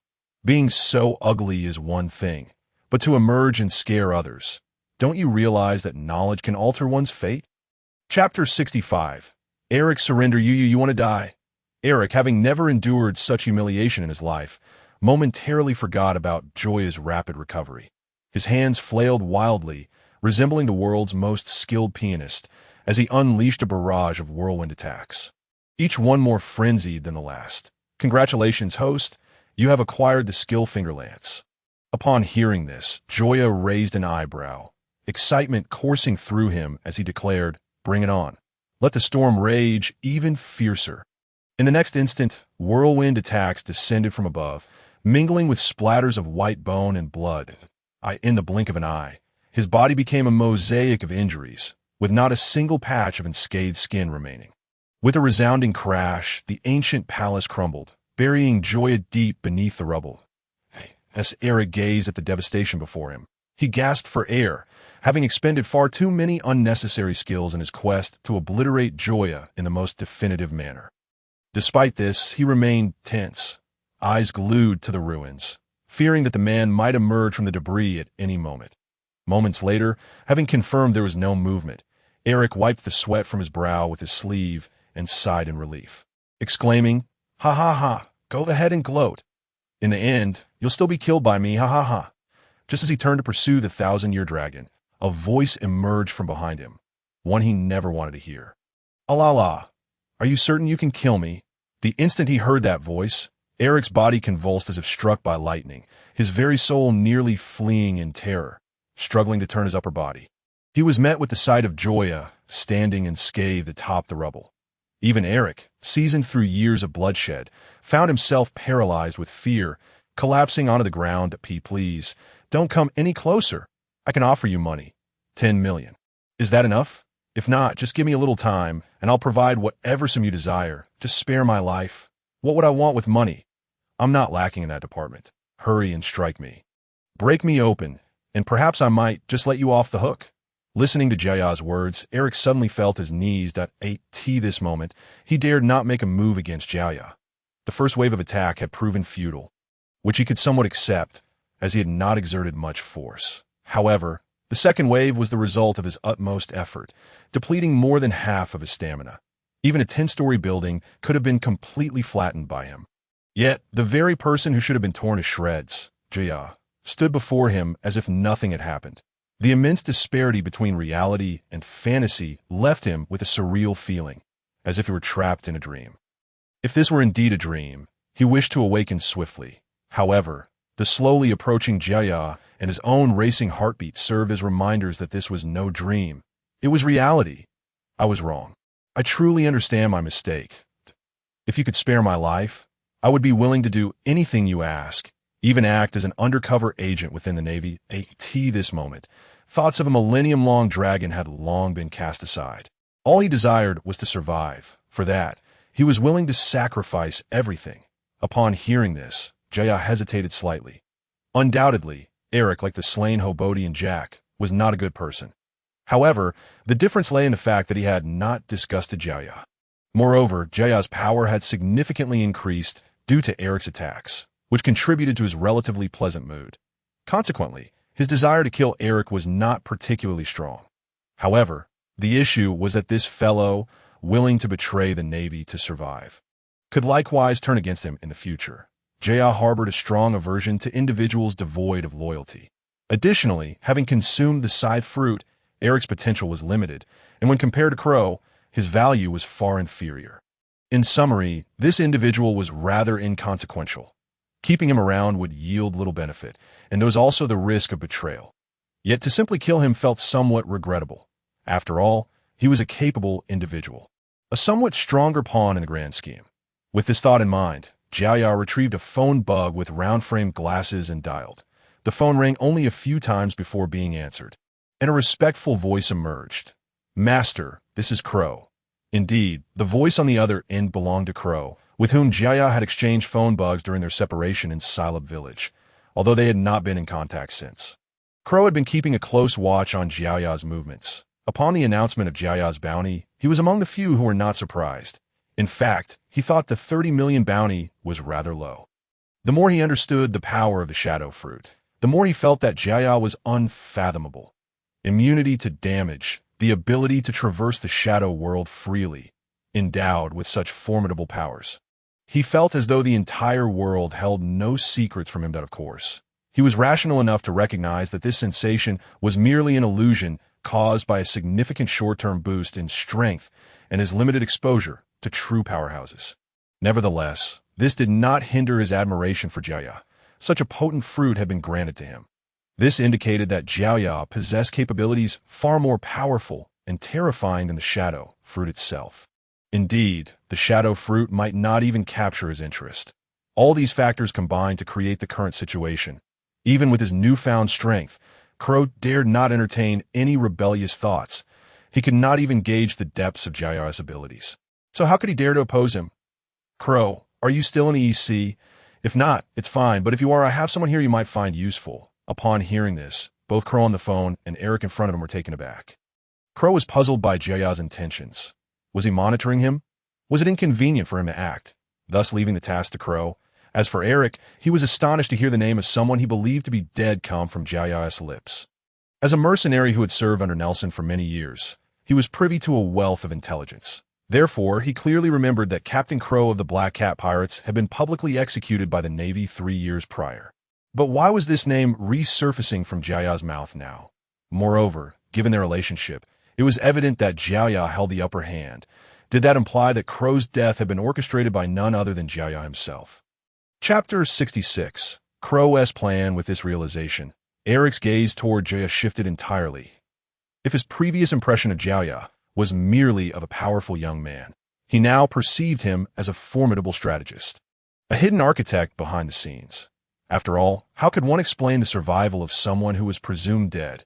In a world where everyone believed Kuro to be deceased, the sudden reappearance of such a figure raised questions about what role he could play. At that moment, Eric felt he had stumbled upon a monumental conspiracy, a secret he should never have uncovered. He had a premonition that if he were to miraculously survive this day, his future would irrevocably change, becoming something he could scarcely imagine. Master, I am still in the East Sea. Give me a location, and I will come and find you. Although Kuro might have been sent by Joya to monitor him, he accepted without hesitation. Here's what happened. Joya briefly outlined the events that had transpired.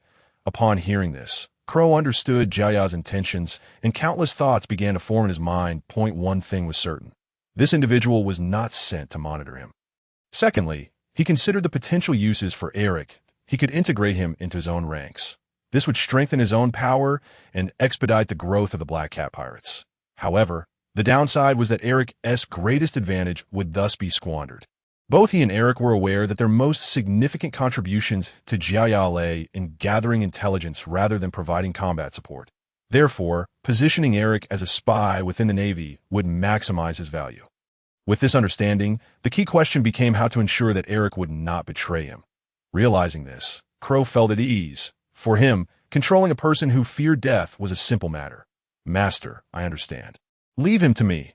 I am confident I can integrate him into the Navy's headquarters and ensure he will not dare to betray. Upon hearing this, Joya nodded in satisfaction. Kuro was indeed one of the few in the pirate world who could think critically. Despite Joya not stating his intentions explicitly, Kuro had deciphered them. Very well then, wait for him in the western seas of Battleship Island, and bring him along. Be careful not to let anyone else discover it. After concluding the call, Joya turned to Eric, who was still kneeling before him. You heard what was said earlier. I have no desire for unnecessary chatter. Before you lie two paths, either death or serving as my spy within the Navy. Aiding me in gathering information, I shall grant you half a minute to consider this. After 30 seconds, I expect to hear a response that satisfies me, and no need. I have already made up my mind.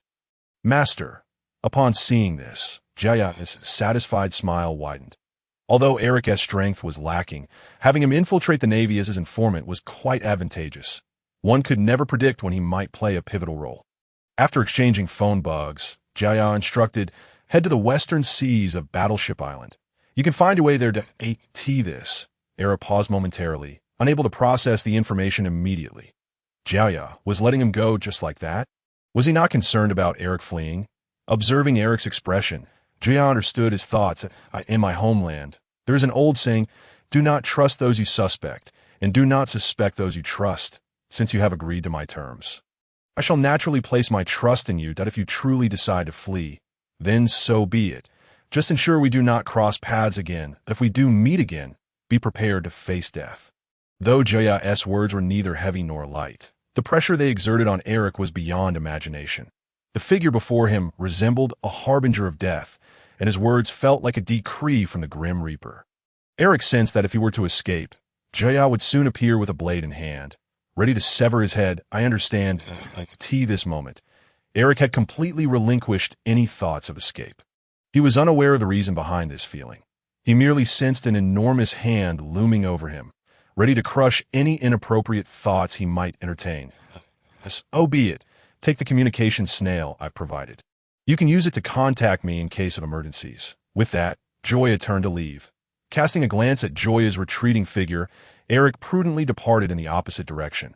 Although Joya did not explicitly state it, Eric could sense that Joya preferred to keep their relationship hidden from his companions, including Kuro. Why are you so slow? I've been waiting until I'm famished, Luffy lamented, rubbing his stomach as he watched Joya return to the ship. I encountered a minor inconvenience, but it's all resolved now.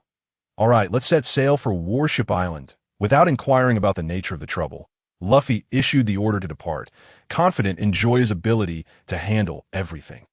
After all, he believed the opponent's strength was rather mediocre. It was far more prudent to worry about their enemies than Joya. Having learned from their prior experience, the crew re-entered the storm with considerably more ease. Having securely tied the ropes meant to secure the flatbed cart beforehand, they navigated through the barrier unscathed, returning to the normal world. Almost simultaneously with the merry-go surfacing, the distant Navy warship, which had been observing, detected the situation. Report, Major, the Straw Hat Pirates have made their appearance. What of Eric? And nothing has been seen. With a raised brow, the Major expressed satisfaction at this news, though he knew this satisfaction was unlikely to endure for long. What? Do you wish for my demise so fervently? Humph, think what you will. I never uttered such a thing. With a glance at the Major's back, Eric remained silent.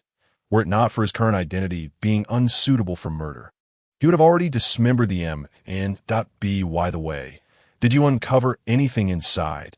Despite his evident disdain for the man, the Major, prioritizing the larger picture, inquired. Only an abandoned island that has long been deserted. Nothing else of note.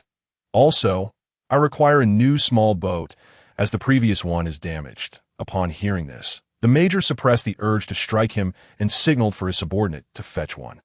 It was not out of stinginess. Rather, it was due to the astonishing rate at which this individual caused damage. His consumption nearly equated to that of half a ship, were it not for the Colonel's formidable background. Their fleet might have already collapsed under his recklessness. After waiting a while, when the small boat was brought, Eric departed without a word. Watching Eric's retreating figure, the Major suddenly felt an ominous premonition. Sensing that Eric was concealing something from him, he hastily commanded, "Go. Quickly bring me another small boat." Chapter 67. Kuro's tactics finally finding a moment of respite. Nami approached Joya, noting the slight upward curl of his lips. Curiously, she asked, "What good fortune has befallen you to elicit such joy? Is there, of course, your face practically broadcasts happiness, yet you remain oblivious." Upon hearing this, Joya instinctively rubbed his face. Was his demeanor truly that transparent? "I am merely pleased for Lord Dragon. Since Warship Island is a lost realm, it signifies that Lord Dragon shall soon return to his homeland, which naturally brings me joy." Casting a glance at Joya's stiff expression, Nami chose not to press further. She could easily discern that Joya was lying, yet it mattered little. Everyone harbored their own secrets, and as long as he posed no harm to himself or others, it was inconsequential. Relieved that Nami did not pursue the matter, Joya breathed a sigh of relief. Thankfully, it appeared that his skills in deception remained as formidable as ever, even eluding Nami's perception. He glanced instinctively toward the west, wondering if Kuro and Eric had crossed paths. Simultaneously, on the western side of Warship Island, Eric and Kuro finally came face to face, gazing at the man before him, clad in a tailored black suit. His hair impeccably styled and adorned with round spectacles, Eric's heart inexplicably quivered. Although Kuro appeared precisely as depicted in the Navy intelligence reports, he did not embody the visage of someone with a mere bounty of 17 million berries. From Kuro, Eric sensed echoes of Joya. Before Kuro, he felt utterly transparent, devoid of any secrets. He was not a person of flesh and blood, but rather a mere figure made of glass that, how careless of you. Being followed without awareness, Kuro remarked with a low sigh. Taken aback, Eric failed to grasp the meaning behind his words. In the next instant, his vision blurred, and Kuro vanished from sight. Half a minute later, a person he could never have anticipated was unceremoniously tossed before him by Kuro, who grasped him by the throat. "You, were you following me?" Eric exclaimed, staring at the fallen Navy major. "Kuro, believe me, I had no intention of betrayal. I did not understand why he was behind me. But I assure you, I have not betrayed you." Having narrowly escaped death at Joya's hands, he was determined not to die without reason. If Kuro were still the man he was 3 years prior, Eric would not have found himself in this predicament. He would have simply eliminated everyone and fled to a place unknown to anyone. But now, he dared not, for Kuro's previously displayed speed was beyond his capacity to react. This implied that if Kuro wished to eliminate him, he would only realize his demise in the fleeting moment before his head fell. Indeed, he speaks the truth. He has not betrayed me. I merely sensed something amiss and came to investigate. As someone interjected on his behalf, Eric should have felt relief, yet despair washed over him instead. The one defending him was none other than the Navy major. Amidst so many witnesses who would believe a Navy officer, it was akin to throwing himself into the flames. "Bastard, dare you not grant me a swift end? What skill lies in tormenting a man? Come and face me one-on-one. I shall wipe you all out." The major railed furiously, hoping to provoke Kuro into granting him a quick death. Yet Kuro's gaze remained fixed elsewhere, directing attention to Zango and Eric. "Eric, when you kill, do not end it with a single stroke. Remember to strike multiple times. I relish the screams of those on the brink of death. Zango, ensure you activate the communication snail and adjust the focus properly. We must not miss this splendid performance. I intend to relive it during our meals." Upon hearing those words, Eric's right hand, gripping the knife, trembled violently, nearly causing him to lose his grip. The previously composed major, who had witnessed considerable chaos, was now on the brink of madness. Filled with profound regret for having chosen to accompany them, that if he could, he would have gladly slapped himself twice. Yet life offers no remedy for regret. You are not human. You are not human. I curse you to an untimely demise. Even if I perish, I shall return as a vengeful spirit to haunt you. You shall await my wrath. You shall await my wrath. In that moment, Eric, having betrayed the Navy, perceived all others as benevolent and beautiful, with his hatred singularly directed at Klo. If given the chance, he would relish the thought of consuming him piece by piece. Hurry up and act. There are countless matters still pending. Klo urged impatiently. At those words, Eric steeled his resolve. What followed was a harrowing wail that persisted for a full half-minute. Chapter 68. The Navy's encirclement name. Joya, age, 17 power level, 459, 521 charm level, 36 personal abilities, immortal body. Simplified Saiyan physiology, eagle eye reconnaissance, replication fruit, shadow fruit. Aways 18 techniques, sea stone level swordsman, shave, paper drawing, iron block, finger gun. Observing the remarkable increase of 62 points in his power level, Joya nodded in satisfaction. Upon surpassing the 500 mark, he felt an undeniable transformation within himself. Whether it was his perception of the surrounding world or the surging power within him, it stood in stark contrast to his prior state. 500 power levels seemed to represent a critical threshold, akin to a realm in a fantasy novel. Once breached, one's entire being would transform. It was no wonder that each member of CP9 was so formidable. During their first encounter with Luffy and Zoro, they easily overwhelmed them. Besides their formidable Navy 6 styles, each member boasted power levels exceeding 500, with even the least powerful, Khalifa, possessing 630 points. Of course, Spadum, with a mere 9 points, could not be counted among them. Furthermore, with the addition of the finger gun skill, Joya had already mastered 4 of the Navy's 6 styles. While lacking concrete evidence, he had a strong premonition that once he fully grasped the Navy's techniques, the ensuing system rewards would elevate to the advanced haki. When next encountering Aokiji, although he would undoubtedly remain outmatched, he would not allow himself to be so easily bested. At that moment, Usopp suddenly exclaimed, "By the way, how is there a Navy warship ahead?" The group's attention was immediately captured. It was quite unfortunate that they encountered it just as they were nearing the warship island. This was going to complicate matters. Report, Colonel. We have identified the target vessel. The Millennium Dragon is right behind us. As the long-sought prize was finally within reach, the Colonel's plump face quivered with excitement. And he quickly commanded, "All right, spread out to the sides and form a crane formation." At the Colonel's command, dozens of warships trailing behind his flagship swiftly spread out, encircling the Mary in the center. Moreover, the two adjacent warships were connected by thick iron chains, resembling an expansive fishing net. What do we do now? What do we do? Usopp, terrified and caught in the midst of the encirclement, frantically clutched his head and fled in all directions. "What are you panicking for? Just charge in and cut the chains." Another voice chimed in, "Why don't we summon Dejin?" The group fell silent for a moment, despite the presence of numerous Navy warships. Dejin would render them insignificant, hardly enough to constitute a meal. However, two among them had been raised by a Navy vice admiral. Perhaps it would be best to refrain from such an action. It would be too cruel. Yes, he spoke. Luffy seemed to recall some unpleasant memories, his body trembling slightly. Unlike Joya, he did not possess an immortal body.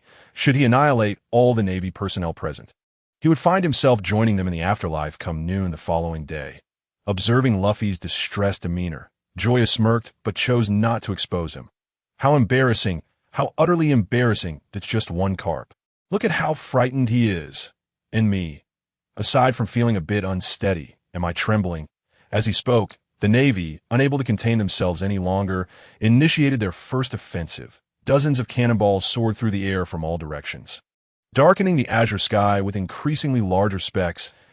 In this critical moment, Joya quickly commanded, "Nami, take the helm. ABIs and Saiyan, protect Lord Long. Usopp, you man the cannon. Wait for your chance, and strike them hard." The others were instructed to defend their position, ensuring the Mary's safety at all costs. No cannonball was to land. With that, he swiftly drew his sword, cleaving through several incoming cannonballs. In that instant, everyone assumed their roles. Although the enemy's firepower was ferocious, under Joya's leadership, the Mary steadily advanced towards the enemy flagship. Realizing the dire situation, Colonel Nelson urgently commanded, "Damn it, fire the super cannon." "Yes." The messenger hurriedly relayed the order. Moments later, a massive cannon barrel extending over 1/2 meter in diameter emerged from the front of the flagship. Although they had yet to witness its might, Nami had no doubt of its terrifying potential. Once struck head-on, the Mary would be obliterated in an instant. Joya was determined not to allow that cannonball to strike. Rest assured. Without needing Nami's reminder, Joya was already prepared, his right hand tightly gripping the hilt of his sword. As soon as that cannonball was fired, he would unleash a sword strike to detonate it mid-air. If one strike wasn't sufficient, then he would use two, just as Joya raised his hand to attack. Usopp, who had been crouched by the cannon for a while, suddenly called out, "Leave it to me." With a thunderous roar, the cannon that had lain dormant since accidentally injuring the sword god, Joseph, sprang to life once more. A cannonball the size of a soccer ball hurtled towards the enemy flagship at a speed of 60 meters per second. Incredibly, it landed directly in the massive cannon. Boom! Nelson's pride, the super cannon, had yet to unleash its power when it was prematurely destroyed. He himself was left covered in soot and disoriented, struggling to regain his composure. Remarkable. Our ship's sniper truly lives up to the title. Of course, with the flagship now in ruins, the firepower of the other dozens of warships diminished significantly as their concern for Nelson's safety grew, affording the Mary a chance to break free. In a mere 10 seconds, the fully operational Mary surged forward over 100 meters, and with a final leap, Joya and the others landed directly on the deck of the Navy warship. As they faced the oncoming Navy soldiers, Luffy and Sanji stepped forward, blocking all their advances. "Zoro, Joya, you two go and destroy the chains. We'll handle things here." Seeing this, Joya and Zoro wasted no time, swiftly drawing their blades to slice down. After severing one chain, Zoro instinctively glanced at Joya, only to find him already sheathing his sword and stepping back. Noticing Zoro's unwavering gaze, Joya touched his face and asked, "What is wrong? Is there something on my face?" "No, nothing at all." "Then why do you keep staring at me?" Zoro, momentarily a loss for words, eventually responded earnestly, "Joya, once this is over, let us find some time to spar." "Sure, This time, Joya readily accepted. Chapter 69. The True Lost Land, damn it. Attack the Millennium Dragon. As the attacks against Luffy and his crew proved ineffective, the Colonel immediately shifted his target, if that's the case. We want to be able to obtain the complete Millennium Dragon. Bastard, I only want the bones of the Millennium Dragon. Whether they are complete or not is of no concern to me. Even scraps will suffice. Understood. As the Colonel prepared to explode with rage, the soldiers dared not utter another word. Rushing to relay the orders, in an instant, the cannons that had previously been aimed at the Mary were redirected towards the flatbed car trailing behind the ship. Bang, bang, bang. Damn it. Watching the cannonballs soar towards the flatbed cart, Joya and his companions hurried to provide support, but the suddenness of the event left them unable to react in time. Meow. In a moment of dire crisis, the little fairy transformed into human form, exerting every ounce of her strength to intercept the incoming cannonballs. Alas, the sheer number of projectiles proved overwhelming, compounded by her limited combat experience, preventing her from blocking them all. At the crucial moment, the 10-year-old Abisi spread her arms to shield Lord Long, in the next instant, thick black smoke and orange flames engulfed Abisi's petite frame. No, Abisi, no. Her wide eyes fixated on the smoke behind the Mary. As Luffy turned around, his gaze filled solely with fury and hatred. You will die for this.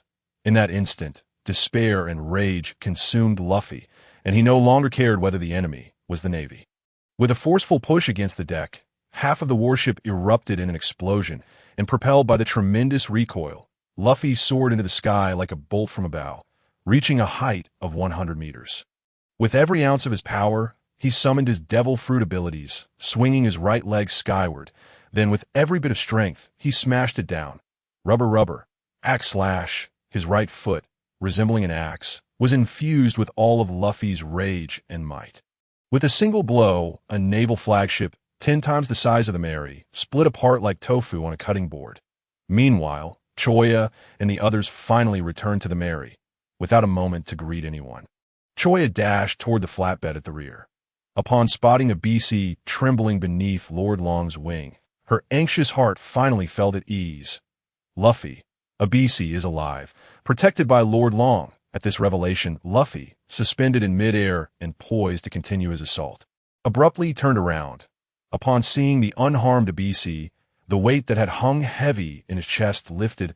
It's all right that in the next moment, gravity, originating from the Earth's core, suddenly surged, pulling Luffy back to the ocean's surface. Joya, Zoro, come save me. I can't, gurgle. Watching Luffy, who was only handsome for 3 seconds, Zoro slapped his forehead, his expression one of utter disbelief. How did I ever believe his nonsense? Complaining to himself, he leaped into the sea. Half a minute later, once Luffy was rescued aboard the ship, the weary Lord Long suddenly stood up. Not only that, but he also threw his head back and let out a resounding roar toward the sky. Roar! The terrifying volume of his voice exploded like sonar, causing the surrounding waters to ripple outward. Because of the proximity, the Straw Hat Pirates had no choice but to cover their ears to avoid fainting. What is Lord Long doing? Abisi, who had never seen Lord Long in such a state, couldn't help but ask, her emotions a mix of excitement and worry, uncertain whether this transformation was for better or worse. Sensing her concern, Luffy interjected. He is calling for his companions. You can understand him? No. I can feel like if to validate Luffy's intuition. The moment Lord Long's roar ceased, a similar sound echoed from the distant sky. Roar! The powerful sound resonated from all directions, seemingly triggering some mechanism. The once calm waters erupted into chaos once more, waves crashing violently, as if the underwater world were experiencing an earthquake. Hold on tight. Everyone, what is happening? I don't recall any underwater volcanoes in this area. The series of unexpected events left the Navy in utter disarray, and to make matters worse, they had yet to release the iron chains connecting 2 adjacent ships. The tumultuous sea, coupled with the absence of Commander Nelson, left them in a state of leaderless chaos, each scrambling to devise their own plans. Capsizing and collisions occurred frequently. Mere moments ago, dozens of warships had been moving in unison. Now they floundered like a disheveled pile of sand, utterly devoid of discipline. Simultaneously, the villagers living along the coast of Battleship Island were astonished to discover that the coastline had lowered, with seawater retreating at an unimaginable speed, revealing vast expanses of land. Oh, this is the true Lost Land. Clearly, Usopp's initial speculation was not mistaken. The Lost Land had indeed been submerged beneath the sea. The difference now was that the submerged Lost Land resurfaced every 1,000 years, perhaps giving rise to the name of the 1,000-year dragon. Lord Long, I have finally brought you home. Observing Lord Long's gradually improving condition, Abisi's voice bore a hint of tears. This was not sadness but joy. Since the day she met Lord Long, a year had passed. For adults, a year may not seem long, but for a 10-year-old girl, it represented a tenth of her life thus far. Over the past year, she had faced numerous challenges, finding food for Lord Long, evading Navy searches, escaping from naval warships during storms, and embarking on various adventures with Luffy, among countless other experiences. Her year had been more vibrant and perilous than most people's entire lifetimes. Roar. Thank you. Had it not been for you, I might not have made it this far. You're welcome. I'm glad to help. Gazing into Abisi's clear, transparent eyes, Lord Long was reminded of the day they first met. Back then, she was slightly shorter and chubbier, yet her eyes had always retained their clarity, kindness, and innocence, resembling two clear springs that could even reflect his image. Roar. Wait, I must go reunite with my companions. With that, Lord Long attempted to flap his wings. As the amplitude of his flapping increased, his claws slowly lifted off the ground until he ultimately soared into the sky. He is flying. He is flying. Witnessing Lord Long's revitalized spirit, Abisi felt an overwhelming joy. Her determination to assist Lord Long in finding the Lost Land stemmed not only from it being his homeland, but also from his assurance that returning here would restore his vitality. It seemed now that Lord Long had not deceived her. The Straw Hat Pirates were equally delighted. This journey had not been in vain. Chapter 70. The Rebirth of the 1,000-Year Dragon 10 minutes later. As everything returned to normal, the area of Battleship Island had expanded more than tenfold, and hundreds of 1,000-year dragons rested and thrived there. Exhausted, Lord Long circled the island a few times before gently descending, walking slowly upon this land that felt both familiar and foreign. For him, although this was home, he had not seen it in 1,000 years. Time could dull all memories, and his recollections were already hazy. After taking in the scenery, Lord Long turned to glance back at Abisi, who was vigorously waving at him from the Mary. Within his increasingly clouded eyes, a glimmer of heartfelt joy flickered. To have met that little human girl was the greatest fortune of his life, and the year spent with her had been the happiest and most fulfilling of his existence. Dragon life is granted, and there are no regrets. With this thought, his aging body could no longer sustain itself, and with a thud, he collapsed, his eyes gently closing as they reflected Abisi's image. Dragon, Lord Long. Lord Long. After a brief silence, Abisi erupted into an overwhelming wave of sorrow, unable to even consider whether the Mary had docked. She clung to the ship's railing, ready to leap overboard. Seeing this, Joya swiftly intervened. Abisi, calm down. Luffy, steer the ship closer. Moments later, without waiting for the Mary to stabilize, Abisi jumped down, sprinting toward Lord Long with the fastest speed of her life. The freshly resurfaced Lost Land was not only slippery, but also treacherous. Even adults had to navigate carefully, step by step, yet Abisi ran heedlessly by the time she reached Lord Long. Her body was covered in mud, and her knees and palms bled profusely. However, the pain of her body was nothing compared to Lord Long's silence.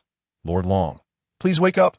You promised me that as long as you return to your homeland, to the Lost Land, your condition would improve. We have finally made it back. You cannot deceive me, Lord Long. As they gazed upon Abisi, who was weeping inconsolably on Long Ye's head, the members of the Straw Hat Pirates found themselves at a loss for words. They had never anticipated that events would culminate in such a manner. According to legend, the bones of the Millennium Dragon could be transformed into an elixir of immortality. Yet here lay Long Ye, eternally fallen before their very eyes. Crack, crack. The shattering of an eggshell pierced through the heavy atmosphere, creating a rift. Suddenly, lost in despair, Abisi lifted her gaze, and upon seeing the half-formed body of the infant Millennium Dragon still nestled within the eggshell, her large eyes erupted with tears, flowing like a fountain. However, buried deep within those tears was no longer despair, but rather exhilaration and a sense of fulfillment. Could it be, as they beheld the infant Millennium Dragon, which was hardly larger than an ordinary rooster, a flicker of realization ignited within the hearts of the Straw Hat Pirates. So, this was what Longy meant by rebirth, that in that moment, the shadows that had clouded their hearts dissipated, and they found satisfaction in this outcome. Damn it, just wait. I shall see how long those pirates can endure here. At the island's edge, Colonel Nelson, who had narrowly escaped disaster due to the island's rising, glared fiercely at the Straw Hat Pirates in the island's center. Luffy's sudden descent had made him acutely aware of the chasm that separated them. Though begrudging, he resolved to bide his time until the pirates departed, planning to return and deal with the Millennium Dragons himself. Just as he turned to leave, three figures suddenly appeared before him, one of whom was the ever-familiar Eric. Observing Eric's pallid complexion, Nelson instinctively assumed he had been startled by Luffy's earlier kick, and thus offered a reassuring word. "Do not worry, Eric. Once those damned pirates leave, these Millennium Dragons will still belong to us. By the way, who are those two? Have you found new allies?" Upon hearing this, Eric trembled, unable to fathom that this plump colonel did not recognize Kuro, who had been absent for 3 years. 3 years prior, he had been one of the most formidable pirates in the East Sea. Ranked among the top 3, that it was amusing that Nelson, head of the 8th Division, had entirely forgotten him.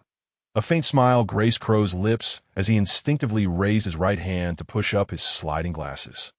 This typical gesture struck Nelson like a thunderclap at his mind. Staring at the impeccably dressed man before him, he recalled a figure who should never have appeared here to see Kuro. "You are Kuro." "No, you died 3 years ago." "Why are you impersonating him?" Nelson's thoughts raced, but he dismissed them, commanding Zhang Yao, "Take care of him." With that, Kuro stepped aside. Upon hearing this, the hypnotist Zhang Yao retrieved a circular device from his belongings and stood before Nelson.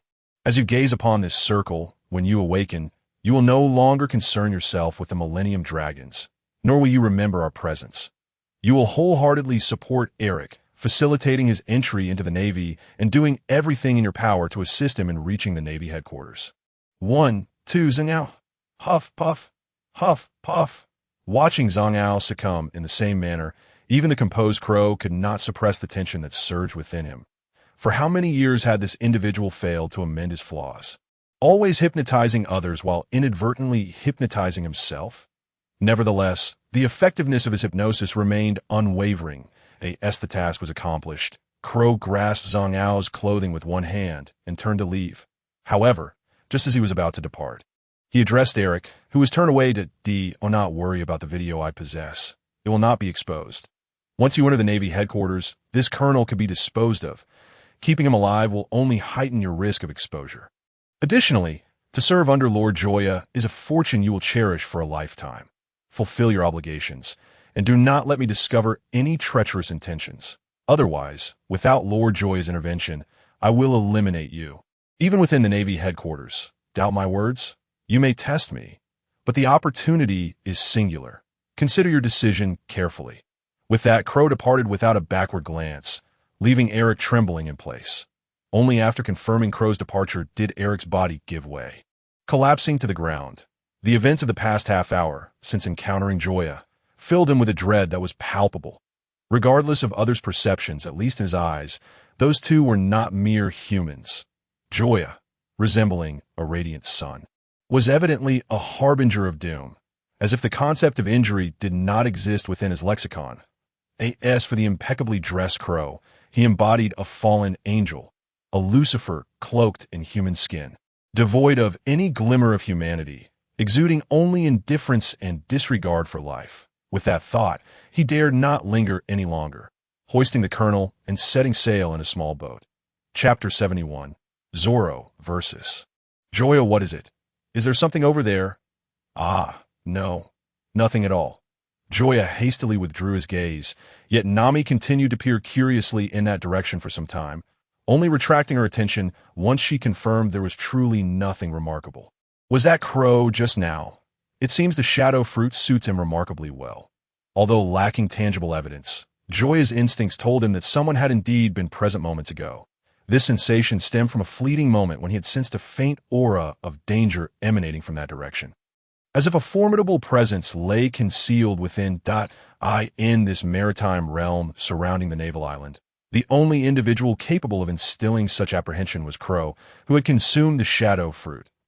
As the situation here came to a close, Luffy declared, "A BC, let us return.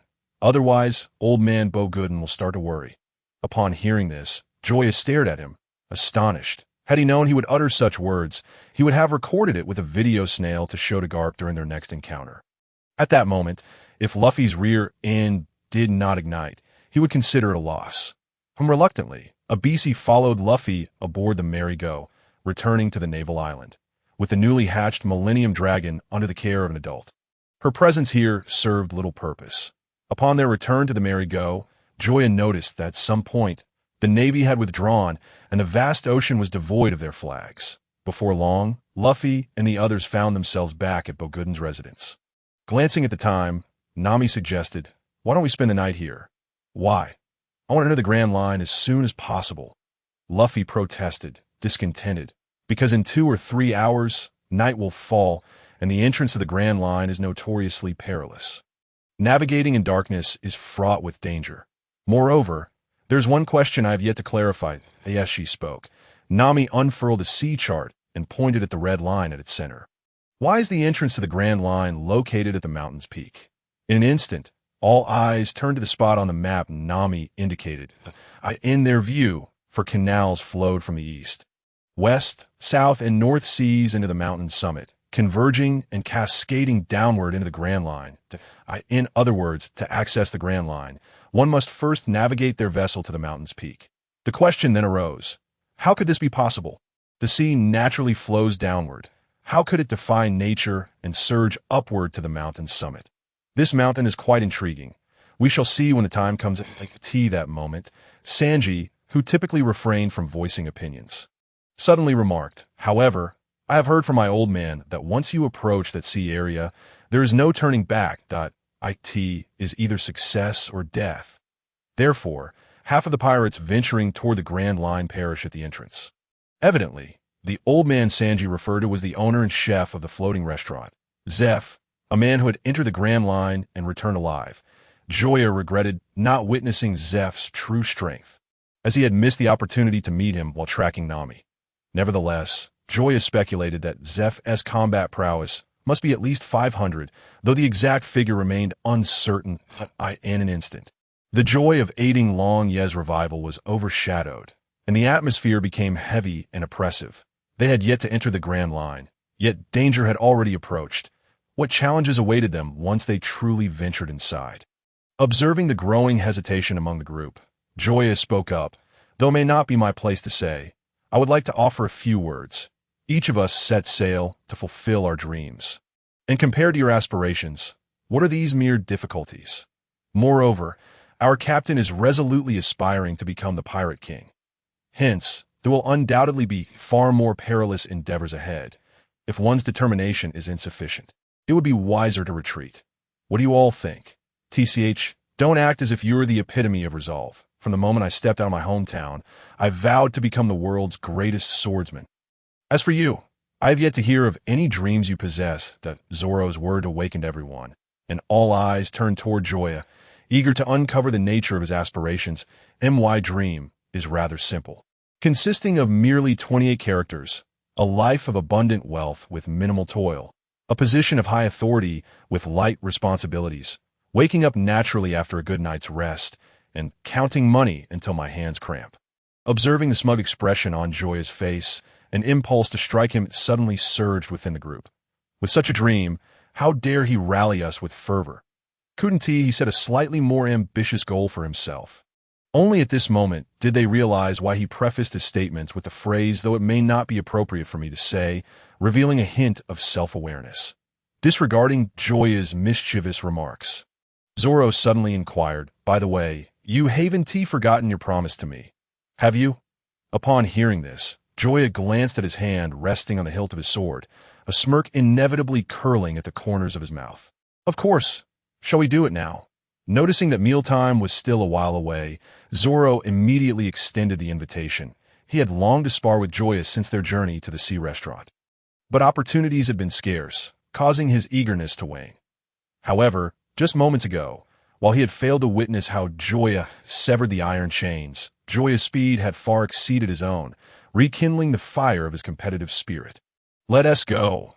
Without further explanation to the others, the two rose and headed outside, sensing that something momentous was about to unfold, prompting Luffy and the others to hastily follow. In their minds, Zoro was the renowned bounty hunter of the East Blue. Already a top-tier swordsman, as for Joya, they had not seen him draw his sword too often, and logically, he should be on par with Luffy in swordsmanship. Yet, was Joya a man of logic? If he were, he wouldn't have such a peculiar dream. Thus, they were curious to see whose swordsmanship would prevail in this encounter. While they conversed, Joya and Zoro came to a halt at a vacant stretch of shoreline. 3-sword style, Zoro. 1-sword style, Joya. At that moment, even the clamorous sea breeze seemed to still, as the world fell silent in reverence to the two combatants, while Luffy and the others dared not even breathe. In the next instant, as a leaf gracefully descended, the two men, separated by mere meters, charged toward each other with a speed imperceptible to the naked eye. With a thunderous clash, the battle commenced. Chapter 72. The outcome, Joya, is incredible. Luffy exclaimed, unable to contain his admiration as he watched the evenly matched duel unfold. "Hey, that's biased. The two haven't established a clear victor, so how can you only praise Joya?" Sanji interjected, clearly dissatisfied. "You don't understand. Before we set sail, Joya was merely an ordinary person. Aside from possessing an extraordinary resilience that rendered him nearly indestructible, his combat prowess was no different from that of an average individual. In fact, he was once chased 2 streets by the old yellow dog from the east end of the village." "In a way, you can't be serious." The group could no longer maintain their composure, their expressions betraying disbelief. Aside from Luffy, Nami was the first to encounter Joya. She vividly recalled how, against the over 300-pound Arlita, Joya had sent the foe flying with just 2 punches, truly sending him soaring dozens of meters off the ship and into the sea. Thus, she had always assumed Joya's strength was a result of rigorous training from a young age. However, Luffy's revelation, that all of this had occurred within just a month, was a revelation Nami struggled to accept. You can be abnormal, but not to this extent. How can others possibly compete? "I assure you, if I am lying, I shall never eat meat again," Luffy declared, making the most solemn of vows in the face of their skepticism. Witnessing his fervor, Nami and the others began to believe him. They understood that preventing Luffy from eating meat was akin to sending him to his demise. Consequently, their gazes toward Joya transformed completely, as if they were beholding a rare and precious gem, eager to dissect him to uncover the secret behind his extraordinary abilities. Meanwhile, in the midst of the battle, Joya forcefully pushed Zoro back and suddenly shook himself awake. In that fleeting moment, he sensed an intense chill, as if someone intended to harm him. Tiger Hunt. Seizing the opportunity, Zoro disregarded the reason behind Joya's sudden alertness and launched his attack. Once he entered combat mode, Zoro's only objective was to defeat his opponent or be defeated himself. The moment his voice rang out, 3 swords blossomed in the air like flowers, creating a flurry of afterimages. Slash! As Zoro's attack descended, Joya had no time to defend, rolling to the side just in time. However, the ground beneath him was not as fortunate, as 3 deep fissures were carved into it. Watching Zoro's retreating figure, Joya hastily focused his mind, deciding it was best not to become distracted while battling. "This time, it's my turn." With a powerful push off the ground, Joya initiated his attack, the sharp edge of his blade slicing upward toward Zoro.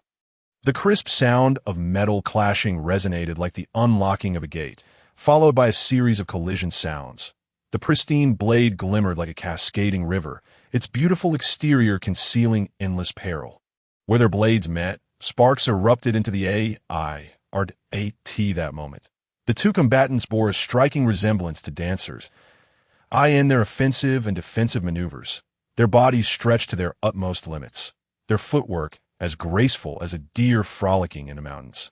Yet wild and domineering like a tiger prowling through the forest, in that instant, both Zoro and Joya felt the weight of immense pressure from one another. Although Joya's swordsmanship surpassed Zoro's by half a realm, the latter's ability to wield 3 swords simultaneously diminished that gap significantly. Joya had to rely on his slightly superior swordsmanship to predict Zoro's attack patterns and methods, employing the most efficient and least exhausting means to counter his blows. He sought to find an opening to break through Zoro's defenses and establish dominance. However, while this was easy to speak of, executing it was another matter entirely. Unless he harnessed his fruit abilities or relied on his physical prowess of over 500 points to overpower him, it would be exceedingly difficult for Joya to suppress Zoro using mere swordsmanship. Yet this sparring match was solely a contest of sword techniques. Invoking other powers would mean his defeat. Hence, Joya was compelled to showcase the full extent of his swordsmanship skills. For Zoro, the experience was entirely different. Compared to the overwhelming strength of Mihawk, Joya, who was only half a realm above him, was precisely the opponent he needed at this moment. He provided the necessary pressure while also allowing Zoro to understand Joya's attack strategies and intentions, enabling him to compare them with his own habits and continuously improve. That it would not be an exaggeration to say that, at this moment, Joya was akin to a mentor on the path of swordsmanship for Zoro. Though they had exchanged few words since the battle began, Zoro felt he was gaining invaluable insights. He sensed that it would not be long before he broke through to the next realm of swordsmanship and became a true sword master. Tiger Hunt, Ghost Slash, Crab Stinger, Tornado. Hearing Zoro's consecutive calls for techniques, Joya felt an oppressive weight in his chest that demanded release. Why? They were both swordsmen. Why did Zoro possess so many named techniques while he could only label his as a mere ordinary attack? Unable to contain himself any longer, Joya bellowed, "Crescent Moon Slash." As he spoke, a sword aura over a meter in length swiftly took form, cleaving through the air directly toward Zoro. I could see the moment the aura manifested. Zoro's eyes widened in shock. He had initially thought Joya was still some distance from becoming a true sword master, but it was now evident that Joya had already crossed that final threshold. With no time to ponder further, Zoro rolled to the side to evade the attack. Joya's sword aura grazed past him, soaring into the distance and leaving behind a neatly cut gash spanning several meters on the ground. Seizing the opportunity, Joya pressed forward with all his might. The sword, Zhanyi, danced in his hands, launching strikes from various cunning angles. The previously evenly matched scenario was instantly shattered as Joya gradually gained the upper hand. Finally, with a downward thrust from above, he breached Zoro's defenses, stopping his blade merely 10 centimeters from Zoro's forehead. That I concede. Before the outcome, Zoro did not indulge in pretense, but openly acknowledged his defeat. It was undeniable that he yearned for victory, yet this did not imply he lacked the courage to admit his failures. Throughout his life, he had faced numerous setbacks, having lost to Kana over 1,000 times. In comparison, losing to Joya once was of little consequence. What truly mattered was how he would emerge stronger from his failures, how he would surpass his limits, and how he would vanquish his adversaries in the next battle. It was evident that his eyes held no shadows of despair or loneliness. Instead, they radiated an intense passion for the swordsmanship. Those eyes blazed like twin furnaces, igniting awe in Joya. He had never encountered someone so utterly consumed by their craft, as if everything in the world was irrelevant to him, leaving only the blade in his hand to occupy his thoughts. The name Three-Sword Style Zoro was indeed well-deserved. Chapter 73, An Unexpected Joy That Night. As everyone else slumbered, Joya quietly rose and pushed open the door, stepping outside. The cool night breeze wafted over him, yet it failed to dispel the melancholy that lingered in his heart. The distance from Boguden's home to the seaside, under 1,000 meters, took him over 10 minutes to traverse. When he finally stood at the water's edge, a massive head surfaced quietly from the sea, and 2 pairs of eyes, vastly different, locked in a silent gaze. The tranquil atmosphere perfectly illustrated the adage that silence speaks louder than words. Observing the disappointment and desolation in the great golden eyes, Joya felt a pang in his heart, unsure of what to say. Strictly speaking, Ever since he had consumed the enhanced replica fruit that fateful night, the great golden creature had been trailing behind them, even arriving before Usopp boarded the ship, although their shared experiences were few. Joya felt a deep-seated reluctance to part ways. Once they entered the Grand Line, it was unlikely they would meet again for the next 2 or 3 years. He would exhaust every effort to bring the golden creature along.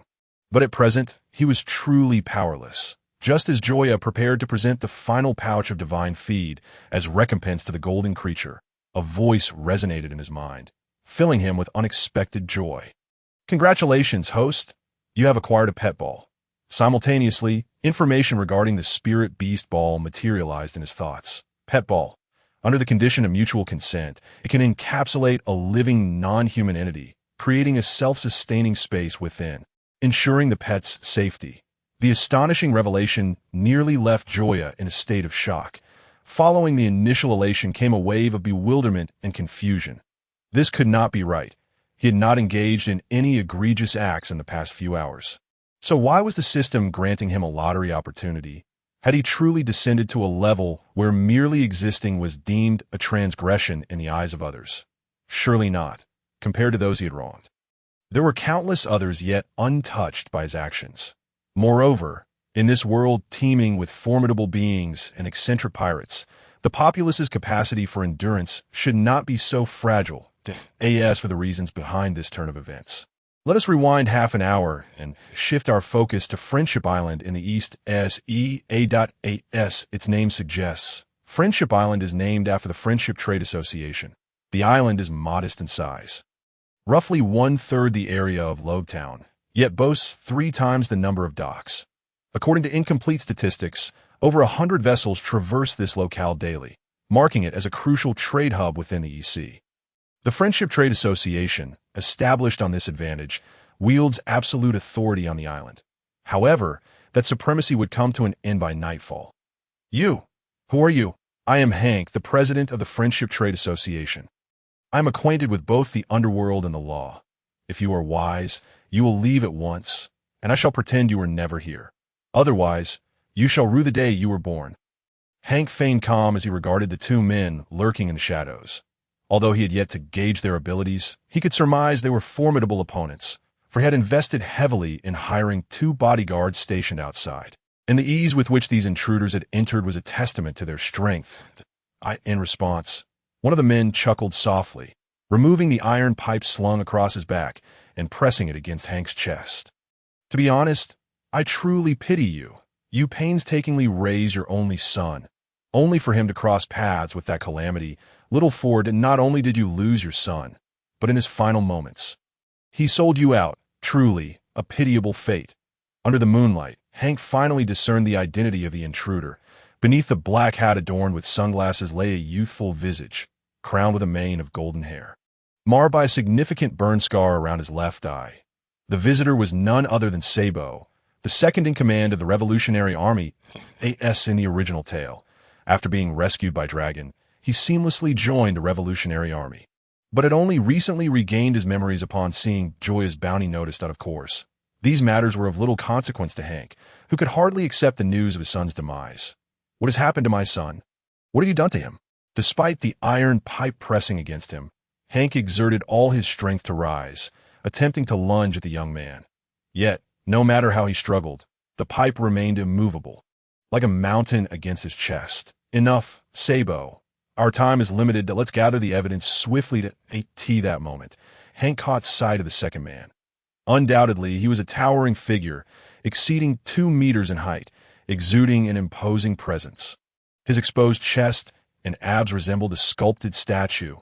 Curiously, a beak-like apparatus adorned his mouth, producing a deep and gravelly voice that "I recognize who you are. You are the Revolutionary Army." Hank exclaimed, "I have never wronged you.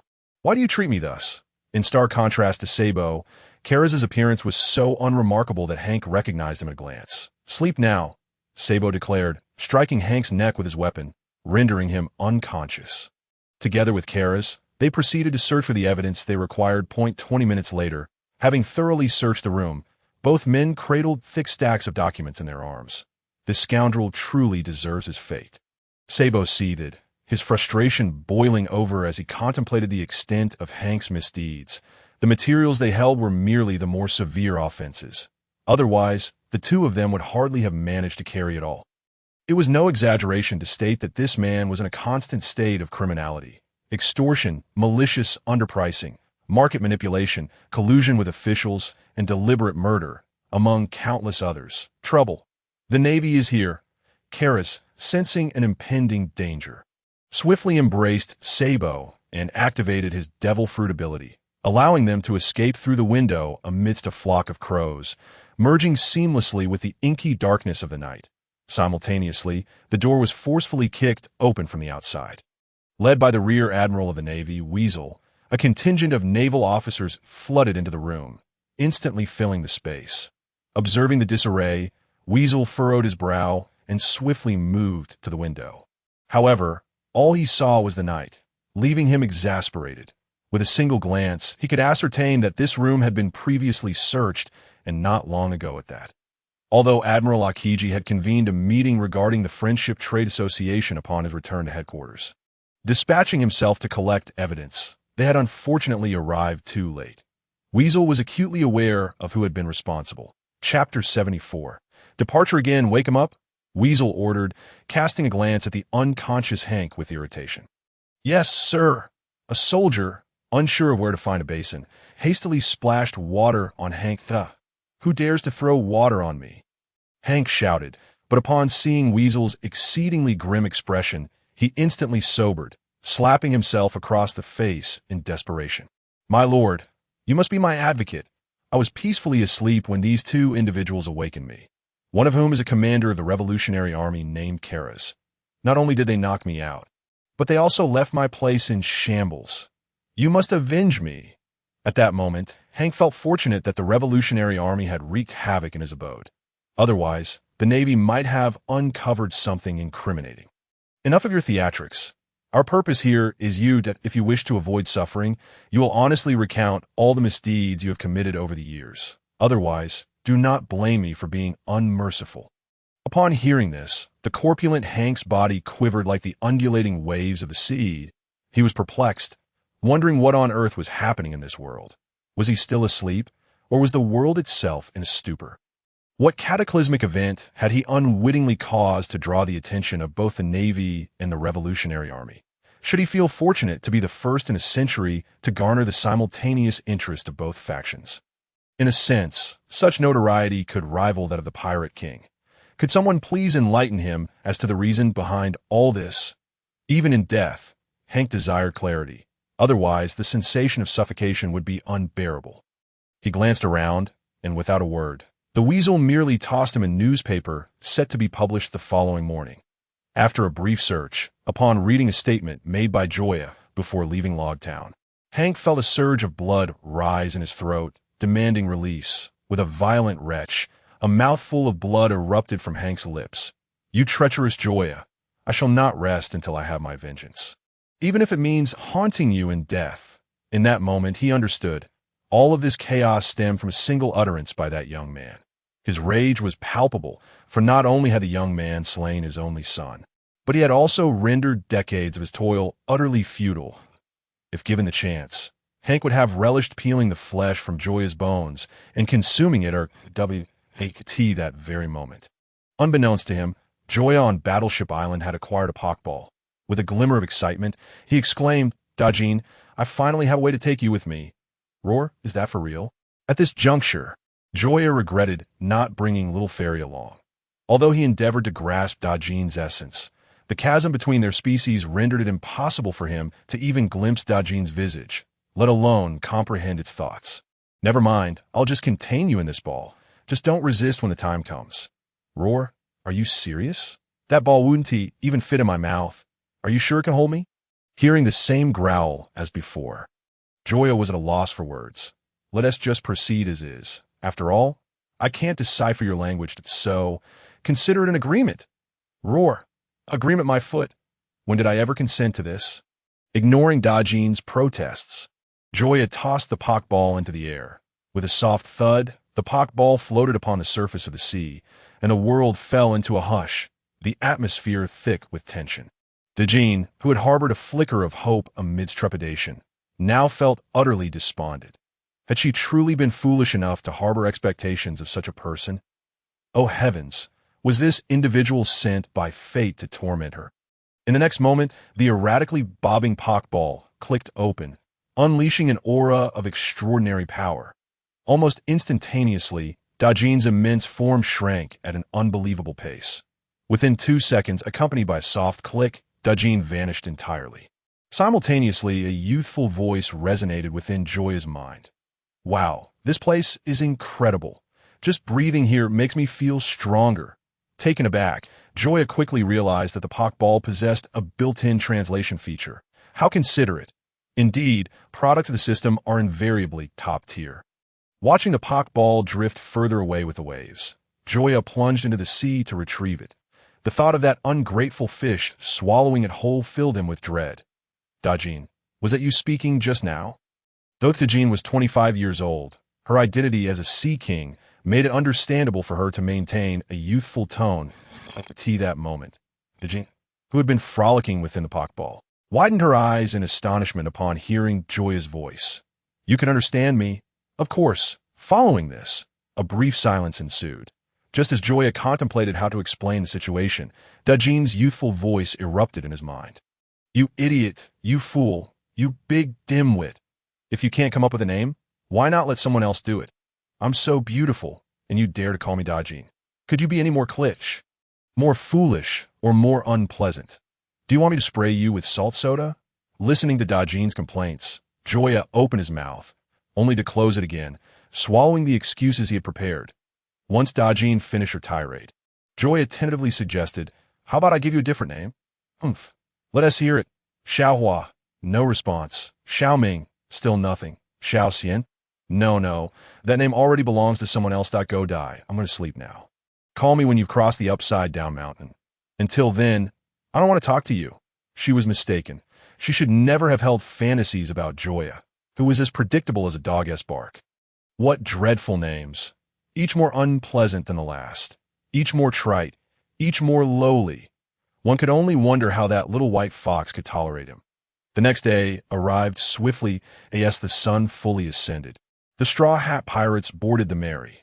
Observing ABI's standing on the shore, Luffy, despite having faced rejection, attempted once more to invite her. ABI's, are you really not considering joining me on this adventure across the seas? I truly believe we would have a splendid time together. Thank you for the invitation, but I intend to stay here to protect Lord Long and the other Millennium Dragons, so I'm truly sorry. It is perfectly fine. You haven't done anything wrong, and there is no need for apologies. After casting one last glance at ABI's, Luffy turned and climbed aboard the ship. He spread his arms wide, as if to embrace the entire world. Set sail, everyone. Chapter 75. Ascending the upside-down mountain 3 hours later, as noon approached, the crew piloting the Mary finally arrived near Upside-Down Mountain. Gazing at the ominous sea ahead, shrouded in thunderclouds, the expressions of all, including Joya, were tensed. In this moment, Luffy, as captain, scanned the faces of his crew and then bellowed, the grand line, "Here I come." With that proclamation, the Mary unfurled its sails and surged forward into the treacherous waters. Turn the wheel to the right. Upon hearing this, Zoro in the cabin exerted all his strength to shift the ship's helm to the right. Yet before the vastness of the ocean, his strength was woefully inadequate. Despite his utmost effort, the direction of the helm remained unchanged. Bang! The wooden wheel could no longer withstand Zoro's might, and snapped in two. This spectacle nearly sent Usopp into a panic as he scrambled to the control room in an attempt to repair the helm. However, Nami, who was monitoring the wind direction, suddenly exclaimed, "Forget the helm. Just sail with the wind." "Are you sure? Trust your navigator." After a deep glance at Nami, Luffy chose silence. In that moment, he opted to believe. The tempest roared with wind and rain, transforming the world within their line of sight into an apocalyptic scene, fraught with terror. Yet, amidst this chaos, the Mary pressed on, carrying a crew of young dreamers determined to forge ahead. Time passed, and a towering red mountain emerged before them. Upside-Down Mountain. This is it. Once we surmount it, we shall enter the Grand Line. A wave of exhilaration swept through the crew. For Luffy, It was to become the Pirate King. For Zoro, to be the world's greatest swordsman. For Sanji, to discover all blue. For Nami, to chart the world. For Usopp, to become a brave warrior of the sea. And for Joya, to pursue love and peace. As they approached the mountain, each member silently recited their aspirations. Look there, Joya pointed at a fissure in the mountain's center.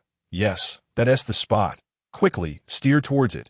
If we miss that narrow gap, we're finished, but the helm is broken. Nami suddenly recalled Zoro's earlier mishap. Curse it! Are we to leave our fate to chance? She lamented internally. Although the Mary was currently on a correct course, the notion of leaving their destiny to fate was terrifying. No one dared to truly place their lives in the hands of the heavens. Especially at such a critical juncture. Don't worry, it will be fine. Seeing Nami's unease, Joya stepped forward to offer comfort. Having watched One Piece, he was certain that the Going Merry would not remain there. Even if an accident were to occur, he would find a way to navigate the ship up Reverse Mountain. After all, his own life was not at stake, and with the assistance of the Great Gene, he could afford to temporarily part ways with the ship without facing dire consequences. Nami quietly grasped Joya's hand. Although her expression remained calm, her heart was tumultuous, mirroring the raging sea before them. Feeling Nami's icy palm, Joya chose not to take advantage of the moment, instead remaining quietly by her side, awaiting the final outcome. 5 minutes later, propelled by the current, the Going Merry drew closer to the fissure. No, we're slightly off course. Even without Nami's prompting, the others noticed this critical detail. If they continued on this path, the starboard side of the ship would undoubtedly collide with the mountain face. Such a fate would spell disaster. Gum Gum Balloon. In a moment of crisis, Luffy stepped up. Taking a deep breath, he rapidly inflated, transforming into a colossal balloon. Timing his leap perfectly, he jumped just before the ship collided with the mountain, wedging himself between the two. With immense pain coursing through him, Luffy gritted his teeth, nearly shattering a silver tooth. Ultimately, the Going Merry safely entered the mountain's canal. Luffy, grab my hand, as Luffy was about to plunge into the sea. Zoro quickly extended his right hand for him to seize. When it was all over, Luffy lay on the deck like a heap of discarded clay, gazing skyward, unable to contain his laughter. Ha ha. We finally made it. Hearing this, relief washed over the faces of the crew. Although this brief journey had been swift, the pressure it exerted was immense, as a moment's inattention could lead to their collective demise. Now that they had overcome it, joy was only natural. With the burden lifted, Nami leaned weakly against Joya. In those fleeting moments, the weight she bore had been the heaviest among them all. With everything resolved, it was only fitting to relax. This time, Joya did not remain aloof. With a gentle tug, he drew her into his embrace, standing closely together, his hands crossing over her soft abdomen. He then lowered his head slightly, whispering tenderly in her ear, "Thanks to you this time, we might not have made it otherwise." So, Nami tilted her head back, her expression daring. Under normal circumstances, she would not have acted this way, but after experiencing life and death, she felt a sense of rebirth, unfazed by the specter of death, and thus indifferent to the opinions of others. Therefore, I intend to reward you. Before Nami could respond, he leaned down and kissed her enticing red lips. At that moment, as the Going Merry ascended through the clouds, the two appeared to enter a celestial realm. Nami stared wide-eyed at the man before her, unable to fathom that the so-called reward was a kiss. Who exactly is this reward for? She thought, biting Joya fiercely. Ouch! Joya instinctively released his lips. Let's see if you dare take advantage of me again, she declared, rising on tiptoes to initiate another kiss, feeling Nami's warmth and eagerness. Joya could not possibly concede at that moment, engaging in various techniques to reciprocate. Thus began an enchanting interlude. Meanwhile, the little sprite perched on Joya's shoulder watched enviously, attempting multiple times to pry the two apart. However, recalling the danger they had just faced, she chose to turn a blind eye, calculating to sneak into Joya's bed later that night, while Nami was asleep. She too desired affection. Chapter 76. Wail Laboon after a long moment. As the Going Merry burst forth from the clouds, they finally parted lips. However, Nami, breathless from the lack of oxygen, instinctively leaned against Joya's waist. Noticing Nami's flushed face, Joya, triumphant, teased, "What is wrong with you? Do you need me to help you to your room to rest?" Though she longed to tear his face apart, her weakened body would not allow it. Moments later, Nami, barely steadying herself against the railing, pushed Joya away, feigning nonchalance in front of the others. Yet her crimson lips and dreamy eyes betrayed her facade. "Nami, why are your eyes brimming with tears? Did Joya bully you?" Inquisitive as ever, Luffy could not help but ask. To tease words, Nami could no longer maintain her composure. A deep blush spread across her face as she spat at Joya and fled like the wind. As Nami departed, Sanji and the others were about to tease Joya, but the little sprite transformed into a human first, wrapping her arms around Joya's neck, dangling like a pendant on his chest. Then she planted a kiss on his lips. With a thunderous boom, the weight of 100,000-kilogram bomb detonated in Sanji's mind. Clutching his heart, he staggered back more than 10 steps, finally bracing himself against the ship's railing. He spewed a mouthful of blood, as it turns out. The fool was me. At that moment, Sanji wished he could traverse time and space to kick the past version of himself who had decided to join the Straw Hat Pirates to death. He feared he might perish from blood loss before ever finding the All Blue. If he had erred, he could accept punishment from the Marines. But why was it Joya, this devil? Not allowing the sprite to linger too long, Joya pulled her down after merely 3 minutes. Almost simultaneously, a composed Nami emerged from her room. Seeing the same expression on the sprite's face as 3 minutes prior, Nami knew without question what had transpired. "You jerk, just wait and see how I deal with you." With a stoic face, she approached Joya and halted, her heel striking his foot with a sharp crack. Ouch! The piercing pain jolted Joya, instantly cooling his heated emotions. "And Nami, your foot is on. What did you say? Speak up. I can't hear you," she replied, twisting her heel as if intending to bore a hole through his foot. Just as a hole was nearly made, the Going Merry reached the summit of Reverse Mountain. With inertia, the ship soared into the air, leaving the sea like a dove taking flight. Ahaha! The wondrous sensation of defying gravity was new and exhilarating for the crew, who instinctively spread their arms wide, flapping like birds to savor this fleeting moment of freedom and ease. The next instant, as the Going Merry reached its peak, it began to descend. Just moments ago, immersed in a weightless environment, the crew now felt the overwhelming force of gravity that it was as if a rope tied around their waist was being held by a giant. They plummeted at an unimaginable speed. Usopp, landing first, heard a sickening crack as his nose broke, his eyes rolling back as he collapsed, rolling into the hold with a cacophony of clattering sounds that soon fell silent. "Joya, save me!" Usopp's fate terrified Nami, who dove into Joya's embrace, clinging tightly to his waist, refusing to let go. "Humph, women," the sprite scoffed, feeling resentful towards Nami for stealing her place. Yet she had to admit, this woman was quite skilled. One moment she was aloof, and the next, she shamelessly sought comfort in Joya's arms. How infuriating!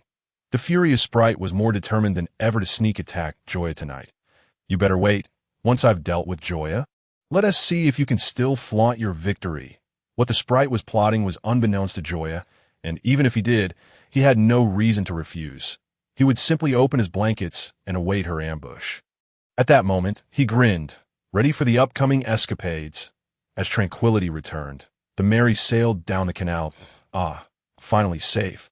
Just as Nami was about to rise, her gaze met with the face of Joya.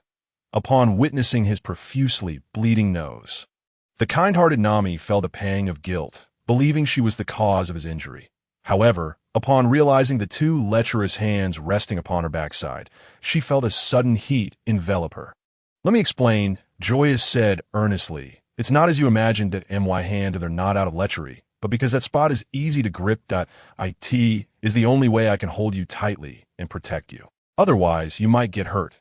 Listening to Joya's solemn justification, Nami smiled slightly. "Should I express my gratitude then?" That's unnecessary. After all, we are partners, and this is what I ought to do in the next moment," with a smile still gracing her face. Nami decisively unleashed her technique, the annihilation kick that a crack echoed, reminiscent of breaking eggshells.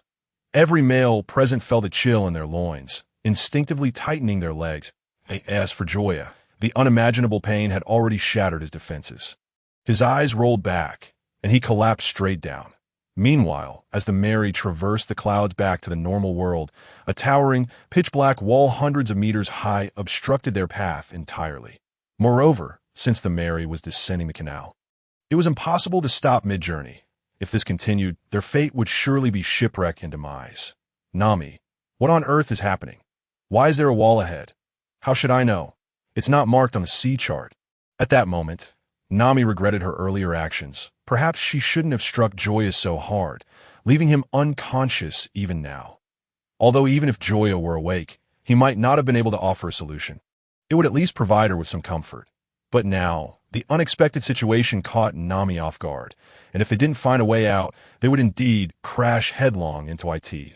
As they drew closer, they finally discerned the full extent of the black wall, only to receive a shocking revelation. That towering black wall was, in fact, the back of a gigantic black whale. Chapter 77. Coles, what is happening? Why is there a whale here? No one could comprehend the scene before them. Who could fathom the thoughts of a whale that chose to block the entrance to the Grand Line? Surely, it wasn't here to prey on small fish. As the collision became imminent, Luffy, struck by a sudden realization, rushed to the cannon in the cabin, just as the Mary was about to collide with the whale. He decisively fired. The deafening explosion startled everyone. None could have anticipated that Luffy would choose this moment to bombard the whale, recklessly courting death. However, contrary to everyone's expectations, the force of the cannonball perfectly reduced the Mary's speed to zero, simultaneously altering its trajectory from a straight path to a leftward course. Coincidentally, the leftward direction led to a gap large enough for the Mary to pass through. Yet, in that instant when the ship's ram made contact with the whale's body, it cracked with a resounding snap. As they gazed at the bow of the ship, Luffy's expression turned to one of shock. Why VIP seat? Just then, the Mary positioned itself near the whale's eye. As everyone prayed fervently not to be seen by the creature, an enraged Luffy swung his fist with all his strength. You foul whale, you owe me for my VIP seat. In the next instant, Luffy's full-force punch struck the whale's as if to demonstrate the strength of Luffy's blow. The whale's eye instantly filled with blood, causing it to finally notice the Mary, which it had previously disregarded. With a roar of pain, the whale opened its massive jaws, and in that very moment, the current shifted dramatically, pulling the Mary directly into the whale's mouth.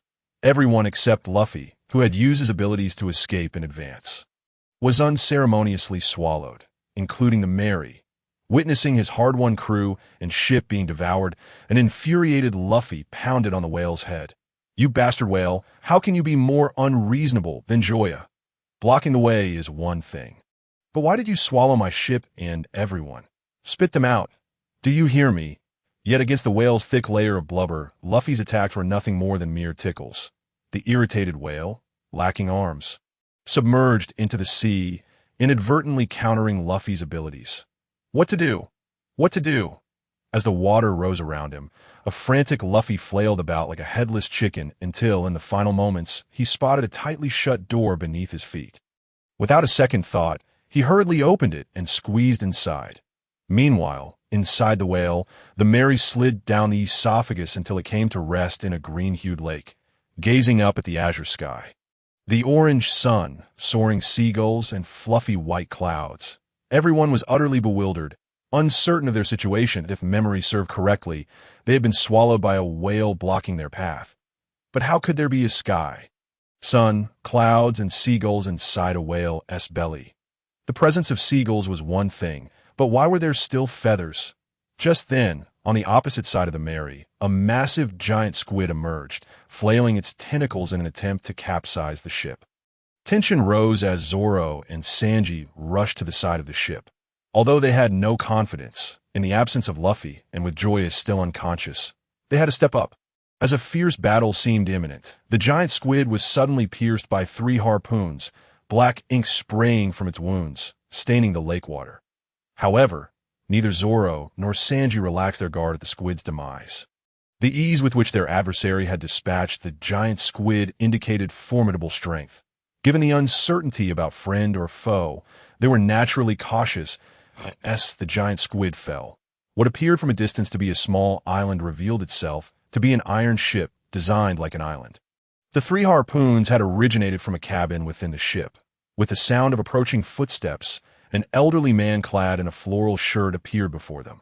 The moment he emerged, an oppressive background music filled the air, akin to the clashing of heavy metal. This brought immense pressure to Zoro and Sanji, while simultaneously awakening the slumbering Joya. So I'm still alive. Though he possessed immortality, at the moment Nami obliterated the egg, Joya was convinced he saw a luminous angel with wings in that instant, he truly believed he would not survive to be wide away. Where are we now? As Joya slowly rose, he caught sight of Cole stepping out of the cabin. At the moment their eyes met, he felt as though his heart was gripped tightly by a large hand, every hair on his body standing on end. This old man, this flower-adorned elder, was a crew member of Pirate King Roger. Unlike Shanks and Buggy, he was a bona fide crew member who had followed Roger all the way to Laugh Tale, likely privy to the truth of history, instinctively activating his observation hockey. Joya found no feedback whatsoever. He was not surprised. Although Coles was now over 70, and his combat prowess might have diminished, he was still a crew member of the Pirate King, not someone Joya could easily assess now that he was in his twilight years.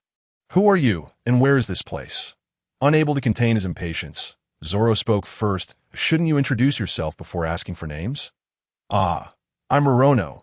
Zoro barely began before being interrupted at I am Coles, 71 years old, the lighthouse keeper of Gemini Cape.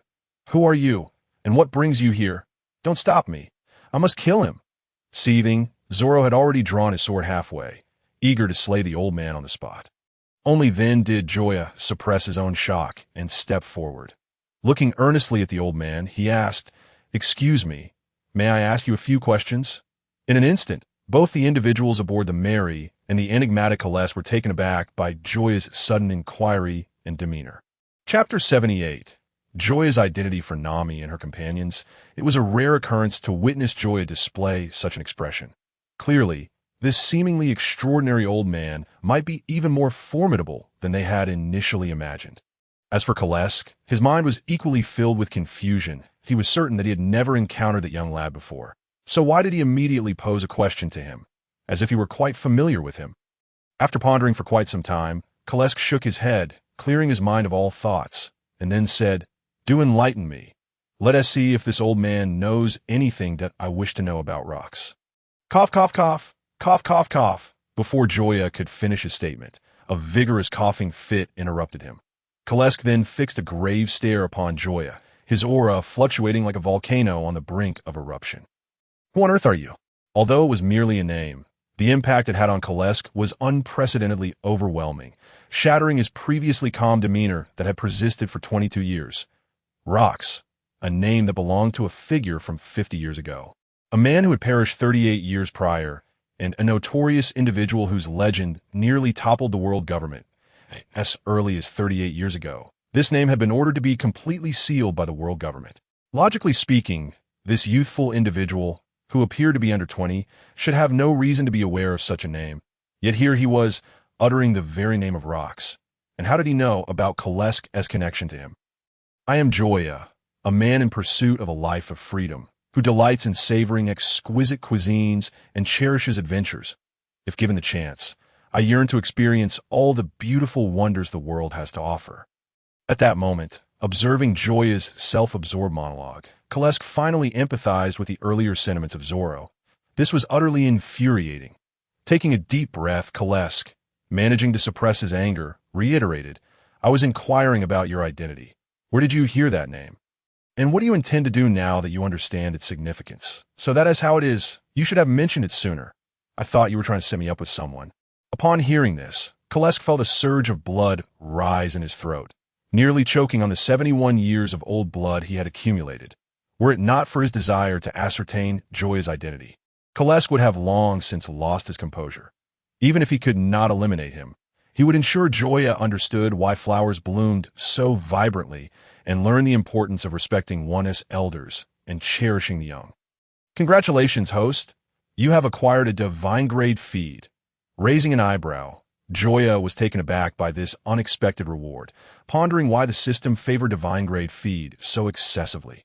Coupled with the portion for the little fairy, he had now received 3 portions in succession. Simultaneously, he cast a disdainful glance at Kalesk, realizing that this old fellow was rather lacking as a crew member of the Pirate King Roger. He should have encountered numerous grand spectacles. Yet, after a mere jest, he was unable to contain himself. Shaking his head, Joya decided not to dwell on this matter any longer and stated, "My identity is rather unique. Allow me to elaborate slowly." As he spoke, Joya began counting on his fingers. "I have 3 non-biological brothers. The eldest is the 2nd Division Commander of the Whitebeard Pirates. The second is the second in command of the Revolutionary Army. And the youngest is a man on the verge of becoming the Pirate King." At this proclamation, the world fell silent, and everyone stared wide-eyed at Joya. Yet, Joya seemed oblivious to their gazes and continued counting. "My uncle is the leader of the Revolutionary Army, and the old man who raised me is a rear admiral in the Navy. For now, that is all there is to say. Let us leave the rest unspoken." Observing Joya's nonchalant expression, Sanji lit a cigarette and solemnly declared, "At this point, I shall no longer conceal the truth that my true identity is that of a prince from the Kiri kingdom. Previously, due to certain reasons, I cannot be forthright with everyone, and for that, I sincerely apologize. However, now, I will no longer pretend. I shall reveal my cards. It is not just you who should apologize, but also I."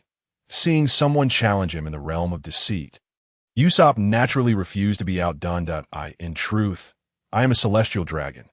The reason I encountered you all in Syrup Village is that I grew weary of the opulent life on the Holy Land and chose to associate with you in the guise of an ordinary person. My subjects worship me. Worship you, you big-headed fool." Not allowing Usopp or Sanji to revel in their moment any longer, Nami struck both of them on the head with swift blows, then turned a skeptical gaze toward Joya. Had it not been for their previous interactions, she too might have believed Joya was fabricating tales. Yet, after experiencing so much together, she could no longer ascertain whether Joya's words were genuine or false. She distinctly remembered that when she first met Joya, he had assured her, "I never lie." Upon reflection, although Joya often appeared frivolous, he had indeed seldom spoken untruths. Moreover, based on Nami's assessment, the claim that the old man who raised Joya was a rear admiral in the Navy seemed highly plausible. With this thought in mind, Nami's gaze toward Joya shifted entirely. If what he just stated was true, then Joya's background was undeniably remarkable. Pirates, the Navy, the Revolutionary Army, all 3 of the world's most formidable military forces were connected to him, and he was acquainted with individuals at the highest echelons. This revelation left Nami momentarily reeling, as she struggled to comprehend why someone with such a background would choose to set sail as a pirate. Wouldn't it be more appealing to enjoy life as a privileged heir? Why pursue the path of a prince of chaos? As for Kalesk, having witnessed various storms throughout his life, he too found himself at a loss. Throughout Joya's speech, his gaze remained fixed upon him, seeking any hint of a flawed fact. He employed his observation haki to scrutinize Joya's facial muscles, attempting to discern the truth behind his words. Although he could not assess a person's emotions as effortlessly as Fujitora, he could certainly detect the patterns of Joya's facial muscle movements, revealing whether he was lying. However, the conclusion he reached was that Joya was not being deceitful. Hence, he was engulfed in confusion and unease. Due to his long-term existence within the confines of a whale's body, he was not well acquainted with the outside world. Thus, he was unaware of who the 2nd Division Commander of the Whitebeard Pirates was or who the 2nd in command of the Revolutionary Army was. Yet, he did know one thing. The leader of the Revolutionary Army was named Monkey D. Dragon, and among the rear admirals in the Navy, there was only one who could be linked to Dragon and was still alive, Monkey D. Garp, the man whom Captain Roger held in high esteem. If Joya's uncle was Dragon, then the old man who adopted him could undoubtedly be Garp. Consequently, whether or not those 3 non-biological brothers truly existed became inconsequential. Chapter 79. Kalesk's memories. Just then, the small world within the whale's body erupted into chaos. The lake surged, waves towering like mountains, and the Mary, measuring over 10 meters in length, resembled a fragile skiff on the verge of capsizing. As they gazed up at the unchanging sky above, the group finally realized that it was not the true sky, but rather an exceptionally lifelike oil painting. Otherwise, how could there be a closed door suspended in the heavens? With this realization, Nami and the others understood that they were not in some bizarre realm, but rather inside the whale's stomach. The reason the lake water appeared green was not due to an abundance of algae, but rather the natural color of gastric juices. Ah, so we are indeed in the whale's stomach, Usopp exclaimed, slapping his hands in sudden clarity. In the next moment, his expression shifted with the speed of a Sichuan opera face-changing performance, morphing into one of terror and shock. That we're going to die. We're going to die. This is the whale's stomach. We're about to be digested.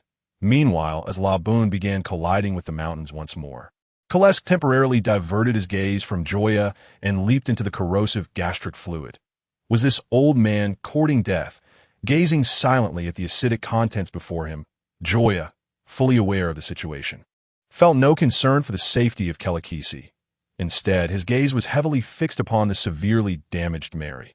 The ship floated precariously atop the highly corrosive gastric acid, with the bow's ram severed entirely. The eventual irreparability of the Mary could very well be linked to this experience, that if a viable solution did not present itself during the forthcoming journey, the fate of the Mary might mirror that of the original tale, awaiting only its demise. Contemplating this, he instinctively clenched his fists, unable to accept such an outcome, nor willing to witness it unfold. While Joya was lost in thought, Kelekisi administered a sedative to Laboon. It was evident that he was indeed a crew member of the Pirate King. Roger, a single dose of the medication rendered even Laboon, a whale by nature, instantly calm. The tumultuous world within his stomach gradually returned to stillness. Shortly thereafter, as Kelekisi rejoined them, Joya and the others suddenly heard Luffy's iconic voice. In the next instant, the tightly secured door burst open, and three figures rushed out in a frenzy. Upon seeing the Mary adrift in the gastric fluid, Luffy, who had been on edge, finally exhaled in relief and shouted, "Joya, come save me." With that, he executed a somersault of 720 degrees before plunging directly into the gastric liquid. Though reluctant to move, Joya nonetheless leaped into the world of acid. Simultaneously, the other two who fell alongside Luffy hoisted a portable cannon onto their shoulders and aimed it at Labu's stomach before firing. That a thunderous boom erupted as the cannonball exploded mid-air. As they gazed at the black smoke billowing in the air, confusion spread across everyone's faces. The projectile had not struck the whale's stomach, for Kelekisi had intercepted it with his own body. Although Zoro did not comprehend the old man's motives, he promptly drew his sword, swiftly subduing the two assailants and hauling them back to the ship. Once everything settled, the Straw Hat Pirates, along with the two attackers, boarded Kelekisi's vessel. This is how you came in," Kelekisi remarked, shaking his head in resignation after listening to Luffy's explanation. He could not help but lament his own age, realizing he could hardly keep pace with the thoughts of these youngsters. A glance at the straw hat atop Luffy's head dispelled any lingering doubts he had about Joya. Though merely a cheap and ordinary hat, Kelekisi, having once served as the ship's doctor on Roger's crew, immediately recognized its significance. The memory of his last encounter with Shanks over a decade ago resurfaced vividly. "Kelekisi, I encountered a rather intriguing little rascal in the East Blue. He might just inherit the captain's will." "Oh, you hold him in such high regard?" "Of course. After all, I entrusted him with my hat." At this point, Kelekisi's expression in the memory shifted subtly to one of mixed emotions, hurt, even helplessness. "However, I worry that little rascal might be led astray by another fellow." Raising an eyebrow, Kelekisi expressed his surprise. "Could there possibly be a more mischievous little scamp than you and Buggy? If I recall correctly, you two once boasted about wanting to take Whitebeard's head." Red-haired Shanks chuckled awkwardly. "Indeed, before I met that guy, I thought my younger self was quite the troublemaker, but in comparison, I realized I was quite adorable back then. You have no idea how infuriating that brat can be. I can only pray those two little rascals never set sail together. Otherwise, this world would be in shambles." As he reminisced, a smile crept onto Kelekisi's lips, Clearly, the troublesome little rascal who vexed Shanks was the very Joya standing before him. Before confirming Joya's identity, he had been curious about the kind of brat Shanks had encountered that could leave him so exasperated that it was essential to remember that Shanks was no longer just a pirate in turn, but one of the four emperors reigning over the New World. Despite his elevated status at the pinnacle of the world, he was still at a loss against a mere child. Now, having experienced Joya's obstinacy firsthand, Kelekisi finally empathized with Shanks' sentiments. This little rascal was no ordinary troublemaker. Anyone who dared provoke him was bound to face dire consequences. That moment, many prominent figures roaming the Grand Line inexplicably sneezed. Damn it, who's targeting me again? This thought echoed in the minds of many, leading to a sudden outbreak of inexplicable skirmishes across the globe. Of course, these events would not immediately impact Joya and the others within the whale's body. After confirming Joya's identity, Kelekisi inquired, "Shall we step inside for a chat?" "Absolutely." Joya's eyes lit up as he eagerly agreed. Subsequently, while Luffy, Zoro, and the others interrogated Mr. Nine and Miss Wednesday, who was Princess Vivi, Joya followed Kelekisi into the room as the door clicked shut behind them. Nami, aware of the situation, could not help but furrow her brow. Even Zoro and Sanji sensed something amiss. Could it be that the name Joya had just mentioned held significant importance? This thought prompted the trio to silently commit the name Rocks to memory. Simultaneously, they directed their gaze toward Luffy, eager to verify the truth behind Joya's words. Luffy was undoubtedly the best witness. Chapter 80. Answer staring at the seemingly mundane room before him. Joya could hardly believe that it was the residence of a formidable individual who once sailed the seas alongside Roger. Had he not been informed beforehand, I apologize. It has been ages since anyone has visited. Please, make yourself comfortable, Kelekisi offered, pouring himself a glass of rum. Would you care for a drink? No. Thank you. Since that fateful day in Kokuyashi village, when drinking had cost him a lifetime opportunity, Joya had resolved to abstain from alcohol until he secured his first blood. No matter what, he could not allow his pursuit of happiness to be derailed by such indulgence. Seeing this, Kelekisi did not press the matter further, taking a sip for himself before drifting into memories, his eyes becoming increasingly clouded. At a certain moment, perhaps having organized his thoughts, Kelekisi began, "Rox, his full name is Rox D. Jibek. Had he survived to this day, perhaps Roger would not have had his waypoint 50 years ago. When I was about your age, he had already begun to make a name for himself. Over the next decade, he rapidly ascended in power, gathering a formidable crew. Whether it was the so-called strongest man in the world, Whitebeard, or the strongest creature, Kaido, or even the only female among the four emperors, Charlotte Linlin. They were all part of his crew at that time. Additionally, there were formidable figures such as the Golden Lion Shiki, Silver Axe, Captain John, and others. If the era of 22 years ago was defined by Roger, then the era 40 years ago was undoubtedly defined by Rox. Even the Navy and the world government were utterly powerless against him. As he spoke, Kelekisi paused, seemingly reflecting on Rox's might. After a moment, he resumed. If he had wished, he could have been the first pirate king. Yet he fixated on the solitary throne suspended above all. A world king. Undoubtedly, his immense ambition both forged his legacy and led to his downfall. In the epic battle at God Valley, the invincible Rox faced off against both Garp and Roger. The grand conflict concluded with the demise of the once mighty Rox, and with their leader lost, the Rox pirates disbanded, marking the end of an era. Upon hearing this, Joya's brow remained furrowed, unsatisfied with the answer. He was aware of what Kelekisi had recounted, or rather, Oda had conveyed, but his purpose for being here was to glean something distinctive from the other's lips. Thus, Joya directly stated, "I'm already aware of what you said. Could you share some other information? For instance, what did Rox look like? Did he possess any unique abilities? Why did Roger, as a pirate, choose to ally with Garp against Rox during the battle at God Valley? Is it possible that the confrontation was merely a ruse, and Rox did not truly perish, but rather used the opportunity to vanish from public view? Moreover, could it be that everything that transpired at God Valley was premeditated by Garp, Roger, and Rox, given that they are all members of the D family? Additionally, I am quite curious about the origins of the pirates who made a pact with Lava back then. Were they connected to the Rock's pirates? Or was one of them perhaps Rox himself? Moreover, what secrets lie hidden in the final island? Laugh-Tale. What is the true identity of the red-haired individual? What is Buggy's actual combat prowess? Did Roger truly perish? And is there any possibility of his resurrection? What ailment afflicted him that even your medical expertise could not remedy?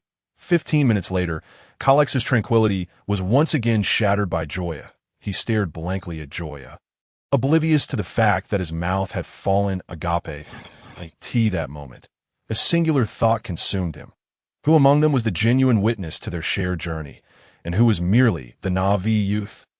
Simultaneously, Joya's earlier inquiries, along with various hypotheses, echoed incessantly in his mind.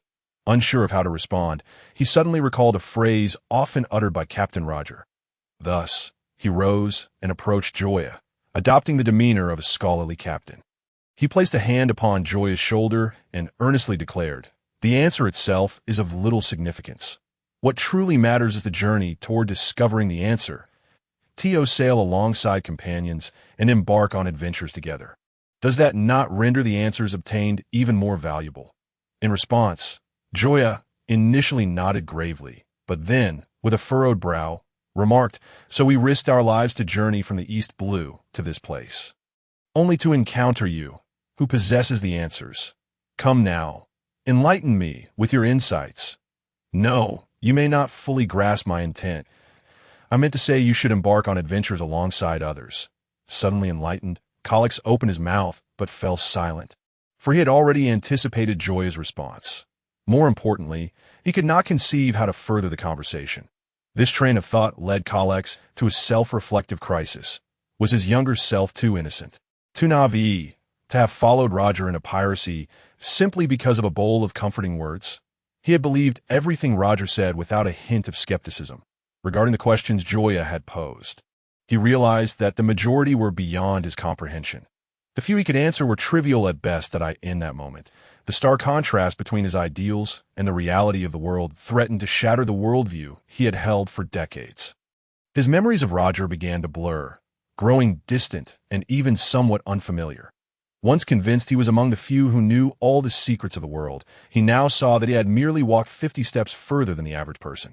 Stepping back, Kalex slumped back into his chair, his brow furrowed as he repeatedly pondered Joya's words. After a long silence, he finally spoke again. "As for the queries you posed, my knowledge is rather limited. Firstly, Rox was a tall man with a flamboyant personality. If one were to identify a distinguishing feature, it would be his wild-haired ass. For any special abilities, I cannot say for certain, although I was present during the battle at God Valley. My role as the ship's doctor limited my combat capabilities, rendering my view of the decisive confrontation rather obscured. Regarding Roger's illness, it is quite perplexing. I cannot ascertain what affliction he suffered from. The symptoms manifested as rapid organ failure, and all I could do was administer medication to slow the deterioration. As for the agreement with the Rumbar pirates, I can assure you they have no association with Rox. As for the secrets concealed within Laugh-Tale, do not dwell on them. Unless you uncover them yourself, I cannot divulge anything." Upon hearing this, it was Joya's turn to furrow his brow. The first two answers held little significance for him, merely offering a modicum of information. He had never anticipated that the secrets of the final island would be so easily revealed. If such knowledge were readily accessible, then anyone could become the Pirate King. However, the speculation regarding the Rumbar pirates was of great importance to him, albeit the answer differed from his expectations. Before his arrival, he had read a fan novel titled Beginning with the Paramount War, which proposed a hypothesis that Brook was, in fact, Rox, and the author's reasoning seemed quite plausible. Yet, it appeared that the truth diverged from this narrative. Nonetheless, this outcome was somewhat anticipated, considering Oda's reputation for misdirection. If a young man in his 20s could unravel the mystery so easily, he would hardly be known as the master of deception. Though Kalex's answers might not be definitive, he was undoubtedly a relic of that era, having witnessed Rox and the Rumbar pirates, including Brook, firsthand. Unless he was deceiving himself, it seemed the two had no correlation, and he had no reason to deceive himself. Likely, he did not. Seeing that Kalex had divulged all he knew, Joya prepared to take his leave. However, Kalex suddenly interjected, What I have just shared are certainties. Would you care to hear some of my speculations? Pray tell, Joya replied, eager to listen. Faith, Colic stated after taking a sip of his drink. Uttering two words that surprised Joya, in my view, Garp, Roger, and Rox, all members of the D-Clan, clashed at God Valley due to their differing beliefs. While it may not apply to everyone, most individuals possess their own convictions and principles, which can transcend identity and even race. Perhaps the beliefs upheld by Roger closely aligned with Garp's, resulting in their unlikely alliance during that battle. Thus, I speculate that a mutual understanding existed between Roger and Garp. While their relationship with Rox was entirely adversarial, in other words, I do not believe the battle at God Valley was premeditated among the three. As for Roger's potential resurrection, I find it highly improbable. For I have never heard of anyone accomplishing such a feat, even as the Pirate King. The chances are slim, unless he never truly died. However, his public execution was witnessed by the entire world. How could he have survived that? Regarding Shanks and Buggy, at this point, Colix fell into a brief silence. Put simply, my initial impression was that their roles should be reversed. Buggy ought to be reigning over the New World while Shanks should be quietly toiling in the East Blue. Why? This left Joya utterly perplexed. Could it be that Buggy possessed far superior martial talents in his youth compared to Shanks? Because I sensed that after Buggy consumed the Chop Chop fruit, Roger's attention towards him was markedly greater than that directed at Shanks. Is it due to the Chop Chop fruit? Joya probed, seizing the crux of the matter. That I cannot say for certain. It may be mere coincidence, or perhaps it truly is related to the Chop Chop fruit. Roger never explicitly stated so I am rather unclear. This unexpected assertion left Joya in contemplative silence. He had always held a particular interest in Buggy, as each member of Roger's crew was exceptional. Save for Buggy, who seemed an anomaly, like a husky amidst a pack of wolves. Furthermore, the Chop Chop fruit was undeniably powerful, granting immunity to all swordsmanship attacks, and once its powers reached awakening, he could effortlessly obliterate all structures surrounding him. In a certain light, it could even be deemed more formidable than the Quake fruit. For this reason, he had once considered Buggy to be a concealed powerhouse, a notion he maintained until their first encounter. During the battle in Orangetown, after employing Hawkeye's reconnaissance techniques to unveil Buggy's true state, Joya discovered that Buggy's combat prowess was a mere 379, and he was also a patient suffering from schizophrenia. Otherwise, why would his personal profile indicate such a condition? In other words, Buggy had failed to meet Roger's expectations, having not developed the Chop Chop fruit to its fullest potential. Correct.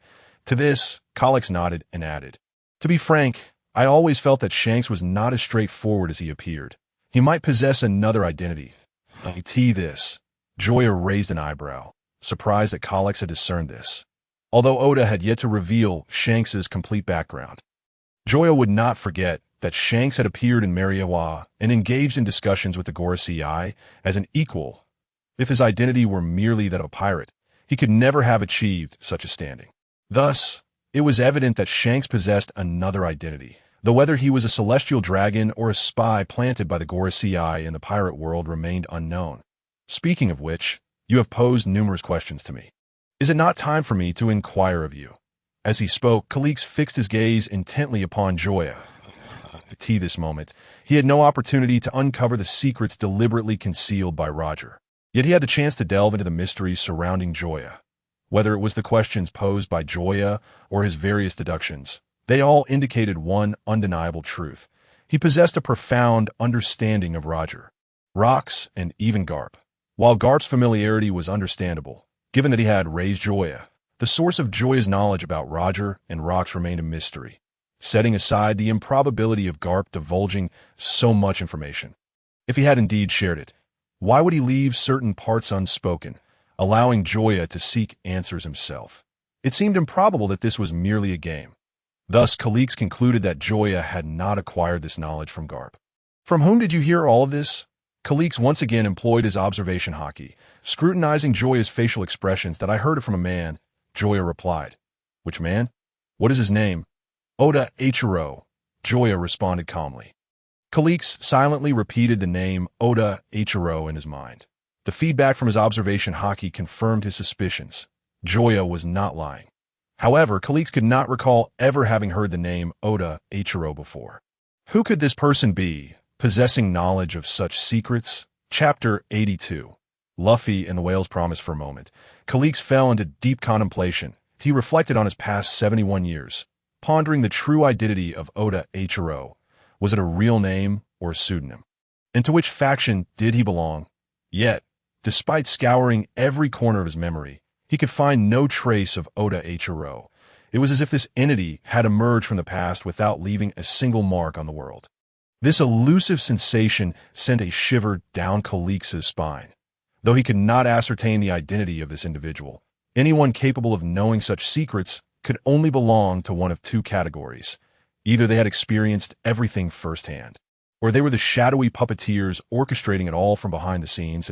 If it were the former, it would imply that this person was likely akin to himself, an elder who had survived from a bygone era. However, if it were the latter, Khalix felt a chill run down his spine, for it suggested that the eras of Rox and Roger had been meticulously orchestrated to conclude by this individual, perhaps even implying that their deaths were part of a greater calculation. As he contemplated the world, Khalix could think of only one possibility capable of achieving such a feat: the celestial dragons of Mariehua. While the majority of celestial dragons were despicable beings, it was undeniable that a few among them possessed clear minds, with the Gorosei being not particularly foolish. This also explained why, among the three, only Garp, a vice admiral of the Navy, had survived to the present day. Could it be that Oda Eiichiro was actually one of the Gorosei? Based on various indications, Khalix could only draw this conclusion. Yet a new question arose. How had Joya, who had been raised by Garp, come into contact with the Gorosei, and why had they chosen to share such information with him? This clearly did not add up, suggesting that the individual was likely an entity similar to himself, a witness from two distinct eras. For such a person, Garp would likely maintain a degree of tolerance and would not resort to immediate hostility upon meeting them. Coupled with Joya's current identity as a pirate, it was highly plausible that he was a member of the Rox Pirates. With this thought, Khalix felt a slight relaxation of his previously taut nerves. As long as Joya was not a spy for the world government, that would suffice. However, the moment this thought took root, he realized something was amiss. Wait a minute, I have long since withdrawn from the pirate world. What relevance does Joya's identity hold for me? Consequently, the questions he had intended to ask were left unvoiced. After finishing the last of his rum, he stood and walked towards the door as, "Oh, be it. I have grown old. The future world belongs to the youth. If you wish to know something, seek it out for yourselves." With that, he opened the door and stepped outside. As the door swung open, Luffy and the others, who had been waiting, instinctively looked up. "All right, it's time to send you off. If you don't leave now, your ship won't be able to hold out much longer." Upon hearing this, the group finally recognized the urgency of the situation. Quickly scrambling aboard the Going Merry and calling out to Khalix, "Thank you for your trouble." 10 minutes later, having emerged from the whale's body, the crew greedily inhaled the fresh air. Noticing the scarred head of Laboon, the ever-curious Luffy could not help but ask, "Old man, why is this whale just staying here, and why does it have so many injuries on its head?" As Luffy posed his question, Khalix was transported back to 50 years ago. This whale was named Laboon, and, unlike other whales, it was one that possessed human-like emotions. Subsequently, Khalix explained to Luffy the events that had transpired concerning the whale, specifically its promise with the Rumbar Pirates. "So, Laboon was abandoned?" Luffy inquired. That would be an accurate way to put it. Although the Grand Line is perilous, it is indeed true that the Rumbar Pirates failed to return to fulfill their promise. And I see no need to refute that. Observing Laboon's scarred forehead, Luffy suddenly fell silent. In a moment of inexplicable impulse, he activated his devil fruit powers, leaping onto Laboon's injured head to strike the bleeding wound with his fist. Roar! The pained Laboon let out a thunderous roar, violently shaking its body and flinging Luffy away. Before Luffy's feet could touch the ground, Laboon's colossal tail came crashing down, sending him sprawling onto the shore. "Luffy, what are you doing? Why provoke it?" Usopp shouted in bewilderment. Yet Luffy paid no heed, charging once more toward Laboon. Before long, the battle between the vastly mismatched human and whale commenced, with a combat power of 410 and the abilities of the rubber fruit. Luffy had the means to contend with Laboon in an instant, The waters at the entrance to the Grand Line churned violently, waved several meters high, crashing against one another and surging into the distance. The thunderous sounds of their clash reverberated, mingling with Laboon's furious roars, creating a commotion akin to an approaching storm. 15 minutes later, amidst the fray, Luffy suddenly shouted, "It's a draw!" Upon hearing this, Laboon, endowed with human emotions, froze in confusion, unable to comprehend the antics of the human before it. In contrast, Luffy, picking up his hat, earnestly declared, "I'm really strong, right? If I'm not mistaken, you must be eager to defeat me. We haven't determined a winner yet, so we need to keep fighting. Though your companions have perished, I will always be your rival, and we must face each other again to find out who is superior. However, I'm currently eager to enter the Grand Line, so after we circle the Grand Line, I will return to challenge you once more." Listening to Luffy's words, the others finally grasped his intentions. Particularly Laboon, whose eyes filled with tears, cascading down like a broken pearl necklace. His gaze shifted between Luffy and Joya. Khalix suddenly recalled Shanks's words. "I pray for one thing. Those two little brats must not set sail together, or else the world will be turned upside down by them." Indeed, fate had a peculiar way of manifesting. The more Shanks worried, the more the future unfolded in a manner that warranted his concern. The Luffy whom he held in high hopes for had set sail alongside Joya, becoming comrades aboard the same ship. In that moment, Khalix saw the shadow of Roger and Luffy, while Joya remained a mystery yet to be unraveled. However, this did not hinder his audacious predictions for the future. Although these two youngsters had just ventured into the Grand Line, still at its entrance, he could envision the long-dormant waters of the Grand Line, quiet for 22 years, becoming lively once more with their arrival. How intriguing. It seems this old fellow can delay retirement a while longer. Chapter 83. The log pose. Meanwhile, while Khalix was lost in thought, Luffy had somehow procured an oversized paintbrush and, utilizing his extraordinary artistic talent, painted a pirate flag symbolizing their straw hat pirates on Laboon's scarred head. "Yash, this is our promise, before we return here. Make sure you don't knock this mark off." Roar! Lab let out a low growl to signify his agreement. Upon witnessing this, Kelikusi's face broke into a look of relief. Clearly, with this arrangement in place, he no longer had to worry about Lab recklessly colliding his head against the mountains, thus alleviating a significant concern of his. Speaking of which, what about those two individuals? Observing the severed ropes on the deck, Joya couldn't help but inquire. "They must have escaped," Nami remarked nonchalantly, showing little concern for the two. However, Joya furrowed his brow. While others may be oblivious, he was acutely aware that the woman named Miss Wednesday was, in fact, Princess Vivi of the Alabasta Kingdom, that a considerable portion of the ensuing narrative would revolve around her, and losing her presence here could lead to unforeseen complications. Noticing Joya's regretful expression, Nami narrowed her eyes, exuding a faint aura of danger, and suggested, "What? You don't mean to say you have feelings for that woman, do you?" At her words, Joya's body trembled. "Impossible. I don't even know her, and unlike Sanji, I am quite devoted." "Humph. I can't be bothered with you." Casting a glance at the small fairy perched on Joya's shoulder, Nami turned to prepare for the upcoming voyage, dismissing Joya's words as mere nonsense. If Joya were truly devoted, even pigs would climb trees. However, given the current circumstances, it seemed unlikely they would have any further encounters with those two, making Joya's thoughts on the matter irrelevant since they wouldn't meet again. In the meantime, as the Straw Hat Pirates made their final preparations near the Twin Cape Lighthouse before officially entering the Grand Line, Nami let out a piercing and sharp wail upon observing the spinning compass. The others hurried over, puzzled, looking at Nami. "What's wrong? What happened? The compass is malfunctioning. It can't indicate a direction." Upon hearing this, the group's hearts sank, and they rushed to examine it. Indeed, it's spinning uncontrollably. How amusing. Joya, who understood the situation, refrained from rushing to explain, knowing there were others more suited for the task. "It seems you all arrived here without any knowledge.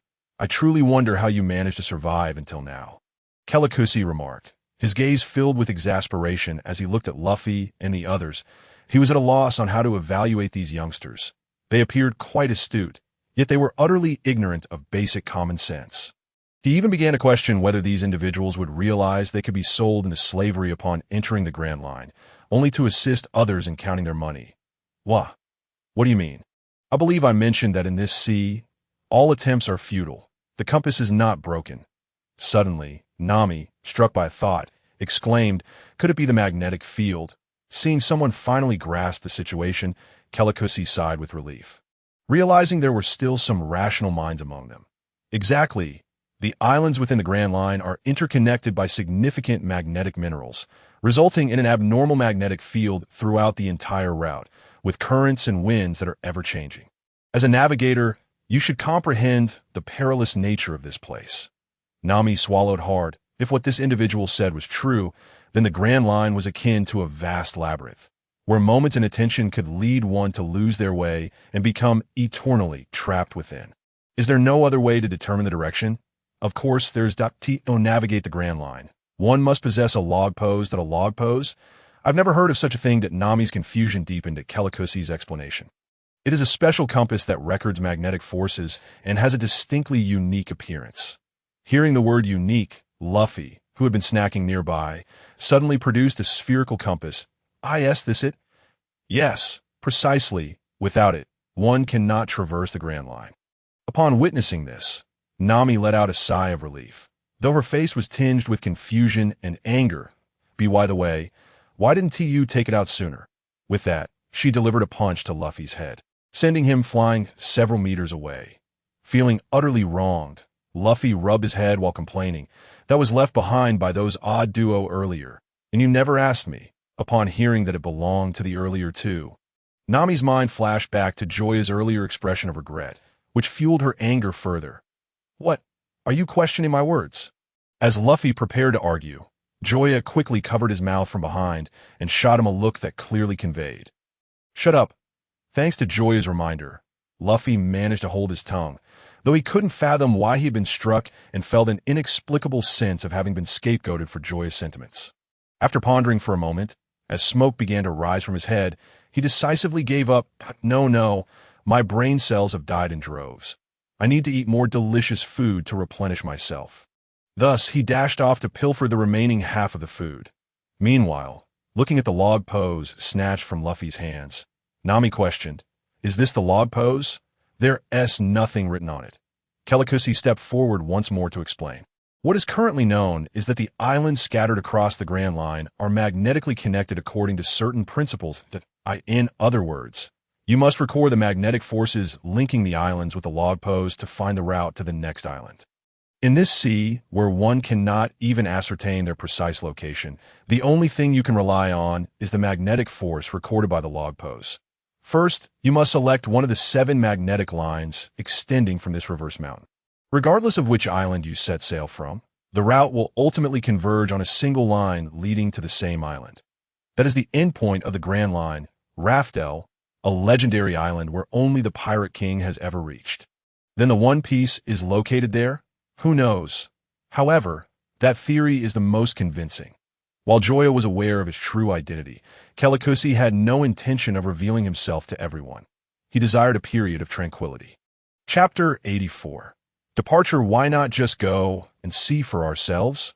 Luffy interjected eagerly. Though Nami and Kelikusi continuously emphasized the dangers of the Grand Line, Luffy showed no sign of fear towards the challenges ahead. Instead, he was filled with anticipation and curiosity for the unknown adventures awaiting them. Seeing him like this, Kelikusi's lips curled into a slight smile. It had been quite some time since he had encountered a pirate like him. "All right, I've finished eating.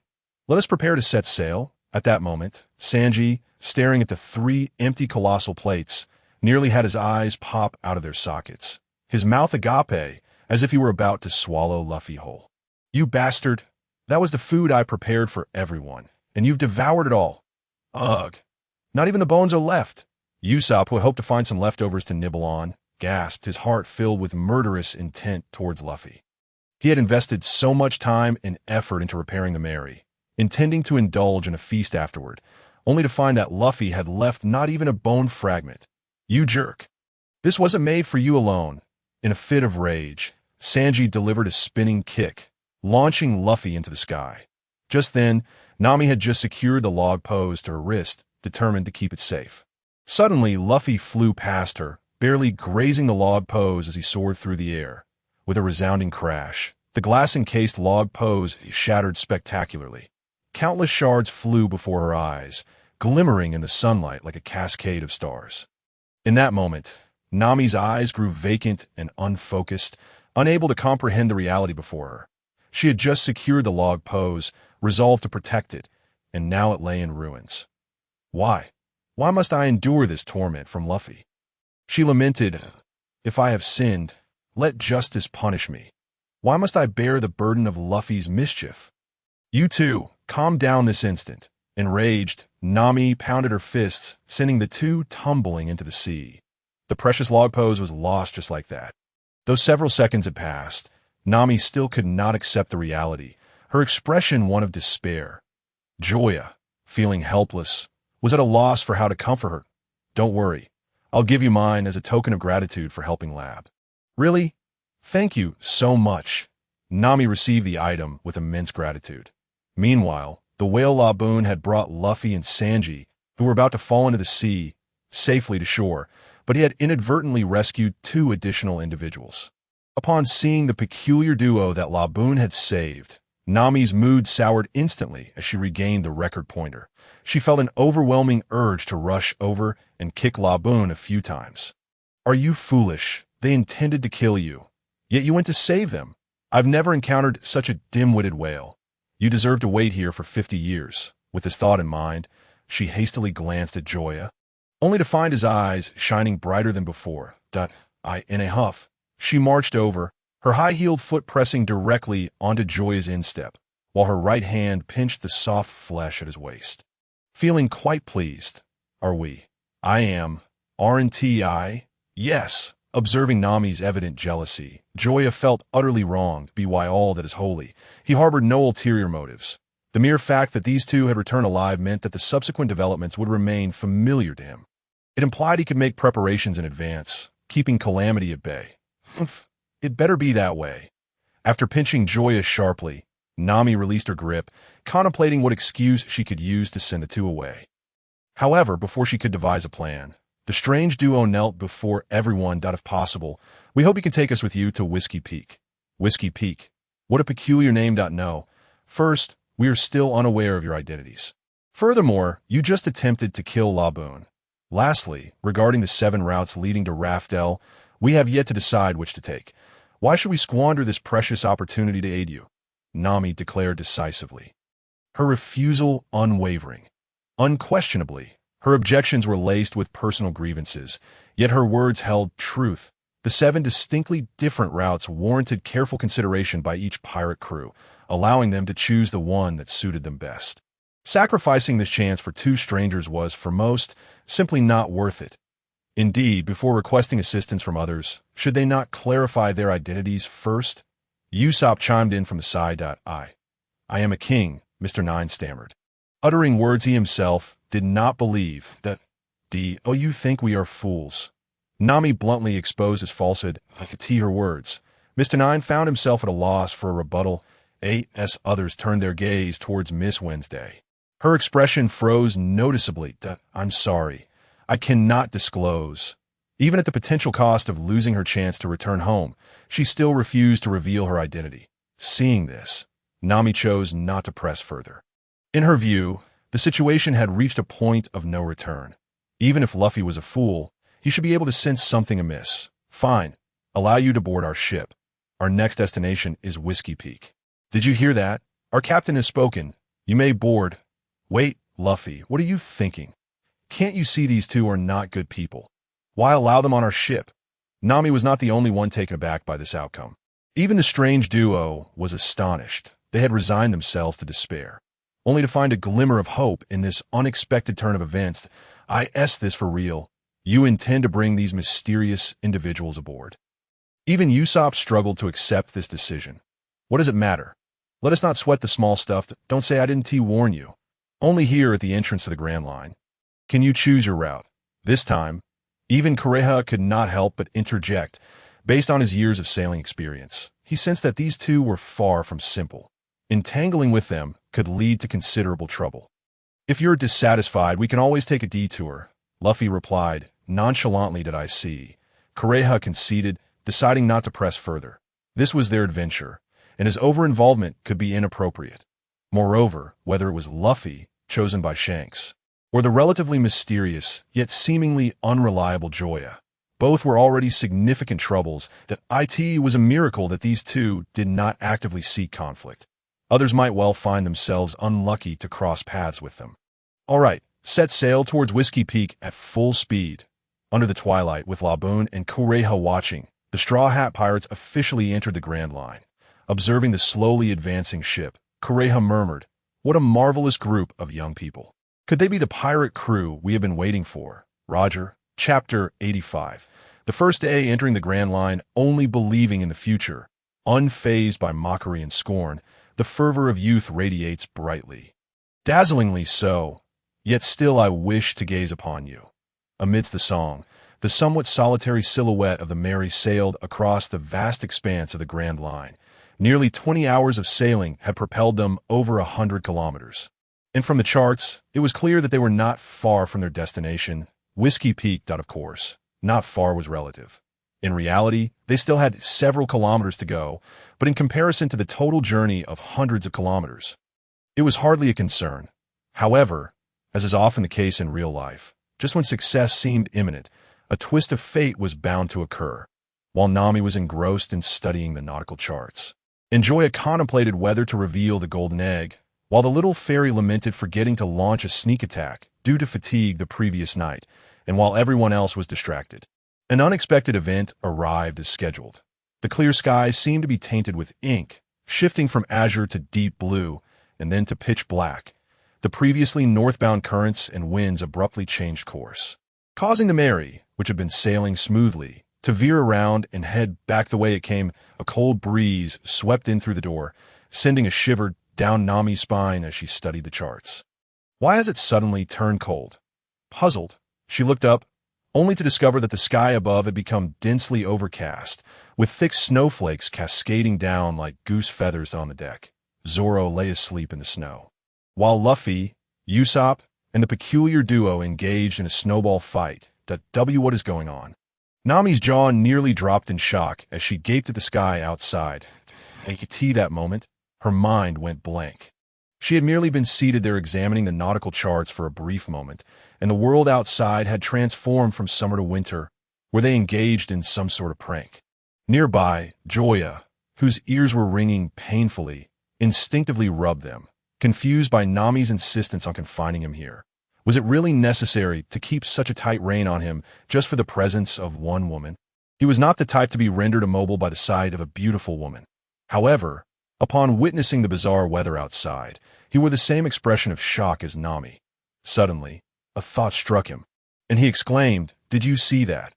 Even the heavens cannot bear to watch. The September snow is crying out for my injustice. Do you know what it means to be as wronged as Do-E? Do-E is a figure from my hometown, and it is said that—" "Shut up!" Before Joya could elaborate further, Nami's furious voice cut him off, silencing his prepared lecture completely. With a resigned shrug, he followed Nami out of the room. The moment they stepped outside, even Joya could not help but shudder. Gazing at the eerie weather above, he could only marvel at the Grand Line.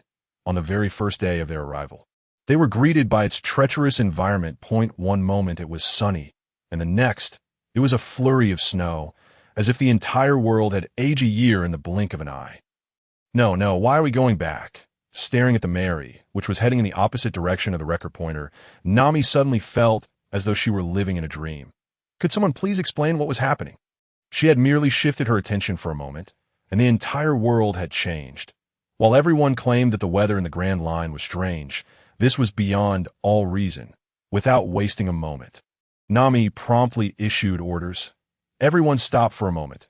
"We have a problem with our course." At her command, everyone was taken aback. Although they were uncertain of the specifics, issues concerning navigation were no trifling matter. "Usopp, you take the helm in the control room. Luffy, Zoro, Joya, you three lower the mainsail and raise the foresail. Sanji, Saiyan, and the two of you are responsible for clearing the snow from a ship." With wide-open eyes, she fixed her gaze on the peculiar duo. as if the moment they dared to utter a single dissenting word, she would not hesitate to have them tossed into the sea to feed the sharks. Thus, the once relaxed atmosphere instantly transformed into a flurry of activity. However, how could matters conclude so simply? "Oh no, a hole has formed in the bottom of the ship." The sudden exclamation only exacerbated an already dire situation. So, without having finished clearing the snow, Joya joined Saiyan in repairing the ship's hull. Just as one hole was being mended, another appeared nearby. In a mere half hour, the Straw Hat Pirates were bustling about like headless flies. When everything finally came to a halt, all were sprawled on the deck, utterly exhausted, incapable of even moving a pinky finger. After a while, Nami, having recovered sufficiently, stood up and declared, "Everyone, do not let a guard down. We have yet to ascertain what may transpire next. I have finally come to recognize the terrifying nature of this sea, and I now understand why it is referred to as the Grand Line. My navigational skills are rendered completely ineffective here." Observing Nami's earnest expression and her unabashed admission of shortcomings, the crew, who were merely fatigued, suddenly felt a wave of mental exhaustion wash over them. "Sister, are you admitting a fault? Could you perhaps exhibit a hint of humility in acknowledging your mistakes? One might think you're conducting a 200-day rally here. Nevertheless, despite this, there would surely be a solution, for the evidence lay right before them." With that, Nami pointed ahead. The first leg of the journey had concluded. As the crew followed the direction of her finger, they were met with the sight of a wondrous little island, unlike any they had ever encountered from a distance. The island was dotted with numerous towering cacti, each as large as small mountains, the smallest being at least 10 times the size of the Mary. By the way, why is this place called Whiskey Peak? Shouldn't it be named Cactus Island? Joya couldn't help but voice her confusion to her words. Luffy and the others fell silent, having not noticed this detail before, but now realizing that Cactus Island seemed far more fitting than Whiskey Peak. In their bewilderment, they turned their gazes toward the peculiar duo, eager to hear how the locals would explain it to Mr. 9. "Now that we've arrived, it's time for us to take our leave. Miss Wednesday, Princess Vivi, thank you for bringing us back. Darlings, that I wish you all a delightful time on the island." With that, the two leapt into the sea. The Straw Hat Pirates stared in bewilderment at the two who had spoken to themselves and then vanished. Even Joya, who was known for a sharp tongue, found herself momentarily at a loss for words. Chapter 86. Welcome to the pirate town. "Those two can't possibly be fools, can they?" Joya remarked in a tone reminiscent of Colonel Rod. The holder of the War Knight titled, "No, they're not fools. They're utter simpletons," Nami replied stubbornly, delivering the final blow. Regardless of her thoughts on the two, Luffy was evidently more preoccupied with the island before them, curious about the delightful experiences that awaited them. Hearing this, the crew shifted their focus back to the journey ahead. "Look, there's a river straight ahead. It seems we could sail into the interior. This island is truly peculiar." Zoro, who had roamed the seas for many years, mused that, as a bounty hunter, he was among the most knowledgeable in the Straw Hat Pirates, aside from Nami. Yet he had never encountered an island like this. Not only were there enormous cacti, but also a river extending into the island's interior. How utterly strange to know. Surely there can't be any monsters lurking about. Usopp trembled, his entire body quaking, particularly his nose, which bounced as if it were a spring in motion. At this, the others exchanged knowing glances, collectively inspired by a playful idea. What if there exists a massive black cat that devours children? Joya joked. Perhaps there might even be vampires, Sanji added. If there are vampires, then surely werewolves must exist too. Zoro quipped that it could also be a gigantic dinosaur. Xiaoxian chimed in. Then I'll stay on the ship to keep watch. Usopp began, but before he could finish, Nami interjected once more. In an instant, Usopp's face became as pale as a sheet of paper. Speaking of which, I left something of utmost importance at home. Could you possibly take me back first? You didn't leave your courage at home. Did you? Of course not. I merely left my 10-ton iron hammer behind. If I had that, no monster would dare come near me. Puffed. Even Luffy found hard to believe Usopp's words now. Joya, feeling exasperated, thought to herself that she had handed him a devastating weapon, the Barrett sniper rifle. And yet this guy was still so cowardly. It was utterly absurd that at that moment, Zoro sensed something amiss and quietly grasped the hilt of his sword. Someone's here. After Zoro's alert, the others also became aware of the oddity. Figures began to emerge within their line of sight. If that were all, it would be one thing. But the key issue was that all these individuals had their gazes fixed intently on the Mary and the crew. Clearly not mere chance encounters, but rather a deliberate approach. Moreover, this island was the first they encountered since entering the Grand Line, and the earlier strange weather had left a significant impression on them. They were naturally wary. Everyone, stay alert. Suddenly, the atmosphere grew tense and oppressive. Finally, as the Mary approached the harbor, an overwhelming chorus of cheers and shouts enveloped them. Welcome to the Grand Line. Welcome to the hospitable town of Whiskey Peak. Well, not only are there no monsters, but we're also being welcomed. Strange occurrences are a yearly affair, but this year is particularly noteworthy. Wow, there are many lovely girls too, though confused by the scene before them.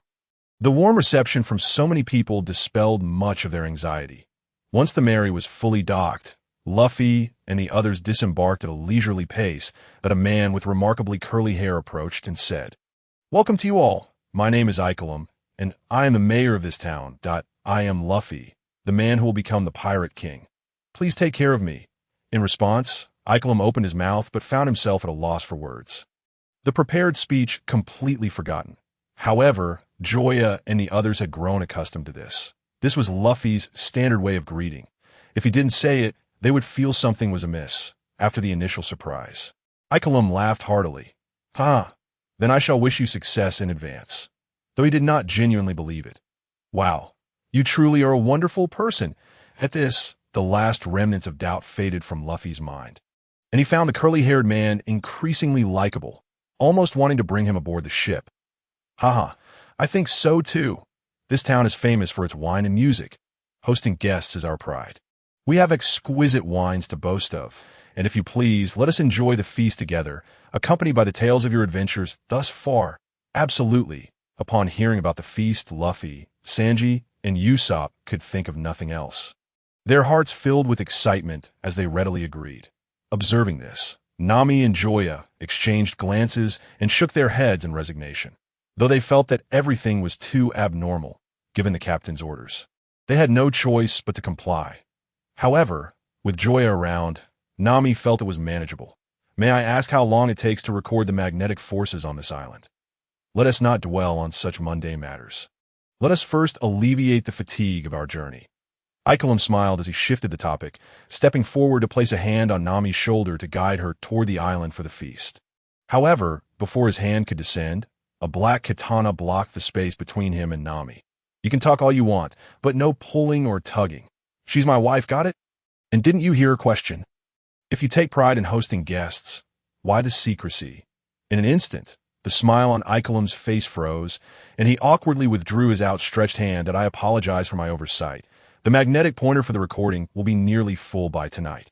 Tomorrow morning, you all shall embark on your journey to the next destination. Of course, should you wish to linger here for a few more days, we would be most welcoming." "That sounds more like it. Let us proceed. Lead the way," Joya said without hesitation. "Please, after you." With that, Ikelam turned and walked away like a waiter, daring not to voice any dissent. However, the moment he turned his back to Joya, his previously cheerful eyes transformed into icy coldness, exuding a faint yet palpable aura of menace.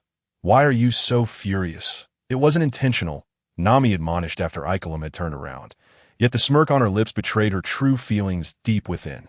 Despite her verbal denial, she was undeniably elated. After that night, in Kokoyashi village, she had resolved to dedicate her life to Joya. Although this man possessed various flaws, his kindness towards her was unmistakable. Not to mention the pivotal role played by the words of the little fairy and the alcohol she had consumed that day. The novel can be downloaded via the open source, Freestar String Downloader developed by Xingyu. If you acquire the novel file through an agent download and the merchant fails to provide the software source code or open source address, please request an immediate refund and report the merchant. Author's email, xingyu@outlook.com. Author's QQ, 20175933710. Official QQ group, 149050832. Official TG group, https://t.me FQ tool. Chapter 87. Conspiracy Unveiled. I can't help it. That's just the kind of person I am. Everything else is negotiable. But women are non-negotiable. What does that have to do with me? Nami retorted, leaving without a backward glance, though her uplifted lips refused to settle down. After half an hour of preparation, a jubilant feast commenced as darkness fell. Inside the room, everyone engaged in fervent discussion surrounding their chosen topics. Usopp, positioned at the center, finally seized the opportunity to showcase his talents, recounting one fabricated adventure story after another, much to the astonishment and delight of the crowd. Meanwhile, Sanji found himself surrounded by 20 young ladies, contemplating the idea of abandoning his dreams to stay here. Did I apologize? It's not that my resolve is weak, but the women here are so alluring that my body is beyond my mind's control. Another bowl, Luffy exclaimed, having devoured his 20th serving. Tea this. The chef nearby fainted, though he still mumbled, "Spare me, please." Consequently, the second chef rushed in to save the day, presenting plate after plate of delectable food before Luffy once more. Lastly, Nami, Joya, and Zoro were personally attended to by I kill him. As for the little fairy, she languidly lounged in Joya's embrace, occasionally nibbling on the food from the table or casting disdainful glances at the others in the room. "Come on, don't be shy. Drink up," Ikelam urged, producing the village's unique fine wine to offer to the guests. However, Nami waved her hand, saying, No, I'll pass on the alcohol. Rest assured, this is a special drink made from premium grapes. It tastes like wine, but contains no alcohol. Let me have a taste first." With that, Joya raised his glass and took a sip, confirming the absence of alcohol and toxins before nodding to Zoro and Nami. Observing this, a curious Nami also took a sip, only to be astonished by the delightful flavor. Incredible. It's quite delicious.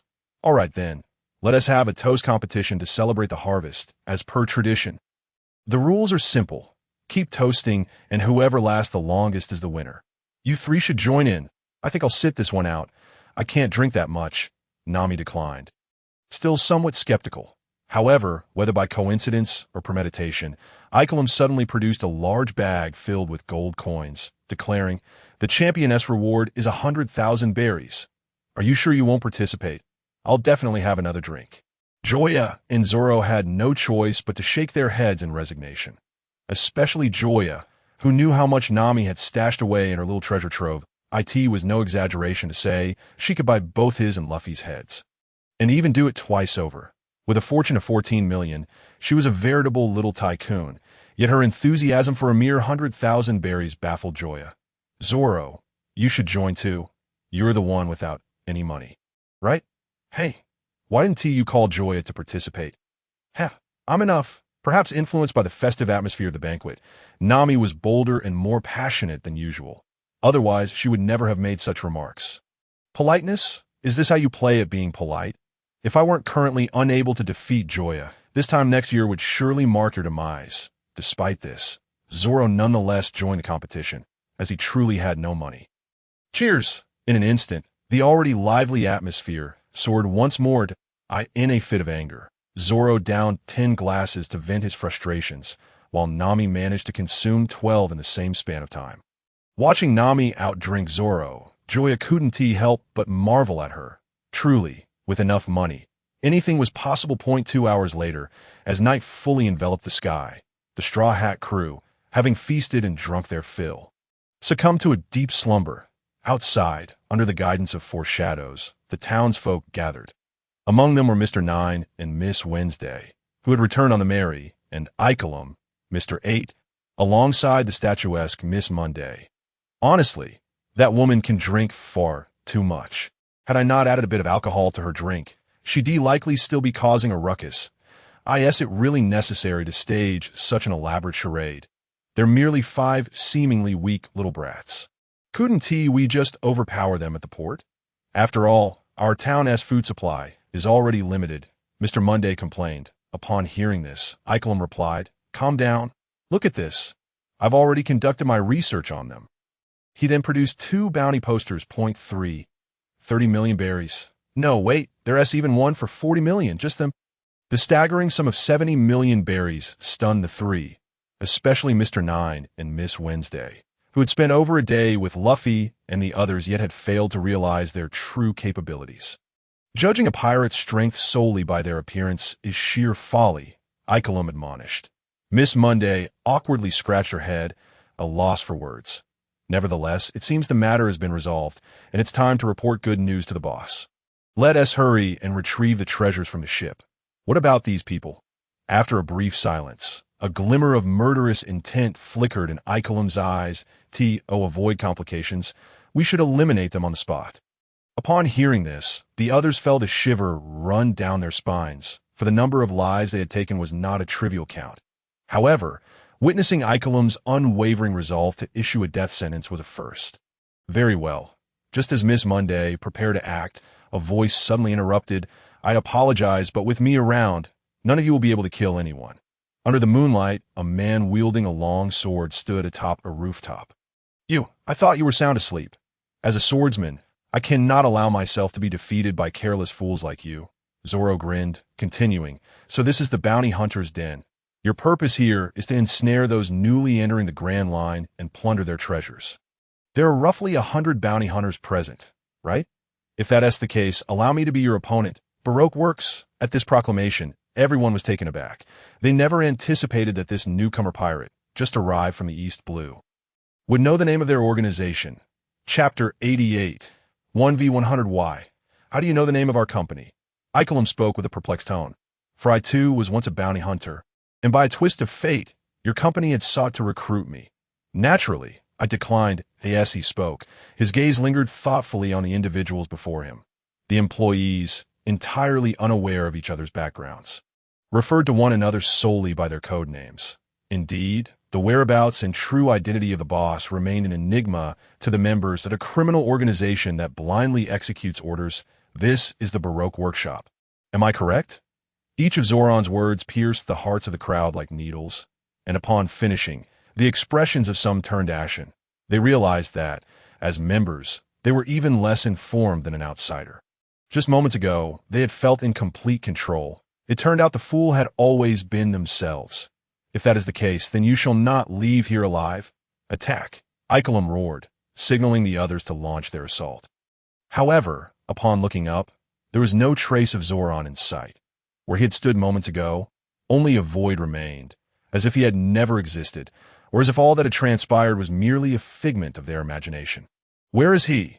The crowd anxiously scanned their surroundings, attempting to locate him, but all they could see was empty air and their fellow members. The atmosphere grew tense, and instinctively, everyone tightened their grips on their weapons. Beads of cold sweat trickling down their cheeks. Suddenly, a sound echoed. Without a moment's thought, they raised their guns and fired. In an instant, gunfire and explosions erupted in unison. The source of the commotion, a two-story building, was reduced to rubble. Once the chaos subsided, several bounty hunters, stealing their nerves, cautiously approached to investigate. That moment, a voice unexpectedly rang out. Are you searching for me? In that instant, although the speaker had yet to appear, an overwhelming aura of murderous intent enveloped them. To the bounty hunters, the voice seemed to emanate from the depths of hell, as if the legendary Soul Reaper had arrived, bearing the tokens granted by the Grim Reaper to collect their souls. The chilling metallic resonance sent shivers down their spines, and in a flash, 3 icy blades cut through the crowd. The next moment, a flurry of crimson blossoms erupted in the air, illuminated by the hazy moonlight, creating a hauntingly beautiful yet desolate spectacle. Bastard, kill him! Icolum commanded once more, seizing the horn hung around his neck, aiming it at Zoron, and blowing forcefully. With a puff, bullets erupted forth, resembling a shotgun blast. With his lead, the other bounty hunters, still gripped by fear, finally reacted, unleashing another barrage toward Zoron. The sound of gunfire rang out. Faced with the onslaught of bullets and artillery, Zoron deftly wielded his 3 blades, blocking every incoming attack with impeccable precision. Moreover, having grown accustomed to the enemy's onslaught, he raised,